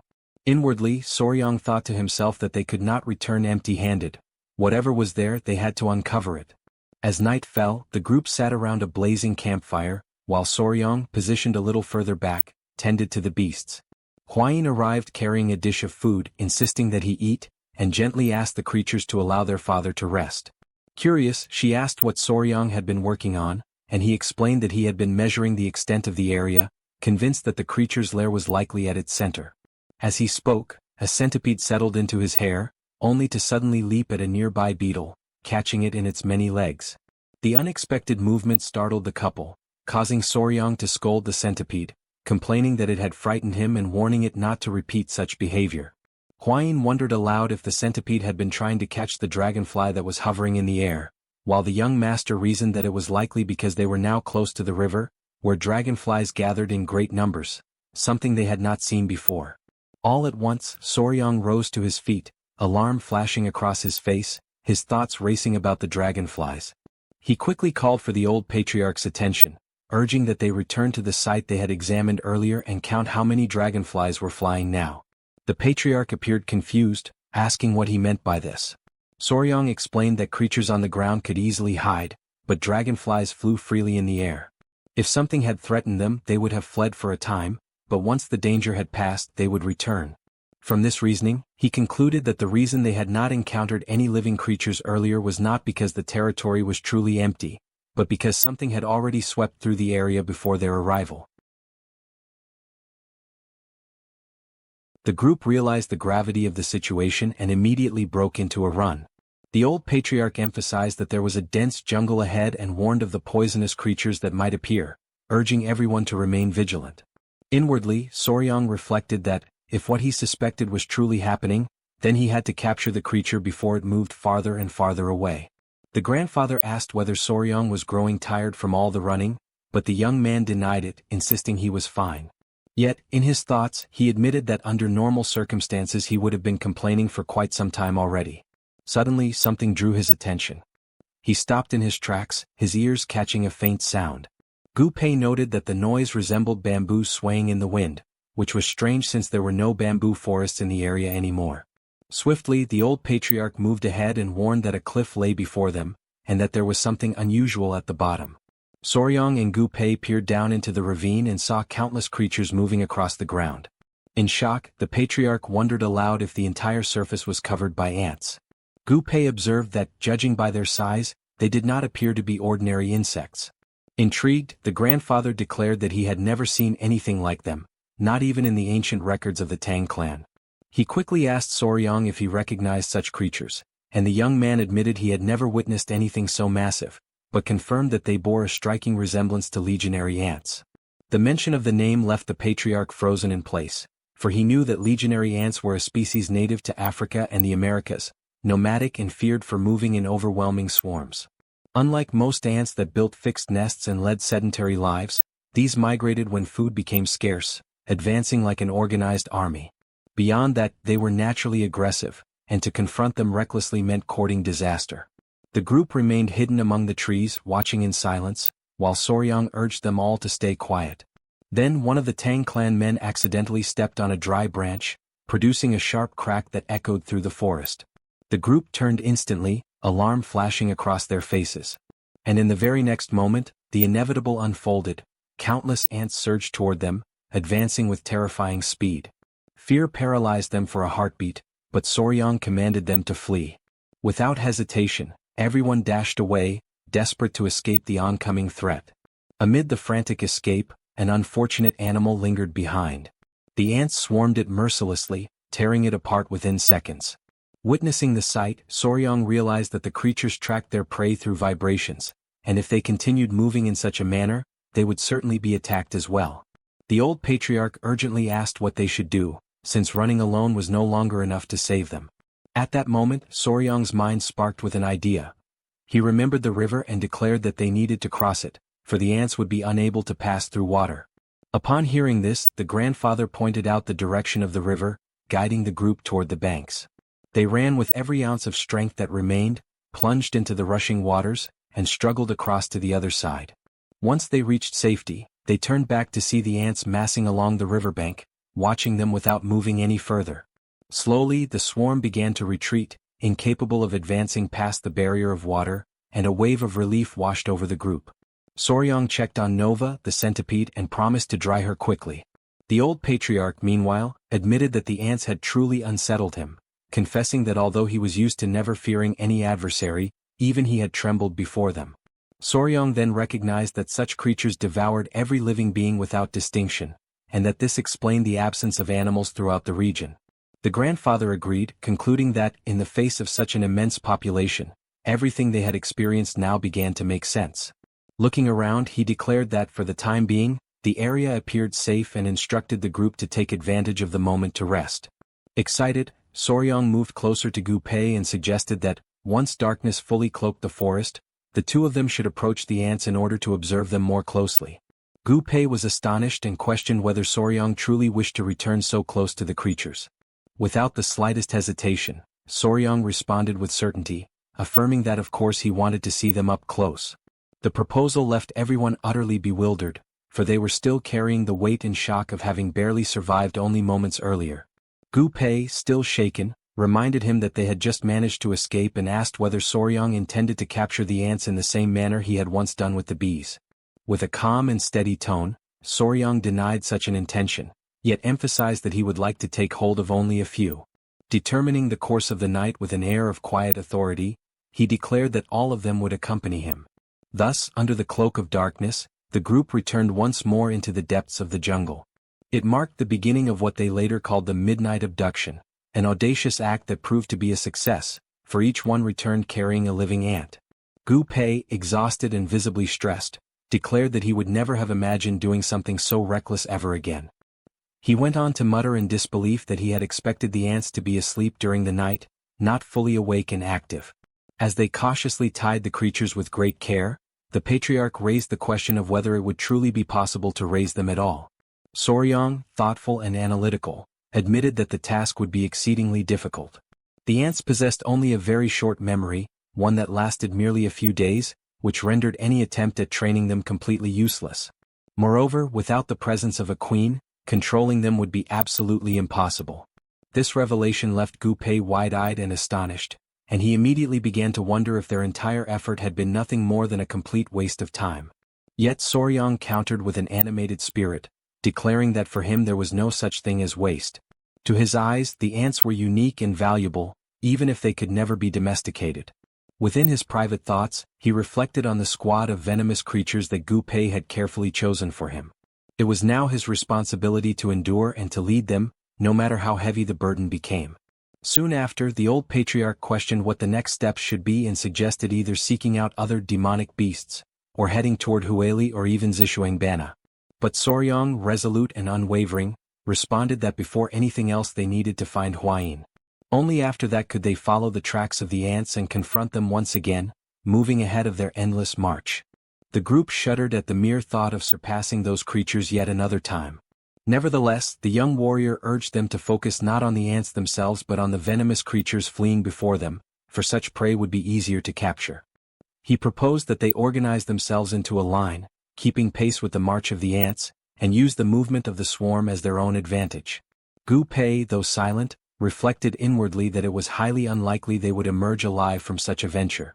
Even so, Soryang smiled with conviction and concluded with firm resolve that it did not matter whether they captured the ants or not. With this strategy, they would still be able to seize every venomous creature the jungle had to offer. Taking advantage of the moment to rest, the group lit a fire in the middle of the forest.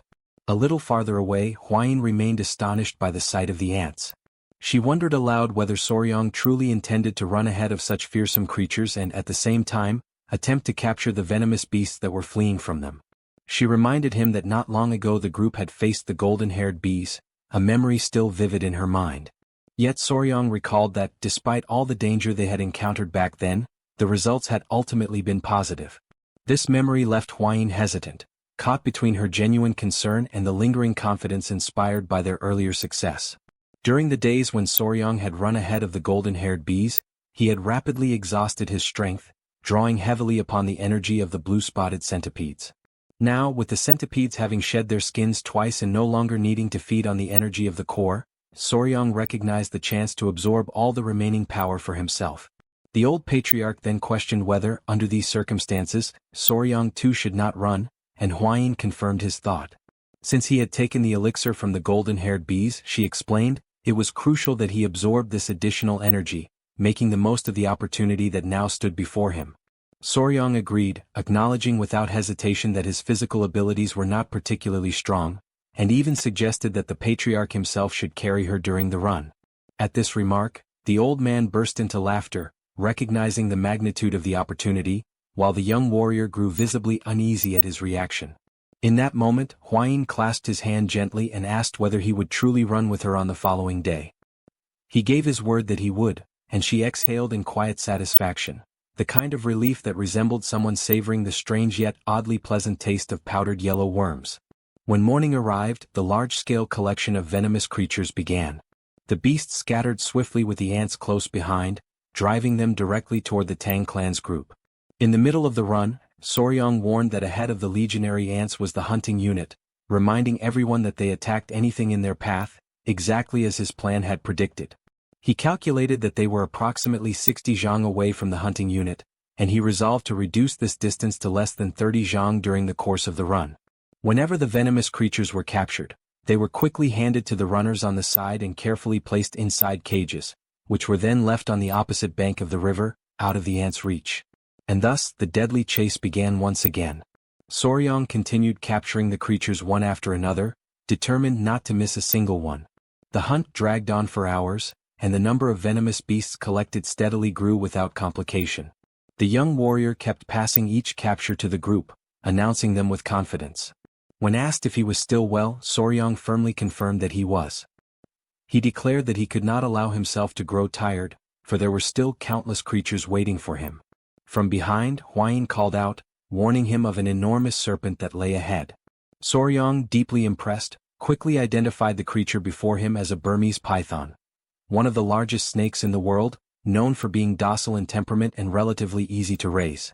Gu Pei questioned whether it was not, in fact, a venomous creature, and Soryang admitted that it was. Yet he assured everyone present that he knew precisely how to capture it without harm. However, the commander reminded him, with a touch of exasperation, that he had spoken in the very same confident manner about the Chikota scorpion and the giant toad. At this pace, the man commented they might as well capture everything that appeared in their path. Even so, the young warrior stopped running, determined to pursue the serpent. He moved swiftly and seized it with practiced hands, even as the ants pressed on behind him, relentless in their advance, forcing him to carry the snake forward under great pressure. Suddenly, Soryang's foot caught on a branch hidden in the undergrowth, and he tumbled violently to the ground, the massive serpent slipping from his grasp. Witnessing this sudden accident, Huayin and Gupi were instantly overcome with alarm, their hearts struck by fear at the terrifying proximity of the swarming ants. Turning his head, Soryang realized with horror that the insects were already dangerously close, advancing upon him at great speed. In that desperate instant, a hand reached out and pulled him upward. It was Yohwa the spider who swiftly carried him away to safety. Huayin, relieved, praised the creature for its good work and urged her to take Soryang to a secure place where he would not be endangered. Moments later, however, Soryang was abruptly dropped to the ground once more. Huayin immediately scolded him sternly, warning that she would not allow him to approach the ants again under any circumstance. At that instant, Soryang noticed something around his neck. His fingers reached up and he realized it was a strap tightly binding him. Angrily, he ordered Yohwa to release it at once. Suddenly, Gyupi appeared, running breathlessly, calling out to the couple. Huayin, tense, asked about the ants. He quickly explained that, by sheer luck, the swarm had stopped on the other side of the hill. Soon, as the group observed the coming of night, Gyupi suggested that they take a brief pause. Huayin agreed to the idea, stating firmly that she would wait there for the arrival of the main group. In that very moment, the spider sensed something unusual. Without warning, a sharp, pointed object was hurled into the ground between them, striking with such force that it pierced deep into the earth. From behind, several individuals emerged, gripping blades in their hands and commanded the group not to move. They declared in cold voices that the land they stood upon belonged to the Palace of Beasts and demanded that the intruders, Soryang and the Tang Clan, reveal their identities at once. Both Gyupi and Huayin were shaken by the sudden threat. Huayin attempted to calm the tense situation by explaining that they were members of the Tang Clan from Sichuan. The strangers, however, remained doubtful. With suspicion heavy in their tone, they asked how the Tang Clan had managed to reach so deep into the remote jungles of Yunnan. Even as the exchange unfolded, a wolf crept closer to the group, its piercing gaze fixed entirely on Soryang, who remained tied on the ground. He shouted, desperately trying to explain himself, but the man on the other side, consumed with anger, cut him off and demanded to know what business they had in the sacred land of the Palace of Beasts. He was named Hukrang, a warrior belonging to the southern barbarian Palace of Beasts, who had been patrolling the area when he heard strange noises echoing through the forest and immediately ran toward the source of the sound, where he eventually encountered the group. He explained that the land ahead belonged to the Palace of Beasts, a sacred place known as the Valley of Beasts, and therefore Soryang could not advance any further. The young man quickly understood and stated that he would withdraw. Yet, at that very moment he felt a sudden intuition and asked Hukrang to wait, for he had something urgent to share. The warrior turned to him, and Soryang requested that they climb a nearby hill together for a brief moment. A short while later both of them began ascending the slope, their steps quick but cautious. Upon reaching the top, Hukrang froze in shock, his eyes wide with disbelief at the sight that unfolded before him in the distance. Utterly confused, he demanded to know what was happening. Soryang explained that what they were seeing below was the army of demonic ants, and that the strange sounds they had heard earlier were produced by the swarm's ceaseless movement.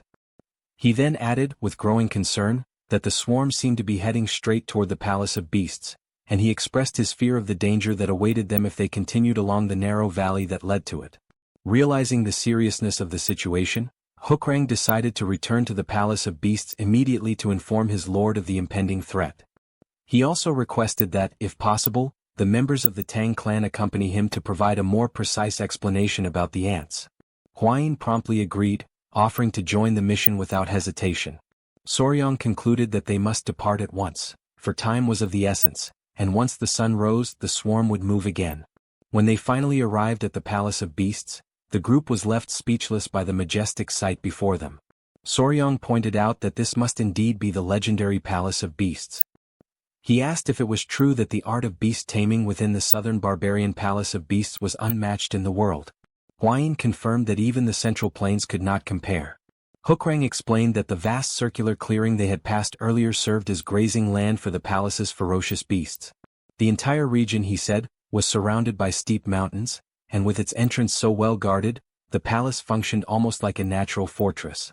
Soryang pondered this in silence, wondering if such isolation might also become a trap, whether blocking the entrance could turn them into mere rats caught under siege. Shortly after, the warrior introduced the group to the lord of the palace, respectfully asking that they be granted passage. They waited for permission, and once the signal was given, they entered the grand hall. Their host introduced himself as Meng Ho, the lord of the palace of beasts. Everyone bowed deeply, and Soryang formally presented himself and the others as members of the Tang clan. Meng Ho remarked that he had heard of their arrival in Yunnan to capture poisonous creatures and admitted that the Tang clan's knowledge of venom and deadly beasts far surpassed their own. He then asked Soryang to explain exactly what the demonic ants were and how such creatures had reached this land. Soryang described in detail the terrifying nature of the demonic ant army, their destructive power and the urgency with which the affected lands needed to be evacuated. However, the response from those present was not what he expected.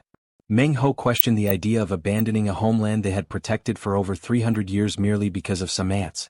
A female warrior of the palace dismissed the threat entirely, suggesting that they send 500 wolfhounds to exterminate the insects, claiming that the people of the Central Plains were prone to exaggeration. Soryang, stunned, insisted that he was not exaggerating and warned that if they sent 500 wolves, every single one of them would be devoured within moments. His words deeply offended the woman, who glared at him in fury. Huayin cautioned Soryang that he was being rude, but he paid her no mind and continued speaking, his voice firm and filled with intensity.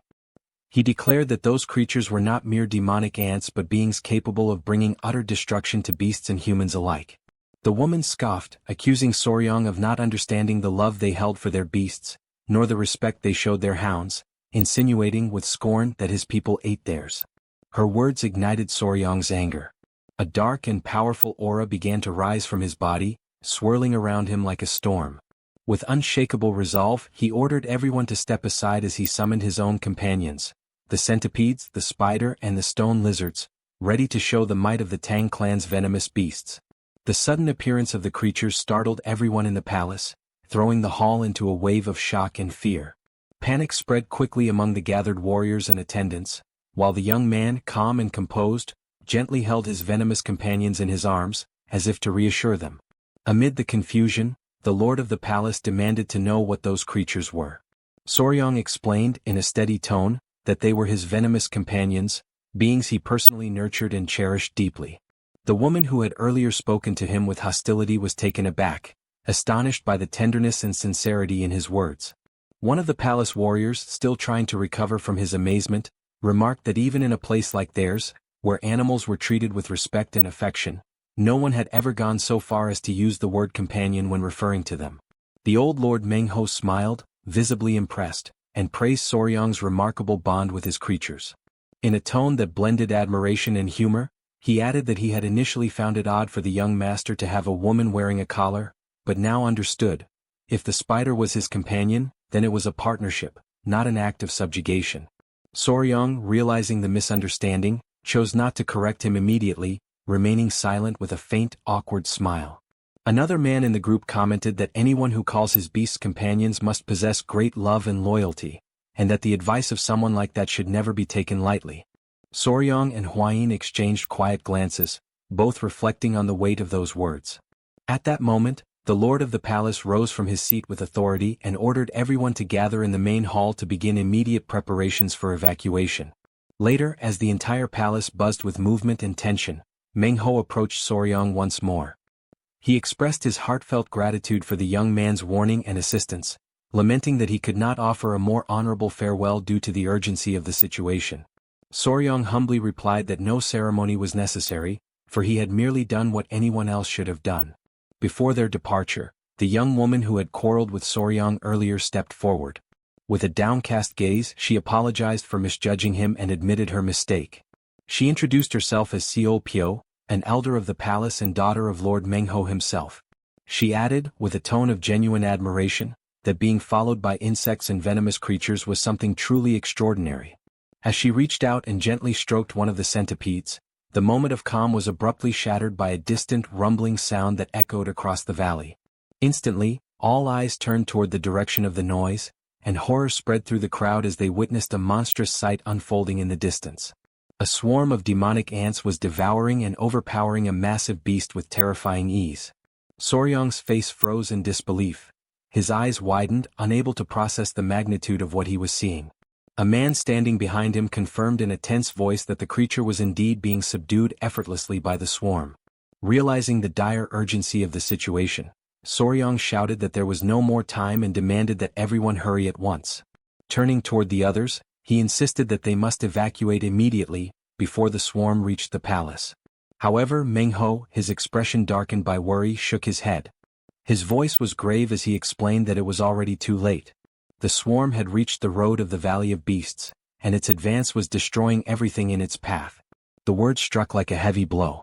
If the passes were already overrun and the beasts slaughtered, then the hope of escape was no longer certain. It had become a desperate, fading chance. The scene was desolate.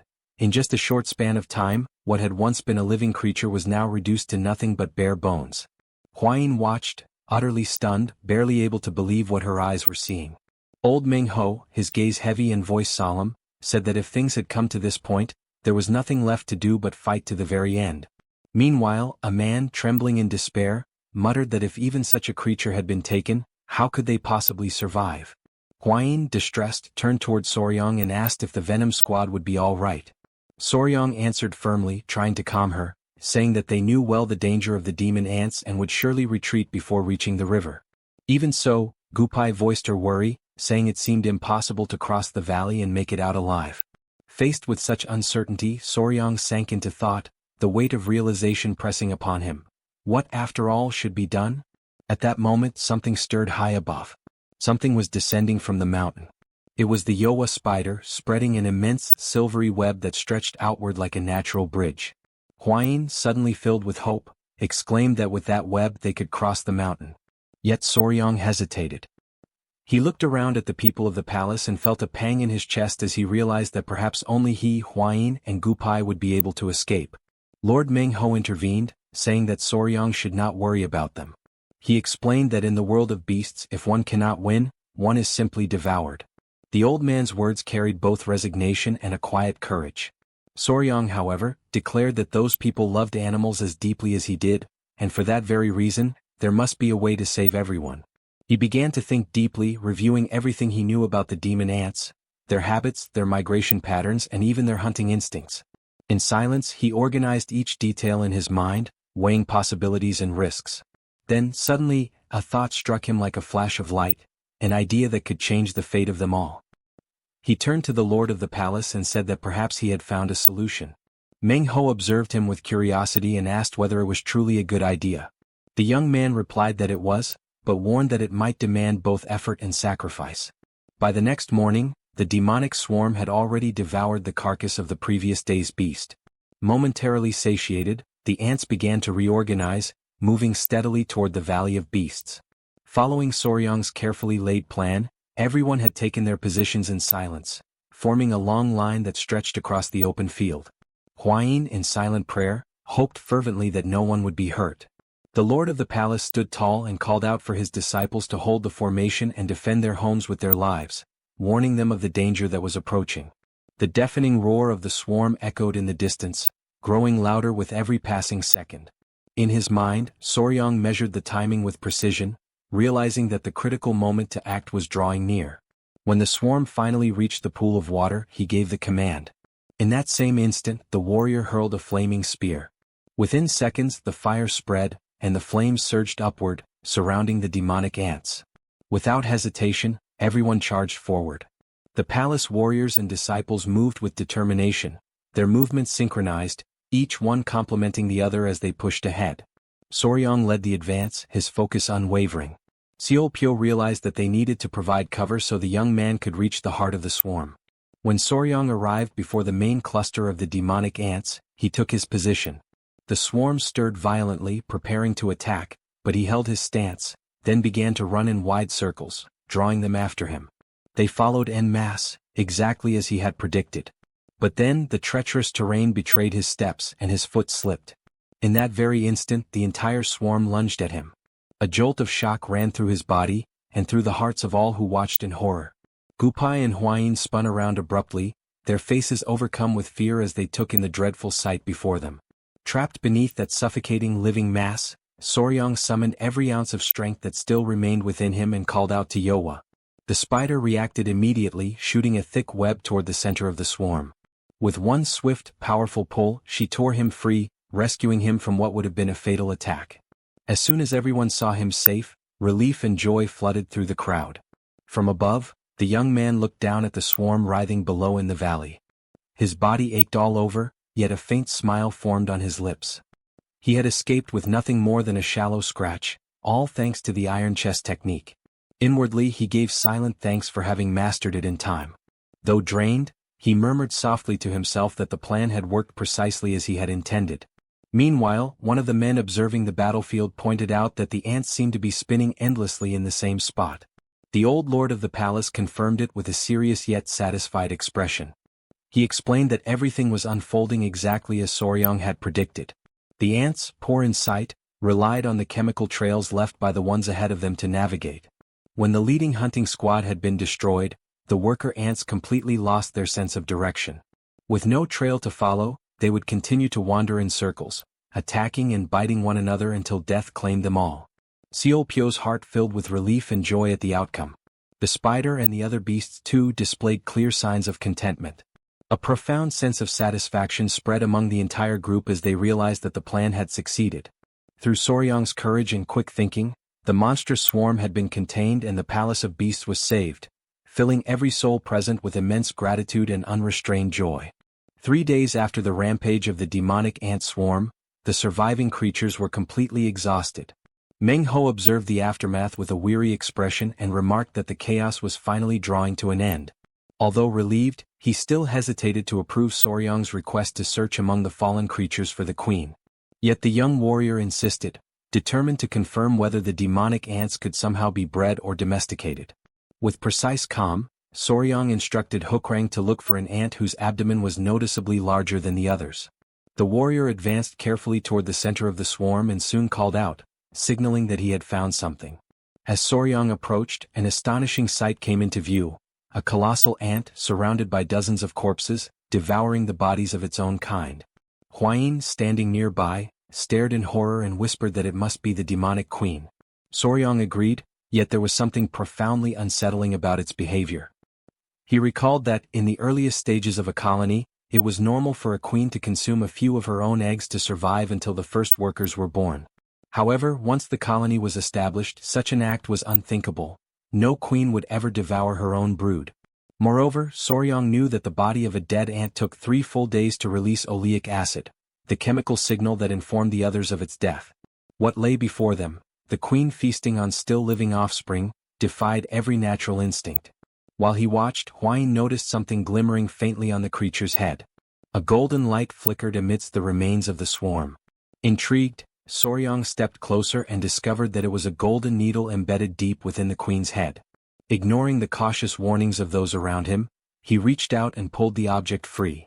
Instantly, a dark, viscous fluid oozed from the creature's body. The queen convulsed violently, then collapsed lifeless to the ground. Soryang bent down to confirm. There was no doubt. The queen was dead. Hwayin, examining the needle, commented that the Tang clan also used golden needles, though never one so long. At the center of the object there seemed to be a faint residue, perhaps a poisonous substance, likely responsible for the queen's madness and unnatural behavior. Before they could analyze it further, the sound of hurried footsteps echoed in the distance. The old patriarch appeared, running toward them. Upon reaching the group, he explained that he had met a warrior from the Palace of Beasts and heard of the great swarm. Soryang assured him that he was unharmed, crediting his survival to the iron chest technique. The lord of the southern Palace of Beasts, standing nearby, recognized the elder as a senior figure of the Sichuan Tang Clan. When the old man confirmed his identity, everyone present bowed deeply in reverence, offering their gratitude for the young warrior's aid. The patriarch, slightly embarrassed, questioned the need for such ceremony. Nevertheless, he returned their respect with calm dignity, thanking Meng Ho for his hospitality as he was invited into the Palace of Beasts. Before they could proceed, Soryang suddenly stopped and addressed the patriarch. He mentioned the golden needle and asked if the elder had ever seen anything like it before. At those words the old man's face turned pale. Gripped by sudden urgency, he demanded to know where the artifact had been found. Soryang explained that the needle had been buried deep in the forehead of the demonic ant queen. Meng Ho, noting the elder's reaction, asked what could possibly cause such alarm. The patriarch's expression hardened, his voice low and grave as he replied that there were still people in the world who harbored deep hatred toward both the Sichuan Tang Clan and the Southern Palace of Beasts. Then he uttered a single name that filled the air with tension and dread: Odakman. Everyone reacted with astonishment, for that name belonged to a sect that had been exterminated 100 years ago. Soryang recalled that Odakumen had long since been destroyed, and that the old patriarch was connected to the origin of the divine technique known as Odokajaiwang, the sacred art he himself had learned in secret. Seo Pyo explained that the art of awakening the explosive beast was meant to unleash the full potential of spiritual beasts, but if used recklessly, it could just as easily destroy them. For that reason, it was a forbidden technique, reserved only for moments of absolute peril. The patriarch went on to explain that Odakumen had once used demonic creatures to create the so-called soul pills, and that the golden needle bearing the Tang clan's mark was proof of their interference. Upon hearing this, Meng Ho admitted that he had never imagined anyone from Odakumen could still be alive. The old man then stepped closer to the young warrior, his expression softening. He declared that subduing the demonic swarm and uncovering Odakumen's hidden involvement was already a remarkable achievement. Then, with solemn authority, he stated that if Odakumen had not been completely destroyed, the ancient pact of 100 years still remained in effect. In the name of the Sichuan Tang Clan, he swore to assist the Palace of Beasts, and the palace in turn, pledged its full support to the Tang Clan. Acknowledging the bravery and wisdom Soryang had demonstrated, Meng Ho emphasized that he would grant the group any reward they desired. At that moment, the old patriarch leaned toward Soryang and whispered softly, urging him to ask about the divine skill Odokajaiwang. Following the elder's guidance, Soryang turned respectfully toward the master of the palace and explained that, unlike the members of the Tang clan, he had learned a martial art left behind by the ancients of Odakumen, a technique that allowed him to command centipedes through the power of his own heart. The lord of the Palace of Beasts grew thoughtful. He remembered that the divine skill Odokajaiwang contained the hidden principles of the art of the beast's heart. Yet, as he recalled, 100 years ago, when the Tang clan and Odakumen had still exchanged martial knowledge, such an art had not existed. Intrigued, Soryang asked whether this technique, which enabled control over centipedes, might also be applicable to other kinds of beasts. A heavy silence followed, filled with both curiosity and unease. Seo Pyo then explained that the art of the beast's heart was the most sacred secret of the palace, a technique that allowed its masters to share their heart and life force with the beasts they tamed. It was passed down only through the direct line of succession. Even so, Seo Pyo pondered aloud how a son-in-law of the Tang clan could have learned a variant of this divine art, one known as the art of the heart of the tool. Alarmed, the lord of the palace turned sharply toward Soryang and asked about the young man's origins and his ties to his biological family. The question caught Soryang off guard, but he quickly responded that he had no family at all. Meng Ho was stunned by the confession and asked in disbelief if that meant the boy was an orphan. Soryang, confused, could not understand why being an orphan suddenly seemed like a good thing. Smiling gently, the lord of the palace said that the heart of one who raised and understood venomous creatures was purer than that of any other warrior in the Palace of Beasts. The hall fell silent, filled with astonishment. Then Meng Ho stepped forward, his expression solemn yet warm, and made an announcement no one had expected. He wished for Soryang to become his son. Overcome by surprise, the young man questioned the elder's intentions. The old man confirmed that he truly intended to make him his adopted son, a new member of the Palace of Beasts. He went on to explain that, upon being accepted into the family, Soryang would be allowed to keep his own martial arts and would also learn the techniques unique to the palace. Faced with the re-emergence of the Five Poisons sect, Meng Ho declared that it was necessary to strengthen the bonds with the Tang family and turned to the patriarch for his opinion. The patriarch considered the matter carefully, stating that although Soryang's position as son-in-law would remain unchanged, what truly mattered was the young man's own will. The lord of the palace then asked Soryang if he would agree to become his adopted son, explaining that doing so would grant him the title, the inheritance of the palace, and the privilege of living among the other beasts. Within himself, the young man hesitated. After all, gaining a father and a sister was not something one could decide so easily. At that moment, Suk looked to the lord of the Palace of Beasts and asked whether that alone would be enough to win his heart. The old man replied by asking if there was perhaps something else missing to convince him. Trying to help, the young woman reminded her father of the existence of the flying serpent, a legendary creature that might pique Soryang's interest. Curious, Soryang turned to his grandfather and asked what exactly a flying serpent was. The old patriarch explained that it referred to the divine flying serpent of heaven, one of the 24 most powerful venoms in existence. It ranked just below the 10 great poisons, possessed 2 horns upon its head, and had the ability to soar through the skies. Astonished, the young warrior found it difficult to believe such a creature truly existed. Suk, delighted by his enthusiasm, promised that if he accepted becoming her younger brother, she would personally help him capture the flying serpent. Upon hearing this, the young warrior brought his hands together in a gesture of respect and reverence, bowing to greet his new father and elder sister. The lord of the palace, overwhelmed with joy, celebrated the young man's decision. And so, Soryang officially became the adopted son of the Palace of Beasts. After the formal rites and the adoption ceremony, he was at last recognized as a true member of that family. Later, as he rested after the event, he reflected silently on the irony of life. In his previous existence he had adopted countless animals, yet never imagined that one day he himself would be the one adopted. Even so, he found no fault in it. The members of the Palace of Beasts seemed as genuinely kind and pure-hearted as those of the Tang clan. It was then that the door to his room suddenly opened. Startled, Soryang looked up to see Suk and Lady Huayin entering. Suk explained that now that they were family, she wished to talk and sleep beside him. She confessed that she had always been alone and wanted to share simple moments with a younger brother. The young man turned to Huayin, curious, and she nervously explained that, in the Palace of Beasts, engaged couples shared the same bed. The revelation left him alarmed. He found the practice entirely improper and could not understand how a man and a woman could spend the night together in such a manner. Now lying down, Suk tried to distract him by suggesting they talk about the venomous creatures he raised. The situation was deeply awkward. Flustered, the young man raised his hand, asking them to wait for a moment. When morning came, he still had not managed to close his eyes for even a single moment. The lord of the Palace of Beasts announced that he would finally explain to the young man the matter that most stirred his curiosity: the gongs. Before doing so, however, he needed to assess the youth's internal energy technique. He asked Soryang to sit down so that he could begin the examination by tracing the major circulation pathways. Soon, the elder approached and gently placed his hand upon the young man's head. The atmosphere grew heavy with a mystical aura as Meng Ho, focused and composed, carefully analyzed Soryang's internal energy. It did not take long for him to realize why he had failed to sense the boy's presence earlier. Soryang had been concealing his spiritual essence. Meng Ho remarked that the young man was imitating the beast heart technique, yet his version was a crude and incomplete imitation of the true method.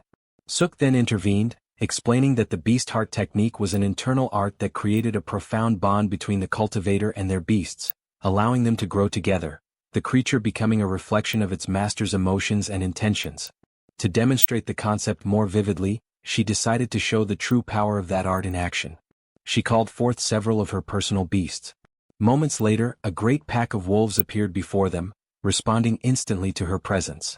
Soryang was struck with awe at the sheer number and majesty of the creatures standing before him. With calm authority, Suk informed her beasts that Soryang was now part of their family. Then she raised her voice, commanding the wolves' attention, and with a clear, commanding tone, ordered them to assume the fierce formation, directing their movements toward the lord of the Palace of Beasts. The creatures obeyed without hesitation, advancing in unison, their movements perfectly synchronized as though they shared a single consciousness.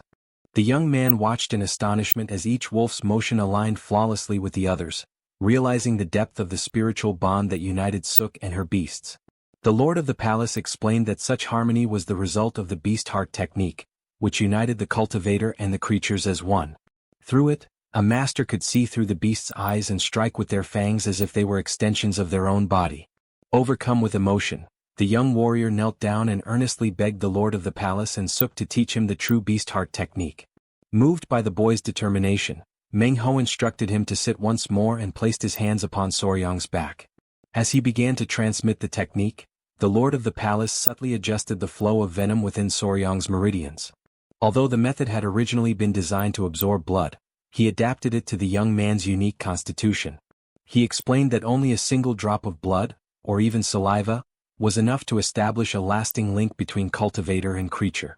When the process was complete, Meng Ho solemnly declared that the transmission had ended. From that moment onward, Soryang would be spiritually connected to the Ogong through the beast heart technique. Curious and eager to feel this new bond, Soryang held one of his spiritual centipedes, named Shou. Instantly he could sense the creature's emotions flowing into his own heart, its fear, its loyalty, its gentle pulse of life. Overwhelmed by surprise and deep affection, he embraced the centipede, feeling the connection between them throb with vivid, living energy. Then Meng Ho instructed him to bring forth his other two centipedes, Yang and Bin, so that the connection could be completed.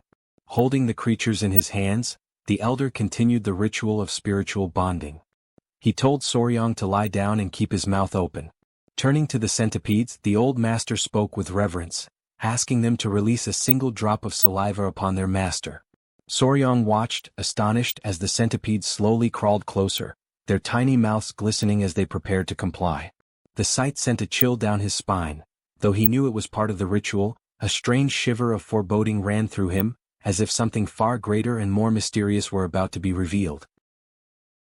During a training session in the garden of the main hall of the Palace of Beasts, Soryang stood alongside his three centipedes, all of them focused intently on a single target before them. At his command, the creatures surged forward in formation, striking the target with force and remarkable synchronization, exactly as he had instructed them to do. From a short distance away, Huayin and Suk watched the scene unfold, their eyes filled with admiration and delight at the display of discipline and coordination. Soryang, however, could not share their enthusiasm. Deep inside, frustration welled within him. As he reflected on what he had learned so far, he realized that his attempts to merge his martial techniques with the behavior of the centipedes still felt awkward, almost comical in execution. Deciding to change his approach, he called off the exercise and gently commanded his centipedes to attempt a more graceful, chained attack sequence. The creatures obeyed but appeared disheartened by the request. Soryang quickly moved to comfort them, stroking their bodies affectionately while reminding himself that, with patience and persistence, they would grow stronger together. Holding them in his arms, he asked softly if they wished to continue the training. 15 days had passed since the young warrior first began applying the wild beast heart technique to his centipedes. The foundation of this technique resembled that of the divine return of the 5 poisons, a method that greatly accelerated the strengthening of both his creatures and the bond they shared with him. During one of the training sessions, Soryang turned to Suk and asked if there had been any new information about the flying serpent. She explained that the area being investigated by the warriors lay 3 days away and that news should arrive soon. Before they could continue their conversation, Gyupi appeared, rushing toward them in visible haste. He announced that the great patriarch was calling for Soryang. Startled, Soryang immediately asked the reason for the summons. Gyupi replied that the patriarch had found a flying serpent. Without hesitation, Soryang decided to go at once to the guest hall of the Palace of Beasts. He ran through the corridors until he reached his grandfather. The patriarch greeted him warmly and inquired about his progress with the divine return of the 5 poisons technique. The young man replied that he had been practicing with full dedication. Almost at once, he mentioned that he had heard of the discovery of the flying serpent.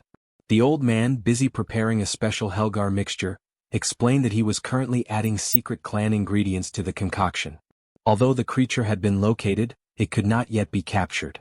Despite being weaker than the 10 great venomous beasts, the flying serpent was still dangerously powerful. With a faint smile, the patriarch reached for a jar nearby and held it up for his grandson to see, saying he believed the young man would find it interesting. Curious, Soryang stepped closer and peered inside the container. There he found a peculiar spider. He quickly identified it as the money trap spider, so named because the pattern on its back resembled that of an ancient coin. In the West, it was known as the sinister hourglass spider, its scientific name being Cyclocosmia ricketi. The young man reflected that, in his previous life in Korea, it would have been nearly impossible to encounter such a rare creature. He thanked his grandfather sincerely for giving him the chance to see it with his own eyes. As the group gathered around, the great patriarch looked at them thoughtfully and commented that they would need an appropriate location to confront the flying serpent. Soryang recalled that serpents were capable of slipping through even the tiniest cracks and that they were usually kept in reinforced sacks to prevent escape.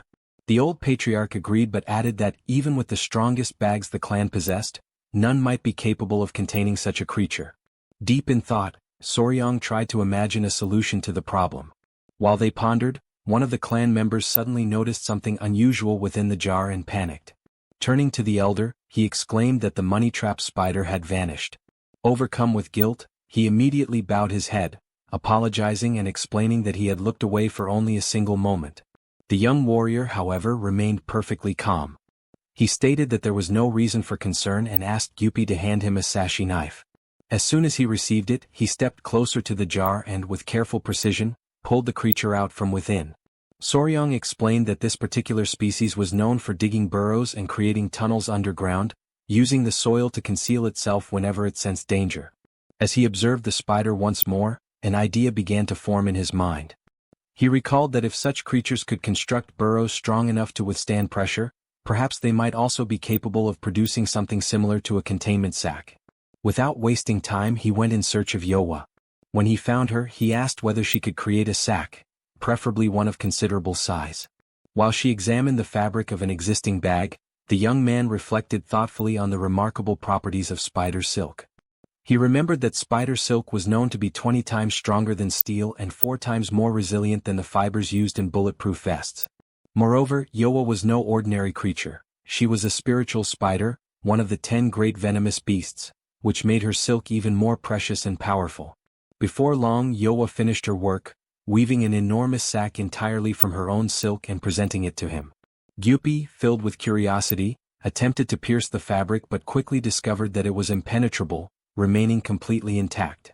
The old patriarch, astonished by the result, declared with satisfaction that they would depart at dawn, for they now had everything they needed for the hunt.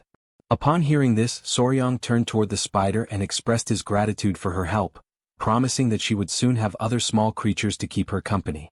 When morning arrived, the group set out toward the valley where the mysterious creature had last been sighted.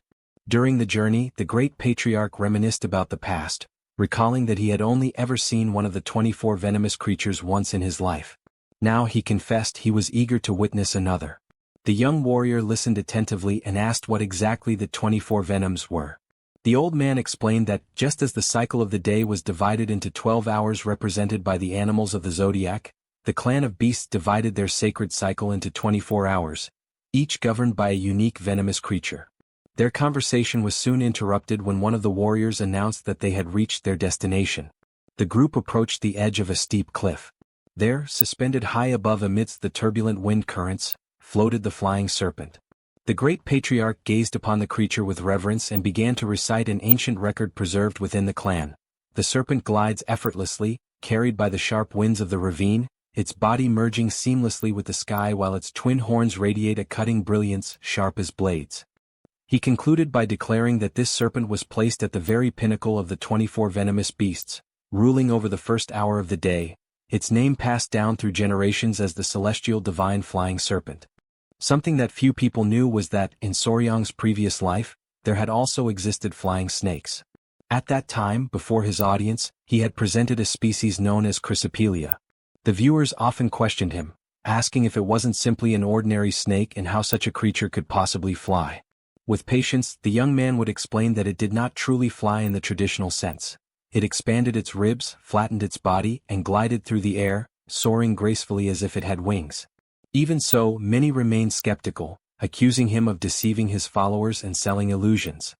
He would only laugh in response, calmly explaining that these snakes could glide for up to 250 meters, something that, by all accounts, could indeed be considered flying. He would remind them that even the moon serpent did not fly like a bird, for everything in the universe remained bound to the laws of physics. Back in the present, as the celestial divine flying serpent crossed the skies with majestic grace, Soryang felt his mind almost freeze in disbelief. Turning toward his grandfather, he asked whether it wasn't strange to see a serpent soaring through the heavens. The great patriarch replied that this was precisely the reason the creature bore such a name. Huayin soon approached, carrying a cluster of centipedes in her hands, remarking that they too would one day grow into impressive venomous beasts. At that moment, the serpent began to thrash violently in the air before swiftly fleeing into the distance. The great patriarch watched calmly, convinced that the serpent had not gone far. He decided to set up camp nearby and send scouting parties to track it down. While the warriors busied themselves erecting tents and preparing the site, Soryang stood apart, lost in thought as he analyzed possible strategies. Suk approached him quietly, catching him by surprise, and asked what he was doing there alone. The young warrior turned to her and explained that he was trying to figure out how to lure the serpent back to the ground in order to capture it. The warrior woman looked at him with a faint trace of irony and asked whether he truly didn't know even the basics. She went on to explain that, despite its ability to fly, the creature was still a living being. It needed to eat and rest, and eventually, it would return to the ground.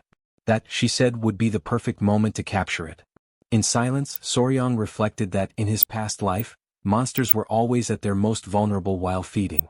A small smile crossed his face as he realized how he had overlooked something so simple.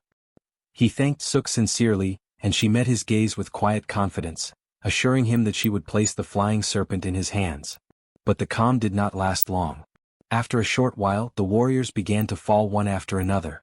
When Soryang lifted his gaze, he finally understood the true reason why this creature stood at the very top among the 24 venomous beasts. Before them, the serpent observed the group intently, its sharp eyes glimmering. Hwayin turned quickly toward Soryang, checking to see if he was unharmed. For 3 days, the group had camped in the area, gathering every possible detail about the serpent's behavior. They discovered that it fed on a fire carp every 3 days and could remain in flight for no longer than 2 continuous hours. Using this information, they had devised a plan to strike secretly at night, during the exact moment it descended to feed. However, the serpent's body stood nearly 6 meters tall, and its scales possessed an unnatural resilience. Each time it struck the ground, the force of impact sent stones and shards of rock scattering in every direction, making any approach nearly impossible. Though its venom was not as potent as that of the 10 great venomous creatures, its sheer power ranked among the highest of the 24. With so many warriors injured, the old patriarch finally gave the order to retreat. Amidst the chaos, everyone fell back, carrying the wounded away from the battlefield and returning to camp. Thus, their first attempt to capture the flying serpent ended in complete failure. At the camp set up near the Valley of the Venomous Creatures, the discouragement was obvious. Hwayin bandaged her own arm, and Soryang approached to check on her condition. She assured him it was only a scratch and asked him not to worry. Meanwhile, the great patriarch immobilized the arm of a wounded warrior with an improvised splint. Suk appeared and admitted that they had underestimated the creature's strength, a point the old man agreed with. They had been careless and should have prepared better. Then he turned to Soryang and asked what their next move would be. The young man reflected and realized that his existing knowledge did not apply to that creature. A frontal assault would be far too risky for the group. He concluded that everything would be easier if they could fly.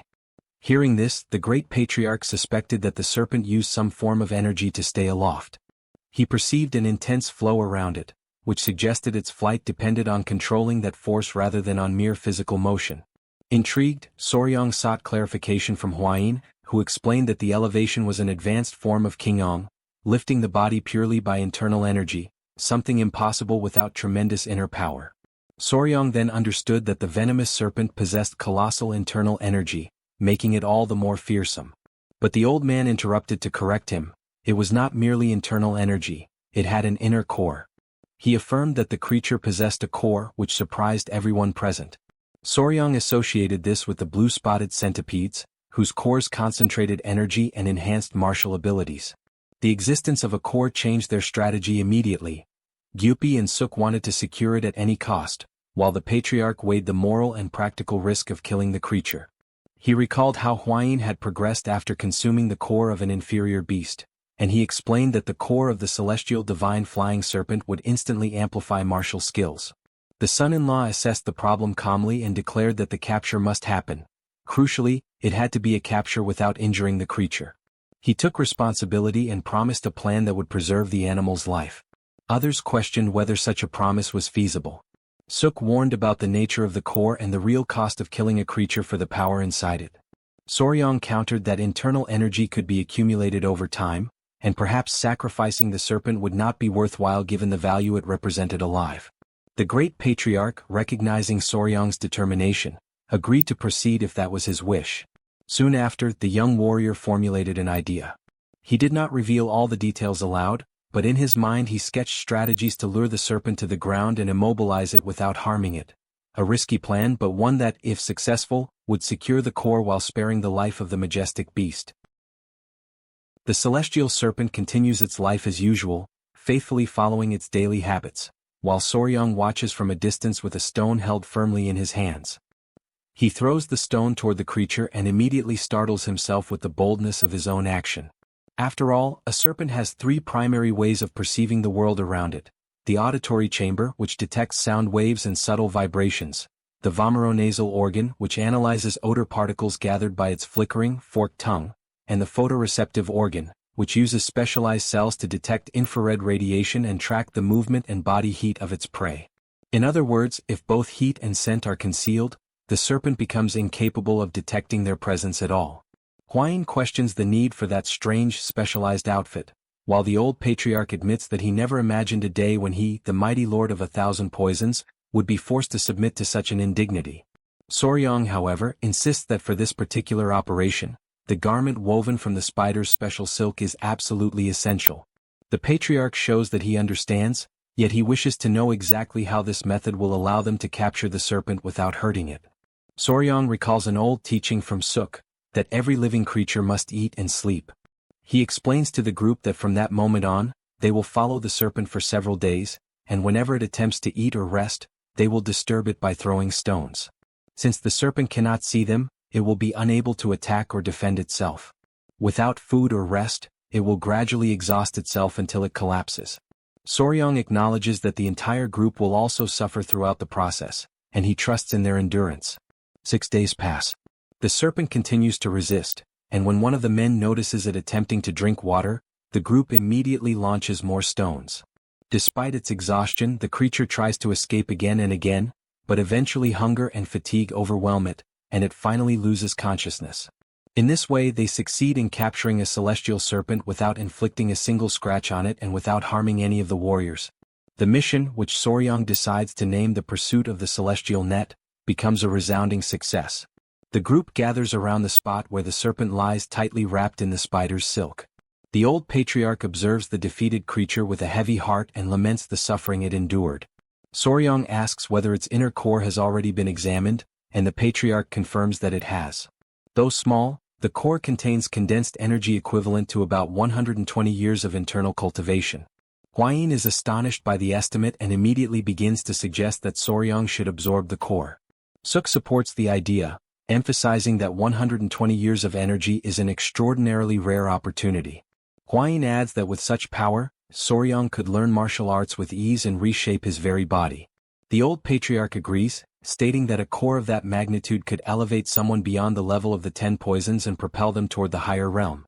Soryang reflects deeply on the possibility. Surpassing the 10 poisons is undeniably tempting, yet the celestial serpent is an exceedingly rare creature. Suk urges him to seize the opportunity, while Huayin asks him to make his decision quickly. Soryang requests time to think. Shortly afterward, a man from the clan spots a cart being lifted from the ground and alerts the group. Many immediately assume that the serpent has awakened. Gupai becomes irritated at the possibility that the creature still possesses enough strength to move, while another clan member is astonished by its resilience. Soryang and the rest of the group watch as the silk sack begins to move. The old patriarch observes carefully and notes that the serpent is still full of energy and does not appear to have spent days without eating. Realizing the seriousness of the moment, he concludes that now that the creature is waking, it will resist fiercely. He then states that if it continues to struggle violently, the group will be forced to kill it and extract its inner core, whether Soryang wants it or not. Inside the silk sack, the creature starts to make sounds and shift about. Everyone steps back from the cart when a glowing orb suddenly appears from within the sack. The men around it are stunned and call Soryang over to take a look. They discover that the celestial serpent has shrunk. Confused, Soryang removes the sack and finds the tiny creature staring directly at him. He kneels down, overwhelmed with despair, recognizing the once majestic serpent in its frail new form. The old patriarch examines the glowing sphere and concludes that the creature is offering its inner core, willingly surrendering it. Soryang, caught in a storm of thoughts, laments that if the serpent had waited just a little longer, he might have convinced the patriarch to spare its life. Resolute, he takes the core and tries to return it, opening the small serpent's mouth and urging it to swallow the core again. Thanks to the creature's sudden shrinking, the group ends up solving their problem at once and is able to return directly to the Beast Palace. On the following morning in the palace's main hall, Manhwa examines the inner core and is deeply impressed by the energy contained within it. He finally understands why the Lord of 1,000 Poisons claimed it held the equivalent of 120 years of internal energy. The old patriarch then reveals that the energy within the core is celestial in nature. This revelation disappoints those present, since most techniques of the Beast Palace rely on earthly energy, including the internal venom method practiced by Soryang. The patriarch continues by explaining that, due to the incompatibility between this celestial energy and Soryang's technique, he will likely be able to absorb only half of the core's power. Even so, Soryang considers that half to be a tremendous opportunity. Huayin congratulates him sincerely for obtaining such a chance. At that moment, the 3 centipedes crawl out from his clothes, visibly agitated. Their sudden restlessness alerts him that something is wrong, but before he can react, they lunge toward the core, knocking it to the ground. Huayin attempts to regain control of the situation, commanding the creatures to stop immediately. However, the centipedes display unusual fury and a strange hostility toward one another. Soryong holds 2 of them and questions their aggressive behavior, trying to understand the reason behind such a sudden change. Huayin watches and notes that conflict is common when raising creatures, yet he cannot comprehend why beings so close to each other would show such violent animosity. Suddenly, something catches Soryong's attention. The 3rd centipede, the one that remained on the floor, begins to shine intensely. He hears the unmistakable sound of swallowing and is startled by the possibility that it may have consumed the core. The light bursting from the centipede becomes so intense that everyone in the hall instinctively shields their eyes. Huayin watches the scene unfold and concludes that Cho, the centipede, has indeed swallowed the inner core. Soryong, stunned, realizes that everything is happening exactly as it did in the dream he once had. As he struggles to make sense of the situation, he feels something strange occurring inside his head. Huayin notices the change in his expression and tries to understand what is happening, but suddenly Soryong collapses to the floor, throwing everyone present into panic. Meng Ho immediately orders Huayin to stay where he is and not touch Soryong's body under any circumstances, since the light radiating from him is identical to the light from the centipede. Meanwhile, Soryong feels as though his head is about to explode. Something inside him pulses violently, and the pain grows stronger with every passing moment. He wishes he could lose consciousness and begs silently for help. At that moment, he senses someone's presence behind him. A hand rests gently on his head, offering a soft, calming touch, and Soryong realizes that the pain begins to subside little by little. When he turns around, he sees a young woman he has never seen before. Surprised, he tries to understand who she is. The girl places her hand on his face and presses a gentle kiss to his forehead. The instant her lips touch his skin, a new light envelopes them both, expanding outward in a growing circle of radiance. After some time he awakens, disoriented, unable to recognize where he is. He questions whether everything was nothing more than a dream and tries to recall the mysterious girl with blue hair. But before he can organize his thoughts, he feels something wrapped around his body. At that moment, Huayin and Suk rush into the room, asking if he is all right and what had happened. Soryong, seized by panic upon feeling the massive creature encircling him, desperately calls for help. Both women try to calm him and explain that the creature poses no threat. It is Cho, the centipede. Still in disbelief, Soryong stares at the enormous being before him, unable to comprehend how the tiny centipede could have transformed into such a creature. Huayin then explains that after swallowing the inner core, Cho transformed into a flying centipede, a legendary creature capable of flight, conjuring dense mists and calling forth deadly rains. Soryong remains stunned by the transformation. The mere thought of Cho becoming one of the 10 great poisons leaves him shaken, as it seems utterly impossible. Even so, he finds himself overcome by awe and amazement as he observes the beauty and imposing presence of her new form. Suk watches the scene with a hint of apprehension, but Huayin intervenes, explaining that such a reaction from him is completely natural. She quickly warns him, however, that she brings bad news. Soryong, still excited by the centipede's evolution, believes nothing could dampen his spirits at that moment. Yet Huayin explains that the other 2 centipedes are extremely angry with him. The memory of what happened returns quickly to Soryong's mind. He realizes that, on that day, the 3 centipedes had been competing to see which one would swallow the inner core and become the strongest among them. However, by holding 2 of them back, he had unintentionally allowed only the 3rd one to have the opportunity to swallow the core without any competition. The realization that he interfered in their dispute makes Soryong anxious and filled with regret. After several attempts, however, he manages to apologize, and the tension among the centipedes gradually decreases. The next morning, to investigate the effects that the beast heart might have caused in Soryong's body after merging with his poisonous core, both Meng Ho and the old patriarch conduct detailed examinations. The patriarch concludes that Soryong's level of internal poison has increased significantly, likely connected to Cho's newfound strength. Meng Ho then asks whether Soryong saw any illusions or similar phenomena during his collapse, explaining that sometimes a beginner may be overwhelmed by the consciousness of a powerful beast, an even greater risk now that Soryong is linked to one of the 10 great poisons. The young man thinks of the blue-haired woman he saw before passing out, wondering whether that mysterious figure could have been Cho. Meng Ho instructs Soryang to seek him immediately if he senses any strange energy moving through his body. Soon after, the patriarch announces that, with the capture of the celestial serpent concluded, it is time to resume the matters that had been postponed. Suk, curious, asks mentally what matters he is referring to. The elder begins speaking about investigating the 5 poisons and locating their hideout. The mention of the subject immediately captures Soryang's attention, and he prepares himself for what is to come. The old man explains that the place where the 5 poisons were exterminated was not far from there, and that if they were to find any trace or remnant of them, they could not simply stand still. According to him, the 5 poisons were likely hiding somewhere at that very moment, breeding vast numbers of creatures, like an army of venomous ants. And if they attacked the Beast Palace, then everyone there would be the next targets. Therefore, before they were discovered, the patriarch states with determination that they must strike first. In the guest hall of the Blue Beast Palace, Gyupi approaches to confirm that this is the last crate. Before the formal investigation of the 5 poisons portal begins, it had been decided that all venomous creatures captured so far would be transported back to the family. Soryang asks Gyupi about the celestial serpent, and Gyupi explains that it is being taken care of separately. He adds that there are many concerns regarding sending it away, since the serpent has not eaten for several days.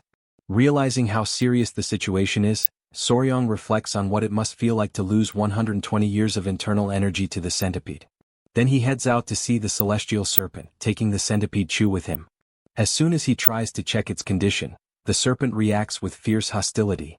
Uncomfortable, Soryang attempts to calm it down, recalling that its own overwhelming ferocity had made the current situation inevitable. He reflects that, having shrunk so drastically, the creature now risks becoming prey to other animals. Because of that, he considers that instead of returning to the valley alone, perhaps it would be better for it to follow the group. Knowing it has not eaten in days, he offers it a fire carp and suggests that it think carefully about the proposal to accompany them. The serpent initially refuses the food, shaking its head firmly. In that moment, Centipede Chu fixes its gaze on the serpent, releasing an intense wave of intimidation. Overcome by fear, the serpent ends up swallowing the fish in a rapid motion. Elsewhere in the hall, Huayin walks around with 2 centipedes when Soryang approaches. She asks what happened, and he explains that the celestial serpent has finally begun to eat, so she can rest assured about that matter. Then he turns his attention to the centipedes, promising that he will ask for a bit more of their cores once they recover. Internally, he decides that he will make this request 2 more times for the sake of peace within the family, even if this causes suffering to the creatures. At that moment, the old patriarch appears and calls for Soryang. He announces that the preparations for the investigation of the 5 poisons portal are complete and that he believes it is now possible to begin the search. However, he expresses concern, remembering that only a short time has passed since Soryang awakened. Even so, Soryang declares that he is ready and states that, as the son of the Southern Beast Palace and the son-in-law of the 4 Poisons family, whatever affects the 2 families affects him as well. The old patriarch is satisfied with the determination Soryang demonstrates. He then explains that the following day they will head to Mount Manhwa, the last place where the creatures were seen, with the intention of searching for traces. He concludes that the final breath of those beings certainly still lingers there, and declares that the time has finally come to settle a century-old debt. A few days pass. Soryang flies through the sky mounted on Cho, the centipede. On the second day of searching, even after 100 years since the extermination, finding any trace remains extremely difficult. The records of the Beast Palace only indicate that the 5 poisons were killed somewhere on Mount Nanhua, without providing any precise location. Because of that, he traverses the entire mountain, yet nothing significant appears. At that moment, Cho senses something and abruptly halts in midair, startling Soryang. When he looks around, he notices numerous bats flying close to them.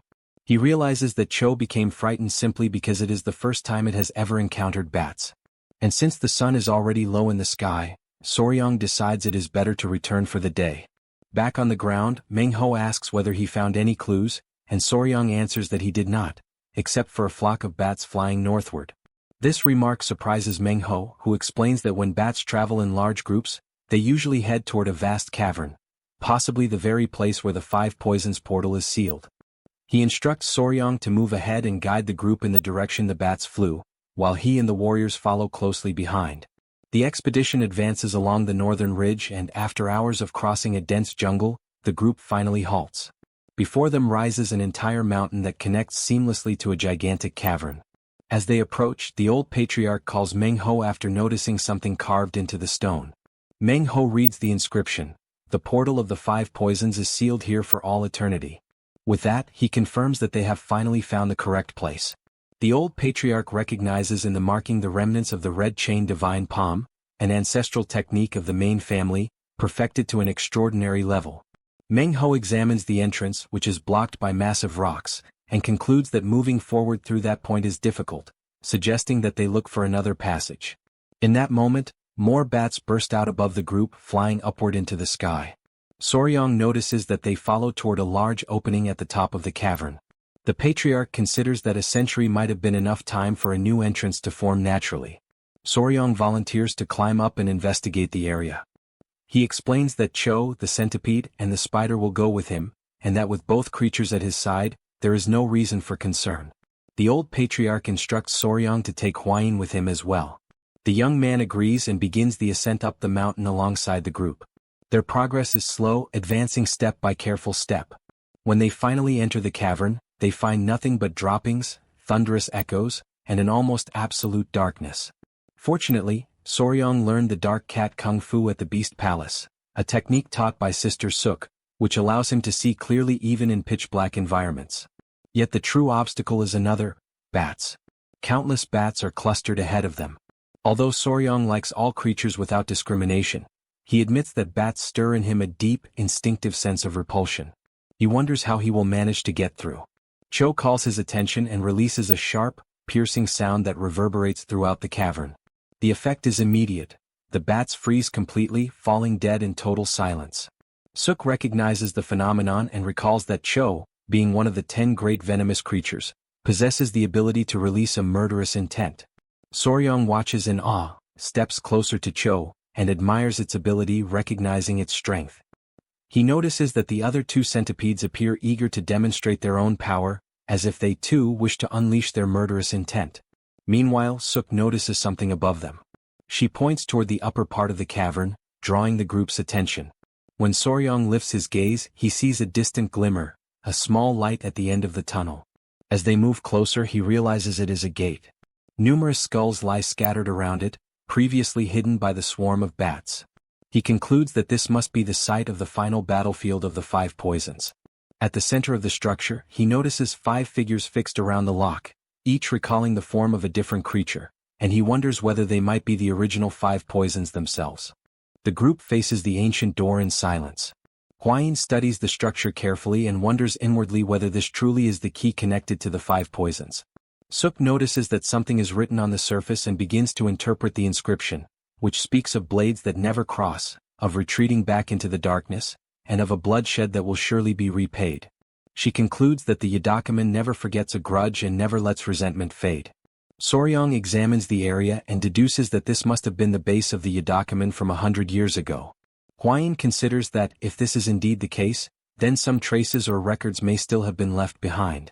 Suk wonders how the door is supposed to be opened, but decides that it would be wiser to wait for the great patriarch and Meng Ho to arrive, imagining that a specific mechanism might be necessary. The 3 sit before the door and wait in quiet anticipation for some time.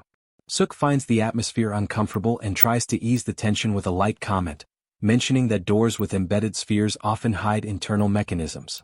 He suggests that perhaps pressing the sphere might open the passage.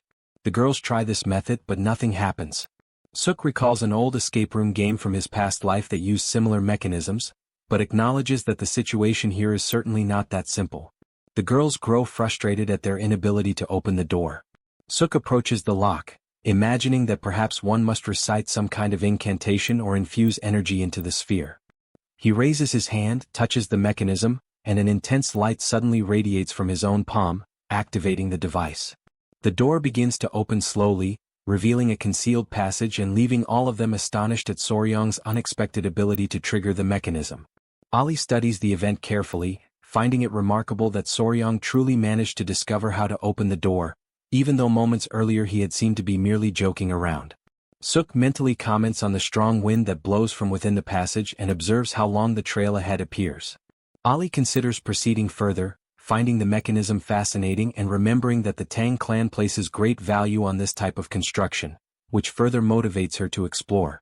The group decides to move forward, but before entering, Suk leaves a message for the Great Patriarch and for Mengru, informing them that they have entered the passage. Feeling a rising excitement, almost as if they were about to begin a genuine treasure hunt, they pass through the door while holding their lanterns. As soon as they enter, the door closes automatically behind them. They are startled but conclude that this is nothing more than a security mechanism.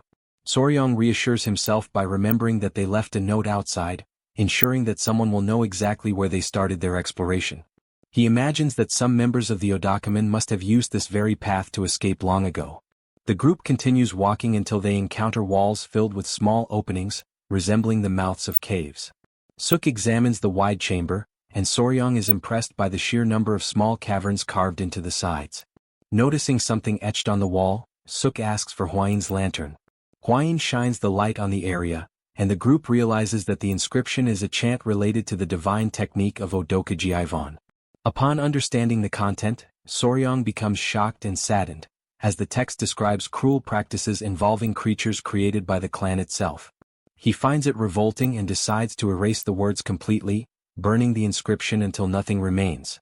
He states that they must inspect every inch of the place for similar writings, promising to explore each of the small caverns thoroughly. A few hours later, after examining every small cave, each resembling a tiny room, they discover only one passage that leads deeper inside. The group gathers again in the central plaza. Hwain comments that the area she inspected contained some large rooms, but all were destroyed, filled with broken furniture and scorch marks. Suk concludes that everything was most likely burned after the extermination of the Odakumin a century earlier. Hwain then turns her attention to Soryong, watching him in quiet anticipation as he contemplates the situation. Soryong recalls a trip from his past life, when he once visited the Siu Chi tunnels in Vietnam as a tourist.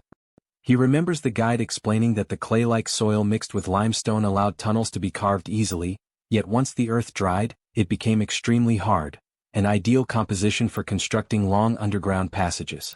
He reflects that the tunnel before them might be much longer than it initially appears and that continuing forward could be dangerous. Even so, he keeps his focus on the path, carefully calculating the possibilities while the rest of the group waits silently for his decision.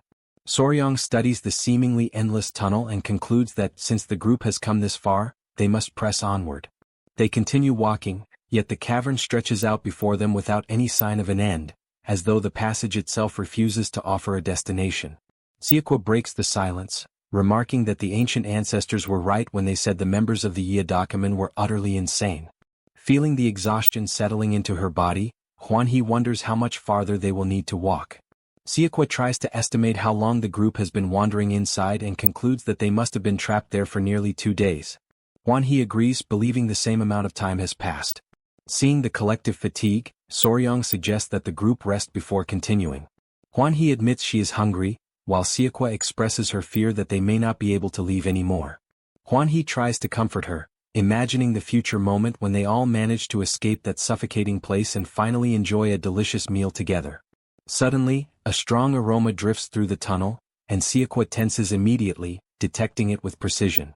Soryong notices the scent as well and recognizes that it is the smell of something savory coming from deep within the passage. Siakwa identifies the odor as roasted rabbit. The realization makes Soryong more alert, because the origin of such a smell could indicate that members of the Yadakumin are nearby, demanding increased caution. Siakwa, however, argues that this would make things even better. If the people responsible were indeed members of the Yadakumin, then the group could defeat them and still claim the roasted meat for themselves. Excited by the idea, she tries to run ahead, determined to seize the meal. Soryong attempts to restrain her, insisting that she stay calm. Siakwa slows down but then notices something on the ground. There is a hole there, and the aroma rises directly from within it. She moves closer with eager steps, nearly trembling with anticipation at the thought of the meat she believes she will find. She announces her discovery, and internally Soryong feels a deep strangeness about the situation. Something about the presence below makes him question who exactly is inside. He considers the possibility that they might be members of the Yadakumin, yet there is something in the air, a familiar and unsettling sensation, that unsettles him. When the group inspects the opening more closely, Soryang is struck with sudden panic as he realizes the identity of the figures hidden below. Before he manages to voice his thoughts, Hanol interrupts him, trying to understand the reason for his abrupt reaction. Inside the hole, illuminated by the glow of an improvised fire, there are people gathered together, eating casually. One of them bites into a piece of roasted meat with complete ease, entirely unaware of the group's approach. The scene reveals that the cavern, previously silent and oppressive, hides living people in its depths, and they are clearly not there by coincidence. A few days earlier, a man leads the assault and orders that no member of the blood sect be allowed to escape. In the midst of a dense forest and fungi, a base of the blood sect is discovered, and the Murim alliance enters into direct confrontation with its enemies. During the clash, a specific form of internal energy is released. Thanks to the use of a paralyzing poison by Huayin, the members of the blood sect are unable to fight at full strength. Taking advantage of this opening, the Murim alliance advances without mercy. The fierce battle drags on until the outcome becomes clear. The Murim alliance emerges victorious. After the combat, some members believe that everything has finally come to an end. However, the tranquility is short-lived. Alarming information reaches the leader of the Murim alliance. The captured members of the blood sect have vanished without leaving any trace. Shocked, the leader investigates the situation and discovers that inside a well there is a hidden cave, serving as a secret passage. Faced with this revelation, he immediately orders the formation of a pursuit group, determined not to let any enemy survive. The chase begins without delay, and what unfolds inside the cave is absolute chaos. When the pursuit finally comes to an end, the group discovers that the long cave extends beyond the border of the kingdom of Deua. On the other side lies the forest belonging to another kingdom. Exhausted by constant combat, the group led by Shanglong finds a large cave and decides to rest there temporarily. Two members show irritation at the monotony of the situation and make remarks about the leader's habits. This leaves him visibly annoyed, especially when he realizes that the others contribute little in practical terms. He states that he is responsible for hunting, washing clothes, lighting the fire, and even tracking enemies, while the others offer very little help. The young woman explains that within the Ping family she learned only martial arts, while the other recalls that at the Temple of Divination, disciples handled everything for her. Despite this, they offer the leader their moral support. At that moment, the leader raises his gaze and notices something unusual. A gigantic centipede appears before him. The sheer size of the creature shocks him and he wonders what exactly that thing is. Before he can react, a voice speaks up, asking for permission. Surprised, he recognizes the voice. As they move a little closer, Soryang and his team introduce themselves. After the introductions of the centipede and Yowa, the spider, the group spends a long time sitting around the campfire, talking. Peng recalls the recent events and comments on how everything has unfolded up to that point. The young woman beside him observes Soryang and remarks that it is an extraordinary coincidence to have encountered him in such a place. Peng, noticing that Soryang might be hungry, offers him food. Soryang politely refuses, but the man insists. Observing this behavior, Soryang reflects on Peng's attitude. Although he has met him only a few times, Peng shows an unusual level of care. Soryang understands the reason when he recalls that Peng belongs to the Peng clan and is Yang's older brother. Since learning that Soryang saved her when she was in danger, Peng has come to regard him as a younger brother. Shortly afterward, the leader turns his attention to the young man and asks whether the Lord of the Thousand Poisons and the Master of the Beast Palace will arrive soon as well. Soryang confirms this, explaining that he left a message outside and that along the way they spread Yowa's web so the others could follow the trail. However, Huayin interrupts, noting that it is strange that they still have not appeared. Soryang questions the spider, trying to determine whether anything was detected in her webs. As this possibility sinks in, the idea that they might not have even managed to enter through the main passage becomes increasingly concerning. Suk reflects that, thinking about it carefully, the main group should have caught up with them before they even reached the end of the cave. At that moment, Soryang experiences a sudden realization. He considers that the problem may lie in the door mechanism. Recalling that the door opened when he infused energy into the mechanism, he concludes that the structure only opens when someone releases energy related to the 5 poisons. Upon hearing this, Huayin states that the old patriarch has mastered the centipede poison's origin technique. However, Soryang explains that the patriarch did not build his internal energy exclusively in that manner, unlike himself. Faced with the situation, Suk wonders what the next step should be, considering whether they should return to Mount Annuo or proceed to the Beast Palace. She acknowledges, however, that there is no clear answer. Since they cannot wait indefinitely, she suggests accompanying Shanglong's group. Reflecting that, if remnants of the blood sect still exist, traveling alone would be dangerous, she reasons that following Shanglong would allow them to assist in the search while gathering clues about the Five Poisons sect. The leader of the Huayin Murim alliance agrees with the plan and states that the group also intended to head toward the meeting point where the main group should be. Pring approaches Soryong and expresses confidence, assuring him that he will do everything possible to ensure that the three of them reach the Central Plains safely. With that decided, everyone agrees to follow Shanglong's group to the meeting point. The next morning, Soryong looks up at the sky and reflects that it has been a very long time since he last saw the sun. During the journey, the leader approaches Soryong with some concern and asks whether he knows how to hunt, find water, and handle basic survival. The young man clarifies that both he and the others are proficient in such skills. Speaking in a low voice, the leader of the Huayin Murim alliance comments, with a hint of fatigue, that the two accompanying him know very little, forcing him to handle everything on his own. Soon after, the young man looks at Yowa and asks whether she can hunt some food nearby. She reacts immediately and, after a surprisingly short interval, returns with prey. Suk examines the catch and thinks that the viscera should be removed quickly. She suggests that the meat be roasted and cured so it can be carried during the journey. The leader of the Huayin Murim alliance is surprised by this knowledge. He thinks that Suk might not know how to deal directly with live animals, but clearly understands preservation techniques. Suk explains naturally that anyone who lives in the forest needs to learn such things, leaving the leader impressed. Sensing the atmosphere, Soryong feels a faint sense of pride and thinks that Suk truly stands out. A short while later, the leader of the Huayin Murim alliance observes Suk more closely and shows personal curiosity. He considers asking a more delicate question and decides to take the risk, asking whether Suk is already committed. At that instant, a strange sensation strikes him. His heart races unexpectedly, accompanied by a sudden pain in his chest. Faced with this situation, Soryong watches the scene with a mixture of alertness and disbelief, realizing that this sudden feeling may bring unforeseen complications for the group. After that, the group walked for some time until they reached the meeting point. Suk began to emit a sound and Soryong quickly asked what it was. She explained that she was trying to summon creatures through sound.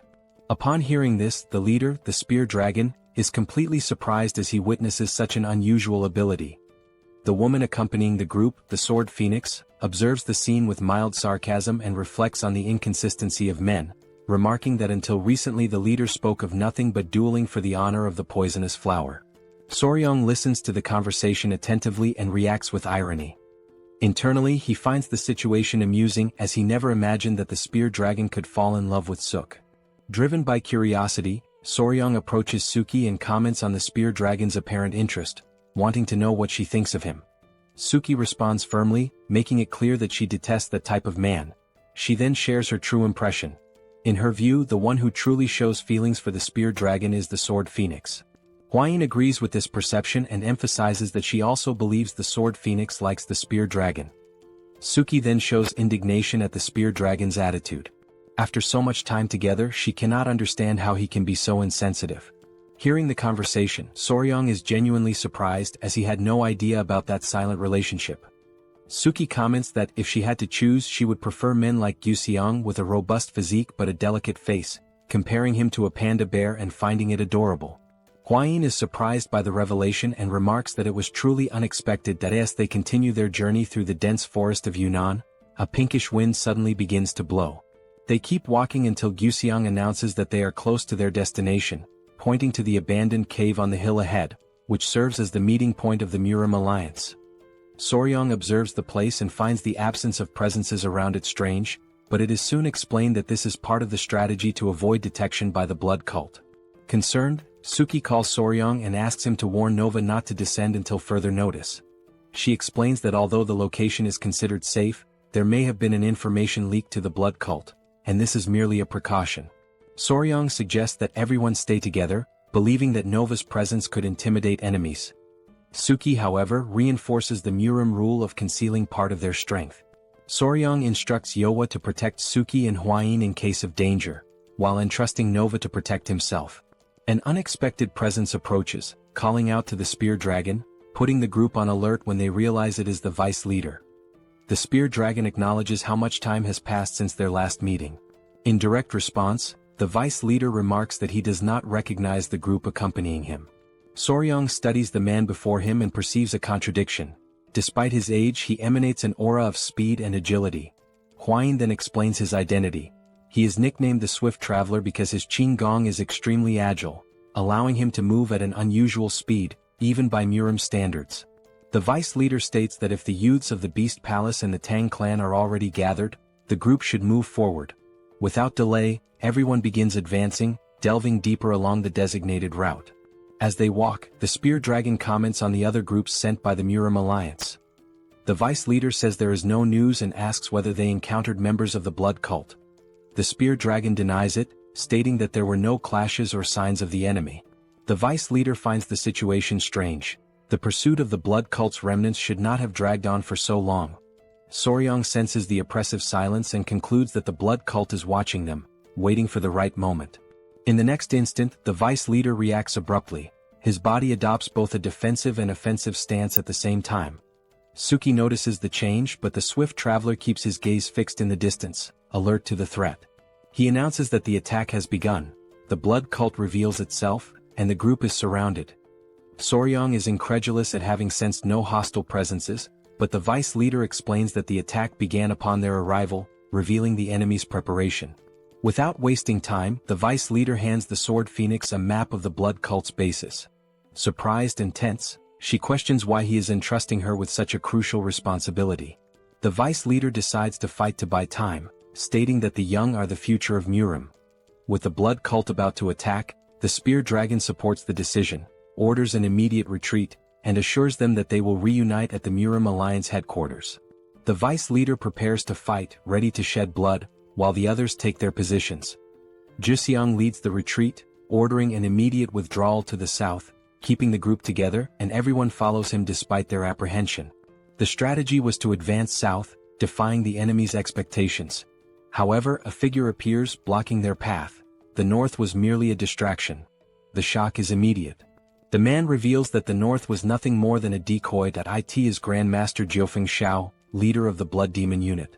Jiufeng Shao shows satisfaction, stating that the wait in the south was worth it. He sweeps the group with a cruel gaze and declares that no one will come to save them, as the other Murim Alliance groups must already be dying in the blood cult's prisons. Upon hearing this, terror spreads through the group. Without wasting time, the leader of the Blood Demon unit orders his subordinates to kill all the men and capture the women. The order is received and everyone advances immediately, ready to massacre anything in their path. At the moment when the tension reaches its breaking point, someone asks the group to wait. Soryong steps forward and declares that he will handle the situation on his own. The group tries to stop him, urging him not to move forward recklessly, but he ignores all warnings. For Soryong, there is no reason for hesitation, remembering that he has Nova, his centipede, at his side. That as soon as the call is made, the creature's presence manifests in an overwhelming manner. The men of the Blood Demon unit are left completely stunned. Suki, recognizing what is happening, feels a chill run through her body. She realizes that Soryong is activating the Wild Beast Heart technique, a dangerous method that directly connects the cultivator's essence to that of his bonded creature. Soryong maintains a firm stance and calls out to Nova once more. Without showing the slightest doubt, he delivers his order with absolute clarity: kill all those motherfuckers. Without hesitation, he reinforces his order, demanding that Nova finish everyone off. The members of the blood cult panic in the face of the creature's overwhelming presence. The leader of the Blood Demon unit tries to remain calm, claiming it is nothing more than a giant centipede, but his conviction falters the moment he truly faces it. Before he can react, the sky above suddenly changes, and rain begins to fall. It is not ordinary water, but a substance that descends like a liquid mist. Within moments, screams spread, followed by chaotic collapses. Bodies give way, dissolving rapidly upon contact with the substance. Huayin watches the scene with restrained horror and wonders whether it can truly be called poisonous rain. The answer becomes unmistakably clear to everyone. In a matter of moments, everything ends. The Sword Phoenix surveys the silent battlefield and confirms that all enemies have been annihilated at once. The Spear Dragon acknowledges the terrifying power he has just witnessed. Soryong watches in silence, witnessing for the first time a poison of such a level. The ground corrodes, the bodies vanish, and only clothes and weapons remain. He recalls his grandfather's words, yet in the face of such power, a faint sense of fear arises within him. Without wasting time, Juxiang warns that the opportunity cannot be squandered, as other troops may arrive, and the group departs immediately. 1 hour later, new figures arrive at the battlefield and realize that even Grand Master Jiufeng Shao has been defeated, all signs pointing to the use of an extremely powerful poison. Upon hearing this conclusion, the man realizes that the situation has completely spiraled out of control and decides that this time he must act personally. His name is Maichagui, known as the Flying Serpent of the Bloodstained Wind. Maichagui reflects on the gravity of the loss. Jiufeng Shao, one of the 5 strongest among the 8 great masters of the blood cult, was easily defeated while attempting to capture youths of the Murim alliance that he wonders whether those who were supposed to arrive as reinforcements broke their promise. Before he can reach another conclusion, a presence appears behind him, causing Maichagui to startle. She states that there is no reason for such concern and assures him that her promises are always fulfilled. The two face each other. The woman is the same one who confronted the blood cult at the border of Dai Viet. Once declared enemies, they eventually formed an alliance upon recognizing their shared hatred for the Central Plains. She is known as the Lady of the 5 Poisons, someone who claims to be a descendant of the 5 Poisons cult. Without beating around the bush, she remarks that she almost gave up on answering the call, but that the current situation changes things. She then hands Maichagui the antidote he had previously requested. That he receives it carefully and questions whether the preparation was truly that fast. The Lady of the 5 Poisons replies that the analyzed poison was that of the tiger snake. She reminds him that this had already been stated before and points out that his martial arts are riddled with weaknesses. Next, Maichagui turns to the Lady of the 5 Poisons and asks what kind of poison it is that still permeates the land. She approaches one of the bodies and brings a small amount to her tongue. At that very instant, her eyes widen. The shock is immediate. She recognizes without a doubt the poison of the first poisonous lord. Despite the perpetrator being very young, there is no mistake. Regaining her composure, she asks how long ago the group departed. He replies that it was recent and that they cannot be far. A faint smile appears on the face of the Lady of the 5 Poisons. To her, it is a sign from the heavens. She summons her squad of toads and decides to pursue Soryang's group, determined not to let them disappear.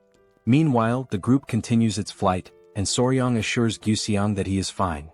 Despite the extreme exhaustion, the situation is more bearable than he had imagined. After Nova's evolution, his internal energy increased, allowing him to better withstand the fatigue. Guxiang comments that once they cross the Lansang River, they will finally reach the Central Plains. The spear dragon notices that the terrain ahead is flat and open and decides to cross everything in one go. The order is to cross the river quickly, before dawn. At that moment, a chill runs through Soryang's body that he raises his gaze and notices a red light emerging in the sky. From that light, a figure slowly descends and materializes before the group. It is Maichagui. His eyes radiate a desire to kill, and without any warning, in a single strike he hits Guxiang with brutal force. Shock grips everyone. Maichagui recalls that he had promised the Lady of the 5 Poisons to bring them all back alive, but makes it clear that he has no intention of honoring that promise. That he then introduces himself as the Flying Serpent of the Bloodstained Wind, Maichagui, and declares that he will personally deal with Soryang's group. Maichagui prepares himself with complete concentration for the next attack. Before him, the spear dragon questions whether that man, Soryang, is an elder of the blood cult, while Soryang himself remains shaken by Juxiang's death. Maichagui remarks that leaving Gu Pengso in such a state is impressive, but asserts that the group's escape ends there. Immediately afterward, he charges straight at the spear dragon, who braces himself to defend. Soryang calls out to Cho and asks whether she can repeat the feat, but she lowers her head, exhausted, making it clear that she has depleted all her energy after the poisonous rain. Faced with this, Suk states that there is no choice but to confront the enemy head-on. Huayan then steps forward and assures everyone that the group will find a way to deal with Maichagui, instructing Soryang to take care of Juxiang. The team prepares itself and, without hesitation, launches into a direct confrontation. Everyone attacks Maichagui at the same time, without mercy and with total focus. Maichagui considers it foolishness and releases a power that spreads through the ground in invisible branches, destabilizing his opponents and leaving everyone momentarily disoriented. Even so, Huayin declares that it is useless and hurls a dagger that pierces Maichagui's chest. He recognizes the poison flower and realizes that she is the one who attacked him. Huayin states that the poison will soon block his internal energy while the dagger remains embedded in his body. Maichagui reacts with fury, tearing the dagger from his own chest without showing any sign of pain. He mocks the idea of being defeated by poison, claiming that he already drank the antidote and that, to him now, that miserable poison is no more than water. Huayin is startled upon hearing about the antidote, and Soryang also questions it silently. Mai Chogvi then vows to inflict pain so intense that his enemies will beg for death. However, when he opens his eyes, something strange occurs.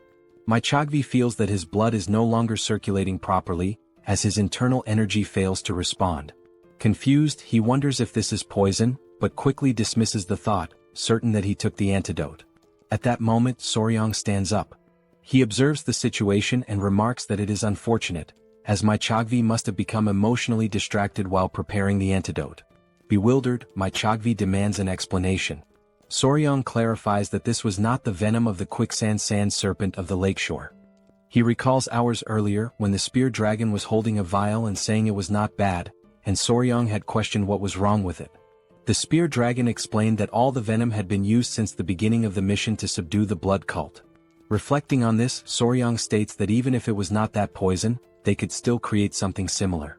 Huayin recalls that the poison used against the blood cult was prepared entirely by Soryang, which surprises the spear dragon.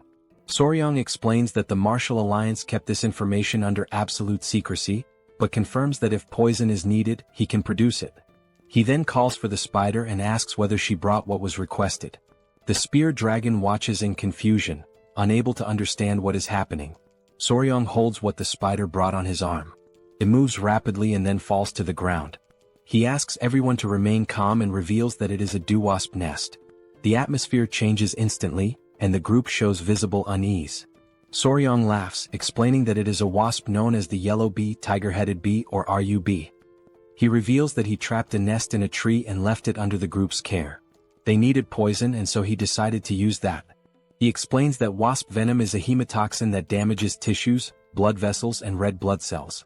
He compares this effect to that of the quicksand sand serpent of the lakeshore, whose venom contains similar enzymes. Soryang admits that it will not be as powerful as the original venom, but states that it is sufficient to disrupt Mai Chogvi's internal energy flow. Even weakened, Mai Chogvi reacts with hatred, swearing that he will still kill them. The threat echoes through the air, causing both the sword phoenix and the spear dragon to tighten their grips on their swords, eliminating any remaining chance for Mai Chogvi to react. They strike him down, throwing him to the ground and bringing the battle to an end. The sword phoenix approaches and embraces the spear dragon, overcome with relief. The spear dragon immediately turns to Juxiang and asks about his condition, and Soryang responds that his internal organs do not appear to be affected. He explains that he contained the bleeding with acupuncture, but warns that they must act quickly before the wound worsens. At that moment, the centipede Cho emits a strange sound upon sensing that something is approaching. Soryang lifts his gaze to the sky. Above them, the Lady of the Five Poisons appears, mounted atop a massive bee. She looks down at Mai Chogvi's body with disdain, stating that he has become a miserable corpse, something only natural for one who practiced inferior martial arts. Soryang and Huayin try to identify who the woman is. Meanwhile, the Lady of the Five Poisons slowly approaches the group, assessing the situation and considering a possible alliance with the blood cult. Without delay, she orders the bee she is riding to capture Soryang's group. The creature obeys immediately, releasing a deafening sound that spreads outward, striking everyone's ears at once. Huayin warns that the giant bee is extremely dangerous and orders everyone to protect their ears with internal energy, or else their qi and blood will collapse, preventing any movement. This is the strange cry of the tiger wasp, one of the 10 deadliest poisons, a rare and extremely lethal sonic attack. Soryang reacts with surprise upon hearing this explanation and questions the existence of a poison ranked among the 10 most deadly. Meanwhile, the centipede Cho stares at the bee as it continues to emit its unsettling noise. From above, the Lady of the Five Poisons watches Soryang with interest, recognizing him as a true master of poison, and asks who he is, only to immediately dismiss the answer. Soryang keeps his gaze fixed on her, attentive to every movement. The woman declares that from that moment on, he belongs to her, for Soryang is the creator of the centipede Cho and the true source behind the poison. The Lady of the Five Poisons slowly descends from the great bee, and everyone watches her in tense silence. Huayin warns Soryang about the danger. Although the woman may not be as strong as his grandfather, she displays power comparable to that of the patriarch. The woman notices the whisper between the two and comments with irony that it fills her with jealousy. She then orders the great bee Zhang to restrain them. Immediately, Soryang urges Shou to teach that woman a lesson. Shou faces the giant bee and the two collide at once. However, Shou is violently attacked. Soryang sees the bee gripping her and panics. He reflects that, although centipedes are venomous, the true enemy is the giant wasp, far too powerful for Shou to face alone at that moment. Without hesitation, Soryang asks Yowa, the spider, for help. She advances immediately and casts her web toward the bee's wings, immobilizing it and forcing it to release Shou. The Lady of the Five Poisons recognizes the creature, both impressed and disturbed to realize that Soryang has even managed to domesticate a spider with a human face. The spear dragon then orders the three to flee, stating that he and the sword phoenix will intervene. Both advance together against the Lady of the Five Poisons. She treats them as mere nuisances, remarking that they should remain quiet. In the next instant, she vanishes from before them and reappears behind the spear dragon, catching him by surprise. As she prepares to strike, she is interrupted by the sword phoenix, who, in desperation, throws herself in front of her companion. The blow meant for the spear dragon strikes the sword phoenix instead. The spear dragon is left in shock as he watches her collapse to the ground, gravely wounded. Overcome by desperation, he tries to react, but the Lady of the Five Poisons attacks him from behind, sternly warning him never to take his eyes off his opponent. Soryang watches in horror as both lie fallen on the ground. The Lady of the Five Poisons then demands that he stop this useless resistance and go with her. Frightened, Soryang hesitates. At that moment, Huayin steps forward, and Suki advances alongside her, declaring that she will never hand over her own brother. Irritated by their resistance, the Lady of the Five Poisons attacks from a distance with a powerful strike, hitting Huayin and Suk and hurling them to the ground. Soryang sees them fall and feels his despair deepen. Huayin, still on the ground, reacts in shock to the mention of an engagement. The Lady of the Five Poisons mocks her, stating that the fiancé is about to disappear. When she attempts to attack Huayin, the lizards intervene, protecting her and blocking the strike. The woman recognizes the presence of the four Lords of Poison. Soryang stands and notices that the Lady of the Five Poisons, now visibly intrigued, begins listing everything he has already faced. She names them all: the first Lord of Poisons, the spider with a human face, and now the four Lords of Poison, demanding to know who Soryang truly is. Soryang answers firmly, declaring himself the son of the Beast Palace and the sole son-in-law of the Tang Clan. He remains face to face with the Lady of the Five Poisons. She reacts with disdain, questioning the value of that title and what it truly means for him to be the son of the Beast Palace and the son-in-law of the Tang Clan. She suggests that Soryang intends to repeat the events of 100 years ago. In response, Soryang reflects silently and realizes that this woman is a remnant of the Five Poisons sect. Driven by a twisted interest, the woman decides to take him for herself, believing she will rescue him from the Beast Palace and the Tang Clan, while Soryang reacts inwardly with indignation. At that moment, the two lizards charge together toward the woman. Before they can reach her, the attack is interrupted in a strange manner. They pass straight through her body as if it were an illusion and are thrown violently to the ground moments later. Soryang recognizes the technique and recalls his grandfather's manual, identifying the movement as the illusory lizard step, an art of the Five Poisons. The Lady of the Five Poisons shows brief satisfaction with the situation but decides to end the game. Suddenly she strikes Huayin, who is flung to the ground and dragged violently. Then the woman turns directly toward Soryang and grabs him by the arm, pleased that they are finally face to face without interference. She believes that all the surrounding pests have been eliminated and tries to force him to go with her. Soryang reacts immediately, sending the two centipedes into attack. The Lady of the Five Poisons notices the movement and quickly assesses the situation, concluding that she will not be able to capture him so easily. The two smaller centipedes attempt to act, releasing their power, forcing the woman to retreat from Soryang. He realizes that the attack lacks true killing intent and feels frustrated by the hesitation of his creatures. The Lady of the Five Poisons withdraws even further, confused by what is unfolding. At that moment, someone urgently calls Soryang's name. He instantly recognizes the voice emerging from within the light. Faced with that presence, the Lady of the Five Poisons coldly reflects as she identifies the roar of the Lion of the Beast Palace. From the light, the old patriarch emerges and Manhwa appears beside him. Both step forward ready to act. Sensing the imminent danger, the Lady of the Five Poisons also assumes an attacking stance, gathering her strength. Soryang feels relief upon seeing them, the tension giving way to restrained security, while Mengho and the old patriarch react with fury at the sight of his condition. The Lady of the Five Poisons recognizes the master of the Beast Palace and Patriarch Mengho, realizing that the situation mirrors what occurred 100 years ago, making the atmosphere even heavier. Then the two veterans signal for Soryang to retreat.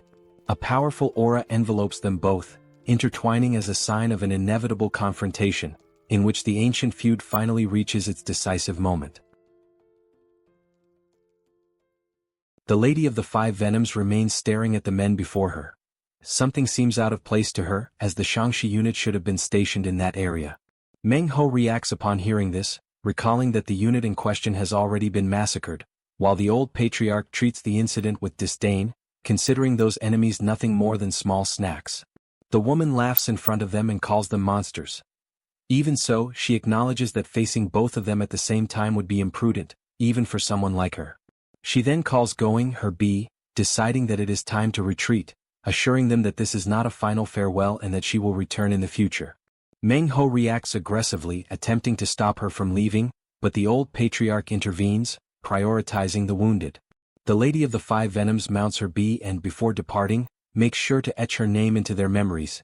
Chengyu, she departs through the sky, declaring with conviction that one day she will ensure that Soryang belongs to her. Soryang watches in silence, repeating her name mentally, trying to absorb it. Shortly afterward, the old patriarch issues quick and firm orders, demanding that the wounded be taken immediately to the holiday palace. Meanwhile, Soryang continues to gaze at the sky, following the Lady of the Five Venoms as she retreats. It is at that moment that he notices something strange. A golden needle embedded in the bee's head and another in the woman's own neck. The realization shocks him deeply. This is, without a doubt, his first encounter with Chengyu. With the help of Meng Ho and the old patriarch, the group is safely rescued and taken to the holiday palace.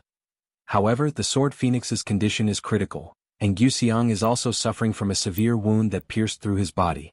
Suk and Huayin suffer from contusions and internal injuries. Everyone except Soryang is confined to bed and begins receiving constant treatment. Despite the pain of seeing the group in such a state, something draws Soryang's attention even more. Point 2 of Cho's legs, the centipedes, fell off after the battle against the strange cry of the tiger wasp. He approaches her, observing her condition. Soryang reflects that as a centipede, Cho is capable of regenerating her legs after molting. Even so, he hates the feeling of simply waiting to speed up the molting process. He knows that he must feed her something truly nutritious. At that moment, the small divine serpent makes a sound, drawing his attention.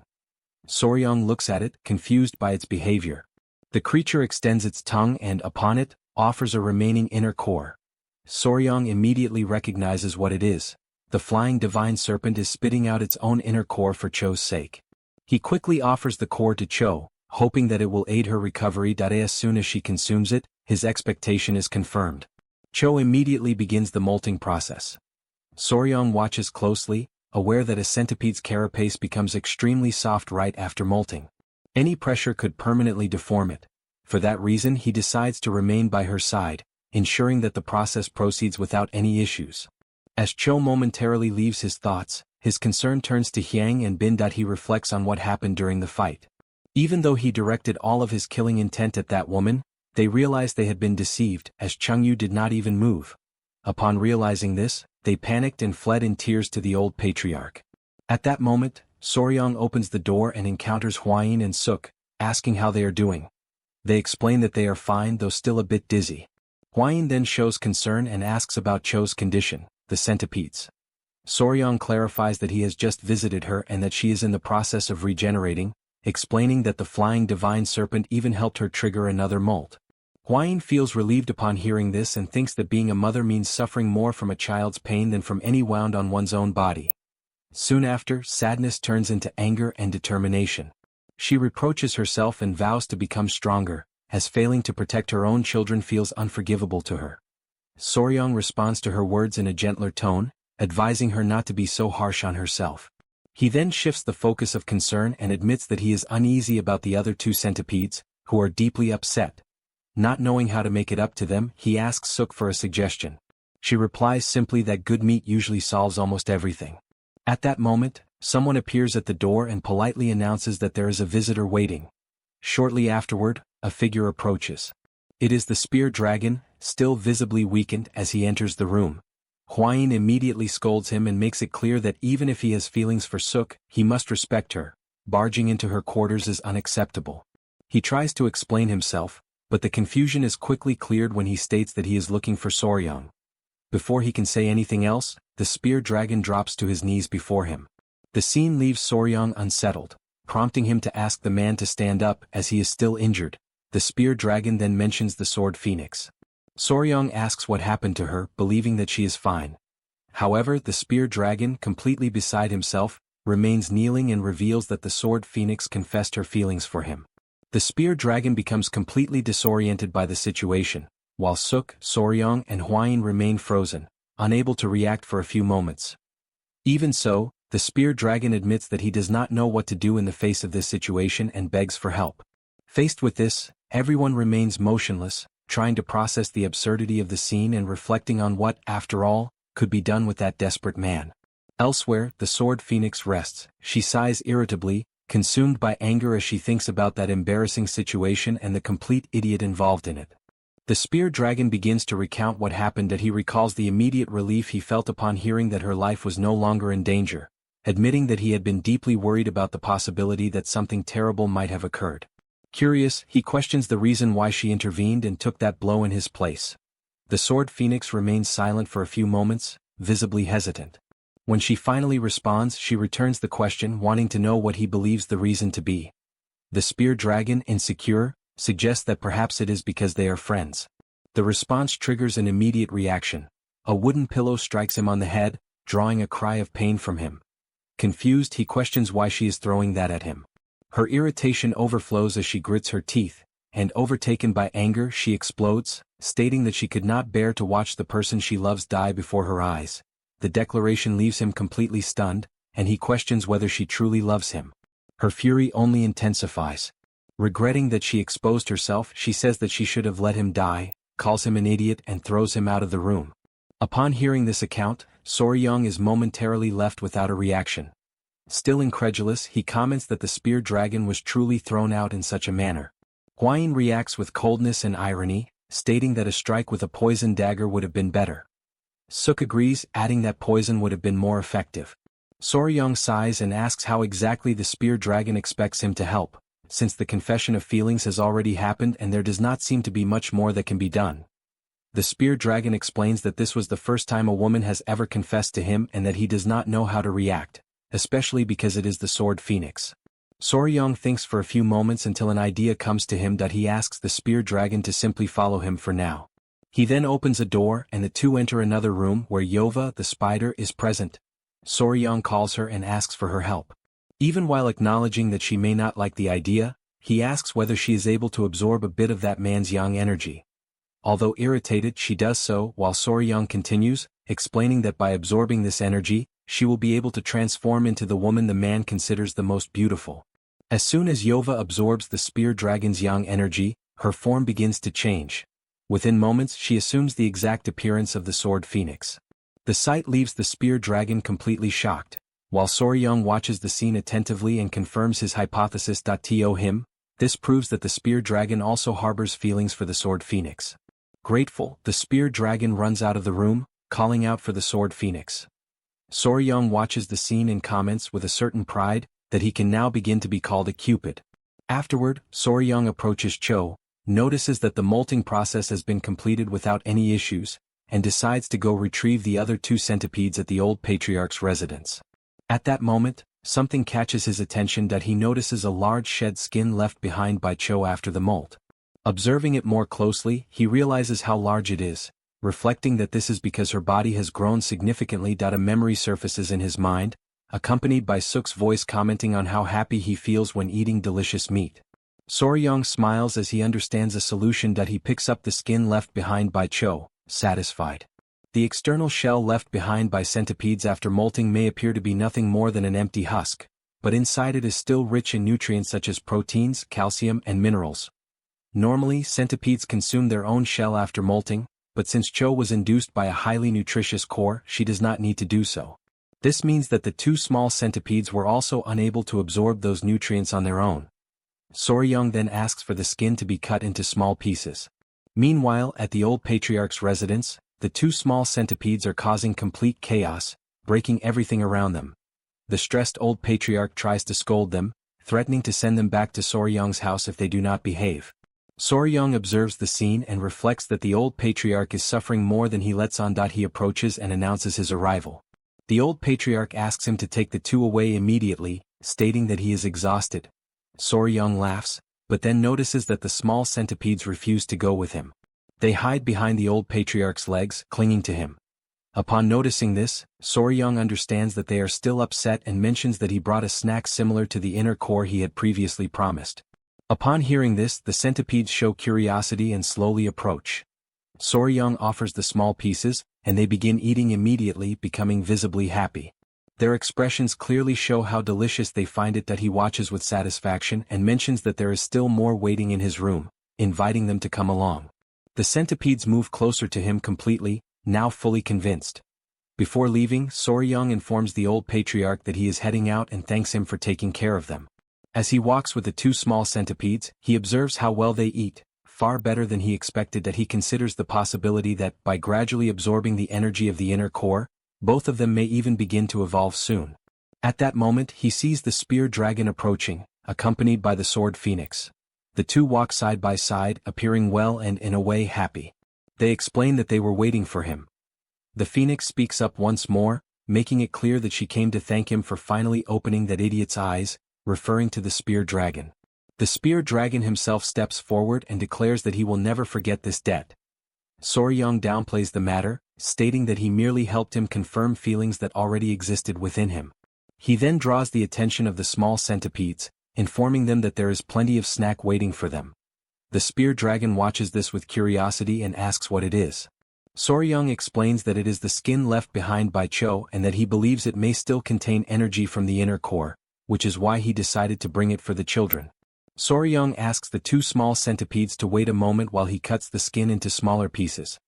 Upon hearing this, one of them becomes extremely excited, while the other grows quieter and does not show the same enthusiasm. Suddenly, Soryong senses something strange and looks back. His gaze locks onto Bin, realizing that something is wrong. Bin appears to be surrounded by an intense red aura, while Yang watches without understanding what is happening. Soryong calls out to Bin in alarm, but the small centipede begins to cry desperately. The intensity of the emotion surprises Soryong, and faced with the scene he questions, filled with concern, why Bin is in such a state. Soryong remains unsure of what to do, while the sword phoenix and the spear dragon are also taken aback by the small centipede Bim's unexpected reaction. The spear dragon wonders why Bim is behaving so abruptly and realizes only that she seems irritated.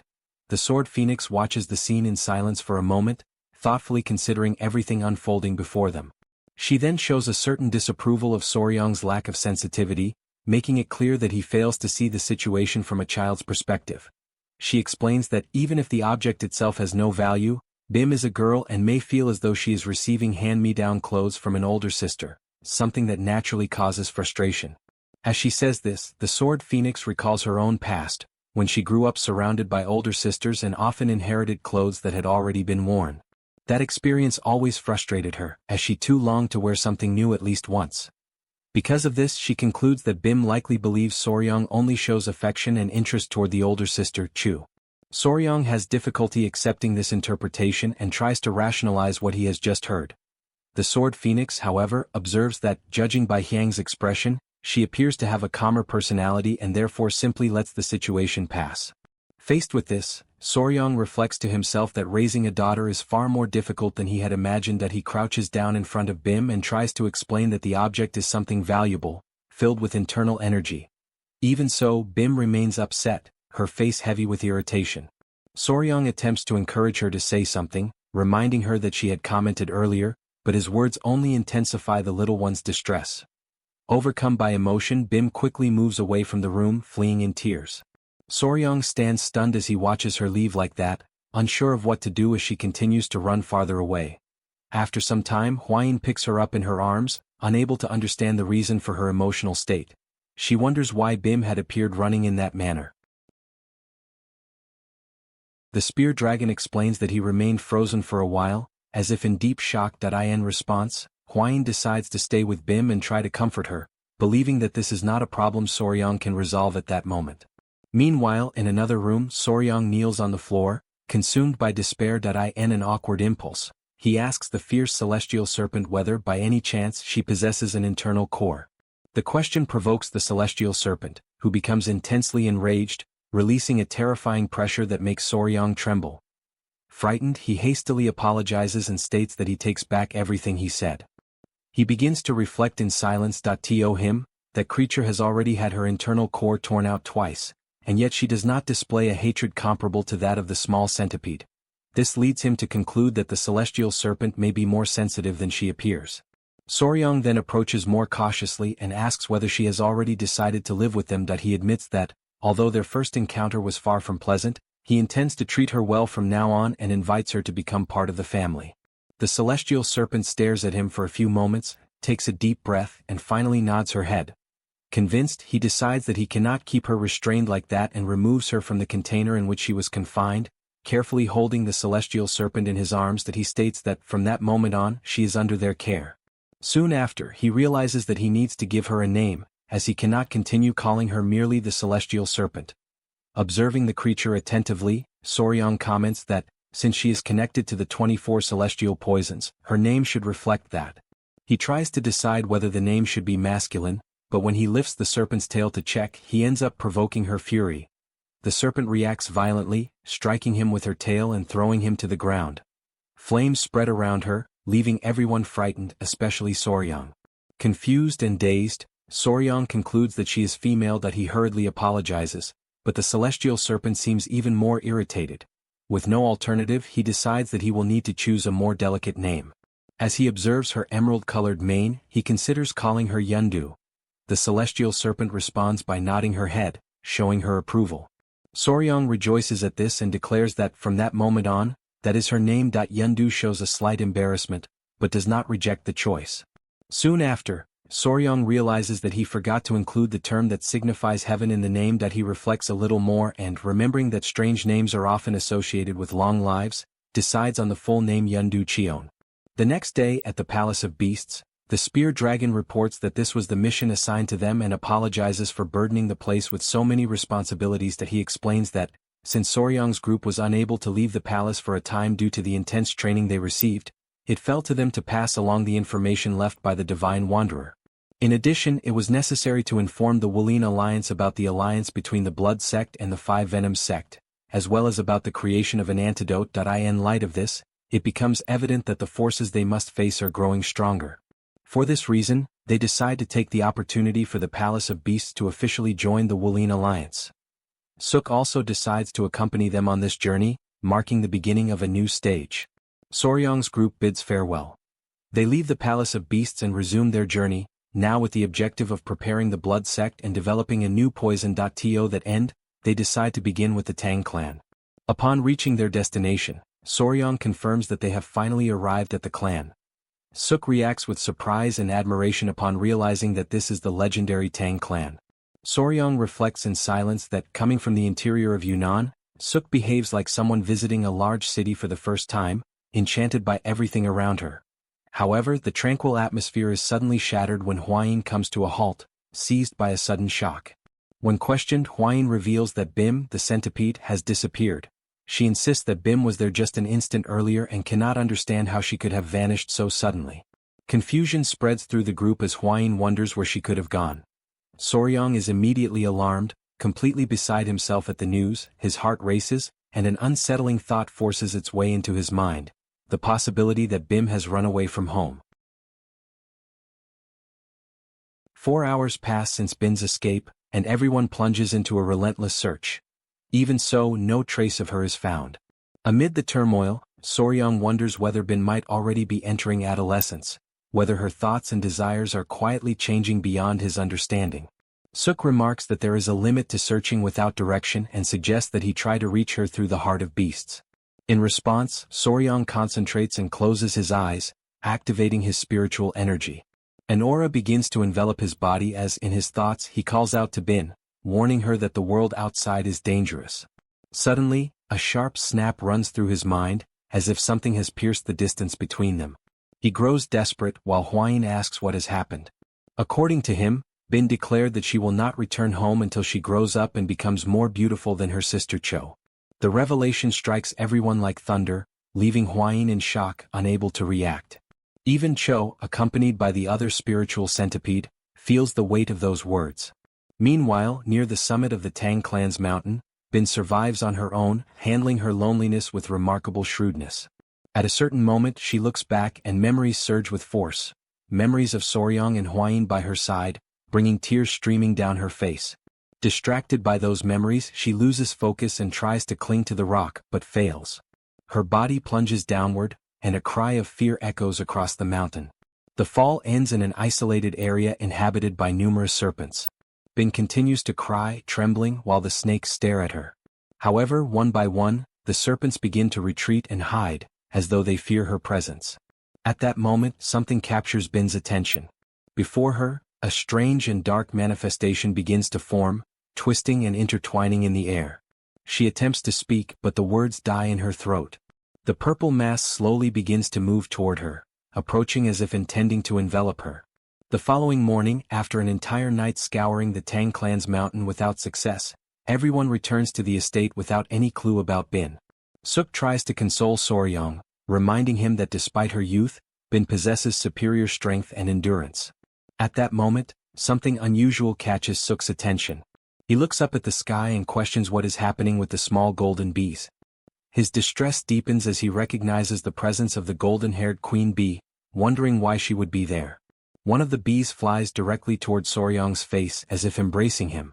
Startled, he instinctively pushes it away, questioning the sudden intimacy. He reflects that it may be an attempt at trophallaxis, a phenomenon common among social insects, in which they share food mouth to mouth not only for nourishment but also to communicate trust and strengthen bonds. He concludes that the queen may be trying to feed him honey after sensing his exhaustion. The bee approaches again. At that instant, the other centipede is lifted and placed between them, interrupting the contact. The moment grows awkward, and Soryang realizes that he cannot continue refusing the trophallaxis, as doing so might cause the colony to lose trust in him. He reflects that he would like to bind the queen to his heart of beasts, but he is already connected to 3 spiritual creatures and knows he cannot risk forming another bond. His train of thought is interrupted as they turn upon hearing hurried footsteps behind them. The old patriarch approaches at a run, visibly agitated, demanding to know what happened and why Bin ran away. He considers the situation far too serious to have been concealed, stating that he should have been informed immediately, even if it had been in the middle of the night. He declares that the search must resume at once and orders the Poison Blood Squad to scour every inch of Tang Mountain. The Poison Blood Squad spreads across the mountain with relentless discipline. With the assistance of the golden-haired queen bee, who flies over the mountain and sends her workers into hard-to-reach places, nearly the entire mountain is turned upside down. 3 days pass without any sign of Bin, yet Soryang continues trying to sense her through the heart of beasts. Suk observes his persistence and asks whether there is any response, and he admits that he receives no reaction at all. Suk finds the situation strange and explains that when there is a bond through the heart of beasts, there should always be some form of response. Soryang begins to fear that some creature of the mountain may have attacked Bin. Suk explains that if something serious had happened, whoever is bound would feel a strong mental shock at the very moment it occurred. He adds that the only time there is no response is when the creature is asleep. Soryang tries to cling to that possibility and reflects that Bin has always been a heavy sleeper. At that moment, the old patriarch returns and asks whether any clues have been found, and Soryang confirms that there are still no results. The patriarch declares that although they have not yet found Bin, they cannot afford to waste any more time there. He acknowledges that Soryang's heart is heavy, but reminds him that he must prepare to go to the Wulin Alliance and in addition, must create a new poison. Soryang then reveals that among the venomous creatures brought from Yunnan, there is an ideal candidate waiting in the poison garden. He explains that the team should be beginning the extraction at that very moment. He states that the yellow wasp's venom is potent but difficult to collect in large quantities. The new creature, however, has greater potential, though it is difficult to control, and he admits that he does not know whether everything is proceeding smoothly. In the poison garden, members of the Tang clan surround a large jar used in the extraction process. From the container, a thick smoke emerges, rising slowly and taking on a shape that seems almost to possess a will of its own. The team members watch with growing caution and astonishment as the substance continues to materialize. Later in the poison garden, the smoke rising from the jar thickens and swirls in an unstable manner. The old patriarch arrives quickly at the scene and demands to know whether that is the specimen that was mentioned. Soryang confirms that it is and explains that the creature was captured in a southern region called Sanjiu. The patriarch repeats the name carefully and studies the vessel with an analytical gaze. The creature before them is a Russell's viper, one of the most lethal serpents in existence. It is notoriously responsible for a high percentage of snakebite deaths in Southeast Asia. An aggressive and unpredictable snake, it is capable of striking without warning, which compels even experienced specialists to exercise extreme caution. Before Soryang can finish his explanation, he is interrupted. Gupai approaches carrying the chicken blood that had been requested earlier. Under Soryang's guidance, a single drop of the viper's venom is placed into the bowl containing the blood. The effect is immediate. The blood coagulates in an instant, forming a thick clot before the astonished eyes of those present. Soryang then explains that if Rabinusa's venom acts as a hemorrhagic toxin, thinning the blood and dispersing qi by interfering with the blood vessels, the viper's venom functions in the opposite manner. It solidifies the blood, blocks the vessels and prevents the proper circulation of internal energy. He adds that because the Russell's viper gives birth to live young rather than laying eggs, its reproduction is more efficient, making it easier to increase the number of specimens.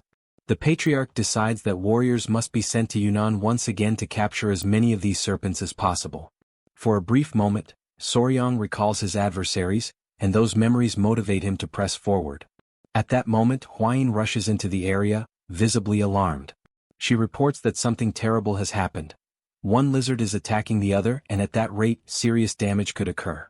Without wasting time, Soryang and Huayin run toward the site of the confrontation. As he runs, Soryang asks how the fight began. Huayin explains that she had gathered the young ones in the pavilion and was speaking with them. At first, she believed they were merely playing, but suddenly Bing began biting Seol, especially at the nape of the neck. The mention of the nape immediately sparks a thought in Soryang's mind. When they arrive, he and Huayin are momentarily stunned by the scene. Bing is mounted over Seol's body. After a few seconds of careful observation, Soryang understands the situation. He reassures Huayin, explaining that it is not a fight, but part of the natural mating process. When two adult lizards meet, it does not begin with gentle courtship, but with the male physically dominating the female. Surprised, Huayin begins to imagine the possibility of becoming a grandmother. Soryang reinforces that although it appears violent, it is a common event in nature and even indicates that the two are adapting well to one another. However, after reflecting for a few moments, he realizes that this creates a new complication. Huayin asks what the problem might be, and Soryang concludes that under these circumstances, he will not be able to depart for the Wulin alliance. Shortly afterward, at the patriarch's residence, the news provokes indignation. The old patriarch reacts with restrained fury, questioning why Soryang will not fulfill his departure to the Wulin alliance. He reminds him that he has already ordered the clan's warriors to continue the search for Bin and makes it clear that, in his view, nothing prevents the mission from proceeding. Soryang takes a deep breath before explaining. He reveals that Seol and Bing united and mated for the first time that day. He calculates that the eggs will be laid in 2 weeks at the earliest, or in 1 month at the latest. He explains that if the lizards accompany them and lay the eggs along the way, there is a risk that they may rot. Therefore, he believes it is better for him to remain in the clan to supervise. Soon, Soryang begins to doubt his own decision and reflects on whether he has been too bold in refusing such an important mission. The patriarch finally asks whether this is truly the case. Upon receiving confirmation, his expression changes, satisfied that the poison garden was opened only recently and the clan is already breeding spiritual creatures. Soryang realizes that this reaction is not what he expected. Suk, excited, approaches and expresses her desire to receive one of the hatchlings when they are born, almost as if requesting a rare gift. Suddenly, a sharp sound cuts through the air, a flying arrow. It strikes forcefully into the table before Soryang. The blade vibrates slightly as it embeds itself in the wood, startling everyone with the sudden movement. The patriarch reacts immediately, demanding to know who dares to fire upon the gate of the Tang clan. Soryang notices that a letter is tied to the shaft of the arrow. Suk opens it and as she reads the contents, her expression changes. She announces that the message declares the arrival of someone intending to capture Soryang. The revelation falls like a shock. Meanwhile, elsewhere, far from there, a girl stands holding a bow. Her eyes burn with the color of fire, revealing that far greater forces are moving in the shadows. Some time ago, in an alley of Xinhuan, the leader of the Murim alliance is found. Together with the young man leading the efforts, he observes the problem of the celestial silkworm larvae, which refuse to feed and gradually wither away. The young man explains that he gathered every renowned silk artisan he could find in the Central Plains and kept them confined for months in an abandoned temple. He succeeded in making the celestial silkworm eggs hatch, but the newly born larvae rejected every leaf offered to them and ultimately starved to death. Convinced that he has made a mistake, he admits his failure, yet insists that the issue is not technical, but rather a lack of knowledge regarding the insect's habits.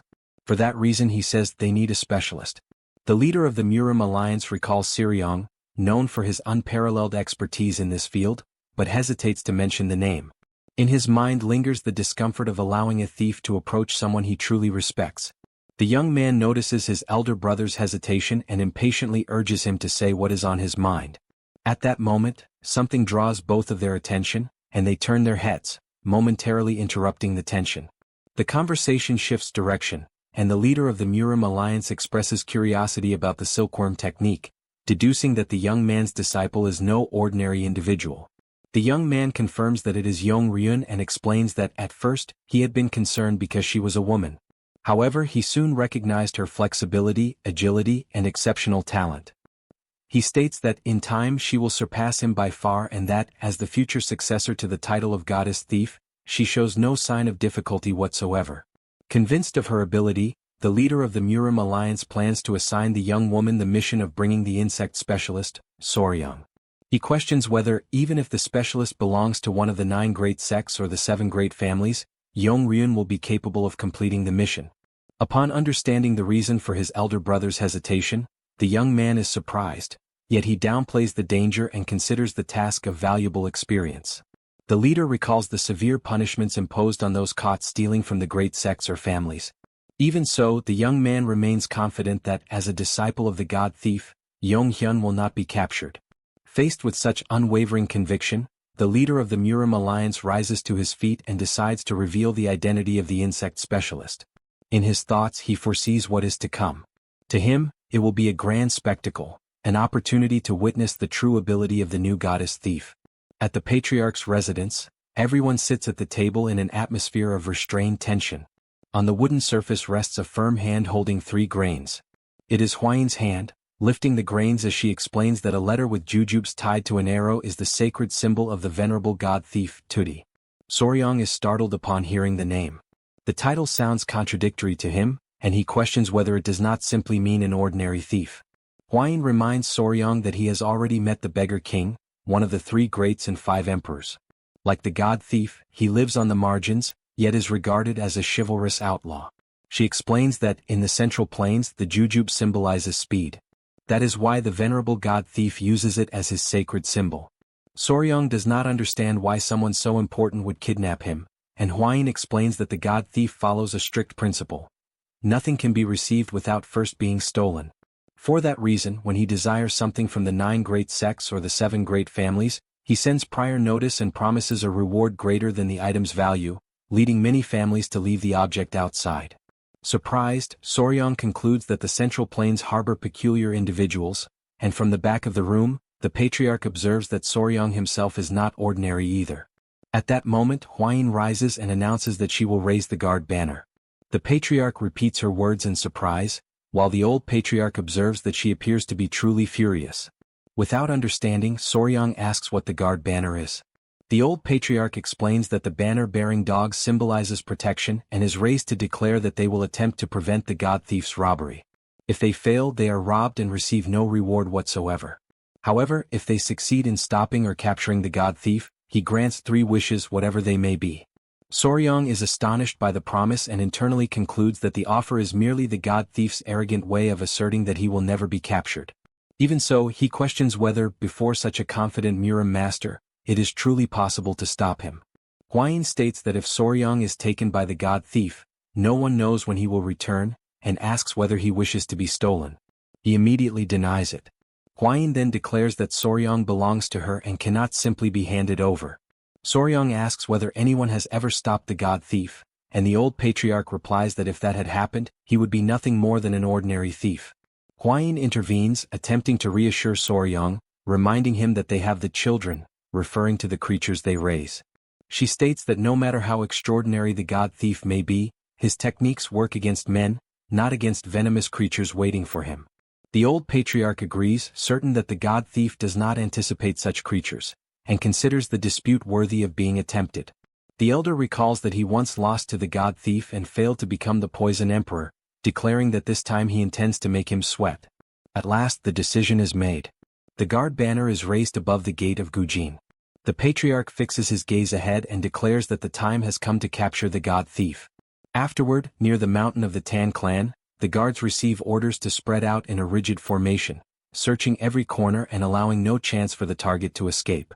Above them, concealed among the branches of a tall tree, Ryun observes everything in silence. Her attentive eyes follow the movement of the men, surprised by the scene. She had imagined there would be no resistance, for before the reputation of the god thief, few would dare to oppose her. Yet the vigilance is strict. In the distance something draws her attention. Over the gate, fluttering against the wind, she recognizes the guard banner. She understands its meaning. It is a direct challenge, a test to prove whether she is worthy of the title of goddess thief. Without hesitation, Ryun leaps from the tree and begins to evade the patrols with astonishing agility. As she runs, she understands that her master sent her alone to test the results of her training and to see how far she can go. With swift movements, she reaches the rooftop, while the night envelopes her like a protective cloak. Confident, she fixes her gaze upon the Tang Clan residence and decides that, on that night, she will begin the legend of the new goddess thief. But in the next instant, she suddenly senses something that disrupts her focus. Something strange binds her feet. She looks down and sees thin, nearly invisible threads wrapping around her ankles. A web. Slowly, Ryun lifts her gaze. Before her, resting with sinister calm, is the centipede show, staring at her as if it had been waiting for her for a long time. Shock overwhelms her, and she calls out for her master, for no such creature had been mentioned in the mission's information. And while she remains trapped in the web, unaware, other presences move within the surrounding shadows. She is not alone. Immediately, Ryun runs desperately through the forest. Behind her, the members of the Tang Clan team pursue her relentlessly. Their voices echo among the trees as they make it clear that, under no circumstances, can they allow the girl to escape. Even with the danger drawing closer every moment, Ryun keeps running. As she runs, her thoughts churn, for she had never been informed that the Tang Clan possessed spiritual creatures. In her mind arises the certainty that if she had left even a second later, she would certainly have been captured. That realization leads her to understand why the Tang Clan had raised the guard banner with such confidence. Now everything makes sense. Spiritual creatures are scattered everywhere. Without stopping, Ryun continues advancing through the forest while the creatures remain behind her, gradually closing the distance. She tries to shake off the pursuit and begins performing light, high leaps, using the body technique known as light step. Her agile movements confuse the spiritual creatures chasing her, causing several spiritual bees to collide with one another. Even while running, she reflects that she did not expect the situation to unfold in that way. A faint smile appears on her face as she thinks of her true objective, capturing Soryong. Silently, she promises herself that she will certainly kidnap him. Meanwhile, at the residence of the golden-haired queen bee, located in the training grounds of the Sichuan Tang Clan, Soryong suddenly feels a sharp jolt pass through his mind, and he realizes that something is wrong. The intruder has escaped. In front of him, Hwayin is surprised that the creatures were lost so quickly. Soryong explains that, according to Cho, it seems she noticed the spider's silk and through that understood that the spiritual creatures were standing guard. Hwayin remarks that she does not seem like the type to give up easily and will probably wait for another opportunity to attack Soryong. Because of that, she suggests that he hide inside the hive. Soryong agrees with the idea and addresses the bees with gentle courtesy, apologizing for having to trouble them a little longer because of that unwelcome guest. He then enters the bees' residence and recalls the saying that a thief usually withdraws at dawn. In silence, he wonders how much time remains until daybreak. With all the poisonous creatures and the members of the Tang Clan fighting with such determination, he believes it would be very difficult for the thief to take him away so easily. As he remains inside, the bees begin to approach him as if forming a small guard around him. Feeling the warmth of the tiny creatures, He realizes that they are warmer than he had imagined, and the sensation turns out to be surprisingly comfortable. However, suddenly, one of the bees changes its behavior. Without realizing it, Soryang ends up falling asleep. For his still young body, resisting the wave of drowsiness is not easy. He sleeps deeply, even drooling slightly while the creatures remain nearby. Some time later he suddenly wakes up, startled. Quickly he tells himself that he is not sleepy. At that moment, someone appears at the entrance of the bees' residence and calls his name. Upon hearing the voice, the bees immediately turn their attention toward the door, irritated and vigilant in the face of the unexpected presence. The one standing there is Suk, who remarks that she has finally found him. Soryang then tries to calm the bees, explaining that she is his sister, and then asks what brings her there at that moment. Suk tells him not to be frightened and reveals that the god of thieves has been captured. Surprised and pleased, Soryang asks if that is true. She confirms it and explains that they are taking the thief to the patriarch's headquarters at that very moment. Without wasting time, the two begin to run, while Soryang is surprised that the thief was captured before dawn and remembers that even a master can fall when facing many opponents. Suddenly, Suk stops, points to the path ahead and says they must go that way. Soryang comments that he wants to see the famous thief. However, in the very next instant, the person he trusted attacks him from behind. Soryang falls to the ground without understanding what happened. The figure he believed to be his sister then reveals her true identity. In reality, it is Yanggi Rian who had assumed Suk's appearance. Calmly, she explains that she pressed one of his pressure points, causing a temporary paralysis. Soryang immediately realizes that the person before him is not his sister, but the god of thieves himself. Without wasting time, the thief confirms her identity and acknowledges that he is the young Soryang. Paralyzed, Soryang can only think desperately that he needs help so that he will not be kidnapped at that very moment. Suddenly, something begins to move inside his clothes. The celestial serpent emerges from within his garments and attacks the thief's hand. The strike is sudden and precise, causing intense pain in Yanggi Rian's finger. Soon after, a strange sensation begins to spread throughout her body, as the creature's venom has already begun to take effect. Strength quickly leaves her body, and unable to support herself, she loses her balance and falls. Her body collapses directly on top of Soryang. He notices that the thief remains motionless over him and concludes that the celestial serpent's venom is only a weak paralytic, and that she probably only fainted for a moment. In his thoughts, he decides that later he will need to teach the little creature not to bite people without thinking. Despite everything, he concludes that, somehow, they managed to capture the god of thieves, even if not exactly in the way that had been planned.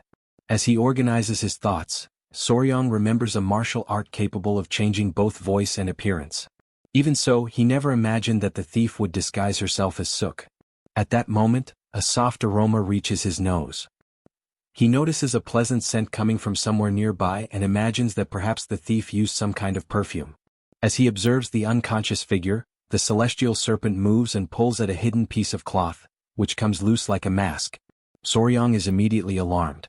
Before his eyes, the disguise disappears as he realizes that the person lying on top of him is not a man, and that the famous god of thieves is, in fact, a woman. After some time in the guest pavilion of the Tang Clan of Sichuan, Yong Ryun lay on a bed, unconscious after having been captured. Soryang looked at the young woman and wondered if she really was the divine thief, as she appeared to be just an ordinary girl. Hwayin also agreed that she didn't seem particularly extraordinary. The old patriarch explained that the former thief god had likely passed the title to a disciple and that, according to rumors, that young woman was now the current divine thief. He pointed to the girl's wrist, where the celestial spider web, a sacred artifact of thieves, confirmed her identity.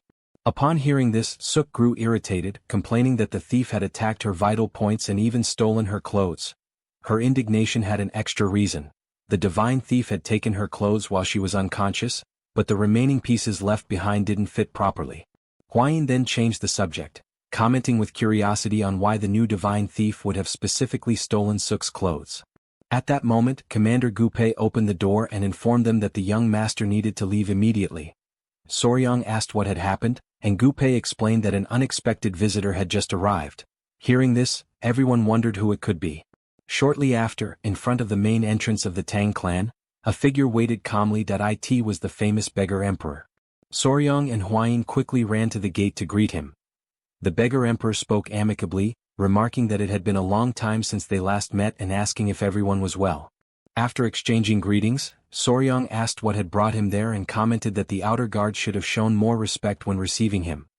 The beggar emperor said he had come as soon as he learned that the disciple of the thief god had been captured.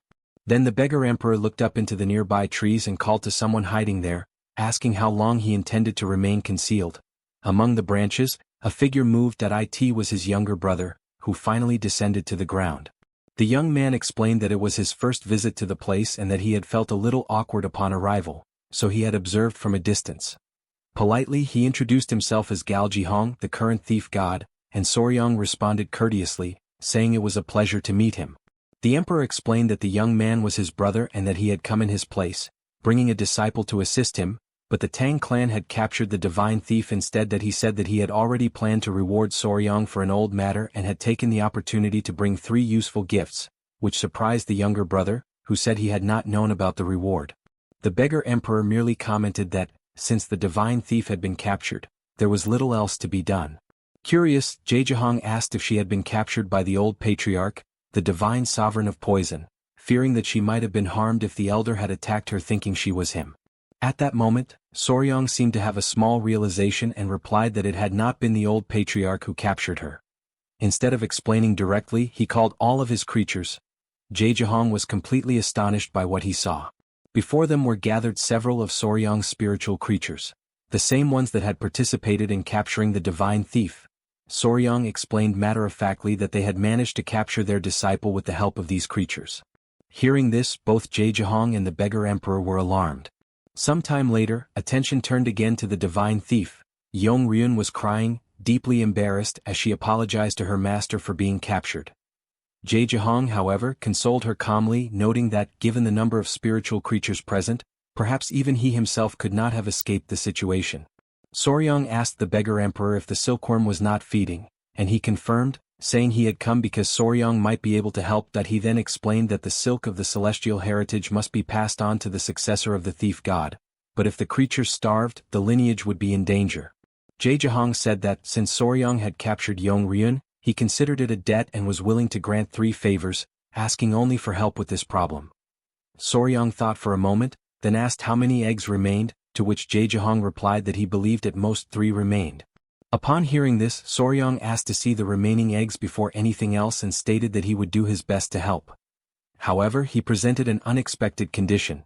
He intended to keep all the celestial spider eggs. The declaration left everyone surprised.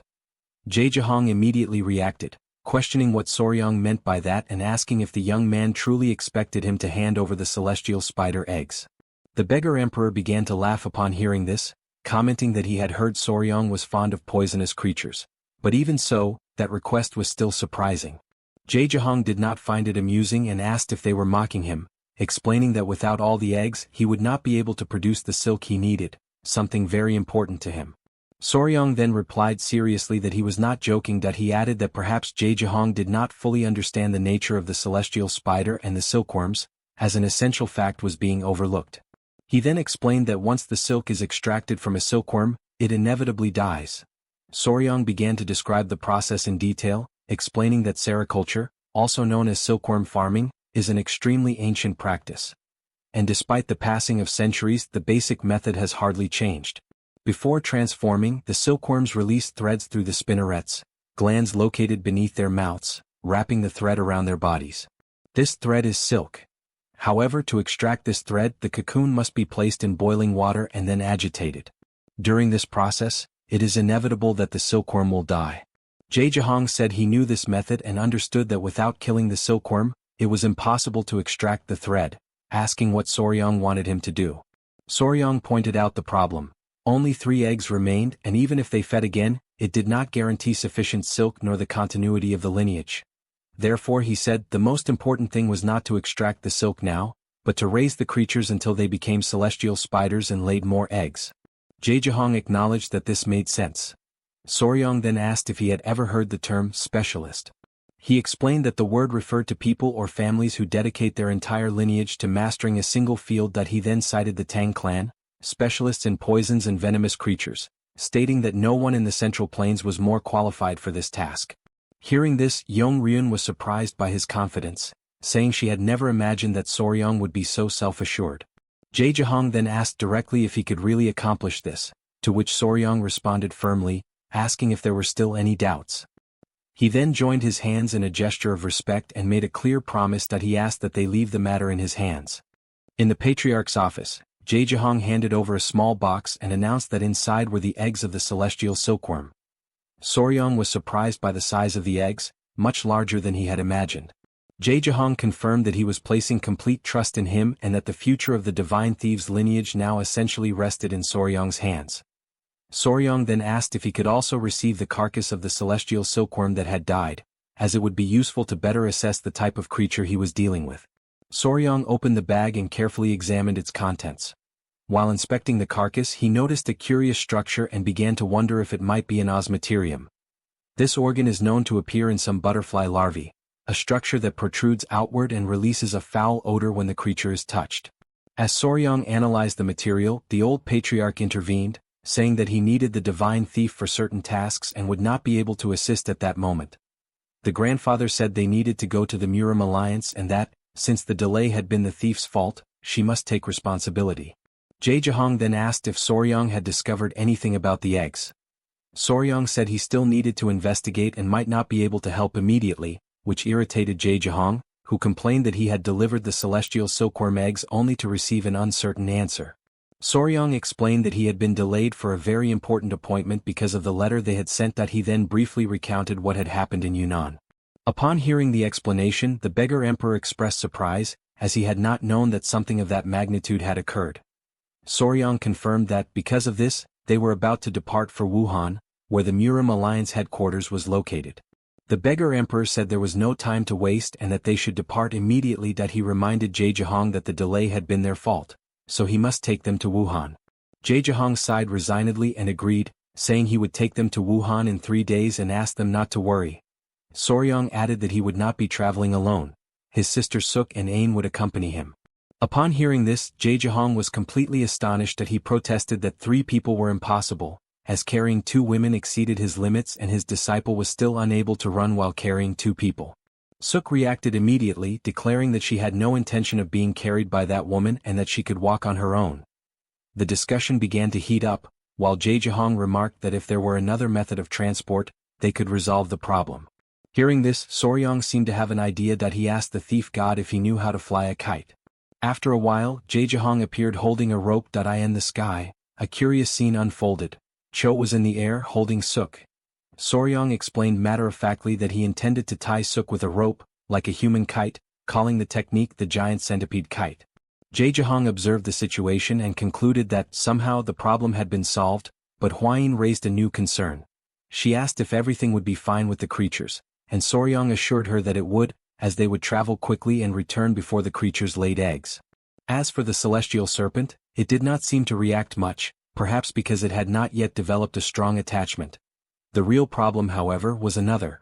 The Iova spider was clearly distressed, showing great discontent at not being able to accompany them.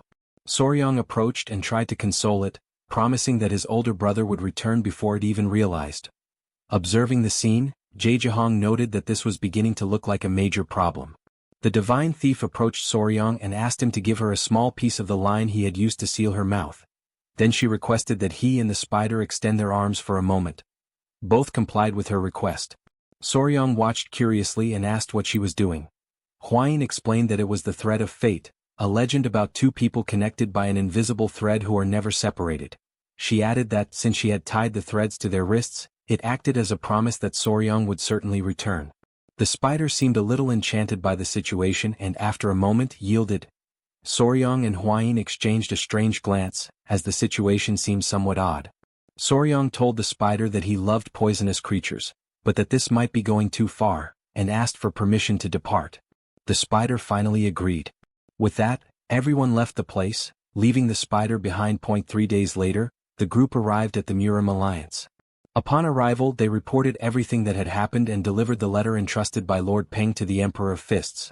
Seated at the table, he listened to the report and concluded that all involved had died, except for a few who would need about 3 months to recover fully. A man admitted that he should have mobilized more masters for that mission and said that was his mistake. But the leader interrupted, stating that it was not the time to seek blame, that he reminded everyone that the Tang clan's new poison had worked and that the Beast Palace had managed to recover. Therefore the situation also brought good news.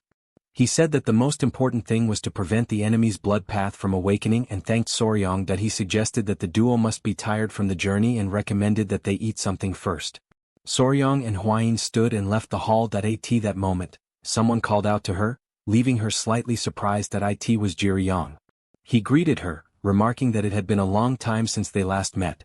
She explained to Soryang that Jihyang was the Earth Dragon, one of the legendary 5 dragons and 3 phoenixes of Murim. She then introduced Soryang as a member of the Beast Palace and her fiancé. Hwayin asked the reason for the visit, and Jihyang explained that he had come out of curiosity, wanting to know if everyone was well after she brought news of her companions. Hwayin replied that she could not reveal details but assured him that they were safe and asked him not to worry. Jihyang understood the situation and decided to leave. They proceeded, but before departing, Soryang cast a glance back, watching Jihyang walk away, sensing that something in the atmosphere seemed strange. Later, during the meal, Jejahong offered wine and asked Soryang to try it, saying it was a wine aged for 10 years. Suddenly someone interrupted the conversation, urgently calling for Soryang. It was a general, running in completely out of breath, that he begged for immediate help and explained that his nephew, Jihyang, had suddenly collapsed. The news surprised everyone, who immediately asked how it had happened. The general replied that he was not sure but believed that someone had attempted to poison him. In Jigel's room, Jihyang remained in a weakened state, while a young woman beside him held his hand, watching him with visible concern. At that moment, the door opened and Soryang's group entered the room. The sudden arrival caught the young woman's attention. She turned toward them and in desperation, pleaded for Soryang's help. Remaining calm, he immediately recognized the severity of the situation. Hwayin explained that the young woman Yuanbang was a member of the 3 dragons and 3 phoenixes and Jihyang's lover. In response to her plea, Hwayin stated that she would conduct a preliminary examination with Soryang's assistance, acknowledging his extensive knowledge of poisons. As they prepared to examine Jihyang, a man explained that at first they had believed it to be a common illness, but a specialist had raised the suspicion of poisoning. Shortly afterward, he introduced himself as Wangyu and recalled that he had once served as a physician for the main family, having been sent to the Murim lineage. He stated that, as a member of the Tang clan, his examination indicated poisoning. He further explained that before Jihyang's pressure points had been sealed, he had exhibited disordered speech and convulsions, yet the exact poison could not be identified. Faced with this, Hwayin took the lead in the examination. Holding Gao Jinhong's hand, she focused her energy and confirmed the presence of poison. As she deepened her analysis, Hwayin identified the possible agent as Hong. Soryang associated the term with mercury poisoning and suggested that Jihyang might have ingested it through medicines or elixirs, but Yuanbang denied any knowledge of such a possibility. The situation grew even more unusual, as all signs indicated that the poison had been accumulating in the victim's body over a long period. Soryang recalled his studies in the Tang clan and remembered that Hong originated from the burning of Jussa, which was also used in the Namgung clan to create chastity marks with geckos. This sudden connection triggered a realization in his mind. As the idea of something that turns red echoed repeatedly in his thoughts, he formulated a new hypothesis.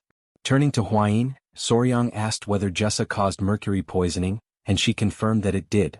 With that, he believed he had found a clue regarding both the cause and the culprit, prompting the counselor to demand that he immediately reveal who was responsible. Before answering, Soryang requested that the counselor clear the room, leaving only himself, Yuanbang, and his companions. The request caused unease, and the counselor, suspicious, suggested that it involved someone of high status, reminding him that, as a member of the Tang clan, he had nothing to fear. Even so, Soryang maintained his stance, stating that it was not about honor, but about how the truth should be revealed. He then turned to Yuanbang, mentioning her purple lipstick case and asking if she had it with her. Confused, she handed it over, and Soryang asked Hwayin to analyze the amount of Jussa within it, increasing the tension among those present. As Hwayin held the object and began her evaluation, the atmosphere grew tense, and those present began to suspect what it might imply. Soryang then explained that everything had occurred due to a shared mistake between Yuanbang and Jihyang. The mention of both their names caused surprise, and the counselor demanded an explanation, while Yuanbang, shaken, denied having harmed the one she loved. Soryang clarified that it had not been intentional, and the general, confused, asked him to elaborate. Calmly, Soryang explained that Hong, produced from the burning of Jusa, generated a toxic smoke, but that poisoning could also occur through the continuous ingestion of the substance. He added that many lipsticks were made using Jusa and, although less toxic than Hong, prolonged use could lead to mercury accumulation in the body. The counselor questioned how Ji Hyang could have ingested the substance so frequently, and Soryang revealed that the poisoning had occurred through intimate contact with Yuem Bong, shocking everyone present. Immediately afterward, Huayin confirmed that the Jusa analyzed matched the poison, acknowledging the accuracy of Soryang's deduction. She then added that she had already noticed the closeness between Yuem Bong and Yuri Yong, reinforcing the idea of continuous exposure to Jusa. In silence, Soryang reflected and realized that Huayin's cold demeanor had a reason. She had noticed something the others had not. Still confused, the counselor questioned how something only mildly toxic could cause such severe poisoning. Embarrassed, Yuem Bong admitted that the contact had been frequent, every morning and night, but Huayin pointed out that this alone might not explain everything. Under pressure, she revealed that it had happened even more often, causing the atmosphere to become increasingly awkward. In response, the counselor suggested an immediate marriage, and Yuem Bong tried to defend herself, saying that they had gone no further than kisses, which only created more confusion. Realizing the misunderstanding, Yuem Bong denied everything and, embarrassed, struck Ji Hyang as he lay in bed. Soryang reflected on the irony of the situation. While one was being saved, the other was in danger. In the end, the case was treated as an accident caused by excessive intimacy, resulting in an immediate marriage. A few days later, with the help of the legendary thief god, who brought along Soryang's grandfather, Ji Hyang was able to fully recover. At the same time, Lady Yuem Bong was also treated, successfully eliminating any remaining traces of the poison from her body. After his recovery, Soryang asked Ji Hyang how he felt, and now much better, he expressed his gratitude for having his life saved and for Yuem Bong being protected. Soon after, someone opened the door to the room. 3 young men entered, Quan Riyong, Jianbong and Gungbong, clearly showing concern. Quan Hyang greeted Soryang with respect, and during their conversation, a nickname was suggested for Ji Hyang, marking the recent incident. Then suddenly Yuem Bong began to play her flute, letting a melody echo through the room. 2 of those present immediately collapsed, overcome by an intense sensation that directly affected their minds. Surprised, Soryang asked what was happening, and Yuem Bong explained that it was her martial art, a melody that used qi to paralyze and induce sleep as a form of punishment. Upon analyzing it, Soryang realized it was an advanced technique, superior to the resonant tiger insect. After ending the demonstration, Yuem Bong commented that she might no longer be able to use that cosmetic, and Ji Hyang assured her that he would find an alternative. At that moment, Soryang intervened, gently holding Yuem Bong's hand and asking for a future favor, saying that he would need her martial arts. This displeased Ji Hyang. Unshaken, Soryang then offered to create a special case that would allow the couple to be close without risk, leaving both of them embarrassed yet interested. Later, Huayin approaches Soryang while he organizes some preparations and, out of curiosity, asks whether he truly intends to create a cosmetic that would allow the couple to kiss without restrictions. Soryang confirms that he made a promise, but explains that it depends on Yuem Bong's help in a future task, capturing the resonant tiger insect. He adds that it is not just an ordinary lipstick, but a new compound free from toxins such as the mercury found in cinnabar, which benefits the skin, almost like a preventive measure though not exactly a medicine. Even so, Huayin shows concern, reminding him that they are in the Murim alliance and questioning how he intends to produce such a substance there. Soryang calmly replies that, with the necessary materials, it is possible, and adds that the counselor has authorized the use of the infirmary. The 2 then head to the location, and upon entering they are greeted by the physician in charge, who asks what brings them there. Soryang explains that he intends to prepare a remedy for Ji Hyang, and the physician offers to gather the ingredients. Soryang lists what he needs: pearls, earthworms, dragons of the earth, as well as honey, cinnamon, and a mortar. The physician, surprised, agrees and goes to retrieve them. While they wait, Huayin comments that the materials are unusual, and Soryang explains that pearls provide shine, while the extract from earthworms has moisturizing properties. Confused, Huayin makes a curious remark about using them on Ji Hyang, which leads Soryang to notice with amusement the irony of the situation. Soon, the physician returns with the items and Soryang thanks him. Holding the container, he states that one final component is still missing, and Huayin becomes curious. Soryong reveals that it is responsible for the red coloration. Huayin remarks that red materials are rare and dismisses the use of cinnabar. Soryong then says he will use cochineal and explains, naturally, that it is part of his expertise with insects. The next morning in the courtyard of the Murim estate, Soryong and Huayin set out in search of the raw material. Huayin still doubts that such an insect exists there, but Soryong insists that it may be known by other names. While searching, Soryong finds something on a tree trunk and asks Huayin to observe a whitish area. She approaches and sees small organisms clustered together like white dust. Soryong explains that it is cochineal, whose female contains the acid responsible for an intense red coloration, used since ancient times. He adds that they live in groups on tree trunks and in some regions are called blood clots. Surprised, Huayin questions whether he truly intends to use that in a cosmetic.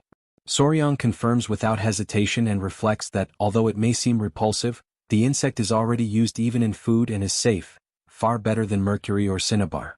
Huayin agrees, though still reluctant.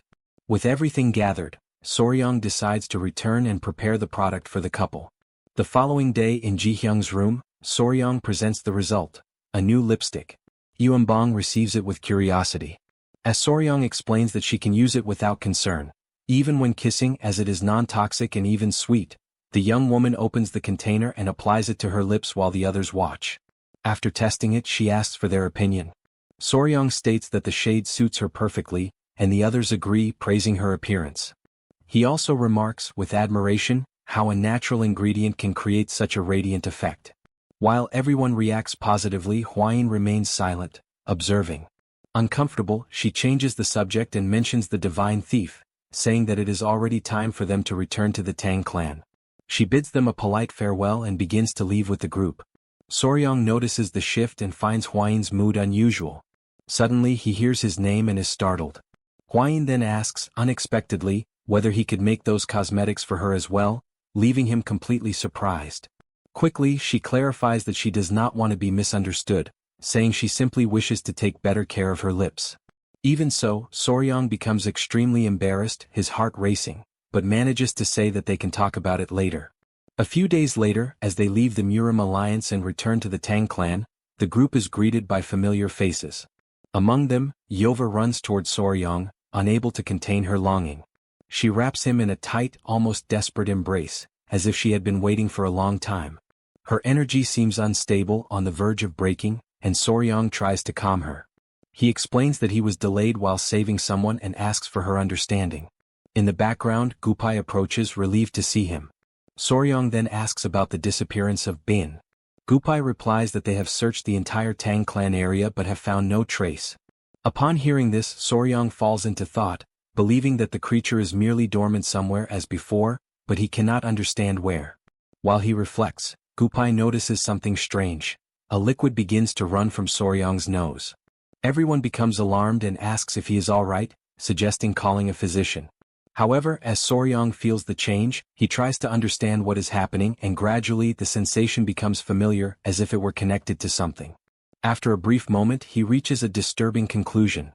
It is, without a doubt, the activation of the beast heart technique.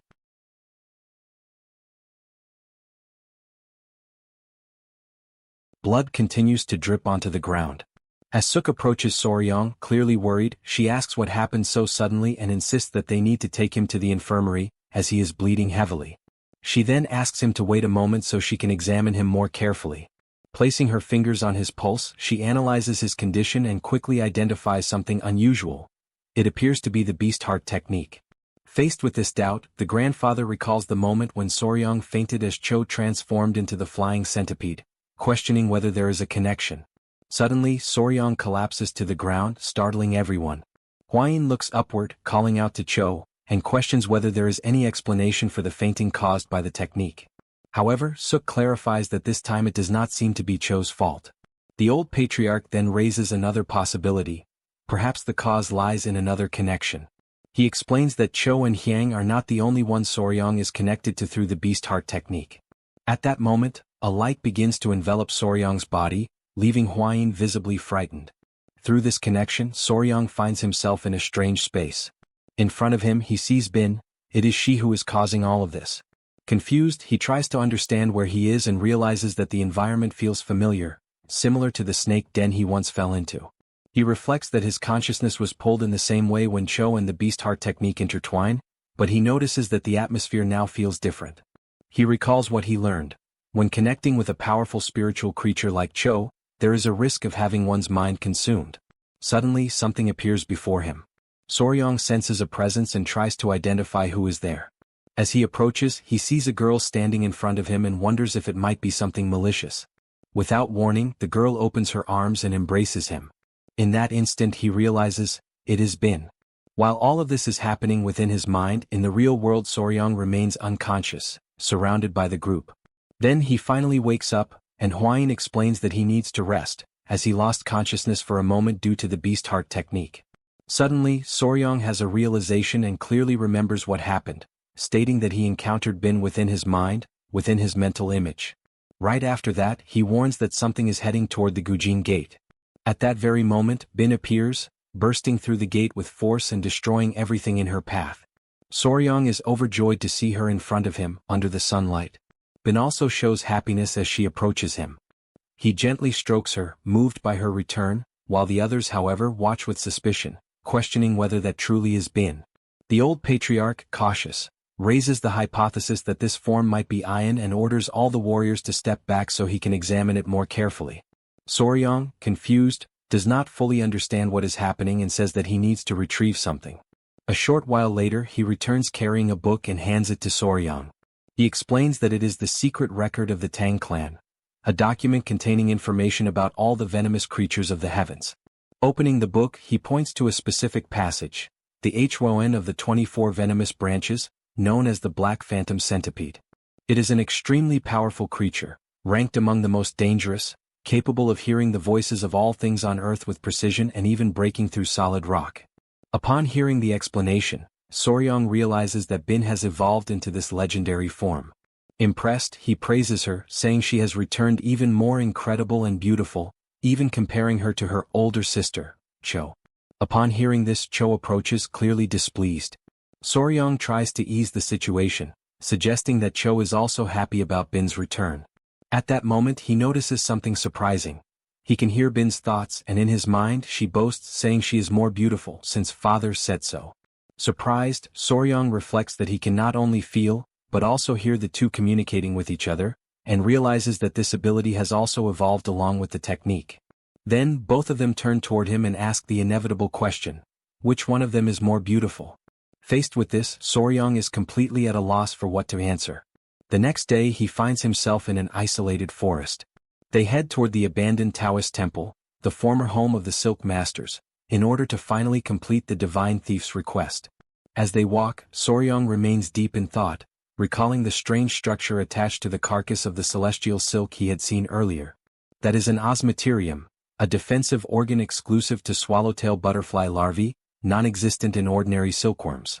The divine thief notices his expression and asks what he is thinking about, but Soryong brushes it off, saying it is nothing.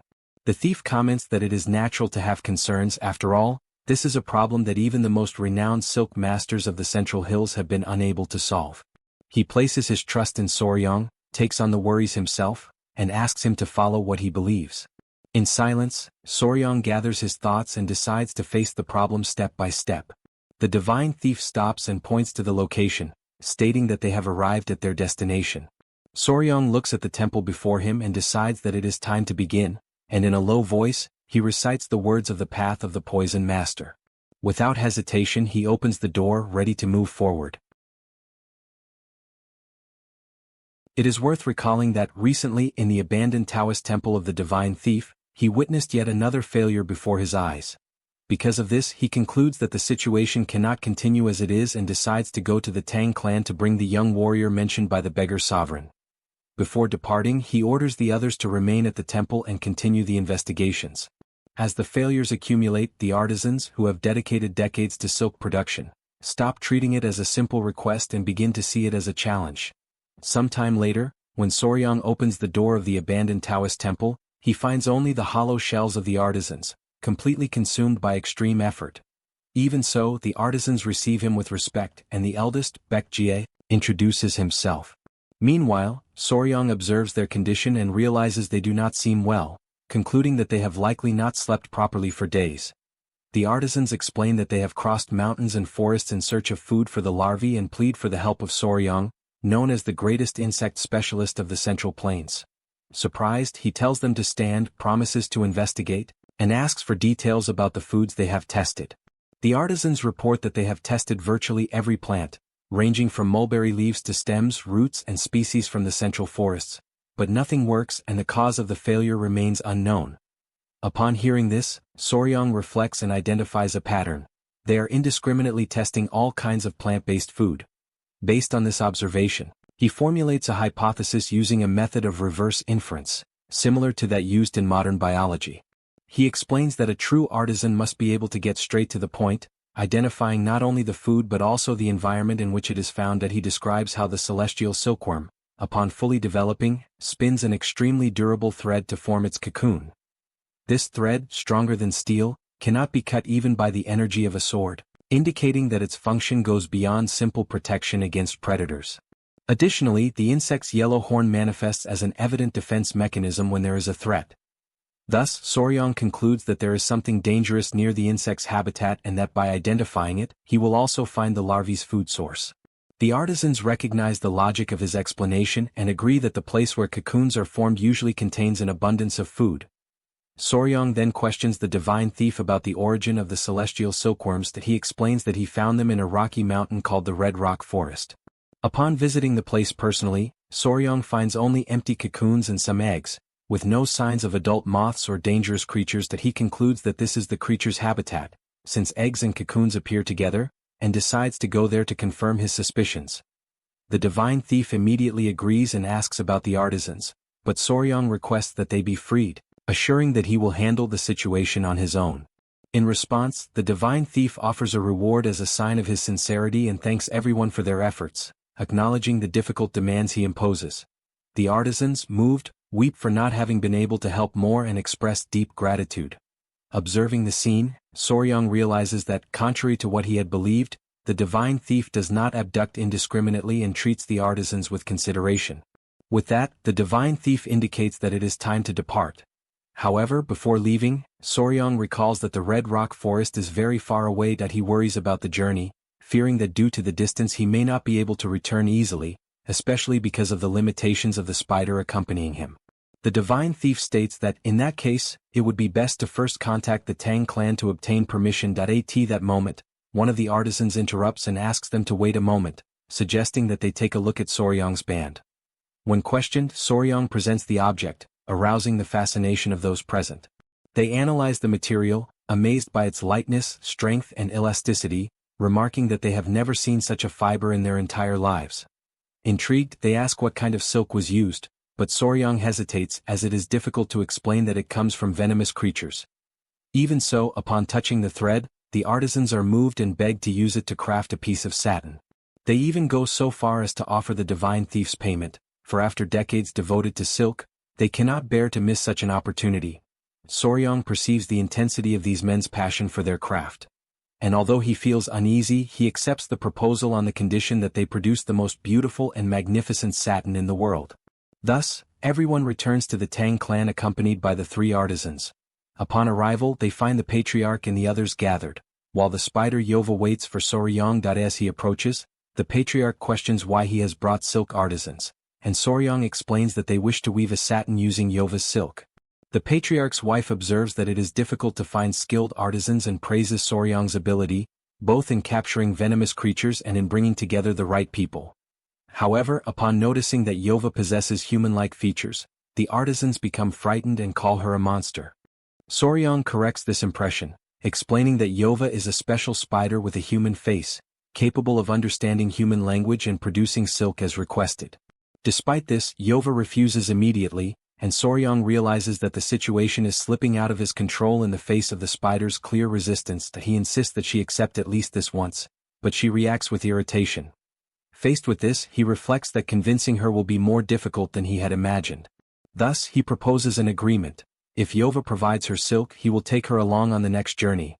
The proposal completely changes the spider's attitude, and she shows enthusiasm and satisfaction.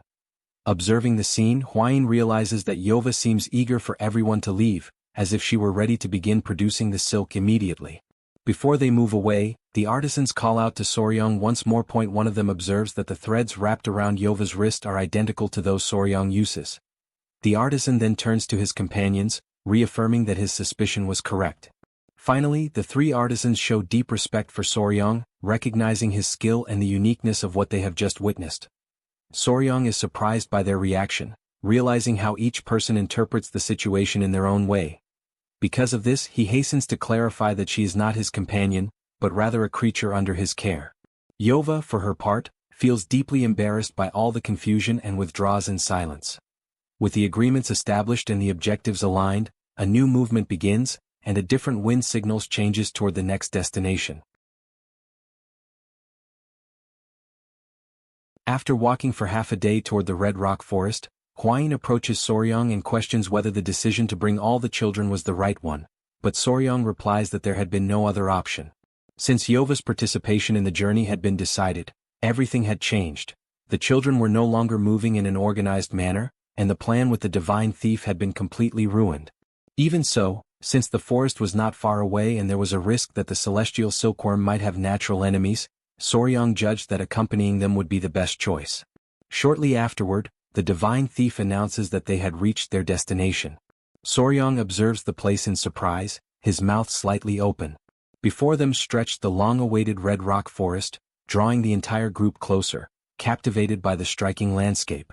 As the name suggested, enormous reddish formations rose everywhere, making it hard to believe that creatures like celestial silkworms could inhabit such a place. The glass thief explains that he had previously found eggs and cocoons scattered across the ground in that area, but in recent days he had not seen anything else. Huayin, feeling uncertain, says that the place did not seem to have the necessary resources for the celestial silkworm, yet Soryong still decides to explore it further. He then asks the children for help, instructing them to search for round eggs or anything resembling poisonous creatures nearby. They all obey, and thus a long search begins. With each discovery, they run to show Soryong, who patiently explains that many of the items found are merely ordinary objects. As hours pass, fatigue sets in, and Huayin apologizes for the lack of results, while the divine thief admits that the search is more difficult than he had imagined. Soryong remains silent, reflecting on the situation as everything indicates that there is truly nothing there. However, his attention is suddenly drawn by one of his creatures. The creature is carrying something in its mouth, and when questioned, it spits it onto the ground, revealing a small living being.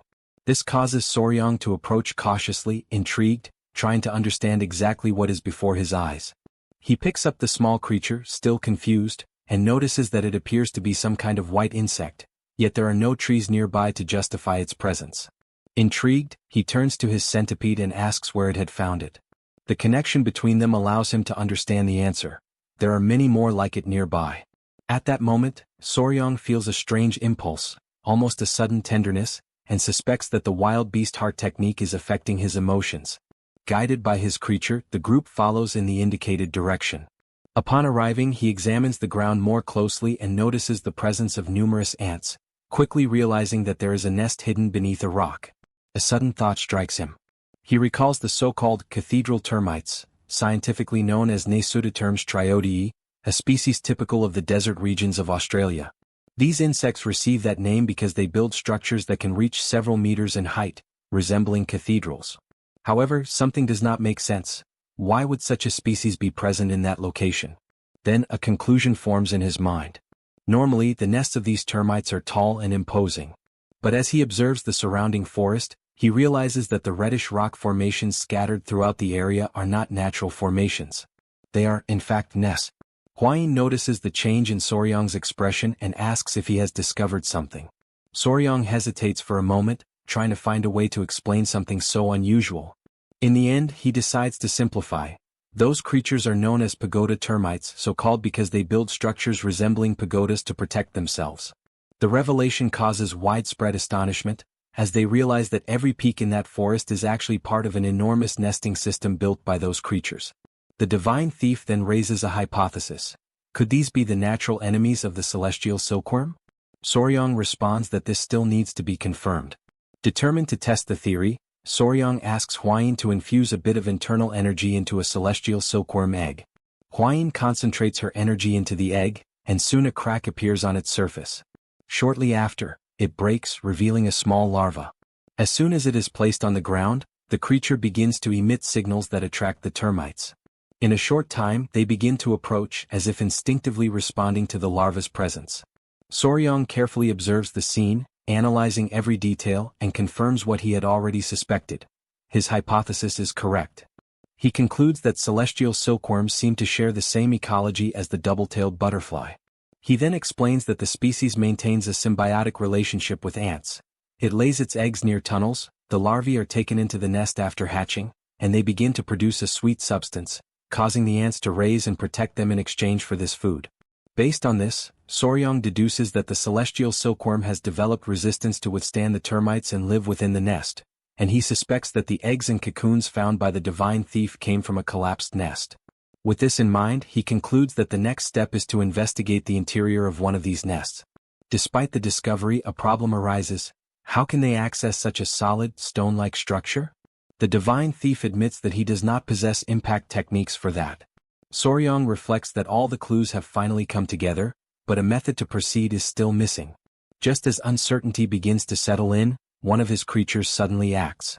The centipede strikes the ground with force, causing an intense vibration. Within seconds, the ground begins to crack, opening a wide and deep fissure.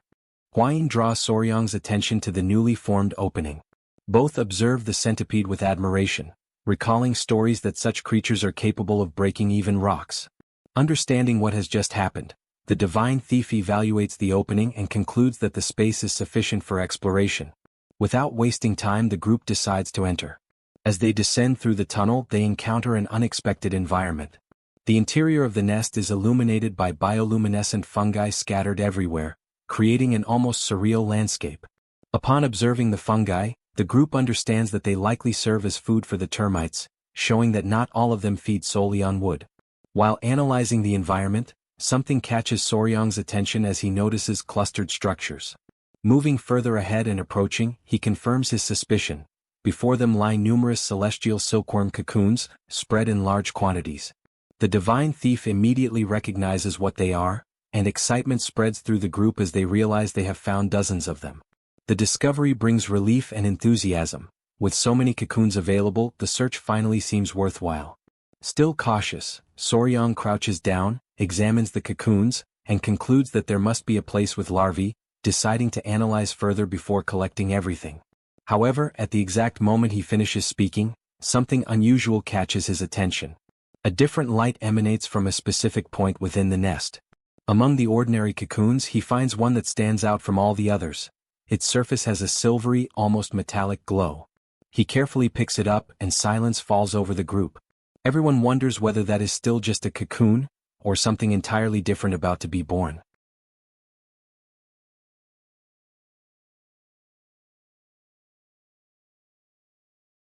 Holding the cocoon, Soryang remains in shock. Before him is a cocoon that is the same size as a celestial cocoon, yet the texture of its silk is completely different.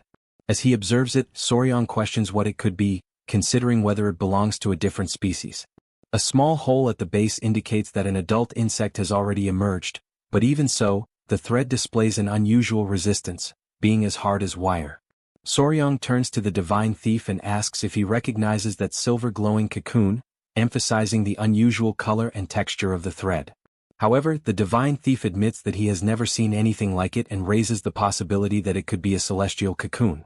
Suddenly, something happens and draws everyone's attention.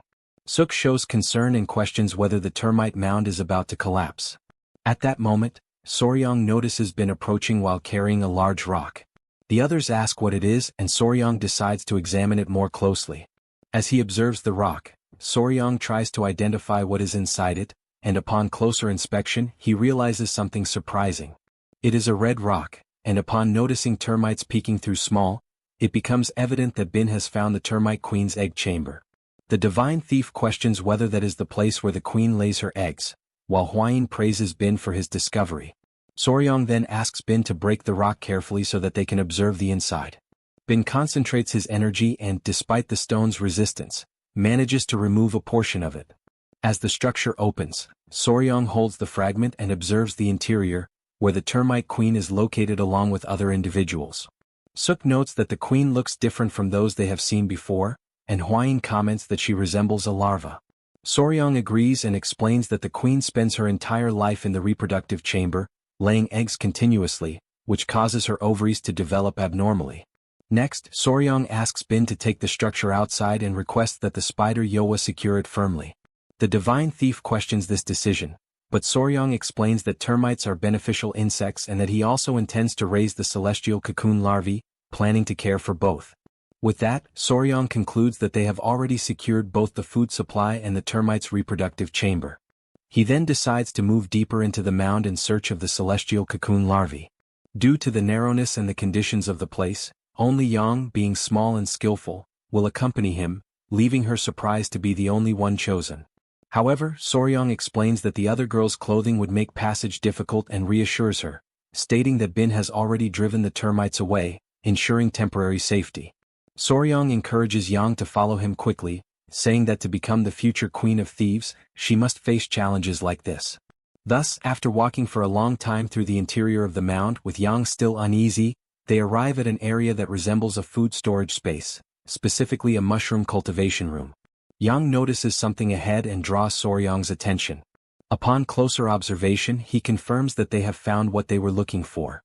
Yang notices that a small creature is feeding on the larvae and questions the situation, but Soryong explains that this is common, as there is an exchange of nutrients.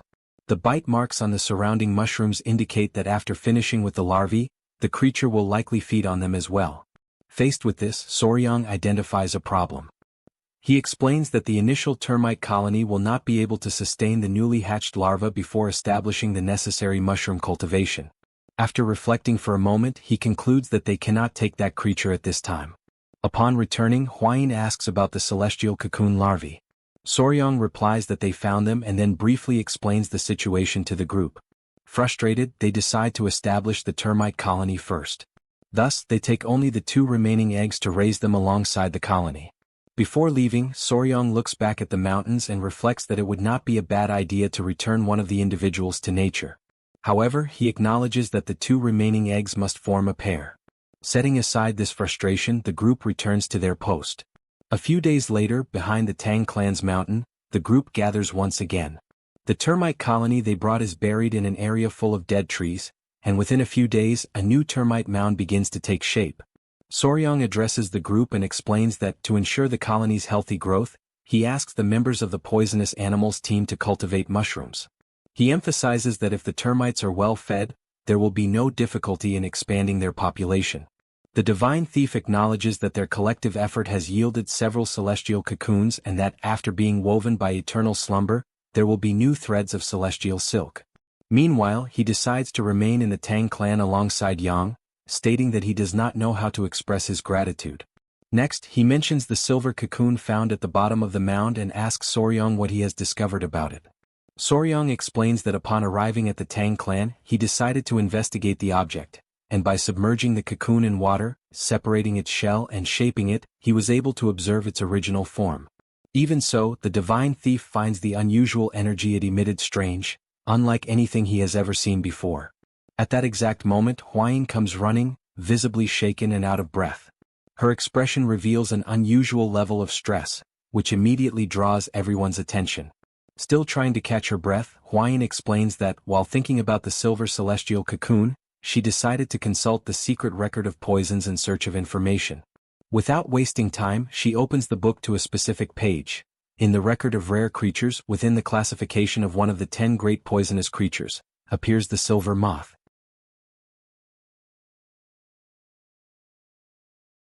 Soryong remembers his past when he decided to introduce the cutest insect in the world, a moth.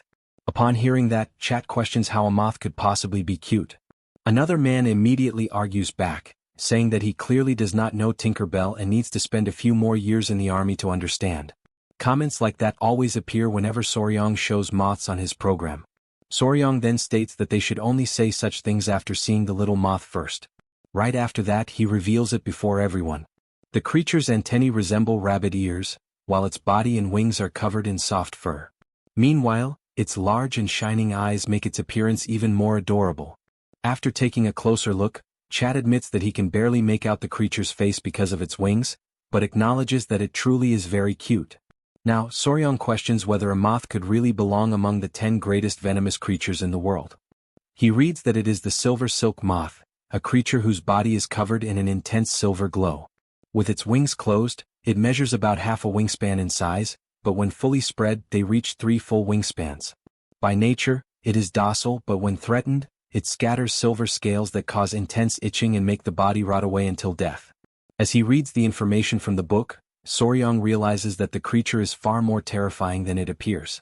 Hwain asks whether that really makes sense, and he replies that he is not completely sure, but believes that the celestial cocoons are transforming into one of the 10 great venomous creatures, the silver silk moth.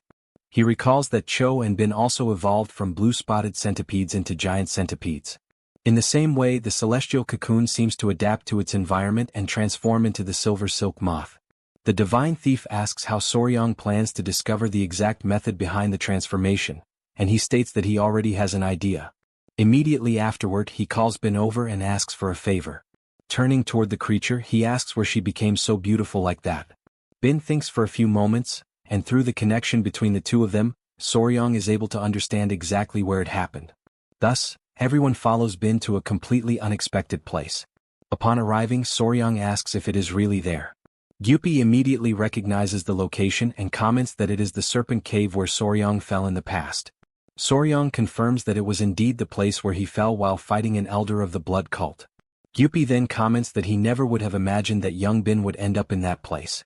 Soryong carefully observes the cave and notices that the atmosphere is completely different from before and that he can no longer feel any negative energy. At that moment, Bin lets out a small sound before casually explaining that she ate all of the cave's negative energy. Surprised, Soryong asks if she really devours negative energy. She naturally confirms it and says that afterward, her body became completely black and grew into that form.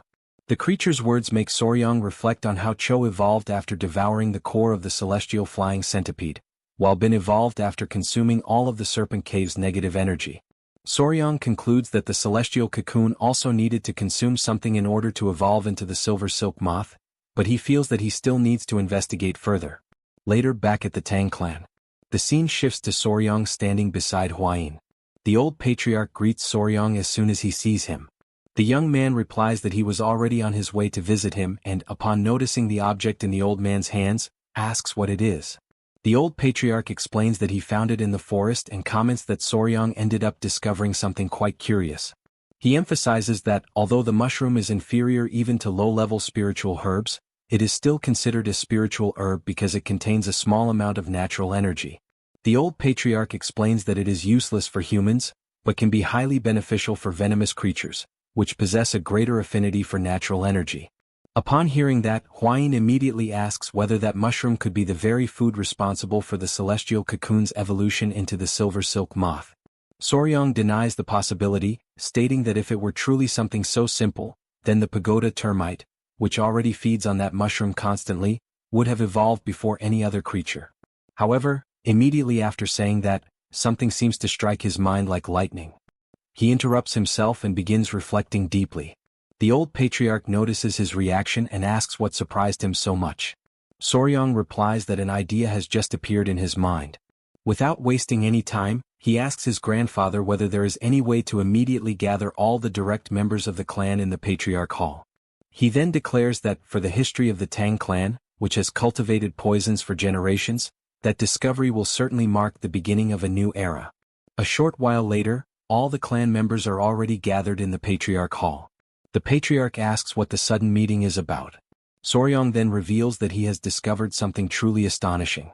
According to him, a spiritual creature that absorbs an enormous amount of energy evolves into a completely different state. The old patriarch is shocked and asks what he means by evolution. The young man explains that it is like a complete transformation, when someone surpasses their own limits and reaches a new stage of existence. The patriarch then questions the basis of that theory, and Soryong begins presenting the examples he has observed. Cho devoured the core of the flying serpent, while Bin absorbed all of the cave's negative energy and transformed into the ink-black phantom centipede. Both absorbed enormous amounts of energy. Soryang concludes that the celestial cocoon needed to absorb a special type of energy in order to become the silver silk moth, and he believes the mushroom is the key to that process.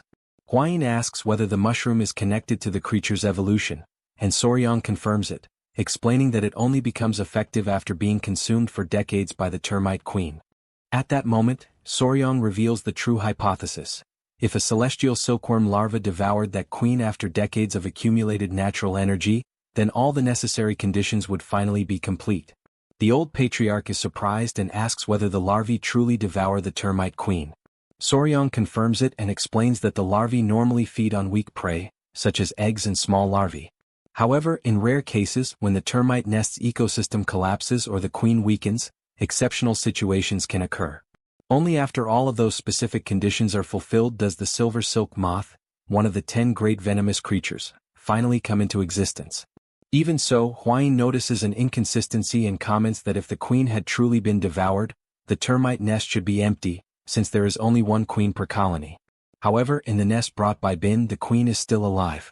Soryang praises Hwayin's observation, saying that she is very intelligent, and jokingly comments that couples eventually begin thinking alike over time, since the reasoning of the two of them has become increasingly synchronized.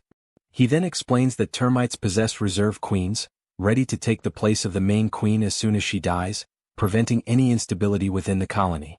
After hearing the explanation, the patriarch is impressed and says that if the theory is correct, the Tang clan may be able to create another one of the 10 great venomous creatures, becoming the first clan of the Central 5 Provinces Alliance to accomplish such a feat.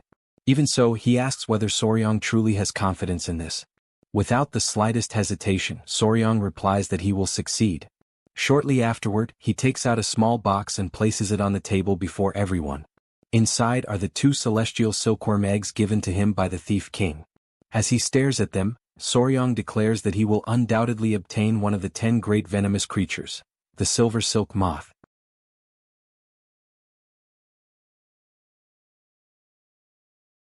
The next day they return to the Red Rock Forest to find more queen ants and test Soryang's hypothesis.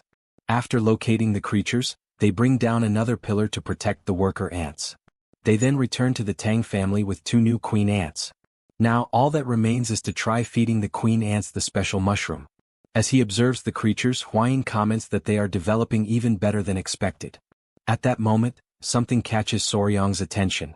An intense light begins to emanate from the small creatures.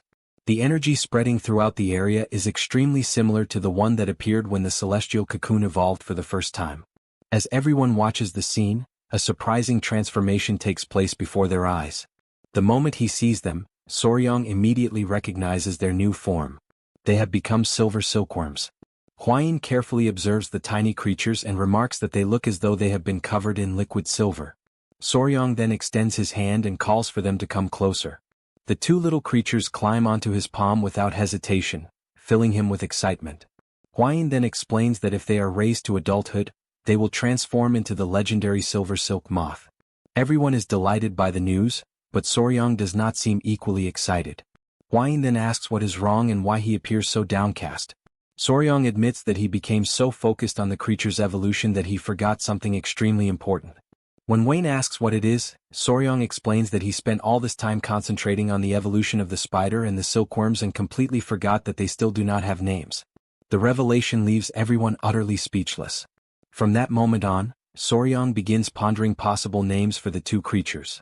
And so, his suffering continues late into the night. Several days later at the Venomous Creature Gardens, the patriarch and the old patriarch visit Soryang to check on the silver silkworms. Upon arriving, the 2 discover an unusual structure installed in front of the boxes where the creatures live and, curious, ask what it is. Soryang explains that it is a habitat created specifically for the silver silkworms. He crushed stones from the Red Rock Forest, spread the material throughout the boxes, and waited for it to harden, recreating their natural environment. After observing the silkworms for several days, Soryang reveals that he has discovered new information that is not even recorded in the Compendium of Venomous Creatures. Interested, the patriarch asks what those discoveries are. In response, Soryang gently presses the cheek of one of the silver silkworms. Immediately, a light runs through the creature's body while its ears darken. He then gently pets the creature, and this time a soft glow spreads across its ears. Soryong explains that silver silkworms possess both pure qi and turbulent qi at the same time. The silver shine of their bodies comes from the coexistence of these two energies without them mixing together. However, that is not their only special characteristic. He then asks the patriarch to hold one of the creatures and circulate his internal energy. When the patriarch complies, a gentle stream of energy begins flowing through his body. Surprised, the old patriarch immediately notices the effect, as the patriarch's internal energy has begun to recover. Soryong explains that when silver silkworms emit pure qi, they also assist the circulation of qi and accelerate the recovery of the internal energy of anyone who comes into contact with them. Soryong then reveals another discovery. Just like Cho and the spider, the silver silkworms have begun feeding directly on the natural qi of their surroundings, greatly reducing their consumption of demonic ants and special mushrooms after evolving. With their feeding issue resolved, Soryong brought back the first one that hatched. After spending a long time in the wild, it absorbed a large amount of turbulent qi and became aggressive. In contrast, the two that were raised from birth are much gentler toward humans. Soryong believes this happened because they were nurtured with his energy from the moment they were born. Since they are still young, his priority is ensuring that they grow up healthy. After hearing the complete report, the patriarch is deeply impressed. To him, the abilities and characteristics displayed by the silver silkworms are simply extraordinary. He reveals the reason for his admiration. In only a few days, Soryong has discovered things about the silver silkworms that would normally require years of research. While the two elders continue their conversation, Soryong watches with curiosity, unable to understand exactly where the discussion is leading. A short while later, the patriarch and the old patriarch extend an object toward him and ask him to accept it. Soryong receives the gift and carefully examines it. It is a book. The patriarch then presents an unexpected proposal. Instead of merely studying the existing secret record of venomous creatures, he suggests that Soryong create his own record. The suggestion leaves him momentarily speechless. The old patriarch explains that the current record is limited and outdated. If Soryong documents his discoveries and continues expanding this knowledge, his work may one day surpass the existing book. Soryong remains silent for a few moments.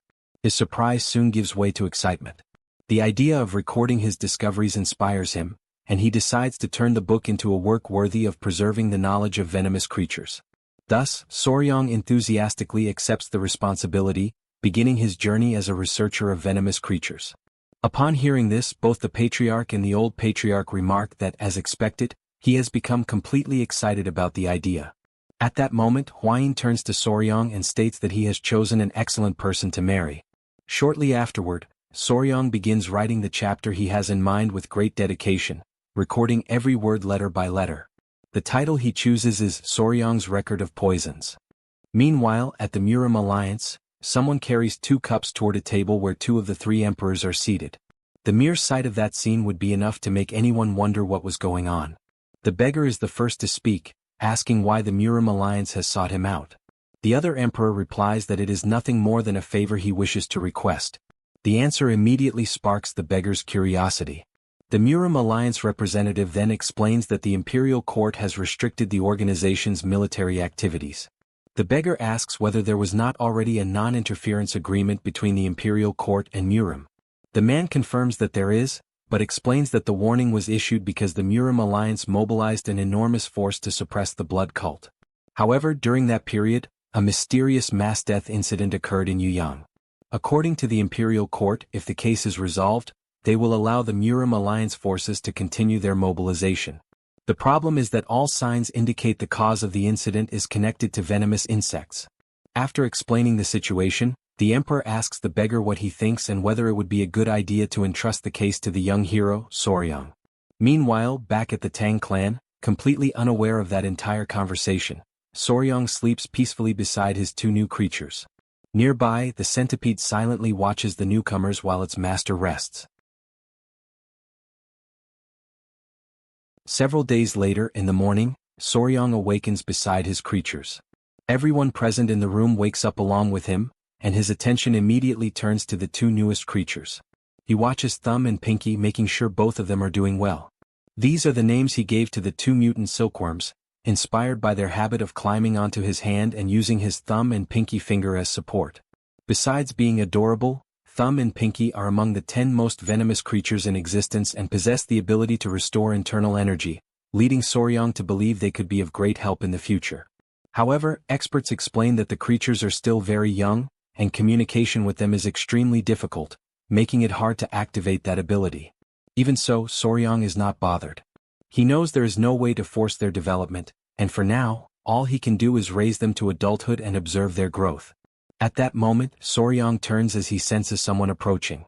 Hwayin appears at the door looking for him, and her arrival surprises him so early in the morning. She greets him and explains that a visitor has just arrived, which is why she came to bring him there. Shortly afterward, the beggar thief approaches. Recognizing him, Soryang wonders what could have brought him to his house so early. The beggar greets him warmly and asks how he has been doing. Soryang responds with a question of his own, asking whether the visit is about the stock of yellow insect powder, but the beggar reveals that he has come to deliver a mission from the Murim Alliance. Upon hearing that, Soryang becomes interested, but his surprise grows even greater when the beggar explains that strange insects have appeared in Yeyang. Hwayin is also startled. She points out that Yeyang is a strategic location where the river and land routes through the hills intersect, and asks if he is referring to that very region. The beggar explains that Yeyang is not far from there, but the entire area is now covered with black insects of unknown origin. They are spreading so aggressively that people have begun fainting because they cannot breathe. Soryang is alarmed by those words. Noticing his reaction, the beggar emphasizes that this is a bizarre incident involving insects of unknown origin. He also reminds him that this type of problem falls perfectly within Soryang's area of expertise. Shortly afterward, the beggar emperor begins explaining the situation in greater detail and hands him an official letter sent by the Murim Alliance. According to him, the Murim Alliance's hands are tied due to interference from the imperial family, which surprises Soryang and prompts him to ask what the imperial family has to do with the matter. The beggar explains that after the blood cult disaster, the imperial family restricted the movements of the Murim Alliance. Despite the principle of non-interference, a new decree now prevents the alliance from acting on its own. He then recounts how, one day, an unexpected visitor sought out Guanhuang. She was a young woman with long hair who had arrived by boat. The newcomer was none other than Princess Lu Jilian. Upon receiving her, Guanhuang showed surprise that a princess of the imperial family would visit him personally, but she explained that she was not there as a princess, but as an instructor of the sword pavilion. Guanhuang responded humbly, stating that he was not sure whether he was worthy of receiving someone so important. The princess merely joked about the situation. She remarked that she knew exactly what he was thinking, but assured him that his opinion would change once he learned about the gift she had brought. Then Lu Ziliang revealed that she could help resolve the issue regarding the mobilization of the Murim Alliance's troops, leaving Guanhuang deeply shocked. However, the princess presented one condition. In exchange for her assistance, she wanted the Murim Alliance to grant a request of hers. The beggar thief explains that Lu Ziliang's proposal is simple. If the Murim Alliance resolves the insect incident, she will use her position to request the Emperor's authorization to mobilize the Alliance's forces. He points out that for the Murim Alliance, which is completely prevented from acting on its own, there is no reason to refuse such an advantageous proposal. Soryang then asks why the princess became personally involved in the Yeyang incident, and the beggar explains that the reason is simple. Lu Ziliang is the wife of Yeyang's governor. He then adds that, as a young and newly appointed governor, he is under tremendous pressure, and with the appearance of the insects, the population has become even more dissatisfied. Xiao bin Ak was merely an unremarkable student at the Imperial Academy, but his status rose after marrying the princess, leading to his appointment as the governor of Yeyang. After hearing the explanation, Soryang summarizes the situation. The Murim Alliance wants him to go to Yeyang and either discover the origin of the black insects or find a way to stop them. The beggar confirms that this is exactly the case. The young man remains silent for a few moments before responding. Since it is an official mission from the Murim Alliance, he knows the right thing to do is help. However, there is a problem and the beggar asks what the difficulty is. Soryang explains that after helping the thief god, he brought back the silver silkworms, which release venom if they remain away from him for too long, making long journeys extremely complicated. Furthermore, the snow lizards are about to hatch, and his other creatures also dislike being separated from him. Because of that, he would need to take them all along. Upon hearing this, the beggar assures him that there is no reason to worry. According to him, the general has just sent a transport vessel specifically for Soryang. This news leaves Soryang completely stunned. The beggar explains that the general has not forgotten that Soryang saved his son's life and as repayment, decided to gift him one of the fastest boats on the Yangtze River. With that, Soryong would no longer need to be separated from his precious venomous creatures during the journey. Noticing his reaction, the beggar points out that, in addition to helping the Murim alliance, this mission is also an opportunity to earn the goodwill of a member of the imperial family. Filled with excitement, Soryong respectfully clasps his hands together and loudly declares that he accepts the Murim alliance's mission. Soon afterward, he begins reflecting on the black insects and what kind of creatures they could be. Normally, insects that reproduce in massive numbers and harm people are flies, mosquitoes, cockroaches, or locusts. Even so, this situation seemed different. As he tries to find an explanation, hurried footsteps echo through the corridor. A few seconds later, Gu Pai and Huayin rush into the room. Seeing them so desperate, Soryong asks why they are in such a hurry and what happened. Gu Pai apologizes for the sudden interruption, while Huayin asks to borrow Soryong for a moment. Confused, he asks why they need him right now. Huayin then replies only that it is finally happening, leaving Soryong completely confused. Euphoric, Huayin blurts out the news that Snow is giving birth, leaving Soryong utterly frozen in place. The shock written across his face is so great that he cannot utter a single word. The scene then shifts to Snow. Lying down, she repeatedly pushes while her body trembles in pain, under the attentive gaze of all the creatures gathered around her.